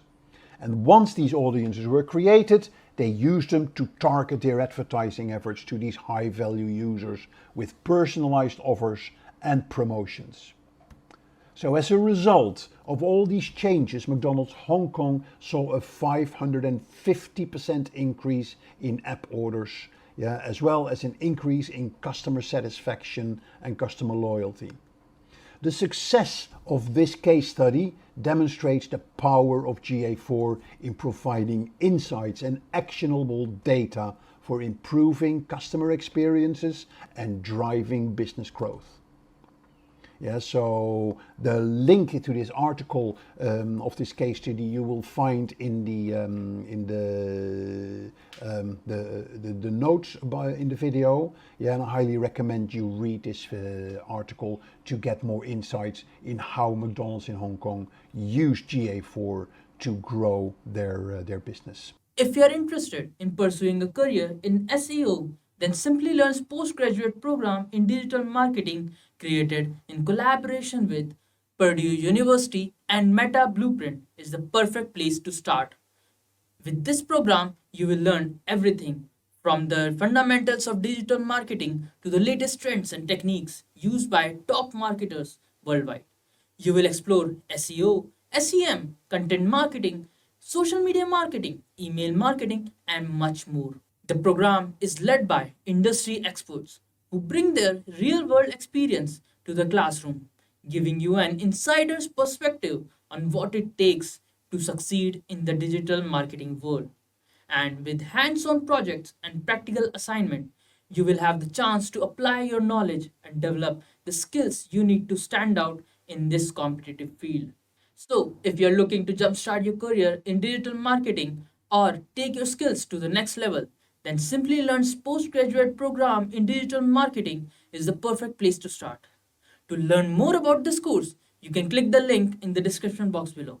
Are you looking for a way to cut through the noise and identify the most authoritative websites online? For this, you need to know the domain authority of website. Domain authority, a powerful metric that measures a site's overall strength and influence in search engine rankings. So in this video, we will dive deep and get a detailed understanding of domain authority. We will cover all the aspects of domain authority, like what domain authority is and the key differences between domain authority and page authority. Moving ahead, we will understand why domain authority is important and how websites are benefited from domain authority. We will have a look at domain authority score and understand whether it is good score or not. It is necessary to know that domain authority changes with time and how we can calculate domain authority. We will cover some tools that may help in finding the domain authority of the websites. Next, we will have a look at 5 tips to improve domain authority for your website. But before we move ahead in this video, have a look at our professional certificate program in digital marketing. Some key features of the program include master classes by Purdue, Ask Me Anything sessions, industry projects, and more. You will be benefited from in-depth knowledge of search engine optimization, content marketing, web analytics, keyword management and research, website management and optimization, URL management, keyword research, and more. So what are you waiting for? Hurry up and find the course link in the description box below. So here is a question for you. Domain authority is developed by option 1 SEMrush, option 2 Ahrefs, option 3 Moz, and option 4 Backlinko. Add your answers in the comment section below and get a heart from Simplilearn. In case you fail to answer, stick to the end of the video to learn more about domain authority. Also, don't forget to subscribe Simplilearn's YouTube channel and never miss any updates from Simplilearn. So let's start by understanding what domain authority is. Domain authority is the term first coined by Moz. Domain authority or DA is the search engine ranking score that shows how likely a website is to rank in SERPs or search engine result pages. The DA score is always between 1 to 100. The more your website has a DA score, the higher the chances for it to rank in SERPs. So now you must have a question. What is the difference between domain authority and page authority? The key difference between domain authority and the page authority is domain authority is the score for a complete domain or a website. However, a page authority is the score for a specific page in the domain or website. Moving ahead, let us understand, is the domain authority important? Followed by benefits of domain authority. Importance of domain authority. Domain authority is an important metric as it is the easiest way to understand the ranking potential of a website. A higher domain authority score is typically associated with the greater likelihood of ranking well in search engine result pages, which may lead to increased traffic and visibility for the website. It can help in getting useful insights from the competitors or websites in the same niche. Moreover, domain authority also helps in making strategic decisions around the content creation, link building, and overall website optimization. By focusing on improving domain authority, website owners can take concrete steps to enhance their online presence and increase their visibility and credibility in the search engine result pages. Benefits of domain authority. The benefits of having domain authority include Improve search engine rankings. With higher domain authority, your website is more likely to rank well in SERPs, which can lead to increase in traffic and visibility for the site. Next is increased credibility. A high domain authority score can serve as an indicator of a website's credibility and authority in your industry. Thus, it builds trust with users and potential customers. The next we have is competitive advantage. Domain authority of competitors or other relevant sites will help website owners to gain insights and identify areas for improvement, giving them a strategic advantage in the online marketplace. More backlinks. Websites with high domain authority scores are more likely to attract quality backlinks from the other reputable sites, which can further boost their credibility and ranking power. Better user experience. By optimizing for a domain authority, website owners can focus on creating high-quality, relevant content that meets the needs of the target audience, leading to a better overall user experience and increased engagement. Now that we have known the benefits of domain authority, let's move forward to understand more about domain authority score. The domain authority of any website may lie between 1 to 100, considering 1 to be the bad score and 100 to be a good. So say, for example, if a website has DA20, then it needs a serious attention and there is a need to carry out required SEO practices. However, do you know that domain authority may change over time? Yes, you heard it right. Domain authority depends on various factors like links and content. These factors can change over time, and as a result, a site's domain authority score can fluctuate. For example, if a site acquires high-quality inbound links from reputable sources or improves the relevance and quality of its content, its domain authority score may increase. Conversely, if a site loses inbound links or its content become outdated or irrelevant, its domain authority score may decrease. It is important to note that domain authority is a relative metric, which means that changes in domain authority score can be influenced by the authority of other sites in the same niche or industry. As such, changes in domain authority should be evaluated in the context of broader trends and competitors within the relevant online space. Now, let's find out how domain authority is calculated. Domain authority is calculated on various factors like root domains, the total number of links, quality links, content, etc. After the update of domain authority to 2.0, it is calculated with the help of machine learning algorithms. The work goes as, say, if X website appears in search results more frequently than website Y, then website X must have higher DA compared to website Y. Let's now wrap up top 5 tips to improve the domain authority. Tip number 1. Create high-quality, relevant content. One of the most important factors in domain authority is the relevance and the quality of content on the site. By creating original, well-researched content that meets the needs and interests of the audience, you can attract quality inbound links and increase your site's overall authority. Moving ahead with tip number 2. Build quality inbound links. Inbound links from reputable high-authority sites are an important factor in domain authority. Focus on building quality inbound links through the tactics like guest blogging, influencer outreach, and social media promotion. With inbound links, it is also necessary to have on-page optimization of pages on the website. On-page SEO factors like title tags, meta descriptions, and header tags can help search engines understand the relevance and importance of your content. By optimizing your site's on-page SEO, you can improve your site's overall authority and ranking power. With this, you also need to carry out good keyword research. Keyword research can help you to identify topics or phrases relevant to your target audience. By targeting these keywords in your content, you can improve your site's authority and relevance.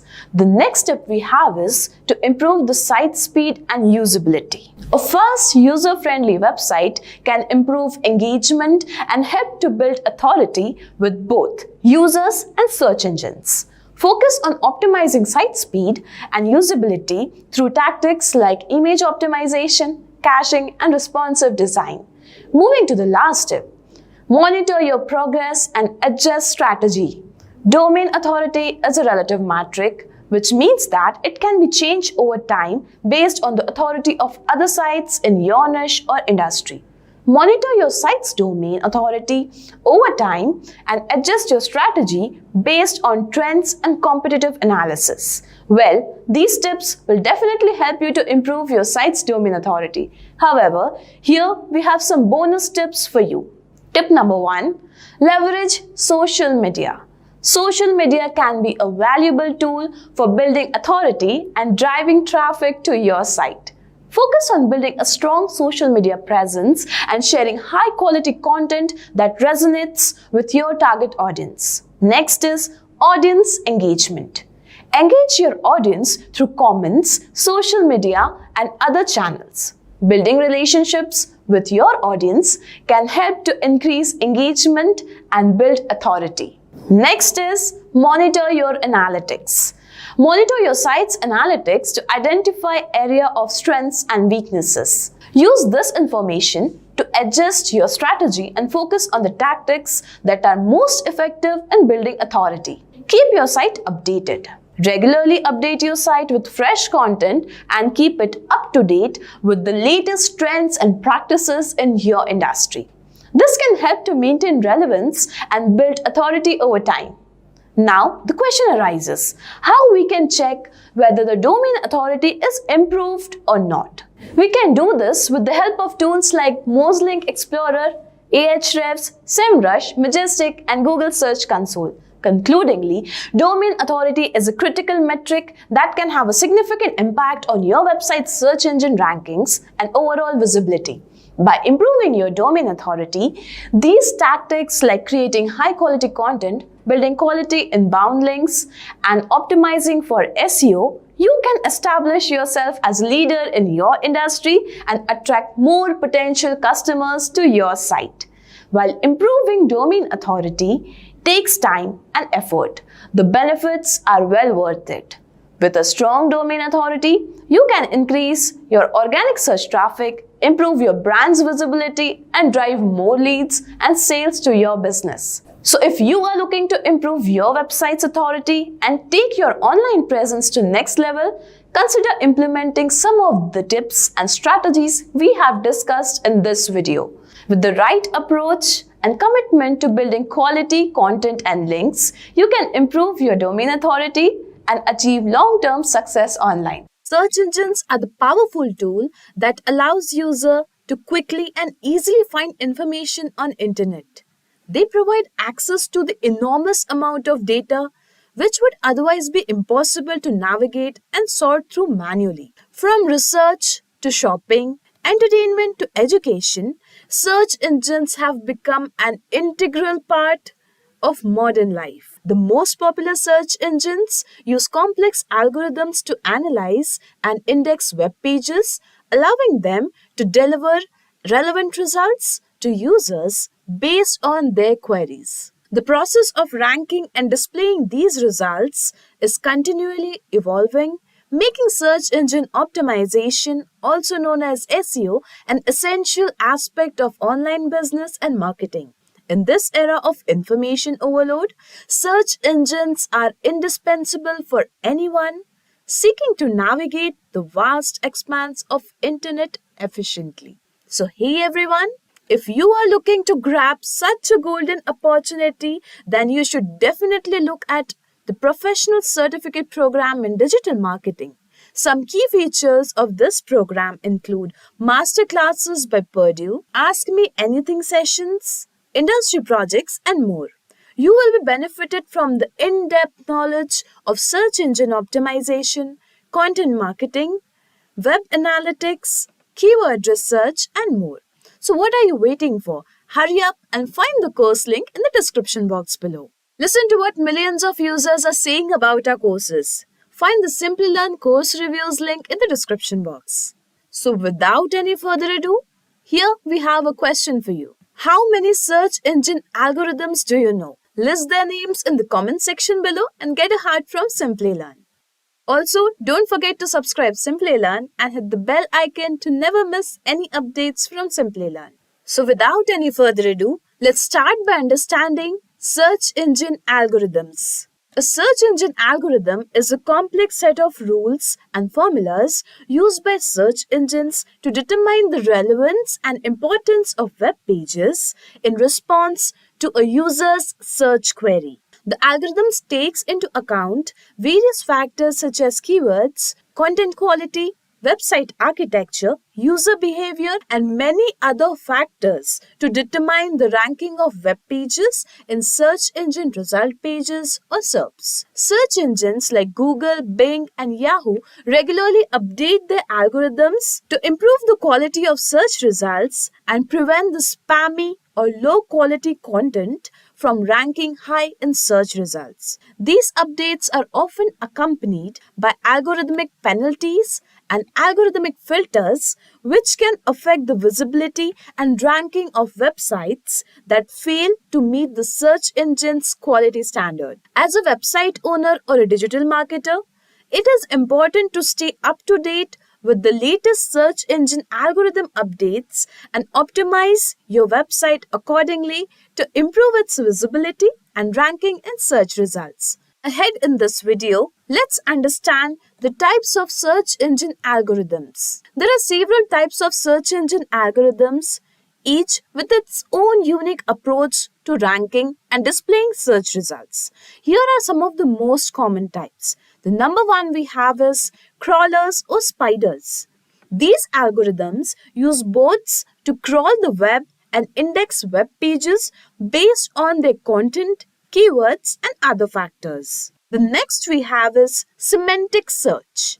This type of algorithm attempts to understand the meaning of search query and the content on the web pages to provide more relevant search results. The next we have is PageRank. This algorithm is developed by Google and it assigns a score to web page based on the number and quality of links pointing to them. The next we have is personalized search. These algorithms take into account of a user's search history, location, and other data to provide search results tailored to their individual's preferences.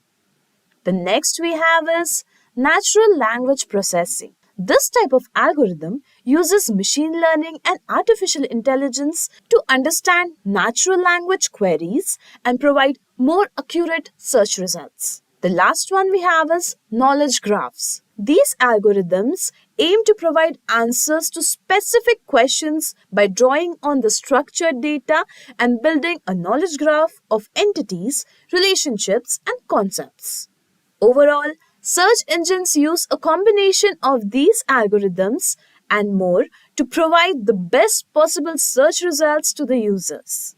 In this video, we are specifically going to focus on the PageRank algorithm. PageRank is an algorithm developed by Google's co-founders Larry Page in 1998 as a part of their research project in Stanford University.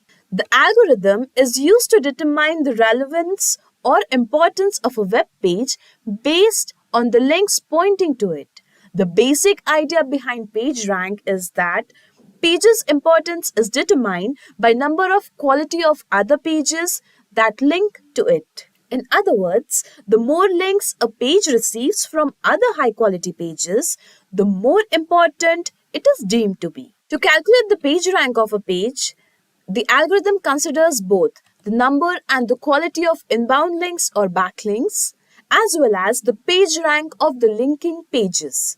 It assigns a numerical value to each page with higher values indicating the greater importance. The algorithm works by treating each page a node in a network with the links between the pages representing the edges. It uses an iterative algorithm to calculate the page rank values for each page in the network.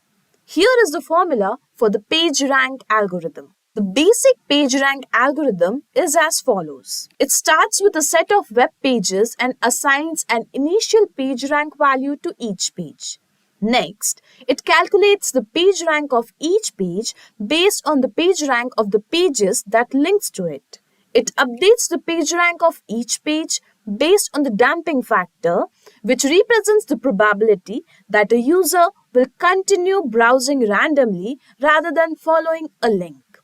It repeats step 2 and 3 until the PageRank values for each page covers a stable state. PageRank has become an important aspect of Google's search algorithms. Although the exact detail of how it is used are not publicly disclosed, it is also used in other applications such as social network analysis and recommendation systems. In conclusion, the PageRank algorithm is a crucial tool for ranking web pages in search engine results. It works by assigning a score to each page based on the number and quality of links pointing to it. PageRank considers the importance of not only the links pointing to the page, but also the importance of pages those links are coming from. It uses a mathematical formula that calculates the probability would reach a particular page by following links from the other pages.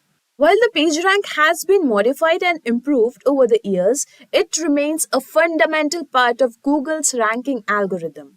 It is important for website owners to understand how PageRank works and to develop the strategies for improving their website score. This can be achieved through various techniques such as creating high-quality content, obtaining backlinks from reputable sources, and optimizing the website structures and metadata.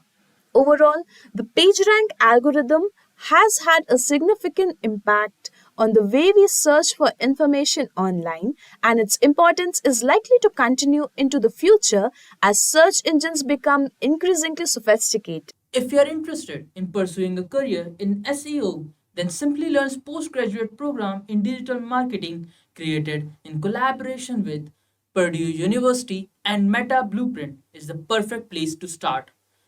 With this program, you will learn everything from the fundamentals of digital marketing to the latest trends and techniques used by top marketers worldwide.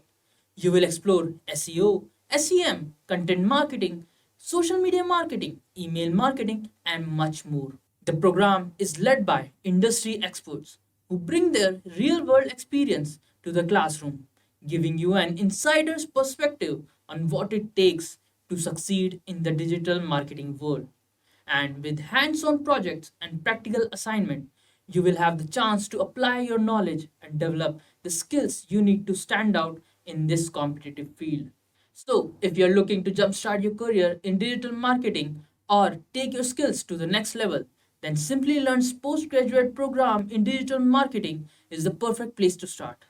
To learn more about this course, you can click the link in the description box below. During our childhood, we have heard the fictional stories of robots taking over various household courses, making the lives of humans easy peasy. But if you're not aware, then these fictional stories are turning into reality. Though not in the form of physical robots, but yes, in the form of computer programs and apps with the help of artificial intelligence and machine learning technologies. Confused? Let me introduce to you to ChatGPT, a pre-trained model that interacts with user in a conversational way. ChatGPT is founded by OpenAI and the model is based on supervised and reinforcement learning. So are you excited to know more about ChatGPT? ChatGPT has various applications in various domains. In this video, we are going to see the application of ChatGPT in the SEO domain. Also, we are going to discuss how ChatGPT will play an important role in search engine optimization. So here is a question for you. ChatGPT is based on which of the following GPT models created by OpenAI? Option 1, ChatGPT 1. Option 2, ChatGPT 2. Option 3, ChatGPT 3. And option 4, none of the above. Let us know your answer in the comment section below. And if your answer is correct, you will get a heart from Simplilearn. As we discussed earlier, ChatGPT is the application of artificial intelligence and machine learning. If you are looking to get certified into AI and machine learning, then here at Simplilearn, we have a certification course for you. Artificial intelligence is a growing technology and the most trending jobs these days. If you are looking to get certified, have a look at Artificial Intelligence Masters Program by Simplilearn. The course covers all the details with the industry projects of artificial intelligence. If you see, there are a number of tools covered in this certification like NumPy, Pandas, SciPy, Spark, Keras, TensorFlow, R programming, Python, Scala, etc. This artificial intelligence course is in conjunction with the IBM. So what are you waiting for? Have your own certification and get a good salary hike, a good career with artificial intelligence. You can check the link in the description box below. So before we move ahead, consider subscribing to our channel and hit the bell icon to never miss any updates from Simplilearn. We know that SEO rankings depends on various factors like on-page optimization, off-page optimization and more. While using ChatGPT, we will understand how ChatGPT helps in various SEO ranking parameters and reduces the manual work. So without any further delay, let's begin. So to begin with, let's open ChatGPT.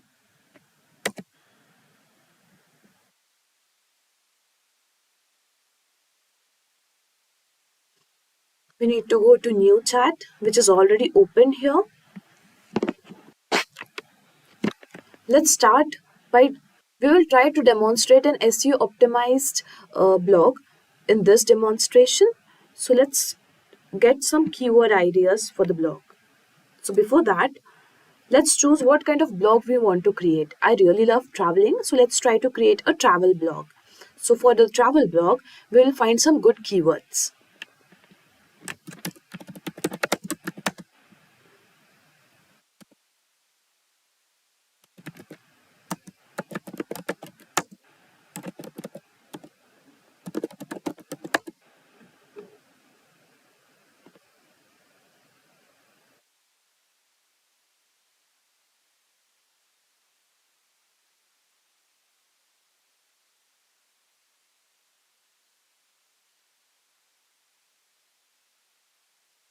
So here you can see we are getting some suggestions for the travel destinations. We can choose any of them.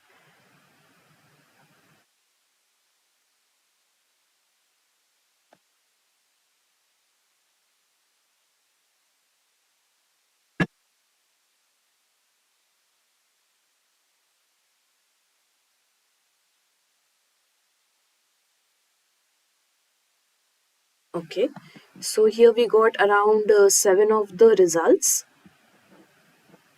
So let's try to get something for Japan.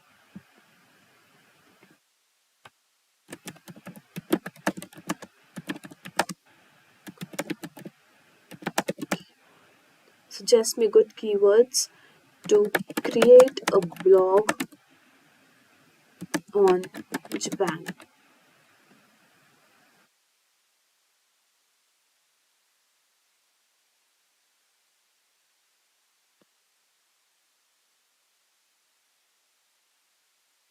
Okay, so what I understand from this is we are just getting few of the random keywords.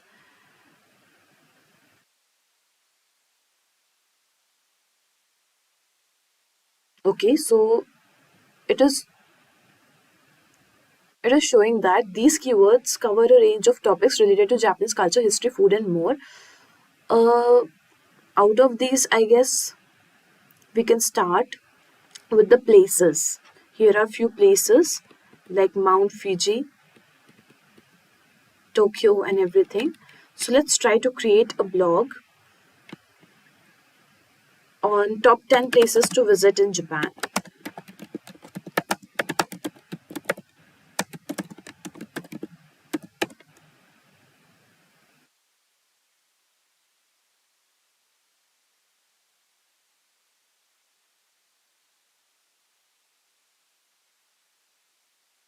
Okay, so we are getting places to visit in Japan.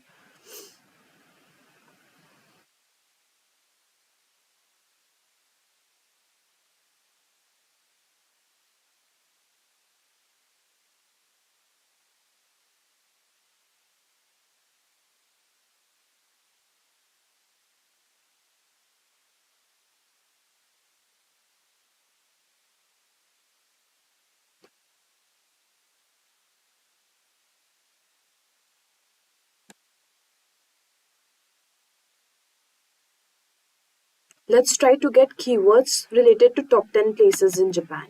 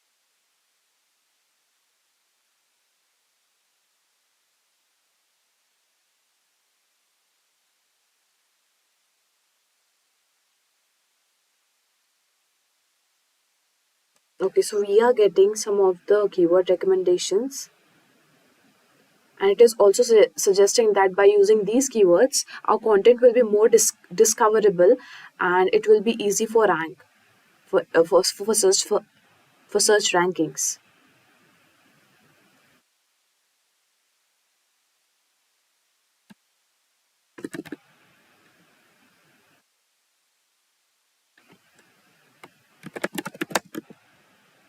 Write me a blog on top 10 places to visit in Japan.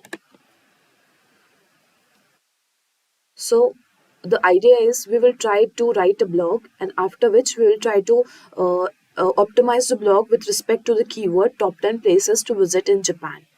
And we will also see whether all the SEO practices can be easily applicable or not using ChatGPT.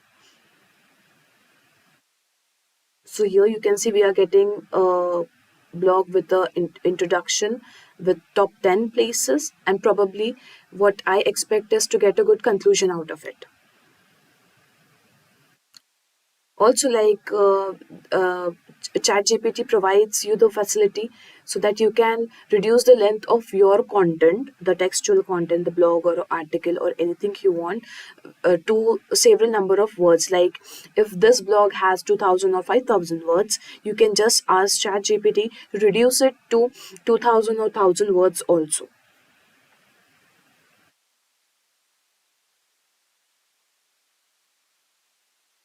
So here you can see that before, when we searched, there were only one-liners about these destinations, these places in Japan, and now we are getting a detail about all the 10 places.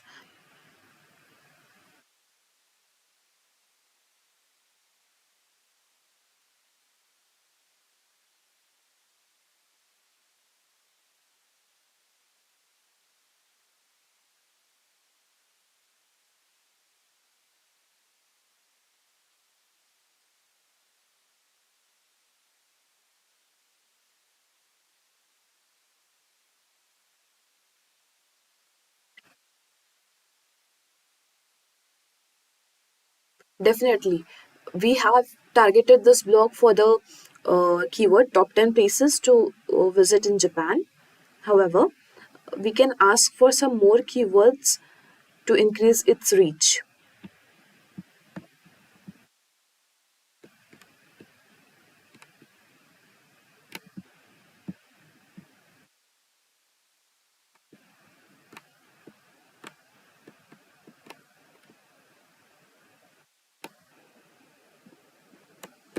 Suggest few more relevant keywords for my blog.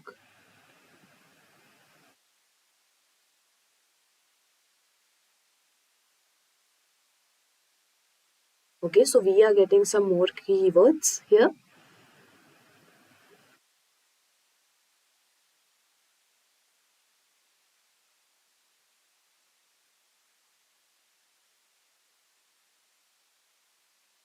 For any blog, it is really important to have a very good title. So we will try to implement a catchy title for this blog.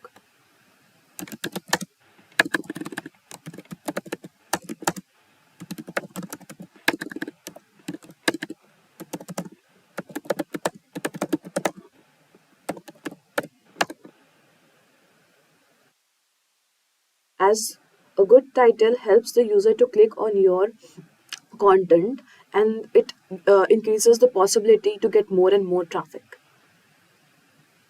So here you can see the title is completely keyword optimized. Our keyword is top 10 places to visit in Japan, and here I can see most of the suggested titles have the keyword top 10 places or top 10 destinations, which is somewhat similar to what we are expecting.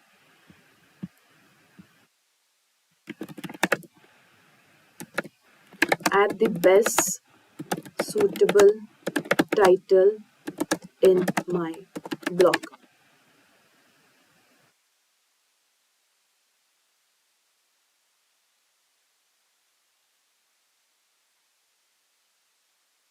Okay, so we are getting something different here. The ultimate guide to Japan's hidden gems, 10 places you can't miss.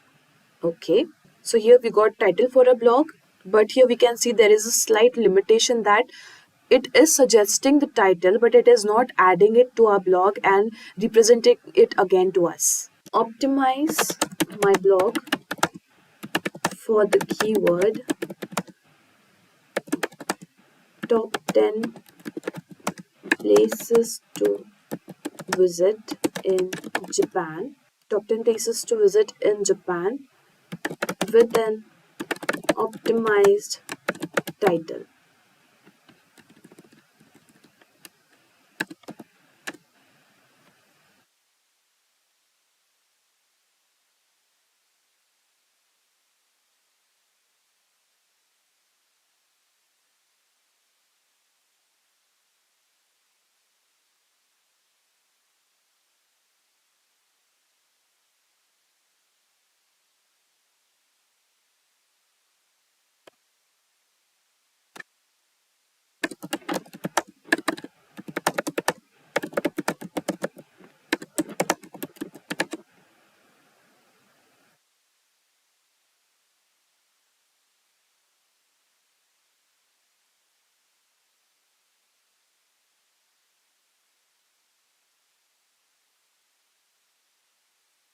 Okay, so we have to do it manually. It's not able to add the title in the blog. Optimize blog for the keyword top 10 places to visit in Japan.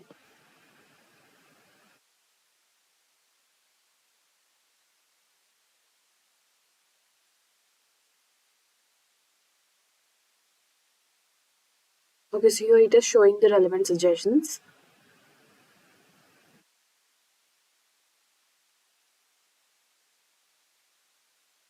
So maybe there is a slight ambiguity in the query, that's why it's not representing us the correct results.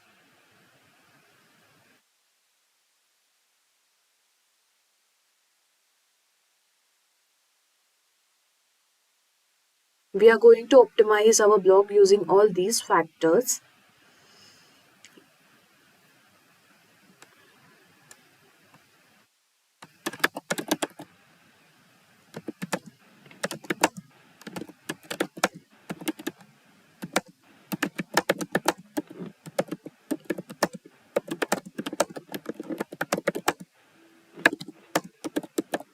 Visit in Japan.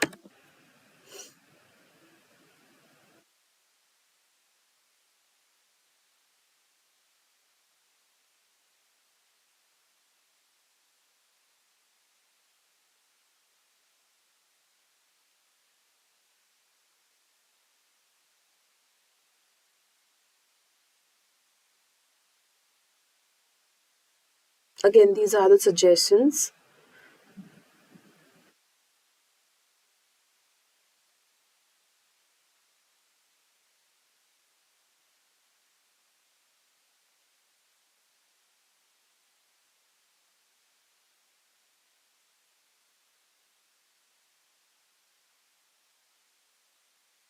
Let's try to implement these one by one.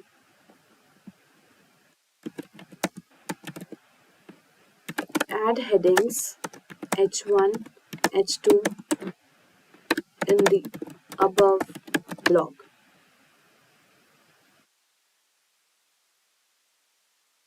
So yes, we are getting the updated versions having H1 and H2.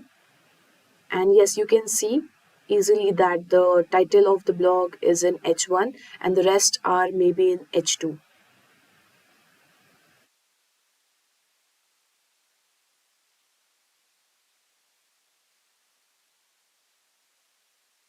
H1 and H2 tags are some of the practices in the on-page optimization, which helps the search engine bots to understand that this is something important, really important for the page, and they pick up these hints for getting your page rank.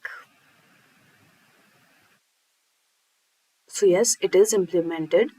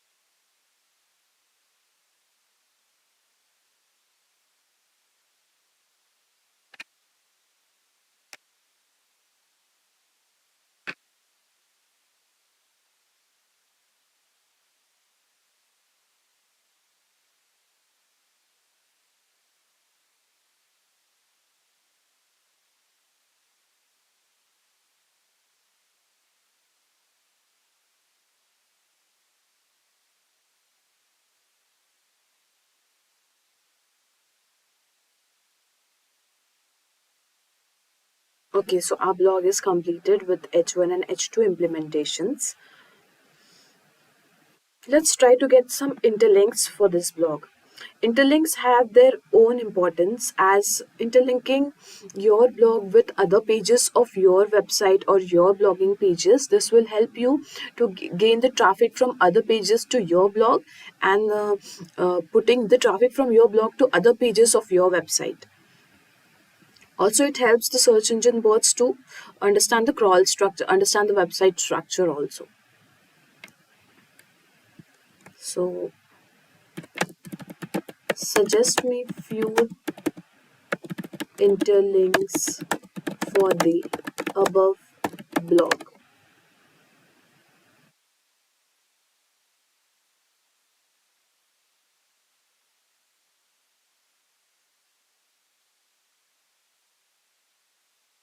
So yes, definitely these are the relevant and expected links we are getting. So if you have any of these blog pages in your website, or if you have created any of these blogs earlier, do interlink it.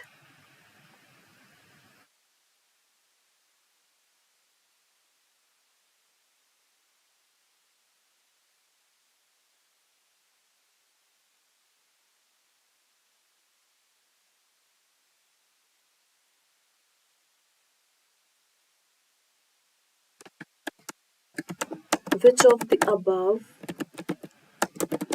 can I use in my blog? So definitely there are a number of suggestions, but if you want to choose one, how can you pick the one? Let's see if we get the relevant thing for this.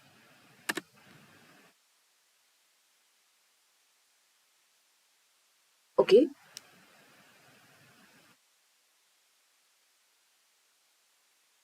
So it is not only suggesting that we can use all of the above, but it is also showing the significance of interlinking.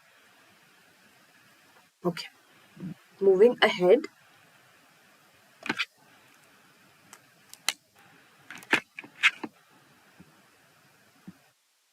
So till now we have optimized our blog for a keyword top 10 places. We have tried to get some of the keywords relevant to the top 10 places to visit in Japan. We have added headings, and we have tried to get some of the good interlink suggestions to add interlinks in our blogs, which are some of the good practices of the on-page optimizations.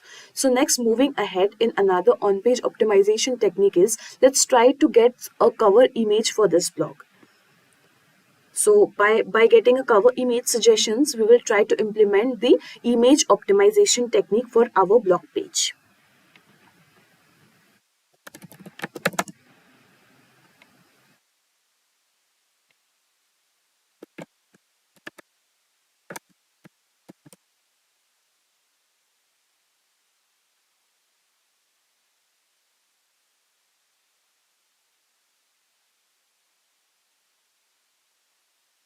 Okay, so it is showing some of the suggestions related to the diversity of the country, panoramic view of Tokyo skyline, the beautiful image of Kyoto's traditional temple, Mount Fuji, Hiroshima's Peace Memorial Park.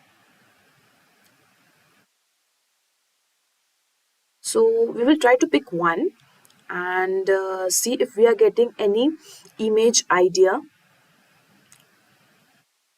Let's take for Mount Fuji.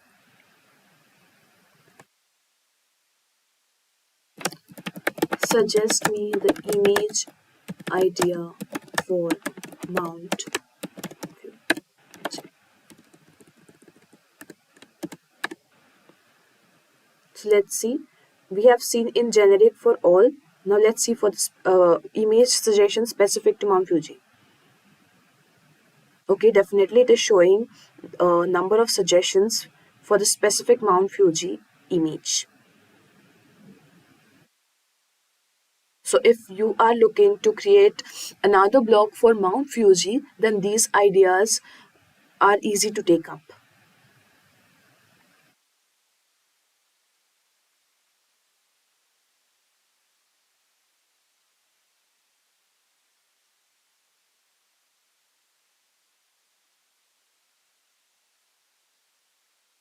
Optimize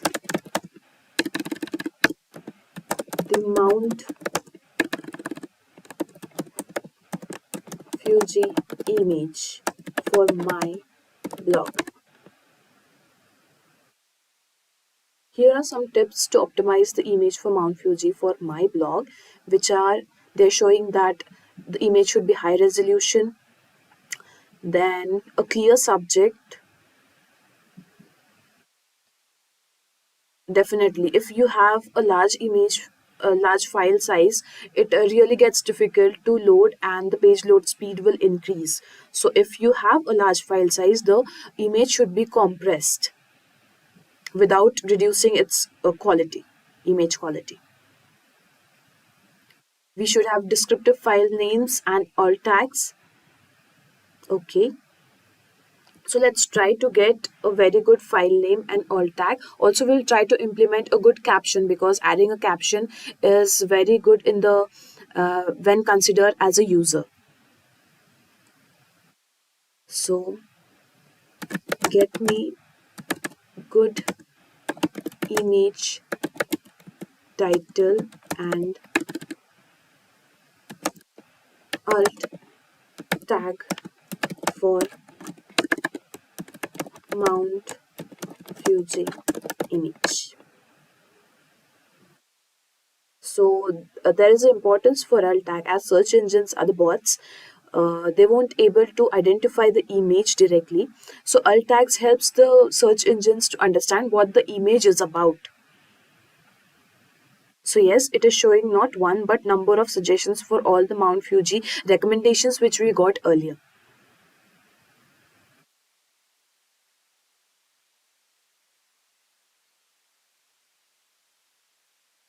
So we will try to choose one and get a caption for it.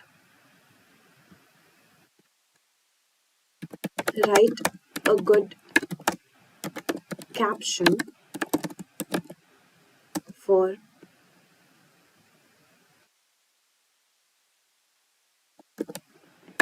the image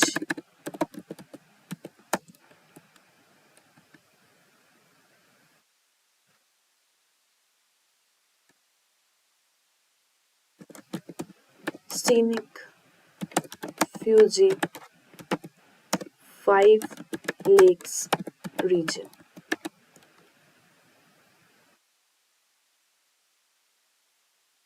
So yes, definitely we're getting suggestions here.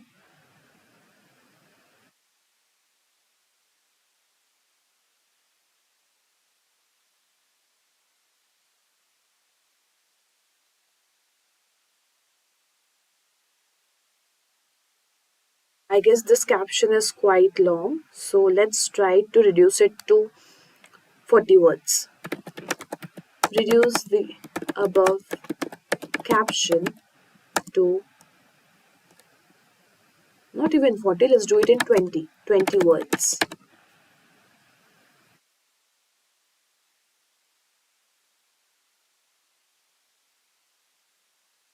Okay, this one is better.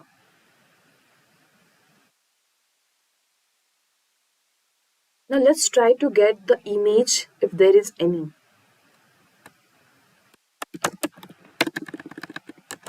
Choose the Mount Fuji image for my blog. Choose image. It should not, I repeat, choose the perfect illustration for Mount Fuji image for my blog.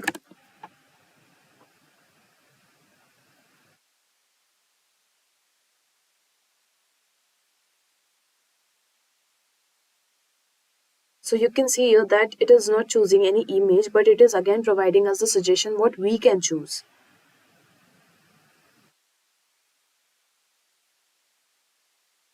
Again, this is the limitation, that it is not showing us any of the image. We will try to put it in another way to get an image. If it really works, we can get it.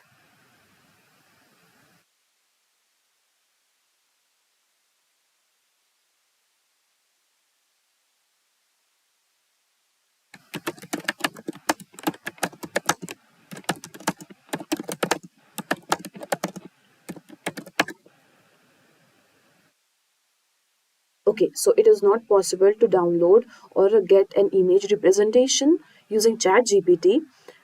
We can only get the recommendations to choose the image.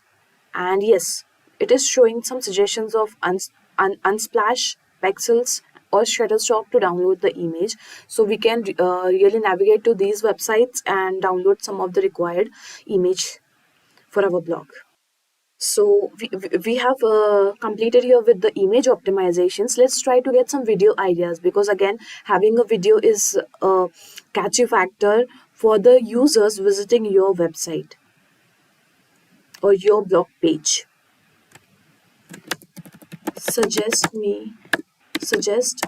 video ideas for the above blog.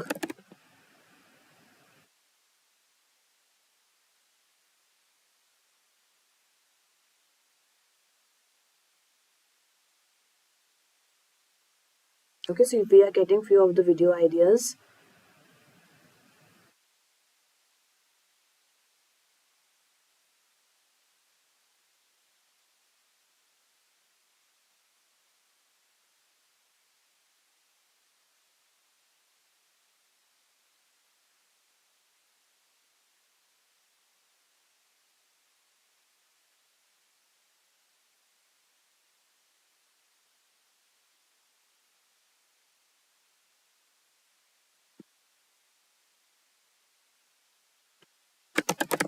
Which of the above idea is best match for my blog?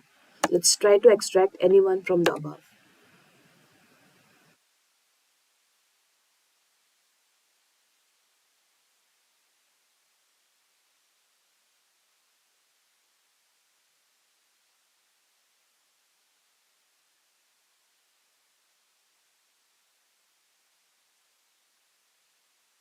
Okay, so it is completely dependent on the user's choice what a user wants.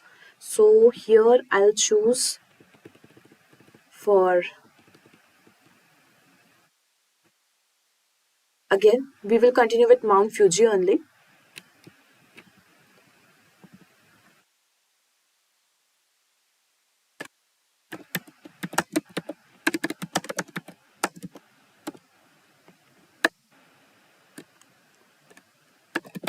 Provide video optimization ideas, video optimizations for Mount Fuji video for above blog.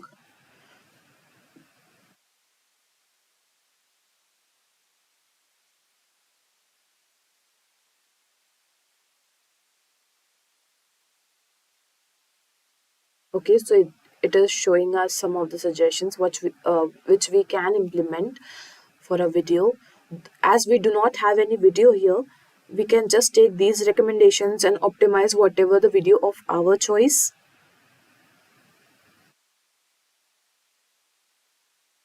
So let's take the thumbnail suggestions in our next query. If it can suggest us a Mount Fuji thumbnail image suggestion and the video tag suggestion, right? Suggest me good thumbnail idea for Mount Fuji video. Thumbnails have the major impact for any videos. It is the only thing, I repeat, thumbnails are one of the important factors which encourages the user to click on your video and watch the complete video. So definitely having a good thumbnail will help your content to rank. So yes, we have got around 10 of the thumbnail ideas from which we can implement any one as of the video we are having for our blog. So we are done with the thumbnail ideas, after which we will try to get video tags. So for getting video tags, let's get for all of them. Find me video tags for the all of above thumbnail suggestions.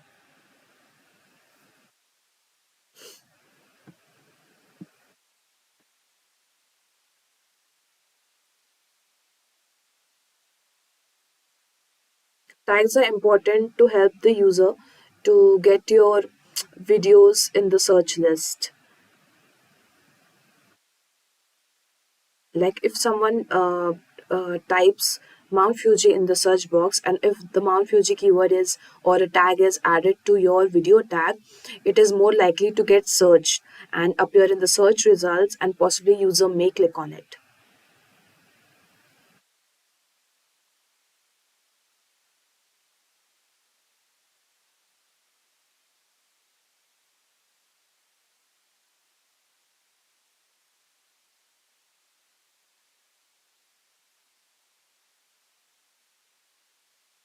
So here we have tried to implement some of the important on-page optimization practices.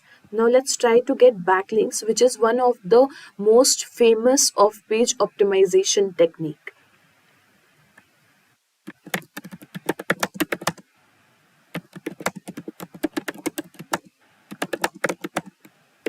Above block.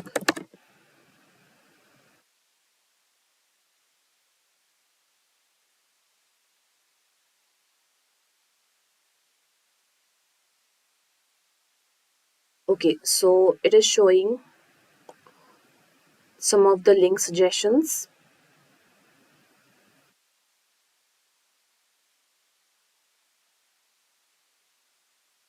So basically backlinks are the links which points from another website or another web page to your web page or your website. So getting backlink is one of the trust factors in the search engine's eyes, that your content is really unique and more users wants to read it and share it with another users. So the search engines, by these search engines, understand that your content is really good and it is worth of ranking. So definitely getting a good backlink from a very good authority websites is fruitful for your content. So let's try to get which pages on web are suitable to get backlinks for my blog.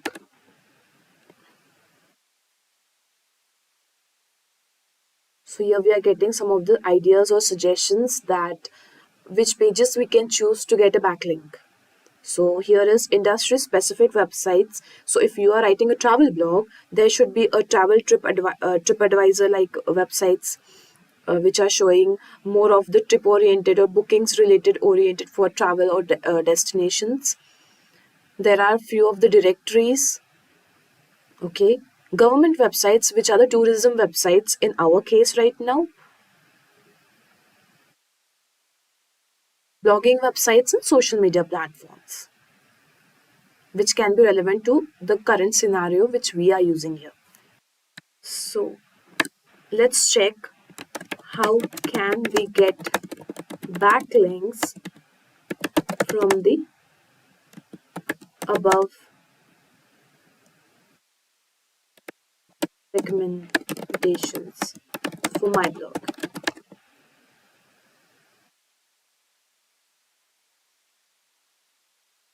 Okay, guest posting, broken link building. Okay, these are some of the backlink building methods which we are getting so that we can find one and get one of the I repeat. So these are some of the backlink building strategies which we are getting in the recommendation. So we can implement any of these to get a backlink for our blog.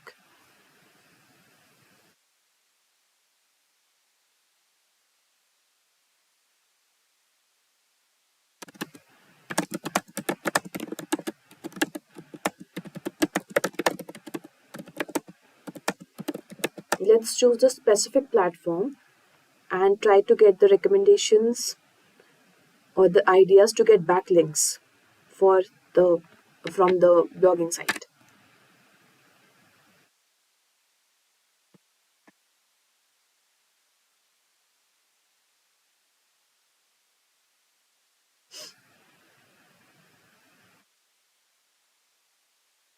So we can implement these ideas and it may be possible to get backlinks.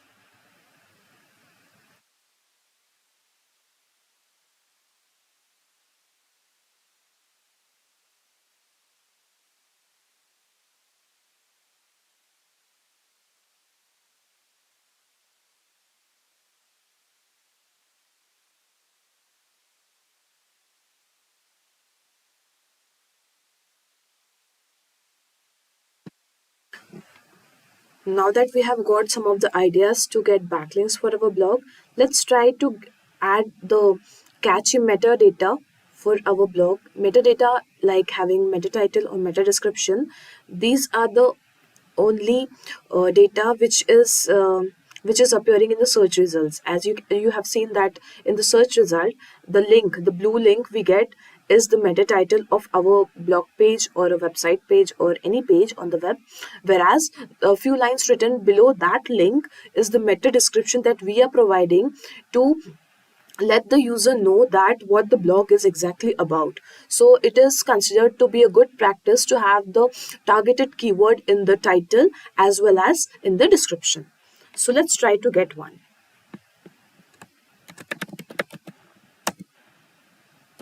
Is the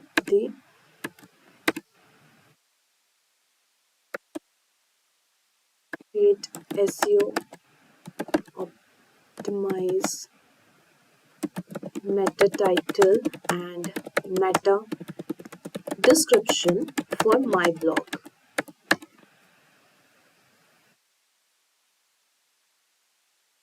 So we are getting some suggestions here. Top 10 places to visit in Japan.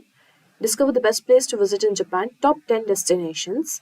Definitely we have here top 10 destinations.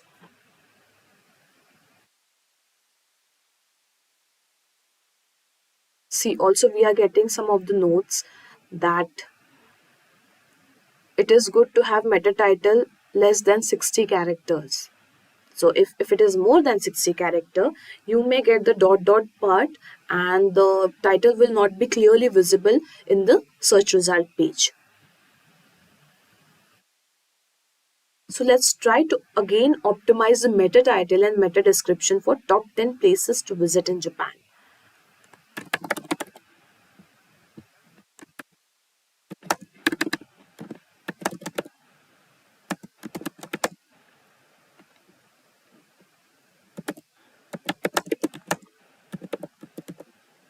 description for the keyword top 10 places to visit in Japan.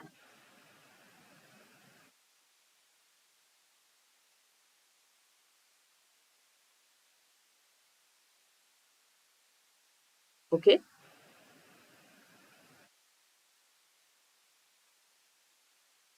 So we can use any of the one we have got the recommendation the previously, and this one also. Both are completely relevant to our content. So one of the technical SEO factor which we are going to see here is getting the URL recommendation. URLs are the important factor. It helps the search engine bots to understand about the page, as the URL is the first thing search engines may be visiting to come to your page. So it is a good practice to have the keyword in your URL rather than having some of the abrupt characters like XAR at the rate, these kind of stuffs in the link. So let's create the URL suggestions. Suggest me SEO optimized URL for the above blog.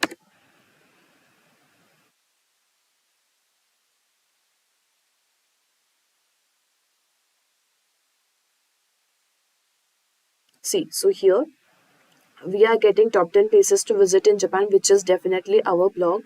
And as a keyword, we are using it to optimize our content, and it is placed in the URL. So this URL is completely correct.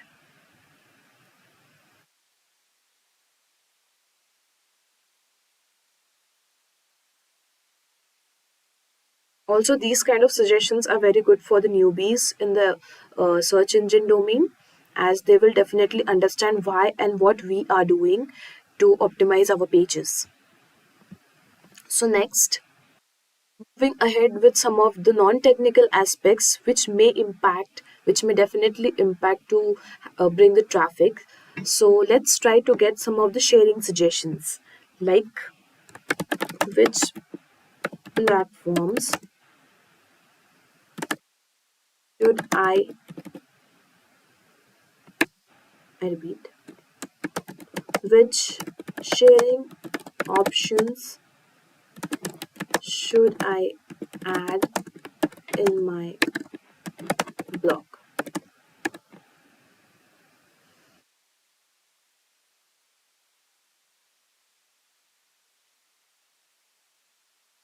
So out of the mentioned sharing buttons, we can add any of them. Adding at least 3 to 4 sharing buttons is considered to be really good, out of which there are many common, like Facebook is really common, then Reddit is really very common, WhatsApp shares are really common, Twitter shares are really common. So you can choose any of these to add it in your blogs. Does commenting on my blog impact on traffic source? So here we are taking the suggestion that will this help or not.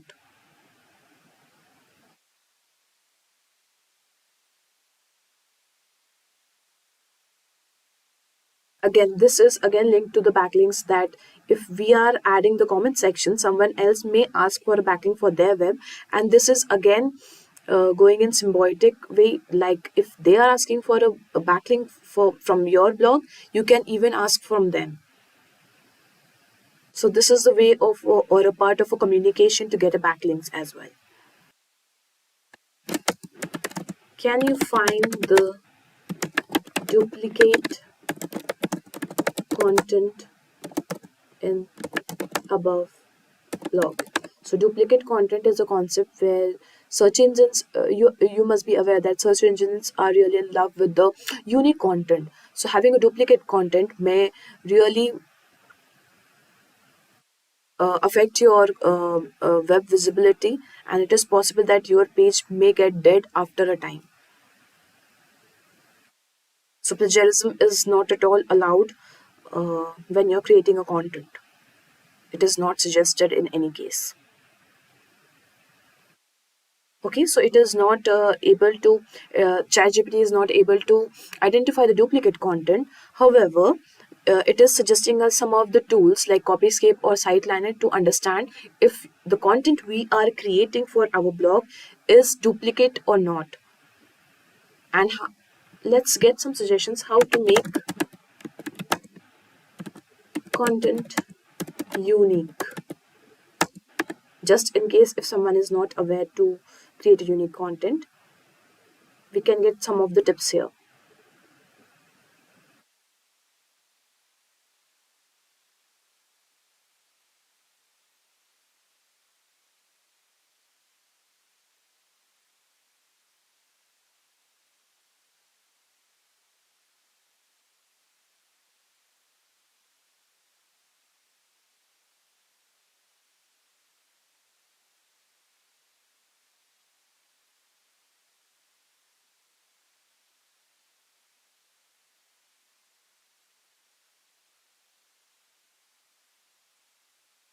Okay, so we have got some of the suggestions. Also, let's try to see one of the other aspects of technical SEO, that is 404 pages. 404 pages are really not likely to get searched because, I repeat, let's try to see another aspect of technical SEO.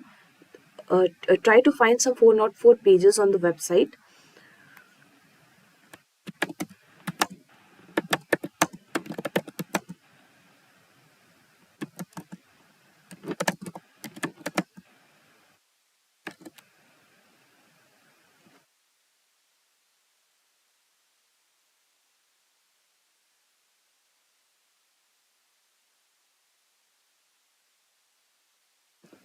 So from this, I can understand that though we have not posted any blog link or any internal links that leads to that blog which we are expecting, this is not the clear idea we are providing. But yes, to find 404 pages, it is not possible for the ChatGPT to get one, but we can use some of the tools suggested like Screaming Frog or Google Search Console, where we get the detailed report of the broken links or 404 pages, that is the dead pages of our website. So let's wrap up from the view of the technical SEO perspective.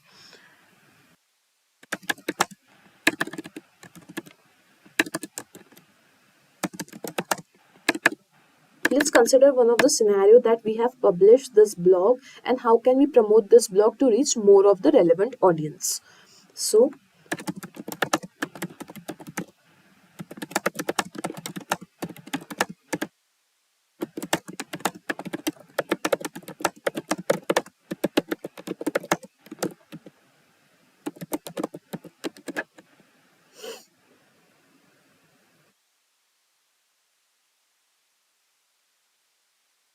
okay, so we are getting some of the recommendations that we can share our blog on social media, reach to the influencer, add it as a guest post, and link back to this blog. Email marketing, yes, it is the most trending technique to reach more of the audiences.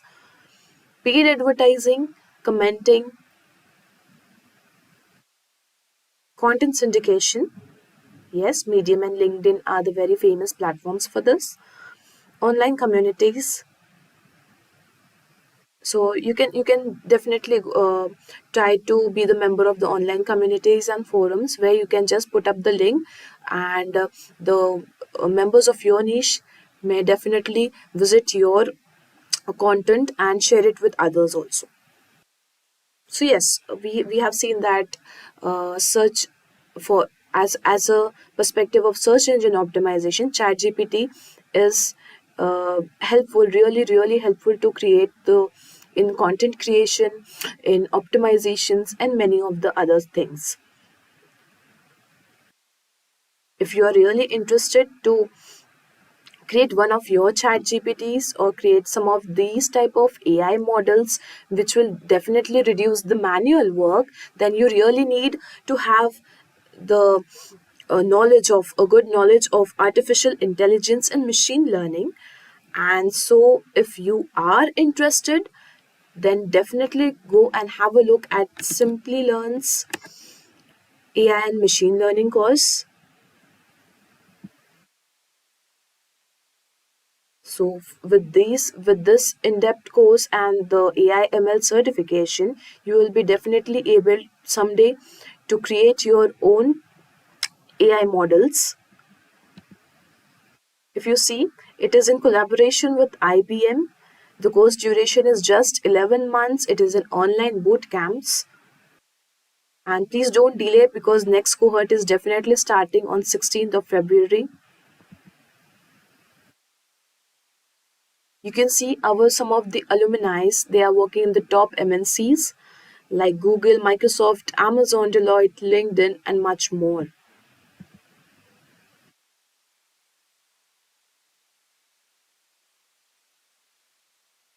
So what skills we are covering in this certification is statistics, supervised, unsupervised learning, Python programming, recommendation system, natural language processing, deep learning, reinforcement learning. And if you are aware, when we started ChatGPT, this video, then it is dependent on reinforcement learning. So definitely it will help you to create your own AI models. The tools we are covering in this certification are Python, TensorFlow, Keras, then Django, Flask, OpenCV, and much more. If you are interested, please check the link in the description box below. Is your website not ranking as you thought it would? Are there too many competitions out there? Is it getting difficult to capture relevant audiences? Are the solutions suggested too expensive? Do not worry. In this video, you will get easy solutions to all your questions, as we have come up with a list of top 10 SEO tools that anyone can use. And the best part is, you need not to spend a single penny on these tools. Yes, you heard it right. They are free of cost and are very useful for anyone who wants to start an online business or struggling to improve reach. So let's jump right into the list. But before we do, kindly subscribe to our channel Simplilearn and hit the bell icon to never miss on such interesting and useful videos. To carry out best SEO practices, the first free tool on our list is the Keyword Planner. Keyword Planner is a free keyword research tool provided by Google. Proper keyword research is important as it increases the possibility to rank well on the search result pages. The Keyword Planner will help to discover new keywords, estimate monthly searches a keyword has, get the cost of ads for the keyword you are looking for, and help to organize keywords. Let's understand how to use Google Keyword Planner. Open your AdWords account. Now, go to the Tools section and select Keyword Planner. Now, you can either add a keyword to get new insights or upload a CSV file to get search volumes of already known keywords. Let's see how it works. Click on Discover New Keywords. From here, you can change the location. Enter the key phrase for which you need keyword insights.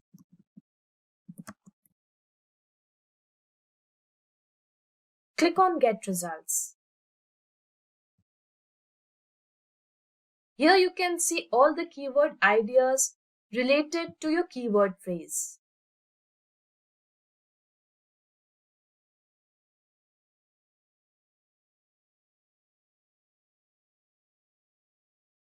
Now, to get the search volumes of already known keywords, go to the Keyword Planner and click on Get Search Volume and Forecast. Now, upload your CSV file from here.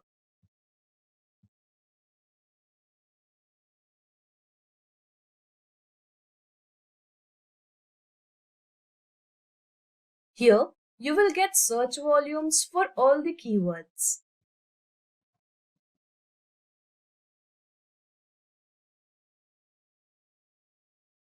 Other similar tools with free trials include keywordtool.io and Keyword Generator by Ahrefs. To know trending ideas, you can use Google Trends, whereas to get title ideas, you can use the Answer the Public tool, which is free. Now, let's see the next tool in the bucket. Google Search Console. Google Search Console is a free webmaster tool provided by Google. It is important to timely monitor your website and make it error-free. This is where Google Search Console comes into the picture. It helps businesses to monitor and maintain their website's presence in Google search results. Some features of Google Search Console includes getting confirmation that Google search engine can crawl your website, fix the problems in page indexing, sends pages for re-indexing, can view Google search traffic data, records the number of times your website appears in the search results, records the search queries for which website appears in the search result, shows the list of sites linking to you, and many more. Let's now understand how to use Google Search Console. Here, the total impressions suggests that number of times your website appears in the Google search results, whereas the total clicks suggests that number of times your website is clicked from the Google search result page. From the coverage section, you will get to know all the errors occurred during the crawling. We recommend you to try your hands on tools like Bing Webmaster Tool and Ahrefs, which is free for website owners. Next up, we have the Yoast SEO plugin. Yoast SEO plugin helps in improving your search results ranking. It has a free as well as a paid version. As a beginner, you can quickly check the free version. It has an inbuilt feature that automatically carries out SEO analysis and readability analysis and automatically adds structured data. Let's take a quick look at SEO plugin. From here, you can add SEO title. From here, you can edit the slug. Slug is the part of URL. You can add the necessary keyword here. In the meta description section, you can add the meta description, which altogether looks like this, where this part is your slug. The keyword you want to add in your page should be added in the focus key phrase section. The SEO analysis section shows the SEO improvements in your content. Now moving towards the readability analysis. Readability analysis shows improvement in the textual content of the page. If both the indicators are green, then your SEO and readability both are good to go. For Yoast SEO, we have covered the significant features, and now we will understand one of the essential SEO tools, Google Analytics. Website tracking plays an important role in SEO. It helps in understanding the user behavior on your website. Google Analytics is an analytics tool used for tracking a website. The standard version of Google Analytics is free. We can integrate Google Analytics with Google Ads. The main features of Google Analytics include tracking session duration of users, pages per session, and tracking website traffic and bounce rate of users. Let's take a quick tour. If you are interested in pursuing a career in SEO, then Simplilearn's postgraduate program in digital marketing, created in collaboration with Purdue University and Meta Blueprint, is the perfect place to start. With this program, you will learn everything from the fundamentals of digital marketing to the latest trends and techniques used by top marketers worldwide. You will explore SEO, SEM, content marketing, social media marketing, email marketing, and much more.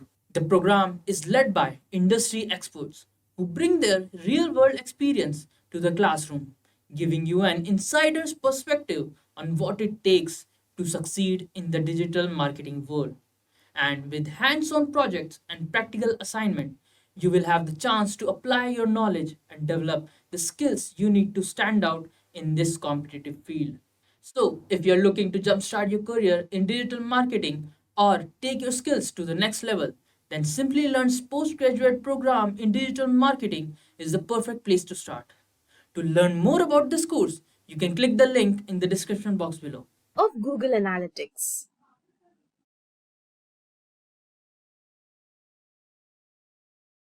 Here you can see reports of users for last 7 days. Now, go to the reports section in the dashboard. You can reset the time span to get the desired data from here.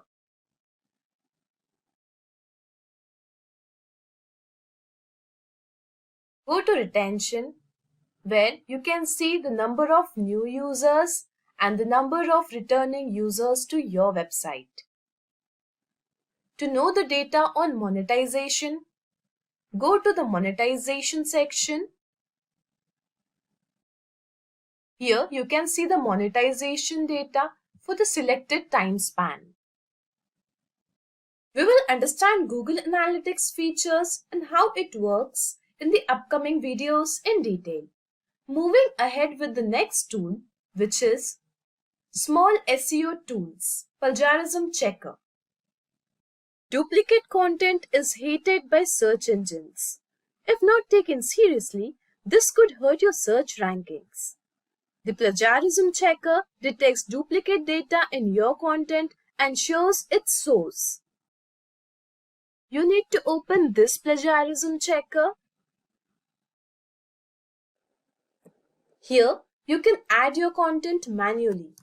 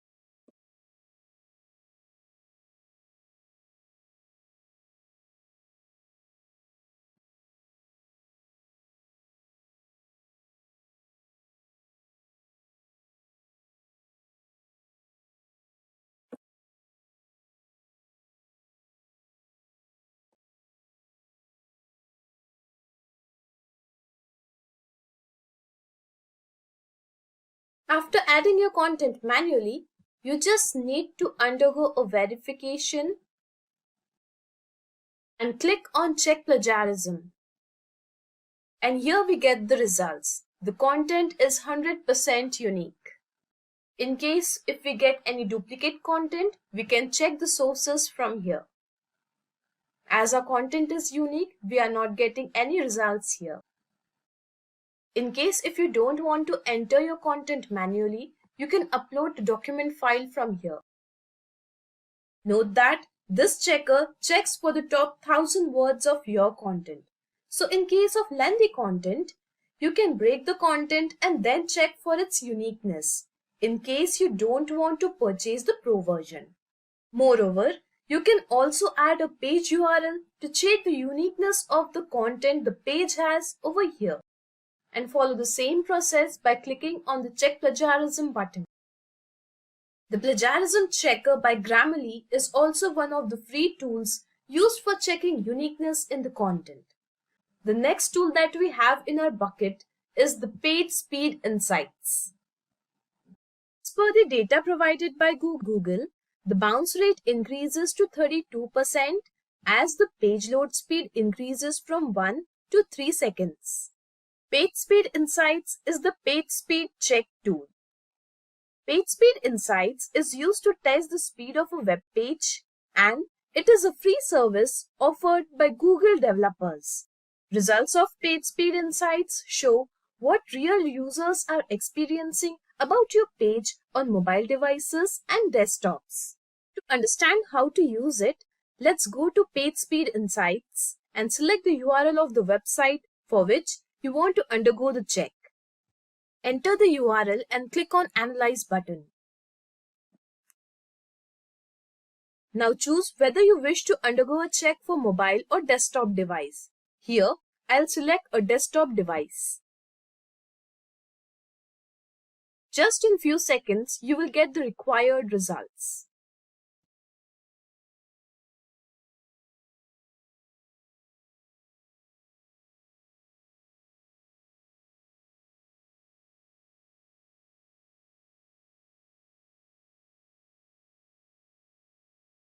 Another tool that we can use is tools.pingdom.com, which has free as well as paid versions.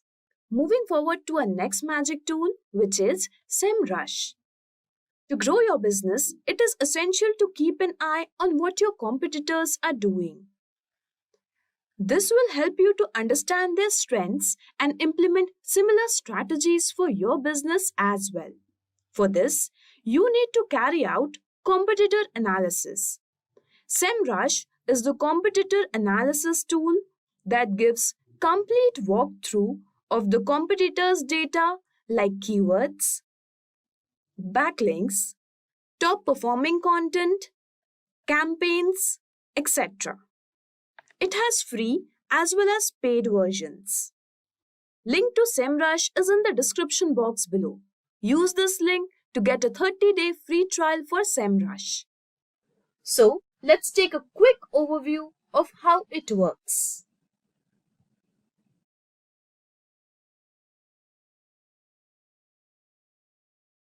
Log into your SEMrush account.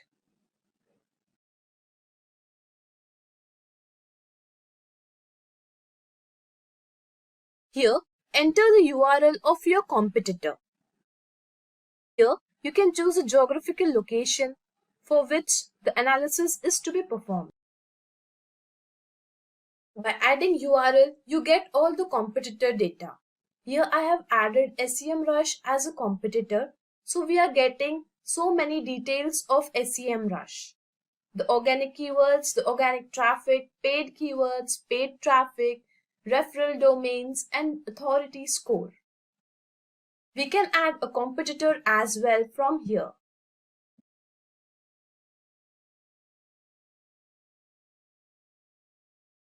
Now here you can see the data of both SEMrush and Ahrefs. Other than SEMrush, you can use SpyFu, which has some free daily trials. Now let me tell you about an excellent auditing tool, which is Screaming Frog. Dear learners, it is essential to know how your website is performing. And for this, you need to carry out frequent website audits. Screaming Frog is a website auditing tool that works similar to web crawlers. It has free as well as paid versions. Some features of free version include finding broken links, errors and redirects, analyzing page title and metadata, href lang attributes auditing, finding duplicate content, etc. with a crawl limit of 500 URLs. Let's know more about it. Go to Screaming Frog. Now, from here, download the tool on your system.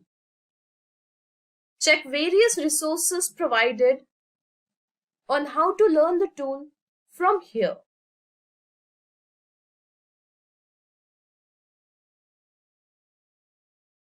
Another alternative tool you can use for auditing is SEObility, where you can enter the URL and get the audit reports. Moving further with another free tool, which is Ahrefs Backlink Checker. Gaining high-quality backlinks is an essential factor for SEO ranking, as it shows the trust of other websites in your content. Moreover, it helps in building the authority of your website. With the help of Backlink Checker, you get the data of all the websites linking to your website. Ahrefs Backlink Checker shows the data of top 100 backlinks, top 5 anchors, and top 5 pages, including total number of backlinks and referring domains in its free version. Let's have a quick look at the tool. Here, let's take example of wikipedia.com.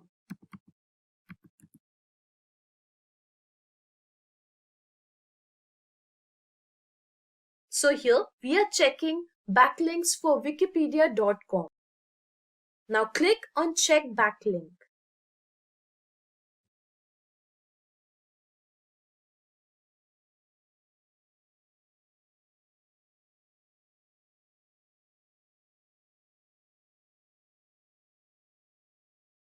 Here we got details of backlinks for wikipedia.com.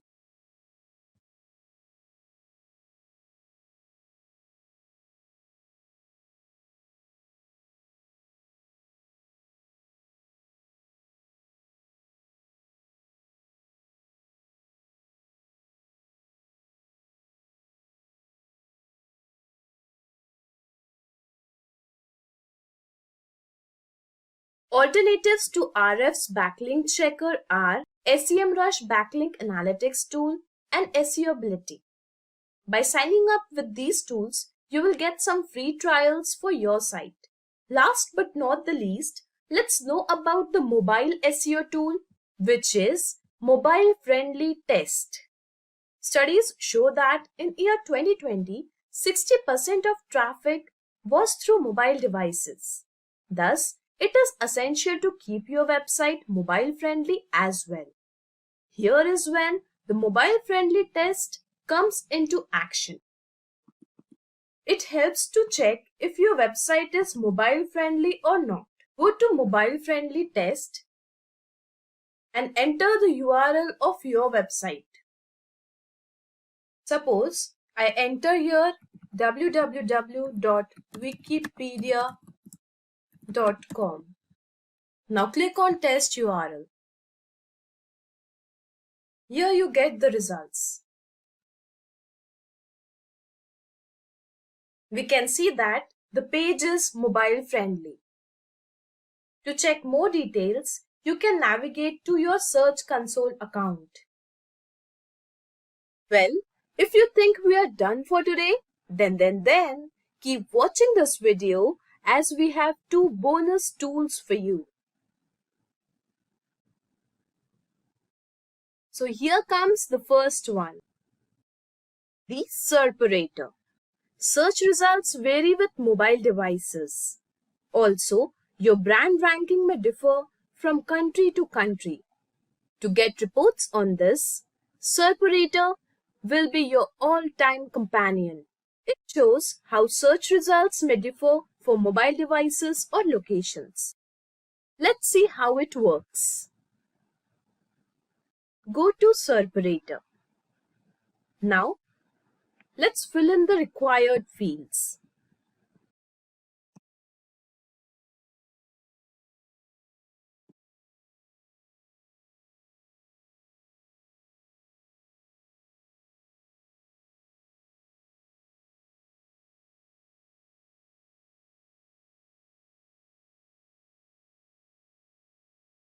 Now, let's select the location.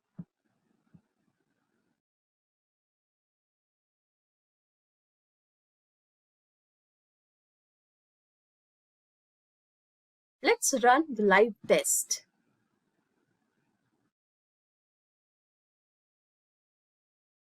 And here we get the results.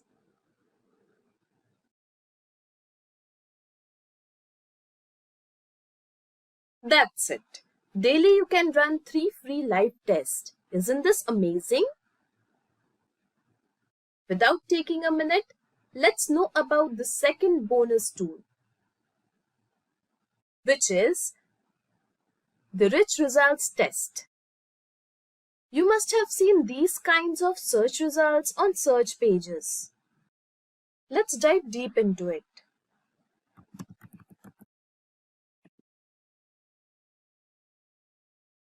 Yes, These type of results are known as rich results. To check whether your site is optimized for rich results, go to Rich Results Test and add the URL of your website. Let's add the URL of Simplilearn.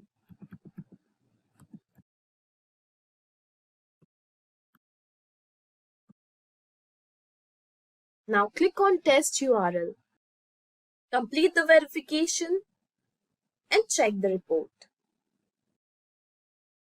So here we can see that Simplilearn's website is eligible for Google Search's rich results. To monitor rich results for your complete website, you can easily navigate to your Search Console account. With tough competition to rank on the search engines and app stores, there is a huge demand in industry for SEO experts. There are various types of roles in SEO. Some popular ones are SEO Associate, SEO Analyst, SEO Executive, SEO Manager, and SEO Expert. Let's first talk about SEO Associates. SEO Associate is responsible for performing keyword research and implementing SEO strategies to improve organic ranking. The average base pay of an SEO Associate in US is between $59,000 to $80,000 per annum, and in India is 2,28,000 rupees per annum. Next is SEO Analyst.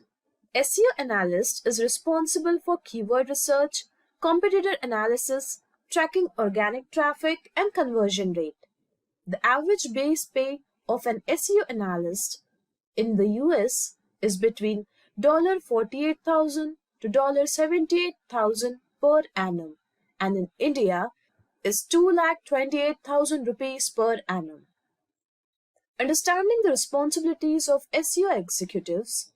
An SEO executive is responsible for gathering analytics reports, creating SEO-friendly content, and implementing on-page and off-page techniques. The average base pay of an SEO executive in US is $39,382 per annum, and in India is in between 1,92,000 to 3,62,000 rupees per annum. An SEO manager is responsible for analyzing reports of the campaigns, developing content marketing strategies, managing a team of SEO experts, fixing technical SEO issues, and more. The average base pay of SEO manager in US is $72,652 per annum, and in India is 8,79,000 rupees. Moving towards the job responsibilities of SEO expert, SEO expert is responsible for creating keywords and content strategy, link building strategies, competitor analysis and reports, and campaigning. The average base pay of an SEO expert in US is in between $53,000 to $78,000 per annum, and in India is 2,76,000 rupees per annum. Some companies hiring for significant roles under SEO are Microsoft, Disney, Siemens, Udemy, and Deloitte. If you are interested in pursuing a career in SEO, then Simplilearn's postgraduate program in digital marketing, created in collaboration with Purdue University and Meta Blueprint, is the perfect place to start. With this program, you will learn everything from the fundamentals of digital marketing to the latest trends and techniques used by top marketers worldwide.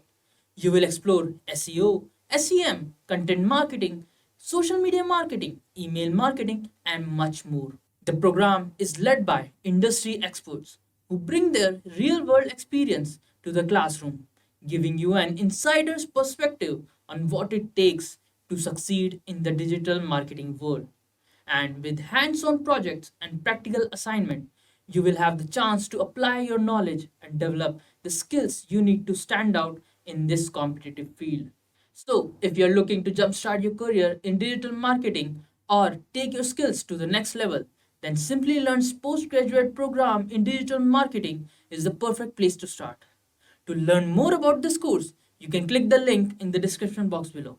SEO is an important part of the marketing strategy. In case your website doesn't show up on the first page of the search engine, then you need to work on it. To solve all your SEO-related problems, we've come up with a solution. Welcome to Simplilearn's YouTube channel, and today we will be discussing the top 10 tips that every marketer needs to know. So let's get started and see the first step. The first step is voice search. Now, voice search will impact search queries in 2021, according to dialogtech.com. In the United States of America, 55% of the households will have their own smart speaker by 2022. Well, that's a lot. So if you're planning to optimize your voice search, consider choosing wise keywords. Find out longer phrases that searchers use in daily life conversation.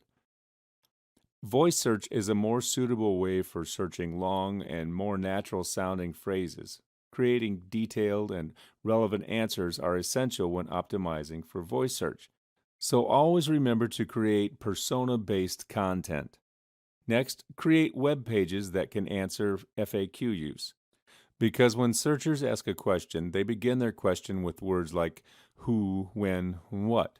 However, there are many reasons for using voice search, such as dictating text messages, looking for a video on YouTube, calling a person from your contact list, asking for directions, etc. According to Forbes, voice search drastically improves your user experience. Due to its extensive use, search engines such as Google are focusing on voice search optimization. Google's voice search shows websites on top that load quickly. In that case, you must always ensure that your website has a responsive design. Its images are optimized, the files are compressed, implementation of website caching is done properly to improve page speed, and finally, the last important point, your server's response time is reduced.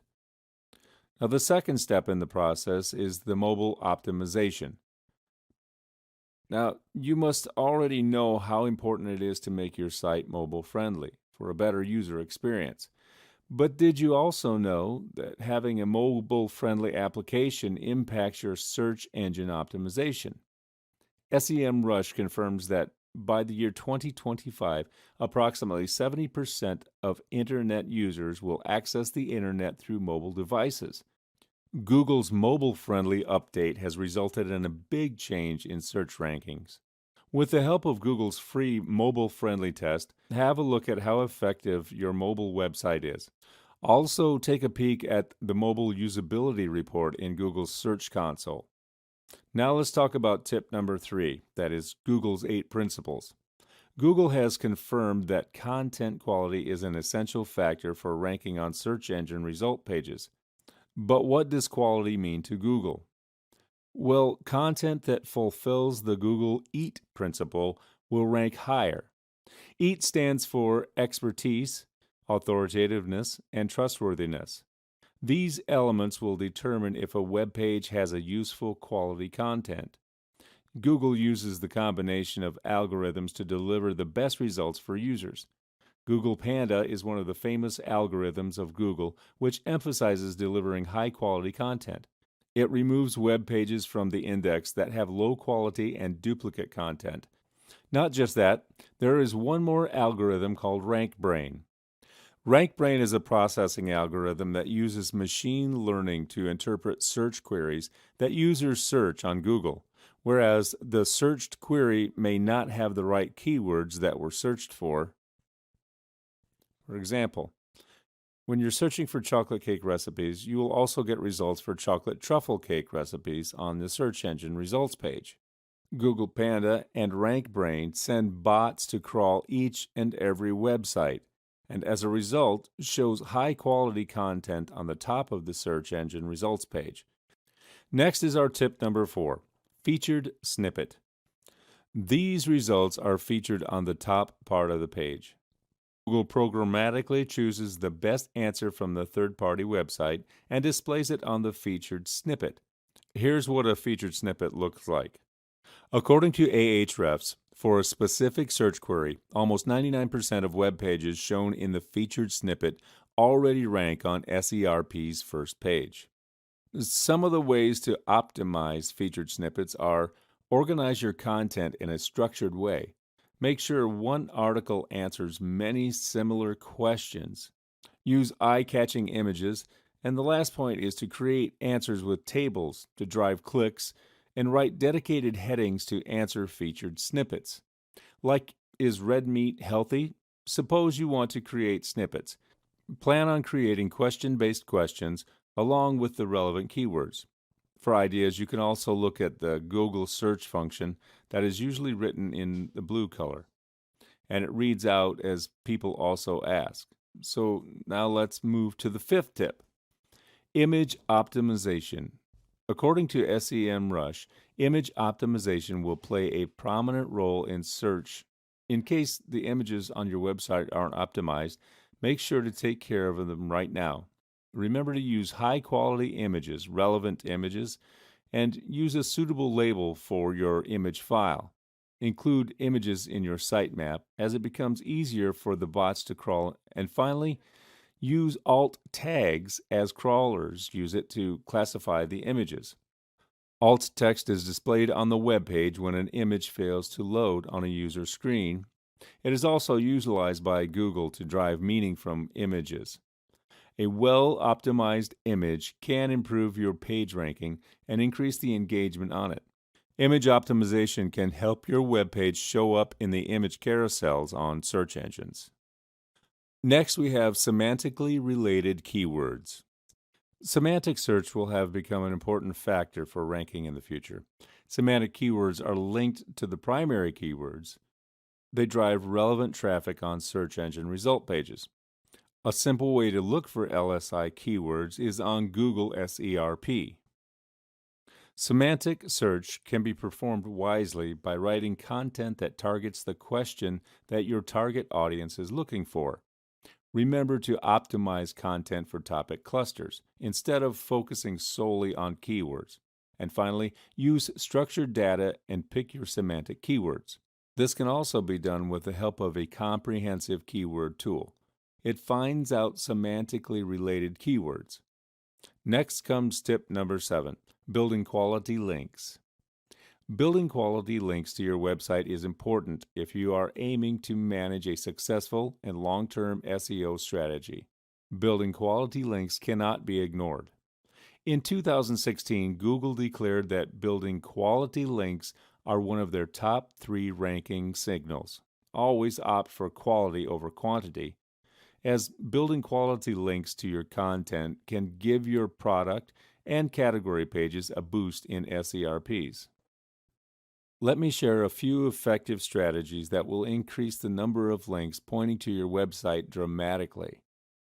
The first one, earn backlinks from relevant and authoritative web pages. Next, promote your content regularly on social media. Opt for guest blogging and influencer marketing. Next, take advantage of social media platforms like Facebook, Twitter, Instagram, and start your own page. Then participate in forums. To engage with your target audience, start your blog and attract your target audience with your valuable content. Finally, get listed in the high-quality link directories. This will help you build links from authoritative websites. Next, number 8 is local search listings. Local SEO is the practice of optimizing a website in order to obtain traffic from location-based searching. It is the best way to market your products and services to local customers. According to Google, local results are based on relevance, distance, and prominence. These factors help Google to find the best match for your search. For this reason, it becomes important to have your NAP details accurate and consistent across the internet. SEMrush confirms that local search listings will play a larger role in the SEO strategies. Suppose you want to know how to get your business in the local pack. go to Google My Business page and create your own.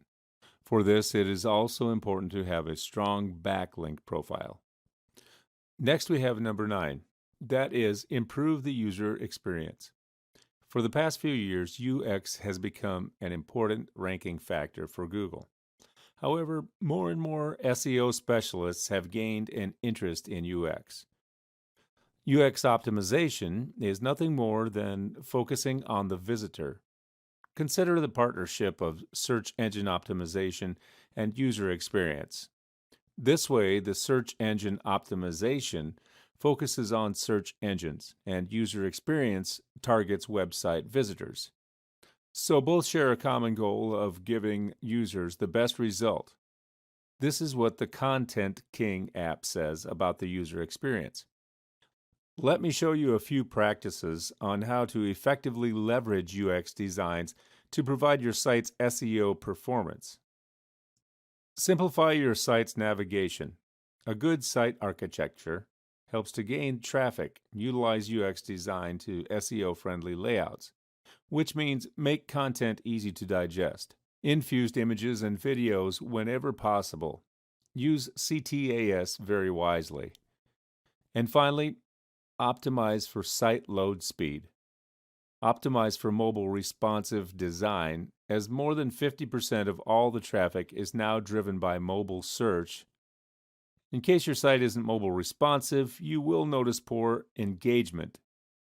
And finally, we come to our 10th and last tip. That is using schema markup. According to search metrics, 36% of search keywords bring up at least one feature snippet that is derived from schema markup. Schema markup is microdata that every individual can add to his website in order to give an enhanced description to users on a search engine results page. In simple words, schema markup is used to define website content. Adding structured data will give your website a significant SEO boost and increase your rankings. Some of the schema markup examples are ratings and reviews, image thumbnails, product availability, and finally site links. Adding schema markup to your HTML is one of the ranking factors. If you are interested in pursuing a career in SEO, then Simplilearn's postgraduate program in digital marketing, created in collaboration with Purdue University and Meta Blueprint, is the perfect place to start. With this program, you will learn everything from the fundamentals of digital marketing to the latest trends and techniques used by top marketers worldwide. You will explore SEO, SEM, content marketing, social media marketing, email marketing, and much more. The program is led by industry experts who bring their real-world experience to the classroom, giving you an insider's perspective on what it takes to succeed in the digital marketing world. And with hands-on projects and practical assignment, you will have the chance to apply your knowledge and develop the skills you need to stand out in this competitive field. So, if you're looking to jumpstart your career in digital marketing or take your skills to the next level, then Simplilearn's postgraduate program in digital marketing is the perfect place to start. To learn more about this course, you can click the link in the description box below. For you. Okay, so the first question that you might be asked in an interview is differentiate between do follows and no follows. Okay, so if you've taken or listened to my SEO courses on YouTube for SEO, we talked a lot about do follows and no follows. And simply put, I mean, do follows are just signals to the search engines to follow the link. So there's a link on site A pointing to site B. We're going to basically tell Google, Bing, and some of these other search engines, hey, go ahead and follow that link. Now, a no-follow is just the opposite. So no-follow link doesn't allow the search engine crawlers to follow it. So if we have a link on our site, site A, pointing to site B, we can put a no-follow tag in there. And what that's going to do, it's going to signal to the crawlers, hey, don't follow this link. So in the end, if the crawlers don't follow the link, then there's not going to be any link juice passed. And so Google is not going to give you credit or give that site credit for having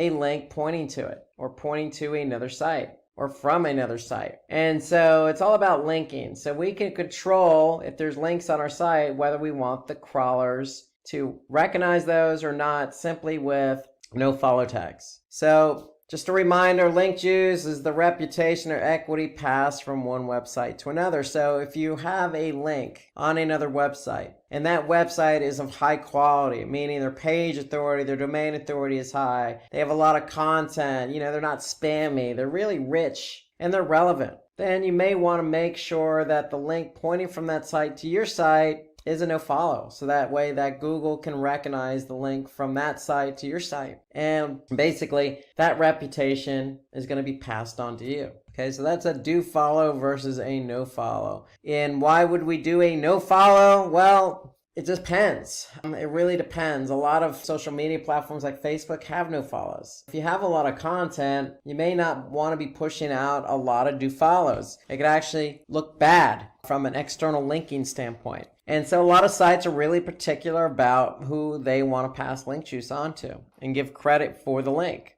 So it's a business decision at the end of the day. There's really no hard, fast rule here, except from an SEO perspective, if I have a site and I have a lot of external links pointing outward to other sites, I'm going to be particular about who I allow the search engine to follow and what links I allow not to follow. Okay, so here's an example of what they look like. So do follow is simply just the href. Notice the no follow has the tag appended to it, the href tag with a no follow. So if the search engine's crawling your site and they see that no follow there, they're not going to follow that link, and vice versa. If there's a link on another site pointing to yours and there's a no follow there, you're not going to get credit. The search engines aren't going to pick up that link. Okay, so question 2, what is 301 redirect and how is it different from a 302 redirect? So 301 redirects tell users in the search engine specifically that an original page has been moved, and this is the key word here, permanently. So permanently moved. We're going to explain that in a minute. So it's just moved from one page to another. And so if we don't have a page anymore, but we have a new page, let's just say you built a new website with new URLs, you want to make sure the old page is pointing to the new page with a 301 redirect. So if a 301 redirect is permanent, then a 302 is temporary. So we want the search engines to recognize that we have 301 permanent redirects in place. Why? Because if we have temporary, then it might alert Google to not keep that page in its search engine rankings because it's temporary. So why would Google want to keep a temporary page or even a page that is pointing to another page on a temporary basis? So they may remove both pages from its index. Okay, but if we have something permanent in place, Google may say, okay, this page is permanently linking to another page or redirecting to another page. Therefore, it's stable, it's permanent. We're going to keep that new page in the index and eventually remove the old page. So really, something permanent is more stable in the eyes of the search engine. Something temporary may not be as stable in the eyes of, say, Google. And if they don't see it as stable, then they may remove both pages from the index. Okay, so the idea is we want to be found in Google Search Index, and we get it. Sometimes pages go away for a variety of reasons. And if it does go away, just make sure you have a new page for it. And that new page is a 301 permanent redirect. Okay, so question 3. Why are backlinks important in SEO? Well, we kind of hinted on that a bit with the no follow. Because if we have a link from another website pointing to ours, and that link from that other website is really relevant, and it has a high page and domain authority, then it's going to benefit us. And so backlinks are important because if we have backlinks from high quality sites, it's going to improve the credibility of our site, especially if it's a do follow tag. So the search engines are going to recognize the relationship between the site that has a link pointing to us. Okay, so it's just going to build our credibility. It's going to increase our domain authority. And then the net effect of that is if we're credible and we have high domain authority, then that's going to increase the rankings of our pages. And when the pages increase in ranking, then we're going to get more of a lion's share of the traffic for certain keywords that our pages are found for. And if our pages are found and getting traffic, then because we have increased rankings, we're likely going to have increased traffic. And then it's just a snowball effect.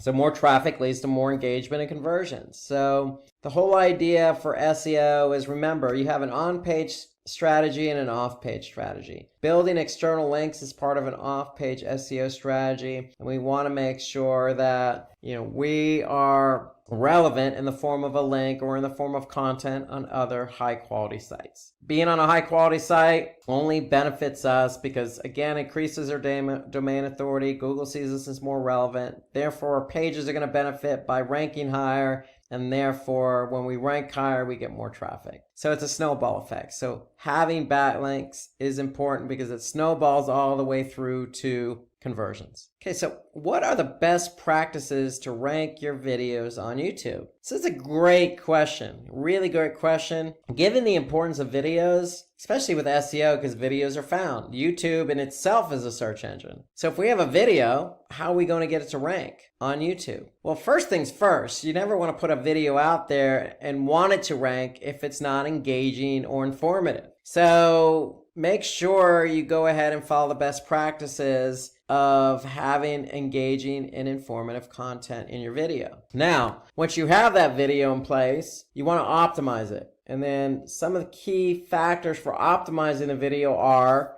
you want to choose a title that has high search volume and low difficulty. Just as you would keyword, for example, for a web page, you want to choose a title with a keyword in it that has high volume and low difficulty, i.e. low competition. Okay, so you want a nice ratio there. And you want to choose a title that's going to get people to watch the video too. So it's not all about just choosing a title just for the sake of high volume. You also have to choose something that's relevant, that's going to be catchy as well. And then with that title goes the description. So you want a description that's very relevant to your title, okay? Because most people aren't going to click on a video just for the sake of the title. They're going to want to probably get a sneak peek via the description of what it is. So again, you want to optimize that description, but make sure the description is just as snazzy as the title. Okay, you also want to use accurate and relevant video tags, just as you would on Twitter or Facebook. Tag these videos. Okay, so make sure your title tag length doesn't exceed 100 characters because it will get chopped off. So again, that goes back to just writing something really short and to the point that's going to grab somebody's attention. Okay, you also want to upload a captivating thumbnail, something that's relevant, that's going to grab somebody's attention. And then again, we set it similar to the video tags. We want to use relevant hashtags. Again, just as you would with Twitter and Facebook, go ahead and throw some hashtags in there that people could see because people search via hashtagging. And then this goes without saying, you did all the work, created a really great video. It's engaging, it's informative, you optimized it. Feel free to promote your video on other social media platforms. Okay, don't just stick with YouTube per se. So the benefit here is if you post it on Facebook or LinkedIn or whatever platform of your choice and it gets engagement, people click on the link, go to YouTube, they're going to like it, and then other people are going to see that engagement. They're going to see how many people liked it or how many subscribers you have. So promote your videos to help you with the ranking of the video on YouTube. So that does play into it. So go ahead and promote it so other people can watch it, like it, comment, etc. And that's going to engage other people to want to do the same. So what is mobile first indexing? This is a really important and timely question. Mobile first indexing means Google's just using mobile friendly content for indexing and ranking websites. So in other words, Google, for example, has two bots. They have the traditional desktop bot and they have a smartphone bot. And eventually everybody that has a website is going to be migrated over to the smartphone bot. And so if that smartphone bot goes to your website and starts crawling, what do you think they're looking for? Their smartphone bot, they're looking for mobile friendly content. If it's not mobile friendly, meaning the page isn't designed for a smartphone browser, or let's just say the images are way too large, or you have to expand the text just to read it. You know, a lot of these issues that somebody would have just simply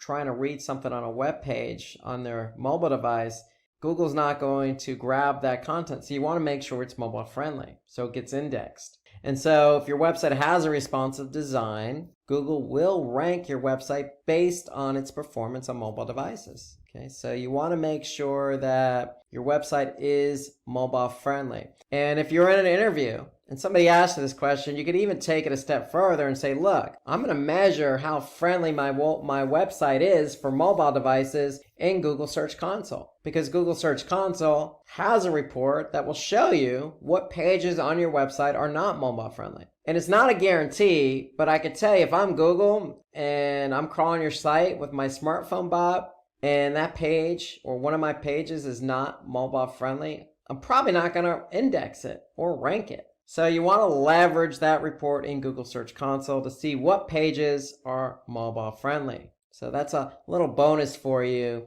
to really impress the interviewer who asked you this question. Because how are you going to know if one of your pages is mobile friendly or not if you don't look at a report? So keep an eye on Google Search Console's mobile usability report. Okay, number 6, list down the most important local SEO ranking factors. Okay, so organic local ranking is just as important as anything else in organic search. Because if you have a local business, you want to use the likes of, say, Google My Business to show up when somebody types in, looking for a florist or looking for a coffee shop. So what you want to do is you want to create a web page for every product and service. Okay? You also want to opt for your business listings on Google My Business. And there are plenty of other local business directories out there like Yelp, for example, or Bing even has one. So go ahead and also make sure you have a business listing as well. But since Google in the United States has a huge market share, you want to start with Google first. You want to update your NAP citations on your website,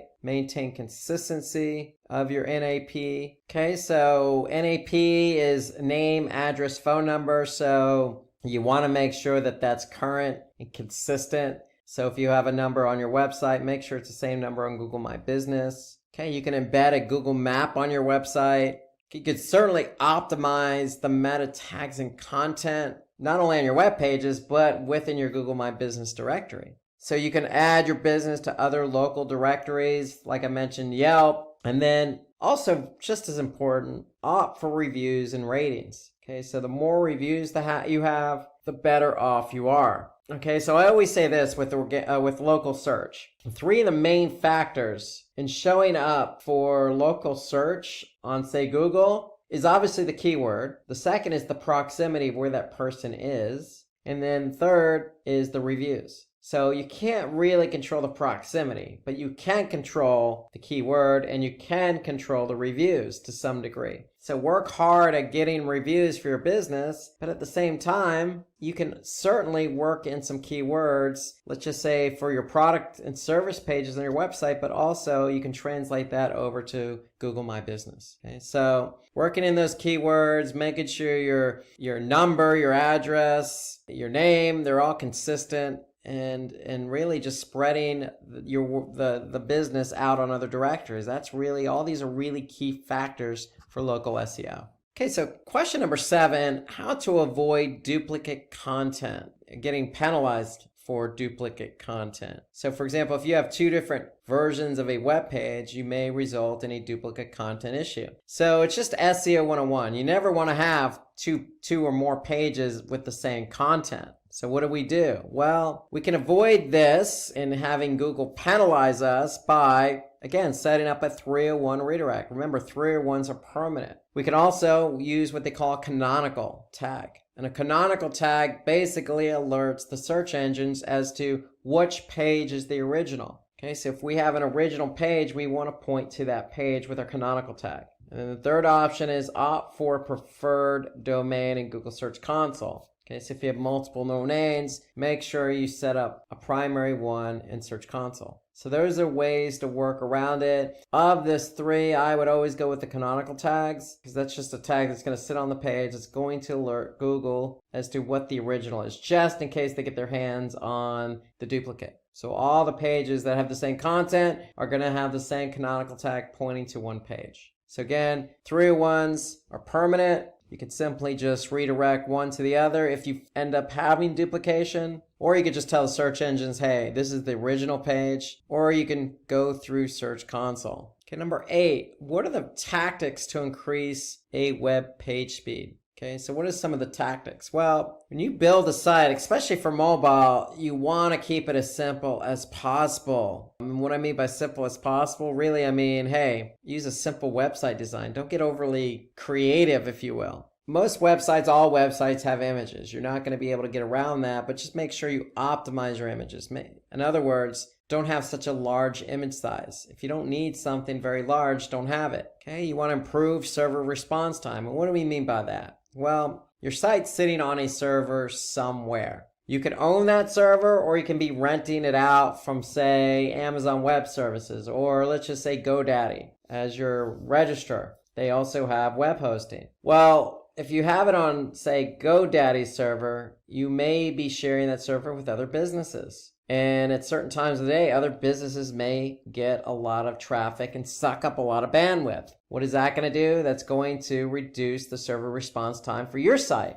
And so you want to make sure you have an idea of, what server your web page or website is on. And you want to be able to have some control over that. Because if your server response is slow, that's going to slow down everything else in terms of loading in the browser, and that's not going to be good for SEO. Okay, optimize your code. We mean by optimize, minifying. When we say minifying, we mean get rid of some of the redundant code. If you have CSS, get rid of the JavaScript you're not using. So that's what we mean by optimizing code. Reduce redirects. Okay, ideally, you just want to have one redirect in place. You don't want to create a daisy chain, so to speak, of redirecting and redirecting after that. That's never going to bode well, and it's going to slow things down as well. Enable browser caching. So if you enable browser caching, basically, if somebody comes back to the page they've been on, say, 2 days ago, they're probably going to see a cached version of that page. And then opt for the content delivery network as well. So these are some of the ways to reduce page speed. Now, if you're curious about the page speed of your website, you can always go to Google's Page Speed Insights tool. And all you have to do is just Google Page Speed Insights, or even just something generic like Google Page Speed. And you're going to get this tool, Page Speed Insights. And all you need to do is just plug in a URL. When you plug in the URL, Google is going to analyze the URL for both mobile and desktop. And so here we could see Google gives a score. So we could see the score for mobile, and we could see the score for desktop just by clicking on desktop. And so here I could see some of the issues that the site may be having in terms of page load time for their desktop. If I flip over to mobile, here I could see some other issues. For example, they have a server static assets with efficient cache policy. Now, if you're not sure what the heck that means, you can always just click on it and you can see some specifics here. Or you can just always Google it as well. Here you got to reduce the impact of third-party code. Okay, so that's another thing. Reduce JavaScript execution time. So again, going back to some of the comments we made about coding. Okay, sometimes too much code or code not functioning as well as it should will tend to slow down the site. Okay, so you can use Page Speed Insights. You can always get a glimpse of how pages are loading simply by also going to, for example, Google Analytics. Under Behavior, okay, you can go to Site Speed, and if you click on Overview, okay, what Google does is they do a sampling of pages over time. And in this case, based on 89 page views, they have an average page load time. And so you can get a sense of how quick specific pages load your site overall simply by looking at the Site Speed Overview report in Google Analytics to get a sense of how quick your pages are loading. Now, there are certain factors that do affect load time. So obviously the way the page is built with the code, the images, etc., but also the browser. Each browser loads differently. Okay, so you want to take a look at it by browser, also by country. Every country has a different network. Okay, you can be in the United States and have worse network service than you do, say, in Ivory Coast in Africa. Okay, so it really depends on the network you're on. So, and also the page. Every page is built differently. So you want to get a sense of what pages are loading quicker and which pages are not. You can simply just go to page timings in Google Analytics and you get a sense of what pages do not load fast and which ones do. And maybe hone in on the pages that aren't loading fast and address those pages first. Okay, so you have two tools at your disposal, one Google Analytics and one PageSpeed Insights. Okay, so let's look at question number 9 here.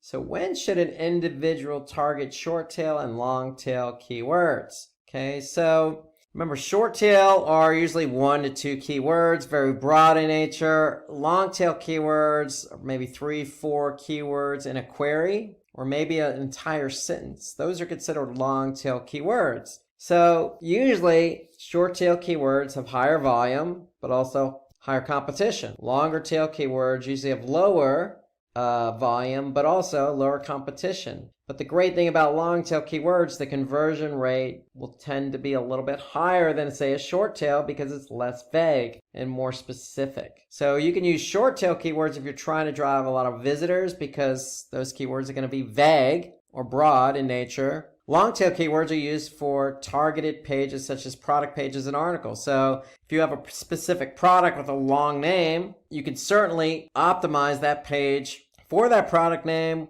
Again, the product name may have low volume, but if somebody types in exactly that product name, you show up, the chance of them converting are going to be very high. So you don't have to always be that specific with the product name, but try and be as specific as you possibly can in order to get somebody to click on your link in the search engine results and get them over to your site to convert. Okay, so those are really the big differences. Short tail, very broad, very vague, a lot of volume, but also a lot of competition. But hey, if you're ranking for a short tail keyword, you're probably going to get a lot of traffic. The conversion rates may not be as high as something, say, long tail, where, hey, maybe you're just honed in on a few set number of products and you don't care a lot about the traffic. You just care about getting the relevant traffic to your site to convert. Okay, number 10, what are the important elements to focus while developing a website? So we're talking in terms of SEO.